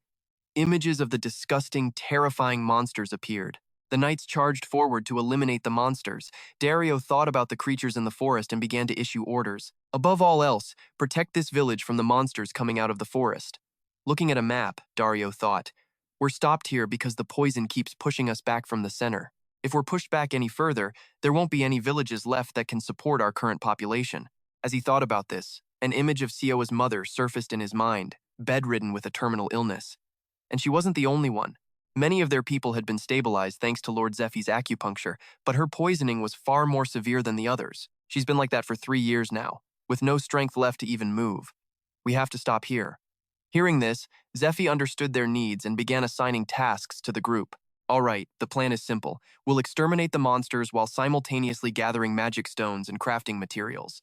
Over on one side, they charged into the forest, launching into an all-out war with vicious, flower-like monsters. They used fire to incinerate them all. Then it was Ophelia's turn. Donning her armor, she stomped the ground, sending fiery explosions ripping through the earth. Next up was Ned Stryer, who took a stance, gathering magic into his fist for a devastating punch.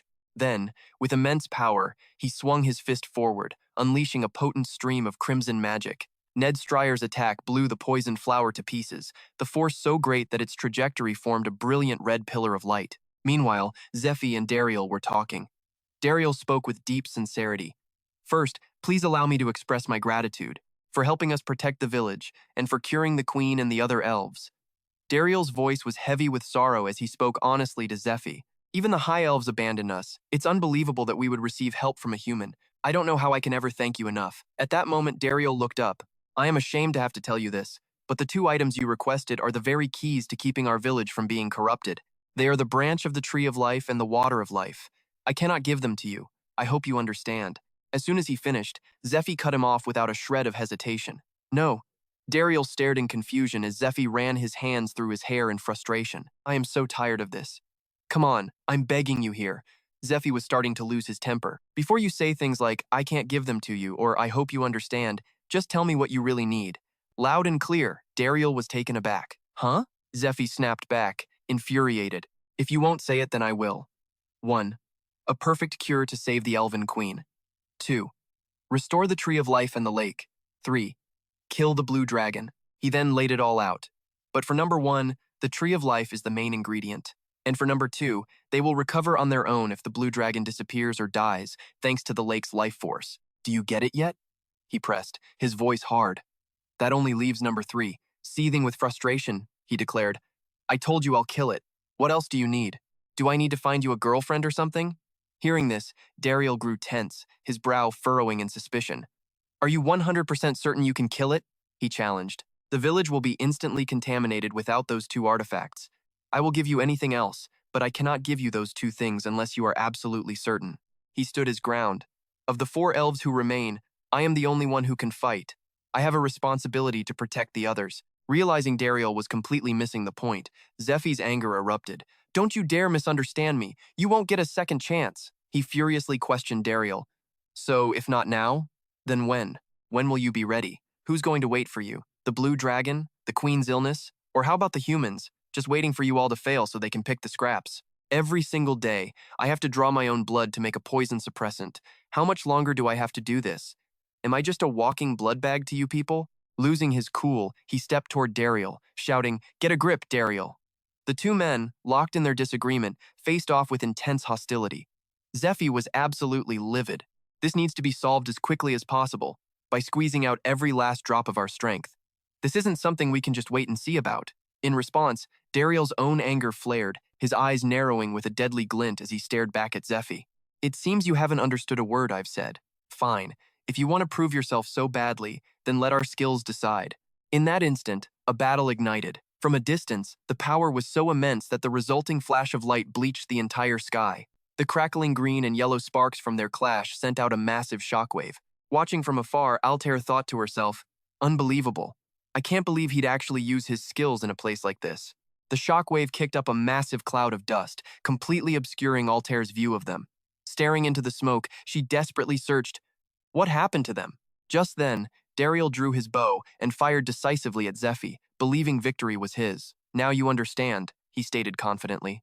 You said you would let me be the main attacker against the blue dragon, Dariel said, his voice laced with the truth revealed by his own arrow. The projectile had just struck Zephy, yet he stood there completely unharmed, not moving an inch. Dariel's face fell.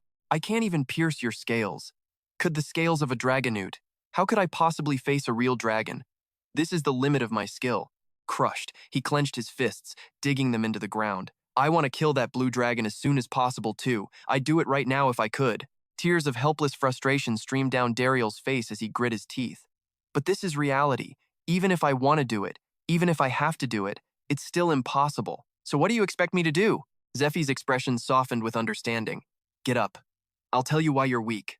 He suddenly walked closer, crushed Dariel's bow in his hand, and said, First of all, your gear is garbage.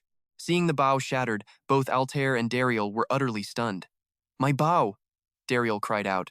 Zephy just looked at him and smirked. Since we already have the best materials on hand, I'll make you something new, so don't cry. You won't be able to find tears of joy later. Kiara, clutching the bowstring, was on the verge of angry tears. How could you break something like this? I'm grateful that you're making a new bow for Dariel. But shouldn't you have let another archer use this one? We're in a crisis where every little thing matters. Kiara shouted in outrage. By human standards, that bow is hero grade. It's incredibly expensive. Philip Pilgrim immediately snatched the broken pieces, stunned. What? Hero grade? Elise, appraise this thing. Is it really hero grade? Elise, startled, raised her monocle. One moment, please. Her hand was trembling as she spoke. It's definitely hero grade. And considering its user's reputation, Dariel's, it would be worth at least 50,000 gold if it were put up for sale at the Lauren auction house. The moment Elise finished, someone gasped in shock. 50,000? Ugh, I can't breathe. Another person whispered in awe. Wow. Now, I'll explain the Lauren auction house's classification tiers. It's a system for ranking items, established through discussions between the people of the light, the people of the sky, and the Adventurers' Council. Items are divided into 5 distinct tiers: normal, advanced, rare, hero, and legendary. Hearing this, Dariel spoke up. Lord Zephr didn't break my bow. He freed me from my hesitation. 50,000 gold? I'm not sure what that even amounts to, but it sounds like a bargain. Standing behind them, Net listened to Dario and thought helplessly, this elf is unbelievably sly. Dario's mind was on the ancient weapon, and the artifact needed to protect this village from the corruption. He couldn't help but close his eyes, thinking to himself that everything he once relied on was now gone. From this point forward, he had no choice but to keep moving ahead. Then, Dariel's eyes snapped open as a new thought took hold. To be honest, I'm a little excited. What kind of weapon is he going to forge for me? Dariel recalled Zephyr's words. Since the finest materials just so happen to be on hand, I will craft something for you. This made him wonder. When he said the finest materials, could he have meant a branch from the tree of life? A single branch, cut from the mana-filled tree itself. His thoughts raced. Is that how it's used? Zephr wants to turn this into a weapon. But a moment later, Dariel crossed his arms, a flicker of doubt in his mind. This branch is far too small to forge a weapon from. Isn't it? The base. In the grand hall, everyone had assembled. Dariel carefully held a magnificent decanter, pouring its contents into a cup that Kiara presented on a tray. Beside the cup lay the branch of the tree of life. Kiara then slowly carried the tray with the cup and the branch over to Zephr. Dariel spoke with reverence. Please, accept this. It is the water of life and a branch from the tree of life. Zephyr's eyes were immediately drawn to the exquisite cup of water and the vibrant green branch of the tree of life. Its beauty caught him off guard. He thought to himself that after experiencing the end of the world, his heart had grown numb. He no longer felt inspired by the things around him as he once had, but he couldn't help but admire this. The pure water shimmered in the cup, reflecting the sunlight in a way that would make anyone who saw it gasp. It's beautiful, Dariel said softly. That cup holds the last drops of the water of life that we possess, he continued. Of course, if the cleansing is successful and the lake of life is restored, it will no longer be the last. Please, make that a reality. Zephr calmly lifted the cup and replied with confidence. Of course. Without another word, Zephr raised the cup and drained it. Instantly, a powerful golden light erupted, enveloping his entire body. Zephr himself was taken aback, raising his hand to look at the light covering him. He thought with exhilaration, I'm overflowing with vitality. Because Media's secret art is being applied to the water of life, the effect is far beyond my expectations. To think it would be this powerful. For those who don't know, the water of life is water from the lake of life, filled with condensed vitality. Media's secret art skill dramatically increases the effect of all holy waters, boosting their power by 500%. Zephr tried to continue his thought. In this state, but he was cut off by a surge of power. He was beginning to undergo dragonification, and his internal energy flow was activating. Scales began to form on the back of his hand. They started spreading up to his shoulder and neck. The dragonification skill temporarily increases the output of the dragon heart once per day, granting the user the appearance and abilities equivalent to a dragon. For every 1% of the dragon heart's average output, the skill's duration increases by 1 minute, 3-minute duration, 9% increase in dragonification power. As for the internal energy flow, this is a form of cultivation. It is an Eastern martial arts mana training technique used to circulate mana through the body's meridians. These pathways increase the absorption of internal energy, allowing the user to control their mana flow to heal internal injuries and increase their mana capacity through training. Zephyr's mind then shifted to another matter, the conditions that must be met to defeat the blue dragon. It was a far more difficult task than defeating Odin or entering the princess's dungeon to obtain the dragon heart. The land poisoned by the blue dragon was afflicted with a level of corruption that could not be purified. That area spanned a 10-kilometer radius around the Lake of Life. Zephr then pictured the creature's terrifying gaze and continued his thought. And at its center is a creature that has risen to the pinnacle of all legendary beings. A dragon. Zephyr's large, scaled hand clenched his own thigh as the immense pressure of the situation weighed on him. This isn't a battle a human body can withstand. I need to increase the duration and rank of my dragonification skill. The only way to do that in such a short time is to use the power of the water of life to unleash the full power of the dragon heart. Witnessing this, Altair thought to herself, considering the burden placed on someone with a dragon heart, it should take a massive amount of time to slowly extract and acclimate to the dragon heart's power, but we don't have that kind of time. Immediately, Altair joined Zephr in the transformation process. She activated her skill, Moirai, the three goddesses of life, an ancient magic of Media. Used to regulate a subject's mana, Altair skillfully used her hands to weave the powers together, thinking, thankfully, all the conditions have been met. The dense mana of the Great Elf Forest, the overflowing vitality from the Water of Life, and the draconic power amplified by dragonification, using Moirai to arrange them all. Finally, Altair funneled all those powers into the dragon heart, pushing with all her might as she thought, and channeled them all into the dragon heart. Altair's support sent a jolt of excruciating pain through Zephr, and he instantly coughed up blood. Seeing this, Elise rushed forward to join the effort. She called out, "I will heal you right now," and chanted her spell, O area. Zephr could feel it. The Dragonheart's average output hit 5%, 5.2%. The agony made Zephr groan. Then he felt the power climb again, 5.8%, 100%. Ugh! Altair was already weakening, thinking, the backlash is too strong. The powers are clashing violently, refusing to merge. At the same time, Zephr anxiously monitored his own fluctuating power. 6.1%, 6.2%, 5.5%. No, the output is dropping. 5%, 4.7%. Zephr thought desperately, please. At that very moment, a hand radiating scorching heat joined the others, offering support. It was Net. Supporting Zephr from behind, Net remarked, "Your breathing is chaotic." Net's sudden appearance startled Zephr. Net thought with confidence, "The only one who can truly support a master of the Dragon King style is another master of the Dragon King style." An immense current of power flowed from Nade's palm into Zephr. "I will guide you," Nade thought, lending his strength. Now, tame the rampaging power of the Dragonheart. In this desperate struggle, it wasn't just Zephr who was exhausted. Elise, Altair, and now Net were all pushed to their absolute limits. Suddenly, Zephyr's eyes snapped open, blazing with a crimson light. Then, a blinding flash of light erupted from Zephr, forcing Dariel to shield his eyes. When his vision cleared, Dariel stared in disbelief, thinking to himself, that form.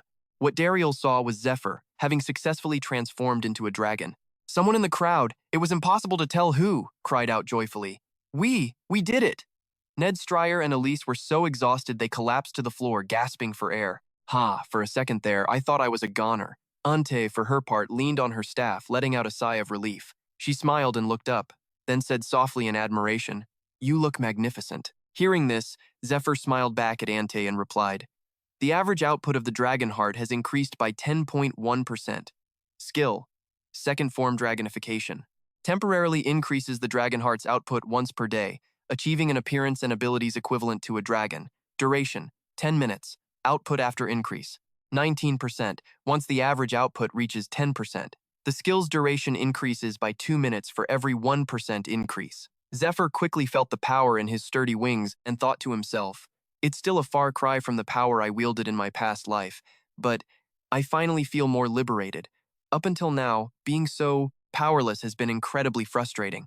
Zephr looked at the exhausted people around him and thought, "Everyone works so hard for my sake. I can't afford to waste a single second." He then spoke aloud, "Dariel, give me a towel." Dariel quickly responded, "Yes, of course. Let me wipe the sweat for you, sir."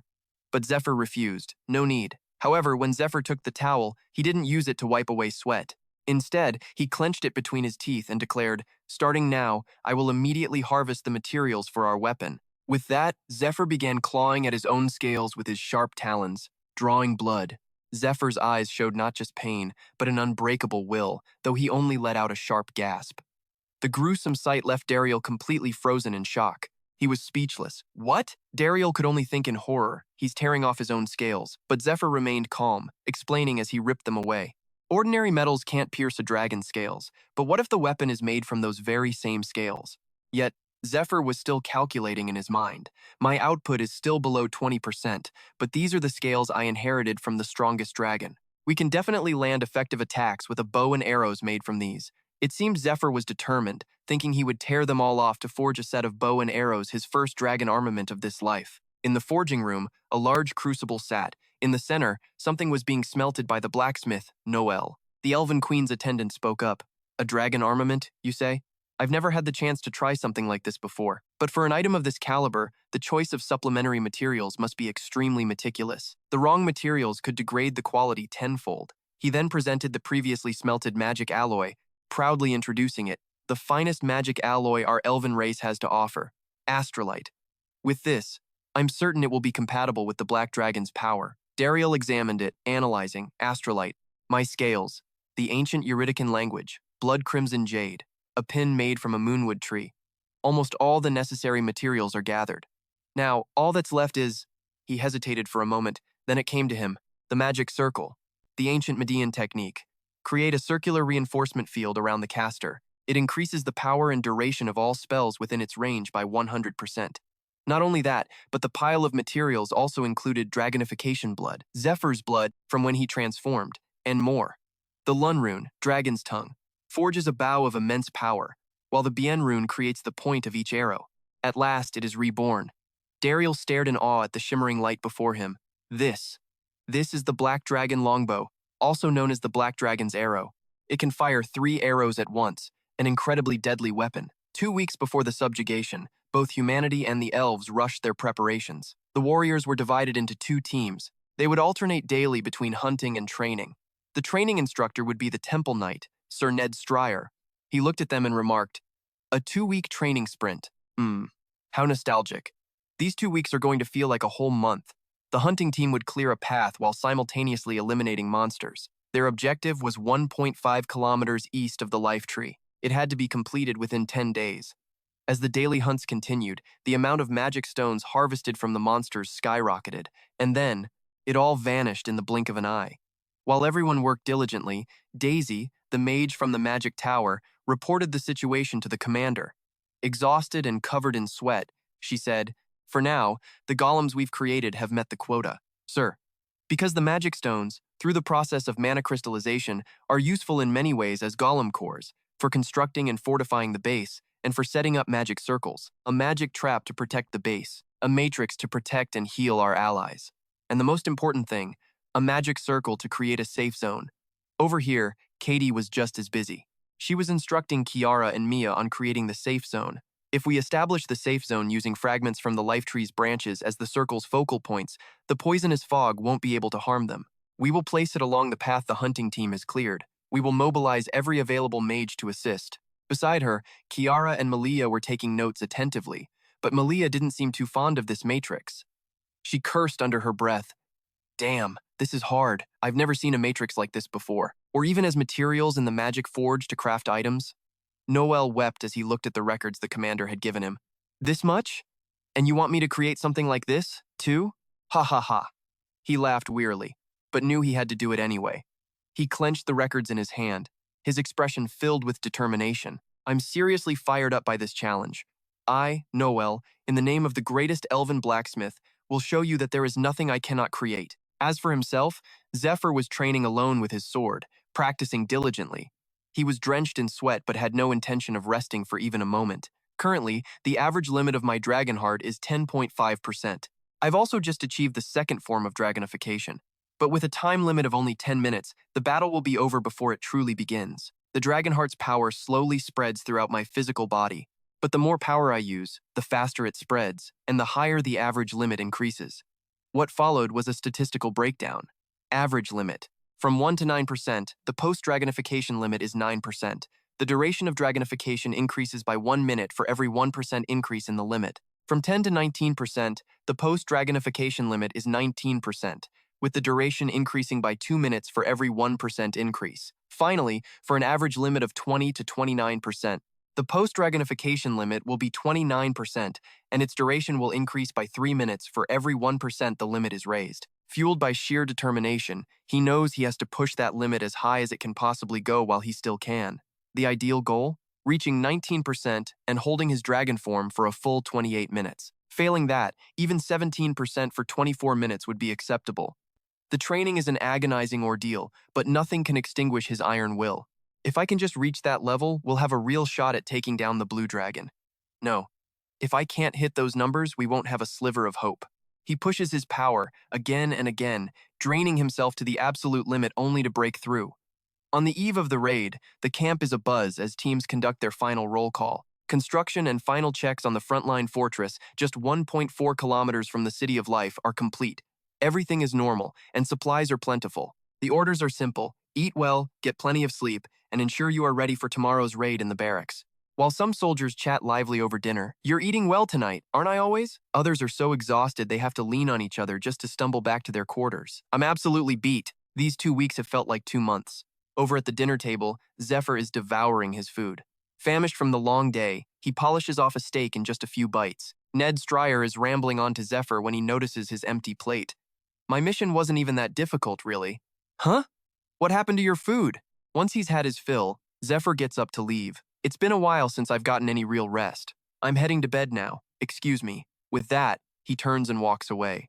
Altair watches him go, a thoughtful look on her face. After a moment's hesitation, she also decides to say her goodbyes. Ah, all this work is taking its toll. I think I'll be turning in early, too. Good night, everyone. As Altair leaves, Ophelia Amlet, sitting nearby, starts to get up. Allow me to... Before she can finish, Ned Stryer grabs her hand, pulling her back. Didn't you say you'd be my training partner, Lady Ophelia? She stares at him, completely baffled, and watches helplessly as Altair disappears. A loud argument erupts between Ophelia and Ned Stryer. When did I ever say that? Let me go. Ignoring her shouts, Ned Stryer presses on. Come on now. There are a few things I'd like to test out before the raid tomorrow. So, hearing the two bickering in the tent, Altair allows herself a small smile. Good luck, my disciple. Walking back to her quarters through the quiet night, Altair reflects. If it were her from just 1 year ago, she would never have believed any of this was possible. That all the preparations would be finished, and that tomorrow they would actually march on the Blue Dragon. All the letters she sent out had refused to help with this insane war. The dragon race? Are you mad? How could humanity possibly destroy something like that? Go away. Our guild rejects this request. We sincerely apologize. But our treasury has already been stretched thin supporting our soldiers on the Eastern Front. We are short on manpower, please understand. We cannot offer our support. Ah, has the princess gone mad? What on earth is she thinking, trying to take on a dragon? Heh, Your Highness. I hear you're having trouble with the Danakyu Plains. Perhaps I could introduce you to someone who can handle it. Then came another letter. That fraud has run off with a large sum of money. This is a big problem. Regarding this, if you're worried about the agricultural sector, what about this plot of land instead? I understand. In just 3 years, its value will be 5 times what it is now. So is the price truly worth it? And among them, a letter from the leader of the demonic god cult himself, the first prince of KN, her own brother, Polaris. I've heard rumors that you're amassing arms, my dear little sister Altair. If word of this continues to spread, you could be accused of plotting treason. So don't act recklessly. That's a piece of sincere advice from the brother who cherishes you. Thinking back on that time, she remembers how no one helped her. Not the powerful nobles, not the strongest adventurers, not a single one. The only people she could rely on were those she trusted personally. But ever since he showed up, everything began to fall into place as if by magic. Unbelievable luck. Destiny. That's what other people would call his arrival. But she doesn't believe in things like that. She walks right into Zephr's private quarters, reaches for him, and presses a fiery kiss to his lips before he can even process what is happening. Sensing something is wrong, his eyes widen in shock as she parts her lips. His tongue, it has a strange magic seal on it. This is her skill, the Deceiver's Kiss. An ancient Medina art, it plunges the one kissed by the caster into a state of mind control. It simultaneously weakens their fighting ability and compels them to confess whatever is asked of them. Altair shoves him back onto the bed, bracing her hands on either side of him, leaving him no room to escape. Zephr, clearly stunned by her actions, starts to speak. Your Highness, what are you? She cuts him off instantly. Shh. You're not the one who asks the questions here. Then, she begins her interrogation. Don't you think all of this has been far too easy? The patients were cured. We managed to secure an alliance with the elves. And now, the raid on the Blue Dragon, something I never even dreamed was possible, is happening tomorrow. All of these achievements. All thanks to you. And all within a single month. I've been suspicious for a long time, so I've been watching you from the sidelines. But then I saw it. The moment of your dragonification. You looked utterly ferocious, with those blood-red eyes. She leans in closer, her face inches from his. After seeing that, I couldn't suppress my doubts any longer. You have some kind of grand ambition. Otherwise, there's no way you would sacrifice so much of yourself spilling your own blood, even tearing off your own dragon scales every single day. Nothing in this world is free. If you're in the middle of some sinister plot, or if you're serving some other dangerous entity, no one would be able to stop you. It would all be over. However, I need to know what your purpose is. Her eyes glow with magical power as she commands him, Answer me. Who sent you here? Zephr is silent. He closes his eyes, then speaks. I came here on my own. He pauses for a second, then opens his silver-gray eyes to look directly at Altair, finishing his sentence. And I also came for you, Altair. Hearing this, Altair is taken aback, but her spell confirms that he isn't lying. Her power is working. She presses him further. Why? Why would you do all of this? The question seems to stun Zephr. His gaze drops. You once died for me. So, to change everything. I returned from the past. As Zephr confesses, fragmented memories flash through her mind of her holding his hand, of her crying for him, Altair's eyes fly wide open as a crimson hand materializes and clamps down hard around Zephyr's throat. It's her spell, the Black Hand. Anthe didn't believe a word of it. Her voice remained firm, refusing to yield even as his hand tightened around her throat. He pressed on. This must be a shock, I know. But you already understand it's true, don't you? Under the effects of the kiss of darkness, I am incapable of telling a lie. What makes median magic so potent is that a skill's integrity reaches its maximum level the very instant it's activated. Does that mean the user knows immediately whether the skill has taken effect? Can even a novice using the skill for the first time tell if their opponent is being truthful? Suddenly, Zephr grabbed Anthe's wrist. This was the very reason he had been waiting for her to use these skills. He believed it was the only way Anthe would finally trust him, knowing she'd never accept his words if he just said them out of the blue. He leaned in close to Anthe's face, a slight smirk on his lips as he spoke. Test me as much as you want. I'll answer every single thing you ask, and I won't lie, because this is what I intended to do all along. At this, Anthe could no longer meet his gaze. Her eyes darted away, avoiding his. He seized the opportunity and pressed her. What is it? Why are you so quiet? If you wait too long, the skill will wear off. But that's no problem, is it? After all, you can just use it over and over again until you're satisfied. As he finished speaking, Zephyr's other hand slid behind Anthe's back, and he leaned down to press his lips against hers. In another location, Milia was anxiously running her hands through her hair. Ha! This is infuriating. What am I even doing here? Daisy, who was busy carving stone, turned to ask, What's wrong, Milia? Milia gritted her teeth. What's wrong?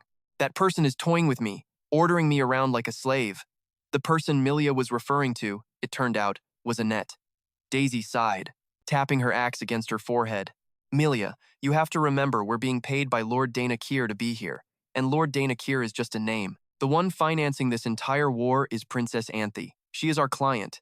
Milia screamed back. I know, and that's exactly why I'm so damn sick of taking her orders. Daisy tried to reason with her patiently. You must know that if we don't follow orders, we could be killed, right? Milia let out another ear-piercing shriek.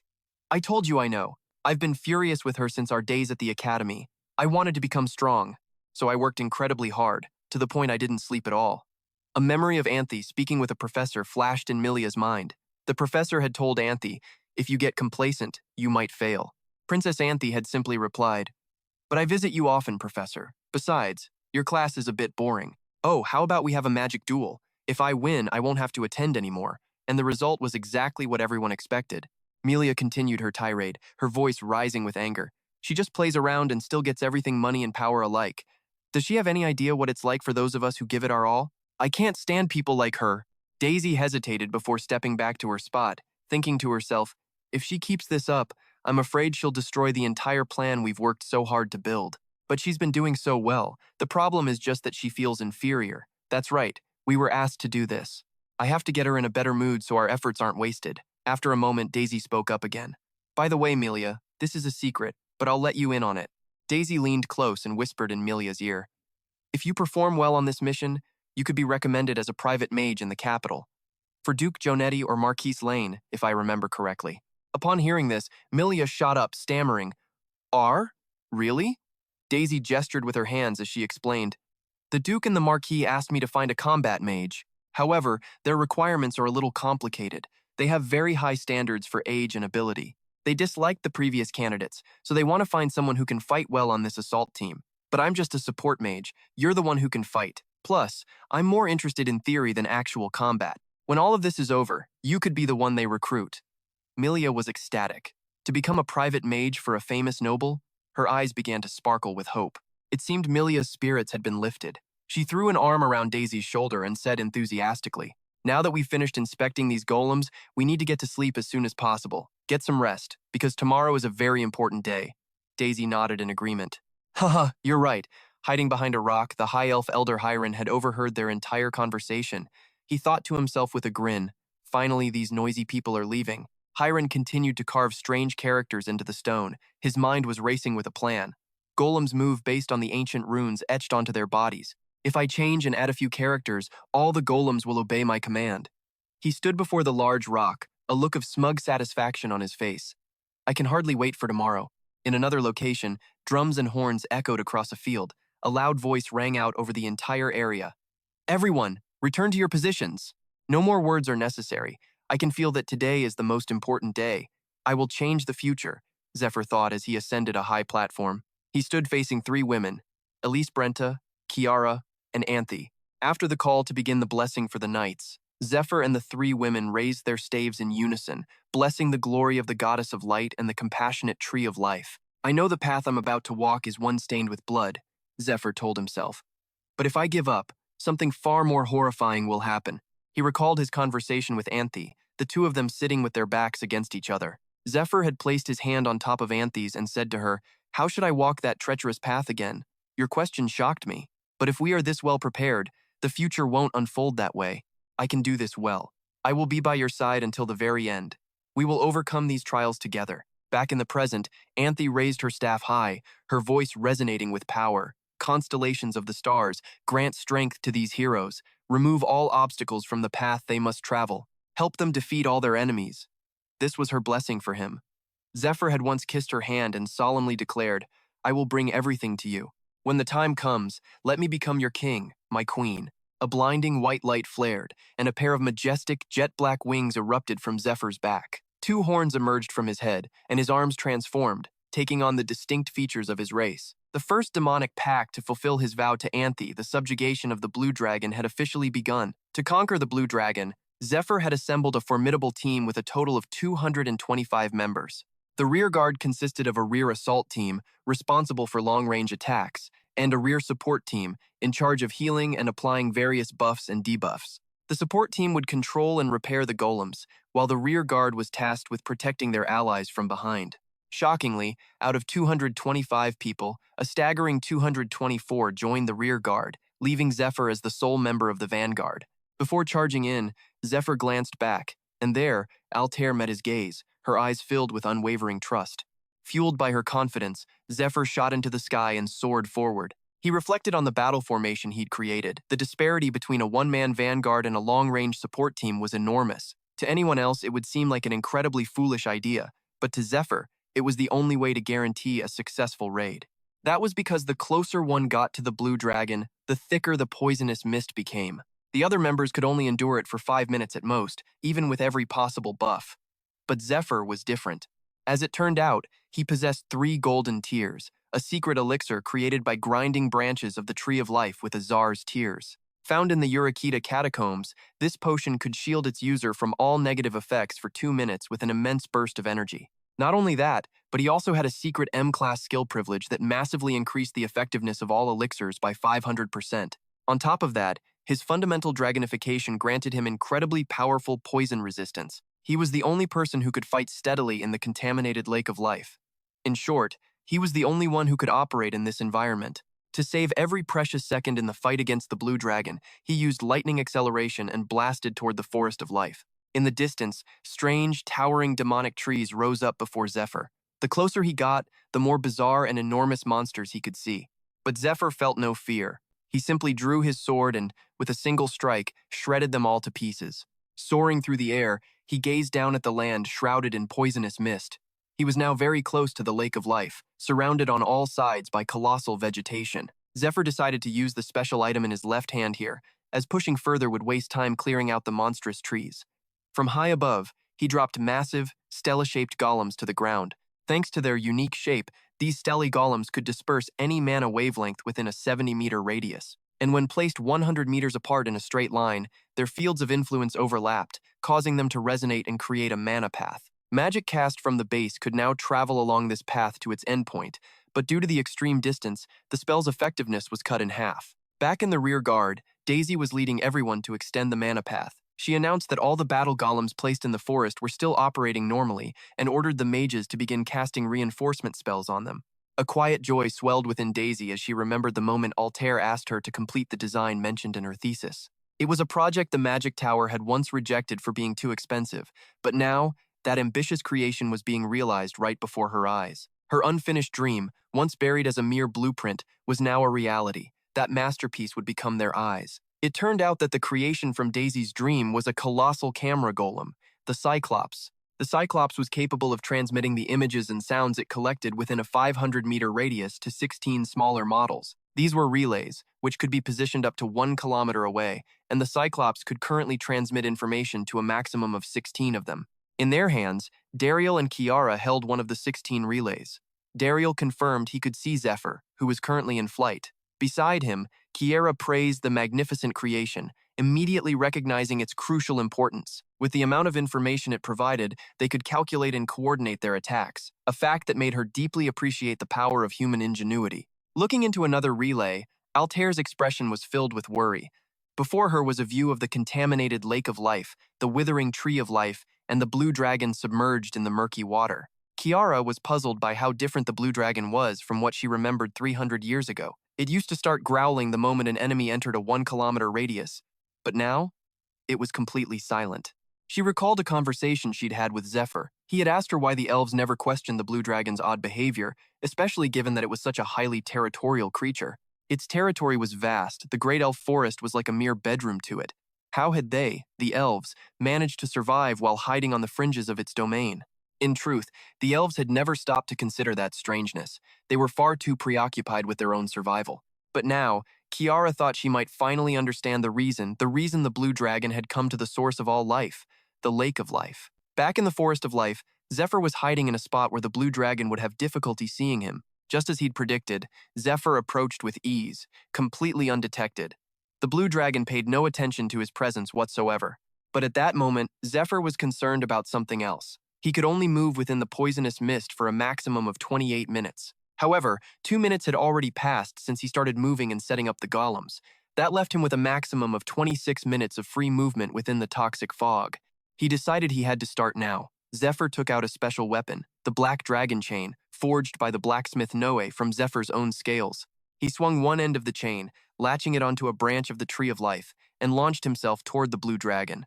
As he flew, he recalled all the information he had on the creature. The blue dragon wasn't originally a poison dragon. The world had long forgotten what kind of being it truly was. After all, the average lifespan of an elf is only 300 years, and even a high elf can only reach 500. The last time a blue dragon was seen was 600 years ago. The Lake of Life possessed a healing power so potent that not even a priest's prayers could compare. This was why the blue dragon had appeared here, tattered and broken. Just then, the blue dragon finally noticed him. It opened its golden eyes, fixed its gaze on Zephr, and lunged forward, its jaws gaping wide to swallow its prey whole. The soldiers in the rear guard watched in horror, gripped with fear for Zephr. It seemed like the blue dragon's attack would be the end, but no, Zephr easily used his own strength to pry the monster's jaws open. Even then, his train of thought continued. The real reason the blue dragon had come to the Lake of Life was because it had been poisoned by a demon, and it was slowly dying. The beast was lying in the lake to recover, but the demonic poison was still uncured, eating away at the blue dragon's life force day by day. That was precisely why Zephr had chosen it as his first target. In its current weakened state, it was the only dragon he had any chance of killing. Though exhausted from using so much strength to hold the dragon's mouth open, Zephr summoned all his power to thrust the black dragon chain straight through the monster's body, causing it to scream in agony. With its jaws now bound shut, Zephyr's gambit of using himself as bait had succeeded. The black dragon chain, forged from his own scales, would then combine with his dragon gate to form the most unbreakable material in existence, the model. And just as predicted, right before the blue dragon's disbelieving eyes, Zephr used his immense strength to effortlessly yank the massive creature out of the lake. The blue dragon was now completely exposed, dragged onto the shore by Zephr. It turns out, the blue dragon wasn't originally venomous. It was mistaken for a poison dragon because it had been corrupted by a demon's toxin and trapped in the Lake of Life.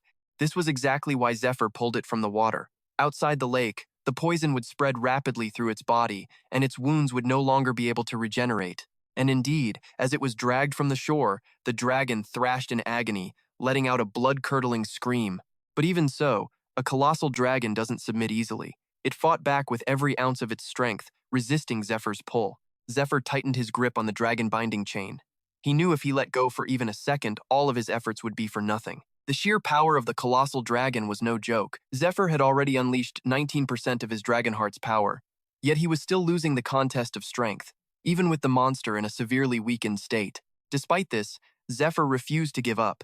He was determined not to let the blue dragon throw him off. With a roar, Zephr yanked with even greater force. The sudden attack inflicted even more damage on the blue dragon. Zephr had successfully used his strength to rip the monster's tongue, because while its exterior was protected by nearly impenetrable scales, the inside of its mouth was far softer. More importantly, it was a place full of crucial blood vessels and nerves. Zephr decided he would maintain the closest possible distance and keep inflicting damage. Suddenly, a strange look flashed in Zephyr's eyes, as if sensing imminent danger.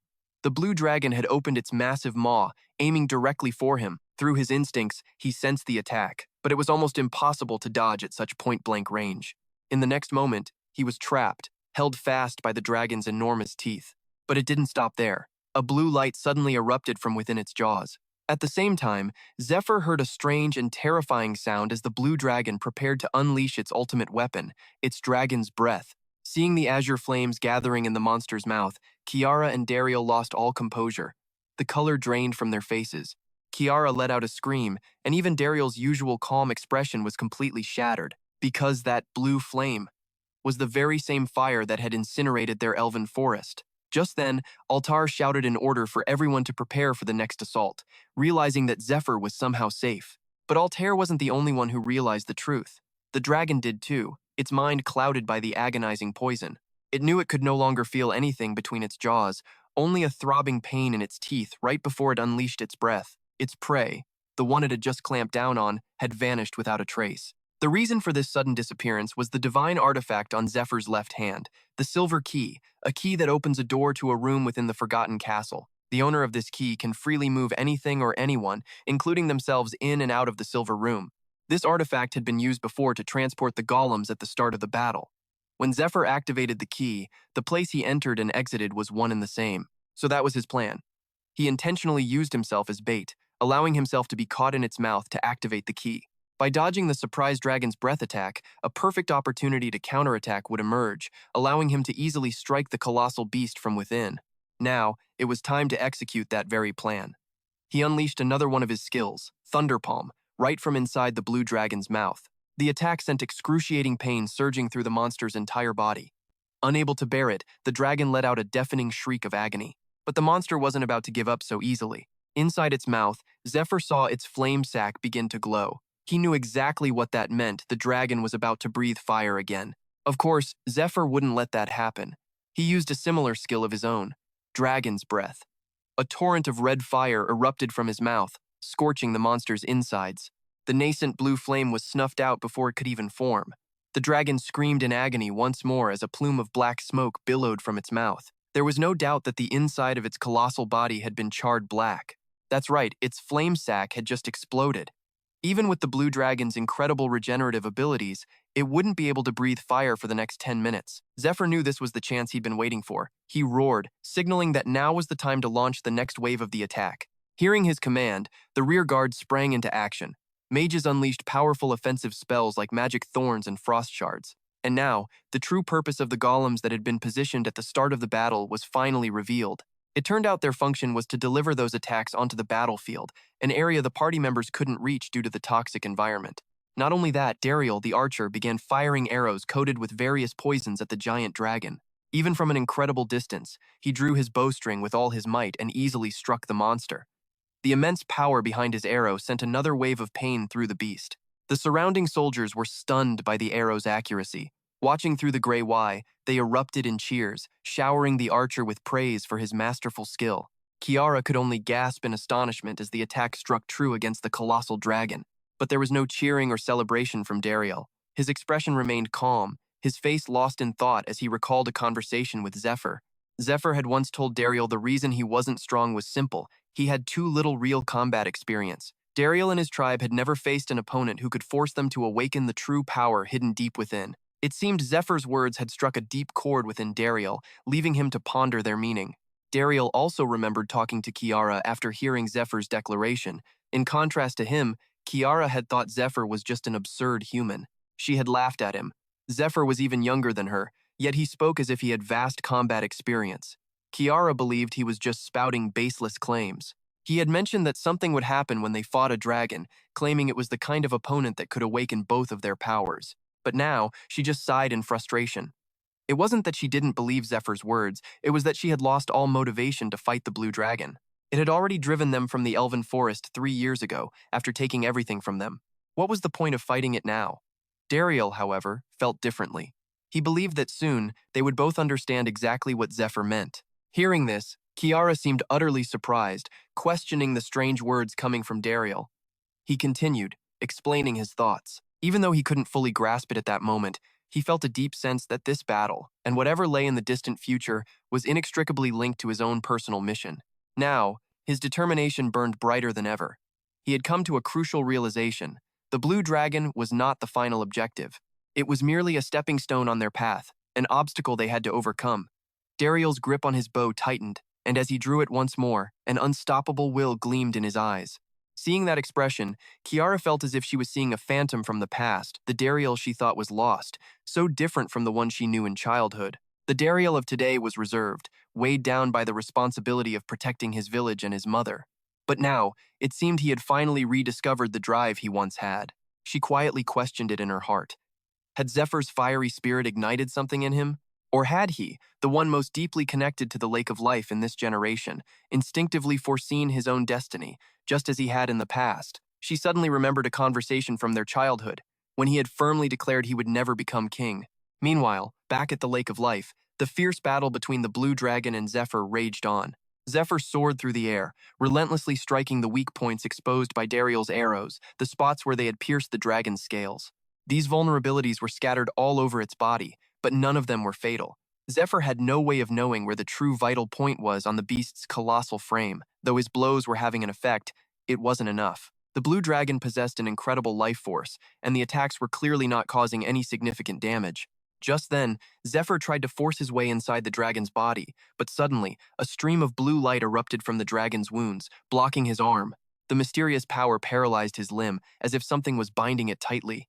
Zephr understood what was happening, but he was stunned it was occurring so soon. In the rear, Altair, watching through Grey, also realized the situation had taken an abnormal and critical turn. Her expression hardened. She ordered everyone to cease their attack and prepare a defensive formation. The flow of mana was reversing. The others around her now understood the gravity of the situation. It turned out that when they were planning the assault, Zephr had warned them about this exact possibility.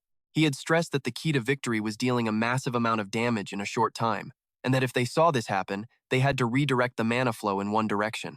The principle behind the Golem's Stale was that it could amplify the range of their skills using the mana flow, releasing waves of energy from 4 magic circles on its 4 sides. By using all 4 circles, the energy cost of their magic skills was minimized. However, this created a massive risk. The enemy's attacks could also travel through it and strike their base. If that happened, Zephr had ordered Altair to disable one side of the Golem's Stele. Doing so would prevent the enemy's attack from reaching their base. But the trade-off was that the effectiveness of their own skills would also be diminished. Worse, before they could successfully disable one side, there would be a devastating area of effect attack from the enemy, a moment of extreme danger. Realizing the severity of the unfolding crisis, the support mages, the soldiers, and healers like Brenta all poured every ounce of their strength into defense. Daisy was reporting the Golem status, shouting that the Western Magic Circle was no longer active and the mana flow would redirect in 5, 4, 3. But before Daisy could reach one, a torrent of purple-blue energy erupted from the magic circle, engulfing her. The sheer force was immense. It shattered her glasses and mangled one side of her face beyond recognition. The blast created a massive shockwave that nearly blew everything away. At that same moment, Zephr knew the decisive moment was at hand as the lake's surface began to churn violently for no apparent reason. It would happen when he was suddenly thrown back, when the blood dragon chains could no longer hold and shattered. At that instant, the blue dragon would finally unleash its true power. A unique power that no other possessed, telekinesis, the ability to move anything without physical contact. And when a dragon with nearly infinite mana wields such a power, the result is utter destruction, a reign of terror. It is the agonizing screams and unbearable despair of all who stand against the blue dragon. At that moment, Zephyr's dragon form only had 20 minutes remaining. Zephr sat cross-legged, leaning back with an aura of immense power. His face was a cold mask as he asked the person before him a question. This poison is potent enough to affect the blue dragon. So why don't the HEF humans infected by the poison lake die instantly? Dariel answered nervously. Perhaps. Because it's mixed with the water of life. Zephr, listening intently beside him, nodded in agreement. Exactly. The water of life heals the damage the poison inflicts on the victim's body. But then, the poison begins to spread again. That's why they don't die right away. But the pain is enough to knock them unconscious. Zephyr's brows furrowed, his gaze sharpening as he stared ahead. The same will hold true for the blue dragon. It will be stunned by the pain. That's our window of opportunity, because it won't be able to use its ultimate skill right away. On the other side, Kiara was deep in thought, a vision of a dragon breathing ferocious fire in her mind. She pieced it together. That's right. We tried to attack it 3 times after it made the lake its lair, but its attack patterns became more and more simplistic. It couldn't have been because it was underestimating us due to our weak forces, could it? That's our chance to strike. But the window won't last long, Zephr stated. Once the intense pain shocks it back to its senses, it will become fully alert. That's when the real battle would begin. The dragon's eyes, brimming with murderous intent and blazing with fury, stared down its opponent. Reflected in its gaze was the image of a human, wreathed in red flames, holding a sword that grew sharper with every flicker of fire. The dragon seemed to recognize something, roaring in shock. That sword! That sword! You! It's you again! A cross-shaped pendant was raised, glowing with a brilliant aura. For a moment, chaos erupted, but the rear guard quickly reformed their ranks. Miraculously, no one was injured. A priest waved the Holy Cross pendant over a wounded couple, and the mana flow had been successfully redirected. The mana flow worked by connecting waves of mana, creating a current. Skills used within the mana wave's range would be transferred downstream. A 2-way flow transferred 50% of the damage, while the 1-way flow they now used transferred only 30%. This would shield the rear guard from the blue dragon's attacks. But a look of deep unease washed over Mia's face. A bitter thought churned inside her. He had said the mere aftershock of his skill could wipe out the rear guard. She couldn't believe he could be so dismissive, but what made her rage was that he was absolutely right. Ketty stared into the distance, her mind racing as she clutched her staff. From this point on, she thought, our skills will be less effective. Except for Dario, the only one capable of launching long-range attacks solo, the rest of them needed to band together to fight effectively. Over on his side, Dario was just as tense. The problem is, he calculated internally, even with my strongest skill. Crimson Meteor, an arrow flying over 1.5 kilometers will still take 4 seconds to hit that dragon. Any other skill would take 12 seconds. Lord Zephr has to hold that dragon still for at least 4.5 seconds for my shot to land. A teleportation gate had once been opened, an iron-bound portal that linked to the world where the dragon was imprisoned. But it was now slowly closing, and everyone was waiting for someone, anyone, who could force it open again. The flow of energy was immense. A tide of violet light, threaded with gold and centered by a core of black, pulsed from the dragon's tail. When this power slammed into the tree branches, they were utterly insignificant, obliterated into splinters by the violet torrent. Zephr was the one manipulating this energy, his eyes a merciless storm of red and black. The violent purple energy hammered against the ancient tree, carving deep cracks into its trunk. Blinding yellow light burst from the fissures as the dragon's fury began to build. Zephr circled the tree, observing. Without warning, a blackened branch whipped out, catching him off guard and flinging him through the air. Zephr gritted his teeth, his expression twisting with fury. He immediately fired a blast of destructive energy, atomizing the offending branch. The dragon lunged in a frenzy, its sheer size overwhelming him. He seemed small, fragile, yet the power he commanded was more than a match for the beast. Activating thunderclap acceleration, he blazed past the dragon, drew his sword, and carved a deep gash into its hide, causing it to let out a deafening roar of pain. It then crashed down into the violent, churning purple river below. Milia was in absolute shock. It's underwater, she stammered. What do we do? Is it trying to heal itself? Beside her, Kiara's face was just as grim. That lake is poisonous, she replied. It can't recover quickly. The poison will seep into its wounds, causing immense pain. It'll surface soon enough. The bigger problem is the toxic surge from the lake itself. These plants create byproducts from life water, and their power is determined by how much life water they consume. After absorbing these toxic waves, they'll produce a flower. It will rise from the center of the lake, split open, and reveal something shimmering inside. What they would create, it turned out, were powerful new enemies. Grotesque beasts were spawned, ready to spread chaos. Multi-eyed spiders crawled forth, and bizarre snakes with sickening, wide-mouthed grins slithered into existence. Change targets, support the golem and destroy those monsters. The newborn abominations had already begun their assault. Peering through her glasses, Daisy reported, monsters appearing in massive numbers. Her tone sharpened. Push them all toward the lake. Keep them out of Lord Zephyr's path. Eliminate any hostiles approaching the camp now. Daisy's face was etched with fatigue. She bent over, gasping for air. As she thought of the grotesque creatures, a memory surfaced. The magic tower, the elves, and the princess. A golem created by a trio of mages is stronger than most adventurers. We should have anticipated monsters this powerful. No, we were prepared for this. She tried to convince herself, but then she cried out, "What? What's going on?" Half the monsters were fleeing, stampeding away at incredible speed. They couldn't be controlled remotely. She knew that. But where were they going? Just then, the High Elf Elder spoke, his voice dangerously grave. His eyes were fixed on the horizon. It has begun.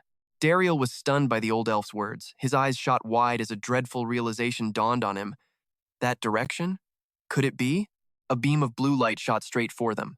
Dario's eyes widened in surprise, but he reacted instantly, launching a counterattack. He unleashed a torrent of energy to block the incoming blast. The two attacks collided, the shock wave tearing apart the surrounding land. Ketty was already in a fighting stance, her gaze firm and resolved. They've found us. Is it tracing our skills? She wondered.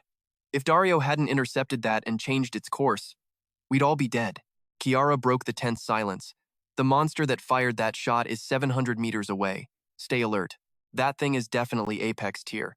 In the past life, the campaign against the Blue Dragon had taken 1 year and 4 months. They had lost the Black Dragon's heart and the Saint card of Lucius, but Altair refused to give up, gathering relics from fallen comrades to challenge the Blue Dragon once more. But in the here and now, Dariel was desperately holding back the Blue Dragon's assault, sweat beading on his forehead, his jaw clenched in concentration. At the same time, the maiden was fighting with everything she had. She unleashed a relentless barrage of strikes, shearing scales from the dragon's hide. Then, she combined her power with Dariel's, creating twin torrents of energy to annihilate the beast. But when the blue dragon finally fell, a critical error cost them its heart. Dariel had been fatally poisoned, beyond any hope of rescue. It was a complete failure. Andean, one of Altair's enemies from the Third Parish, had used the chaos to slip away from the lair, returning to the Holy Temple and worming his way back into its ranks. To get my revenge, I have to become a knight of the Holy Temple. I have to get close to him. This was Zephyr's mantra as he stood outside, eavesdropping, his expression tense. I need to find a weakness.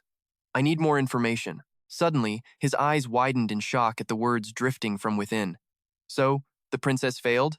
Just as we hoped? Ha ha ha, excellent. Inside the room, Count Hugo and Andean were enjoying a pleasant conversation. Count Hugo spoke. You didn't send a single subordinate to the Forest of Demonic Spirits, did you? Absolutely brilliant, my lord. The man across from him replied cheerfully. That's not wrong, but it wasn't my idea alone. GV grew even more tense. What does he mean by that? He wondered as Andean placed his teacup on the table. Because of this incident, the princess has lost her army, her money, and her reputation, he said. Even if she participates in the Ice Dragon subjugation planned by the Alliance, she will have no say whatsoever. The hearts of the Black Dragon and the Blue Dragon were already in the church's possession. Beside him, GV listened intently, but his holy light was currently being brainwashed by Andean. The old man held a book in his hand, a satisfied smile on his face, as if he had everything under his control. He then said, If we can also obtain the Ice Dragon's heart, the church's greatest desire will become a reality. I will certainly reward you all handsomely. Just you wait and see. A pitch-black hand with razor-sharp claws touched the floor, oozing a viscous purple slime. A figure with a strange appearance, surrounded by the body of a dragon, materialized as if he had just landed. Inside the silver key, the situation was different this time. I know what kind of traps they've set. I know everything. The world they long for will not become a reality. In the laboratory, potion bottles lay scattered across the floor, potions to heal wounds, potions to restore mana, and golden tears to protect the user from harmful effects. Their duration lasted from 2 to 10 minutes, an effect greatly enhanced by the duo's secret techniques. He snapped his fingers, thinking to himself, All right, I'm all recovered. Let's see. In his half-human, half-dragon form, Zephyr's eyes glowed a piercing red as he clenched an orb in his hand. The grid-eye video link was active, allowing the golems to share visual information with each other. While the master golem is relaying its status to the others, I need to use the grid-eye to check on the camp. The image of a fortress appeared. After observing it, a thought crossed his mind. Just as I expected, I can't connect from in here. I'll cut the transmission. So, what are the others doing? A scene of chaos unfolded, with streams of energy erupting and beasts running rampant. They destroyed every plant in sight, tearing trees straight from the ground. Massive snails began to climb over the horrific scene unfolding. Tree branches, with monsters clinging to them, flew straight toward Kiara and Dariel. Kiara spoke up. How many black dragon arrows do you have left? The man beside her answered, 24, just enough for a dragonling. I can't waste them on these monsters. He then put away his bow and prepared to fire a hippogriff feather arrow. On the other side, Kiara raised her hand and summoned binding green vines. Attached to their tips were gems known as gem bugs. An arrow wrapped itself around a gem bug and shot forward. In a flash, flowers began to bloom on the vines, and the gems started to dissolve. Blue storm, fire dance, they incinerated and annihilated the beasts. The main character witnessed it all, thinking, Dariel and Kiara's coordination is perfect, and the others are pulling their weight too. The problem is, there are just too many monsters. Over on the other side, Dariel's face was tense as he fired off his divine arrows, a single thought in his mind. Come on, whether it's dozens or hundreds of monsters, I'll take them all down with my arrows. A massive, incredibly ferocious beast stood before them, enveloped in a blue aura of light. But then, suddenly, everything started to vanish, stunning everyone around. Just when it seemed the battle was over, a horde of monsters charged from another direction. They're here! The monsters are here! People screamed. They're inside the camp! Their surprise attack left everyone unable to defend themselves. Many lives were lost as a beast mounted on a warhorse charged through. Everywhere it went, it trampled people to death under its hooves. Suddenly, it was stopped dead in its tracks by a young woman who blocked its attack, using just one leg to hold back its massive hoof. A soldier cried out, "Lady Ophelia!" The woman's eyes were razor sharp. "For a beast, you hold your head a little too high. Get down." She barked an order at the soldier, then unleashed a flurry of attacks against the beast as a chaotic battle erupted. The screams grew more frantic. "Hold your ground! We can't let them take the camp!" Loud roars mixed with desperate cries for help. Outside, 3 men stood watching everything. They knew the situation was becoming critical. Regulus Danakiu ground his teeth and let out a curse. Damn it! He then recalled Altair's words. Regulus, your mission is to protect the fragment of the Tree of Life. This small piece is the core of the magic circle, which means if we lose it, Regulus Danakiu let out a weary breath. That's right. The protective barrier will disappear in 10 minutes, and the poison fog will flood in. He realized that even though he knew this was a vital mission, he couldn't believe he had to just stand here while his knights were screaming. This is absolute torture. The man beside him spoke up. I know it's hard, but you have to endure it. Hearing this, he immediately shot back. I know.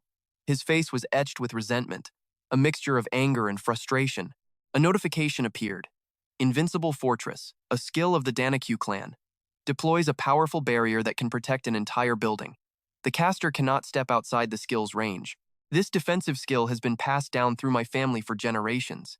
The smaller the area, the stronger the barrier. And if I limit it to just a single storage room, it can even block an attack from an epic-grade weapon. Regulus Danakiu seemed ready for battle, his eyes filled with determination as a thought solidified in his mind. Most importantly, unless I open it myself, no one can get in. There's no one more perfect for this mission than me. He gripped his sword tightly as a red flame enveloped his hand, mirroring the fire in his spirit. That's why the screams echoing from all around, "Help me! Ah, someone, help!" were so agonizing. He told himself he had to endure it, no matter how much it hurt. Suddenly, a loud banging echoed from the door, as if someone was pounding on it from the outside. A voice called out, "Regulus, please open the door! I'm injured!" He instantly recognized the voice. "The princess?" The voice called out again, "Please, let me in to get treated." One of his 2 companions, Grim, warned him, "Don't do it, Regulus. It could be a trick by the monsters." He quickly replied, "I know that, Sir Grim." But he bit down hard on his teeth. The cries from outside grew more frantic. "Hurry! The monsters are getting closer! Open the door now! That's an order, Regulus." The relentless screaming was unbearable. He finally snapped, "God damn it!" Unable to take it anymore, he rushed to the door and threw it open. "If I let the princess die, all the knights will be executed." He burst out yelling, "Princess!" But the person standing before him was the elf elder. For a moment, he couldn't comprehend what was happening. The elder stared right into his eyes, and he realized, damn it, he's mimicking the princess's voice. In his mouth, he held a trickster's chestnut. When held, it can memorize a person's voice, and when bitten, it can perfectly replicate any sound it has learned. The elder pointed his staff of light towards him, closed his eyes, and spoke. Flash! Instantly, a blinding light plunged Regulus into agony. He clutched his face, crying out, "Arg, my eyes!" The elder swept past him, muttering, "This light will only blind them for 3 seconds. That's more than enough. My speed attribute has been enhanced." He raised his hand as a yellow light began to glow. His target was no longer moving. Over on the other side of the battlefield, Lady Ophelia was fighting with all her might when she heard a frantic shout. "Emergency! The core of the magic circle has been stolen. Retreat! We've succeeded. Speed up! We have 10 minutes until the protective barrier is destroyed." Hearing this, Altair turned to GV. "Did you hear that, GV? We're about to be in big trouble. I'll restore the magic circle with the spare core I have stored away, but it would be much safer if that dragon died quickly, wouldn't it?" Hearing this, GV on the side just smiled. He replied, "You want me to kill it in 10 minutes? That's a tall order, princess. However, things might be different if there's a reward." The princess closed her eyes and thought. "A reward, you say?" "A reward." Then she reached out and touched the orb in front of her, speaking in an incredibly relaxed tone. "All right, if you kill it in 10 minutes, let's continue what we didn't finish together yesterday." GV was stunned by her words and stammered back, "What?" He stood on a dark tree branch, holding the orb in his hand, his wounds now fully healed. After diving into the water, if his wounds were healed, he could use his signature move. And at that exact moment, distracted, his enemy had stopped moving. He launched a massive cross at the dragon's head, then roared in anger. "Cody!" A yellow notification panel appeared. The epic grade item, the Cross of Faith, is an unbreakable divine weapon, the property of the current pope. Rented from Lucius for 10,000 gold. The term was 1 year, with a deposit of 10,000 gold pieces. It was now 1 month overdue. GV touched the wall, speaking to the person opposite him. "Yeah, that's right. I can use the deposit first and pay it back later, right? Just deduct the overdue fees from the deposit." The girl retorted. "What? You're making this difficult for me." His gaze grew fiercer. "It's fine. I'll pay for it later." His anger was so intense it terrified the girl. With tears welling in her eyes, she pleaded, "You will pay me back, won't you?" On the other side of the battlefield, Leona was fighting desperately when she heard an announcement. "All rearguard units, listen up, we're changing strategies." A sinister, confident smile spread across GV's face. He clutched the orb tightly in his hand. 10 minutes. "There's no reason I can't do this. Follow my orders, absolutely. That dragon is as good as dead." "Ha ha!" A loud laugh erupted. One of the men mounted on a beast said, "Who would have thought we'd get out of there so easily?" Another replied, "My heart is still pounding. I nearly died." Suddenly, the girl in front turned and shouted, "Quiet! I'm trying to maintain the magic circle." Her outburst sent a wave of fear through the men behind her, who quickly fell silent. Her face was a mask of concentration. Observing the entire incantation within a 2-meter range is the condition to activate my copy ability. Luckily, I helped set up the magic ward at the camp, so I was able to copy the Purification magic circle. But its effectiveness is cut in half. She then announced to everyone, "I can only use a copied skill once. On top of that, I have to constantly channel mana into the copied ward to maintain it, so all of you need to hurry. This is our only chance." A blue box appeared. This was the final sealed box. We must quickly retrieve the seed of the tree of life inside it, and the crod for the future, to build a new kingdom of our own. On the other side, the elder turned back to look at his people. He said, "Thank you all for following me this far." The people behind him replied, "It's nothing, Elder Heron. It was the natural thing to do." The person next to him also spoke up. "He's right. You are our leader. We are honored to accompany you." Hearing this, he remained silent, just looking at them. At this location, the beasts were battling everyone. As the elf elders fled, one agonizing scream after another rang out. In a safe bunker protected by divine power, a voice said, "The elven soldiers are starting to lose ground. We can't help them." An observer looking through binoculars replied, "But our preparations were thorough. We haven't lost anyone yet. And we have one of the 10 strongest, Ophelia, relentlessly striking the monster. Leona, a reliable healer, is focusing her energy. Even GV, who possesses the dragon heart, and with the powerful princess also defending the Fetra battlefield, they could probably take on the heavens themselves." He continued, "Compared to them, the elf elders fled, so it's no wonder their warriors' morale has been shattered." A young man sitting beside him spoke up. "I don't quite understand. The elders running away demoralized them to this extent? Isn't Dariel a decent leader?" "Haha, you still lack observational skills." He replied to the young man, then explained, "Dariel is very strong. No wonder he ranks higher than Lady Ophelia in the top 10. He is also the queen's son. But right now, the center of power in the Elven Kingdom isn't Dariel.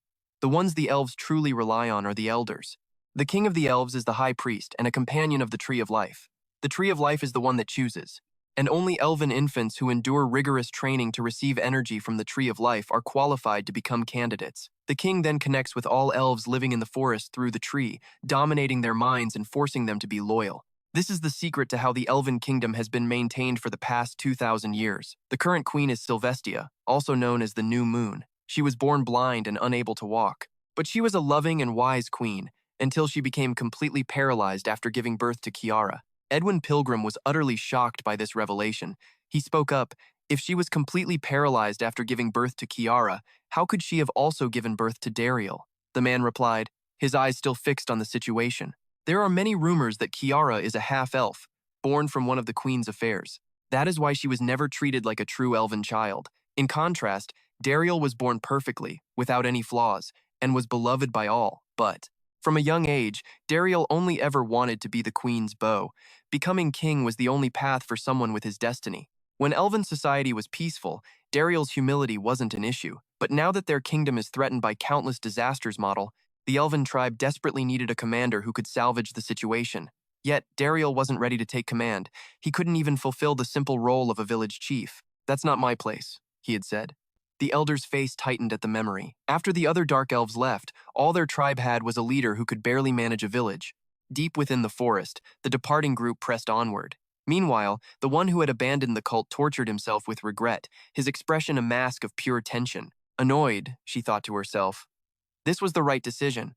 There's no reason to feel guilty for leaving the other elves behind. There's no way we can defeat a dragon, and not everyone has to die together. She gripped the staff in her hand, her knuckles turning white. "We did what we could after Lord Dariel abandoned us. It all started 4 years ago, when the Red Moon and Black Moon invaded human territory, igniting a war. The memories flooded back in a dark torrent, the moment they lost their precious artifact and a piece of their forest territory. The moment the Blue Dragon claimed their lake as its lair 3 years ago, poisoning the woods. A female leader held a blue box, her voice ringing with conviction. Hear me, Dark Elves. We of the Black Moon, upon our honor, will leave this place and forge a new kingdom. Farewell to the fools who choose to remain in a land with no future." From a distance, the elder listened to every word. Her thoughts raced. When her fellow elves left because they could no longer endure the worsening corruption, Lord Dariel did nothing. He just let it all happen. And this is the result. The human army was now storming their forest. Allies, it's a nice word, but that's all it is. We don't even have the power to negotiate with them as equals. Tears of rage streamed down her face. Whether they defeat the dragon or are forced to flee, our kingdom is already finished. She squeezed her eyes shut, refusing to accept the reality before her. Biting her lip, she seethed. Lord Dariel abandoned us. No, he never even understood our reality from the start, and we were foolish enough to believe in him until the very end. A voice echoed from the past. "Queen Sylvestia, we can't take it anymore. We must find a new hope." And with those words, they left. Before them stood an ancient, decrepit tower. The elder gazed at it, his mind already scheming. This is it. At the very top of this tower, the seed of the tree of life. "I will plant this seed after I find a land far from here," he plotted. "I will be the only dark elf the new tree can choose, and finally, I will become king." Suddenly, a voice from behind shattered his thoughts. "My God, what is that?" The elder was startled. He stared straight ahead where a monstrous red beast stood atop the tower. Its razor-sharp claws raked against the stone fortress as its full form was revealed. Its mouth was filled with fangs, its 2 eyes burning with pure rage. Everyone was terrified, having no idea what this creature was. Edwin Pilgrim turned to the person next to him. "What's going on?" he asked. The man raised a hand in thought, sensing something was deeply wrong here. The Dark Elves, who left here to retrieve the seed of the Tree of Life. They declared they would build a new kingdom, especially the Black Moon and Red Moon. He pondered. If they had truly established an elven kingdom somewhere else, there's no way that merchants like us, who travel everywhere, wouldn't know about it. But we've never heard a word about any new kingdoms. So, where did they go? Just then, the red beast began to fly into a frenzy. Yet, facing it, the elder was perfectly calm. He told everyone to stand back and let him handle it. He then launched 2 strange bird-like objects, golems. One will draw the monster's attention, while the other will retrieve the sealed box for me. One golem flew straight through the monster's body, and just as planned, the beast was completely distracted, chasing after it. It was a standard tactic. The monster would react to one golem, and after the other threw an explosive to shatter the tower's barrier. It would easily bring back the sealed box. And it worked perfectly. The box was in the elder's hands, but they had made a fatal miscalculation. In a flash, everyone was decapitated. The box in their hands was the very thing the monster had been guarding, the thing it had craved for 3 long years. It turned out the monster was none other than Red Moon Massa, a candidate for queen 60 years ago. She was the one who started the war with the Denaki kingdom 4 years ago, but she had since undergone demonization, losing all reason. All she could remember was hatred for the elves. The throne, usurpation, revenge, the seed, and a few other words whose meaning she had long forgotten. Time rewinds 3 years, to a dark cavern shrouded in an eerie red glow. A mysterious figure in black sat on a throne and began to speak. What a pity. To think such a hideous appearance belongs to the Dark Elves who once made humans tremble in battle. Black Moon, Red Moon, do you know why I've invited you here? He held out 2 red stones before them. His eyes blazed crimson. These are apocalypse stones. They resonate with eyeworms to demonize individuals. 3 years ago, at that very moment, Paul Demas looked up with a grim expression and said, "Are you aware, Vice Hierarch? The Apocalypse Stone resonates with the eyeworms, the very things that turn people into demons." The Vice Hierarch held a red stone in his hand. Both the Apocalypse Stone and the eyeworms are implanted in every test subject. But why do the shape and power of each subject differ after demonization? And why is it that demonization can sometimes fail? His face was an emotionless mask, his voice chillingly cold. The answer lies in the distortions of their hearts, their hatred, their anger, their greed, the countless innate corruptions born simply because they were brought into the wrong circumstances. All of that is given form by the Apocalypse Stone. The greater the corruption, the more powerful the demon that is born. Etch this into your minds, Red Moon, Black Moon. Your hatred will be directed at the elves. He planted the most vile seeds of evil into their hearts. Dark tendrils of energy began to reach for them, invading their minds. Hatred transformed them into monsters. They would forever remember those who had stolen their beauty and their future. A flash of red light erupted, and a splash of blood landed on the man's face. "Magnificent," he whispered. "How beautiful." The Black Moon and Red Moon were now horrific beasts, their hearts overflowing with hatred. One was the demonized Red Moon Massa, the other, the demonized Black Moon Ramian. Their forms had been twisted into those of savage monsters. Paul Demas spoke up. "Lord Yipsko, do you have a plan for them?" The Vice Hierarch standing beside him replied, "A plan? I have nothing of the sort. I'm just making things a little more interesting." He then gave an order to the 2 demonized elves. "Now, let's give them a round of applause." And with that, he snapped his fingers.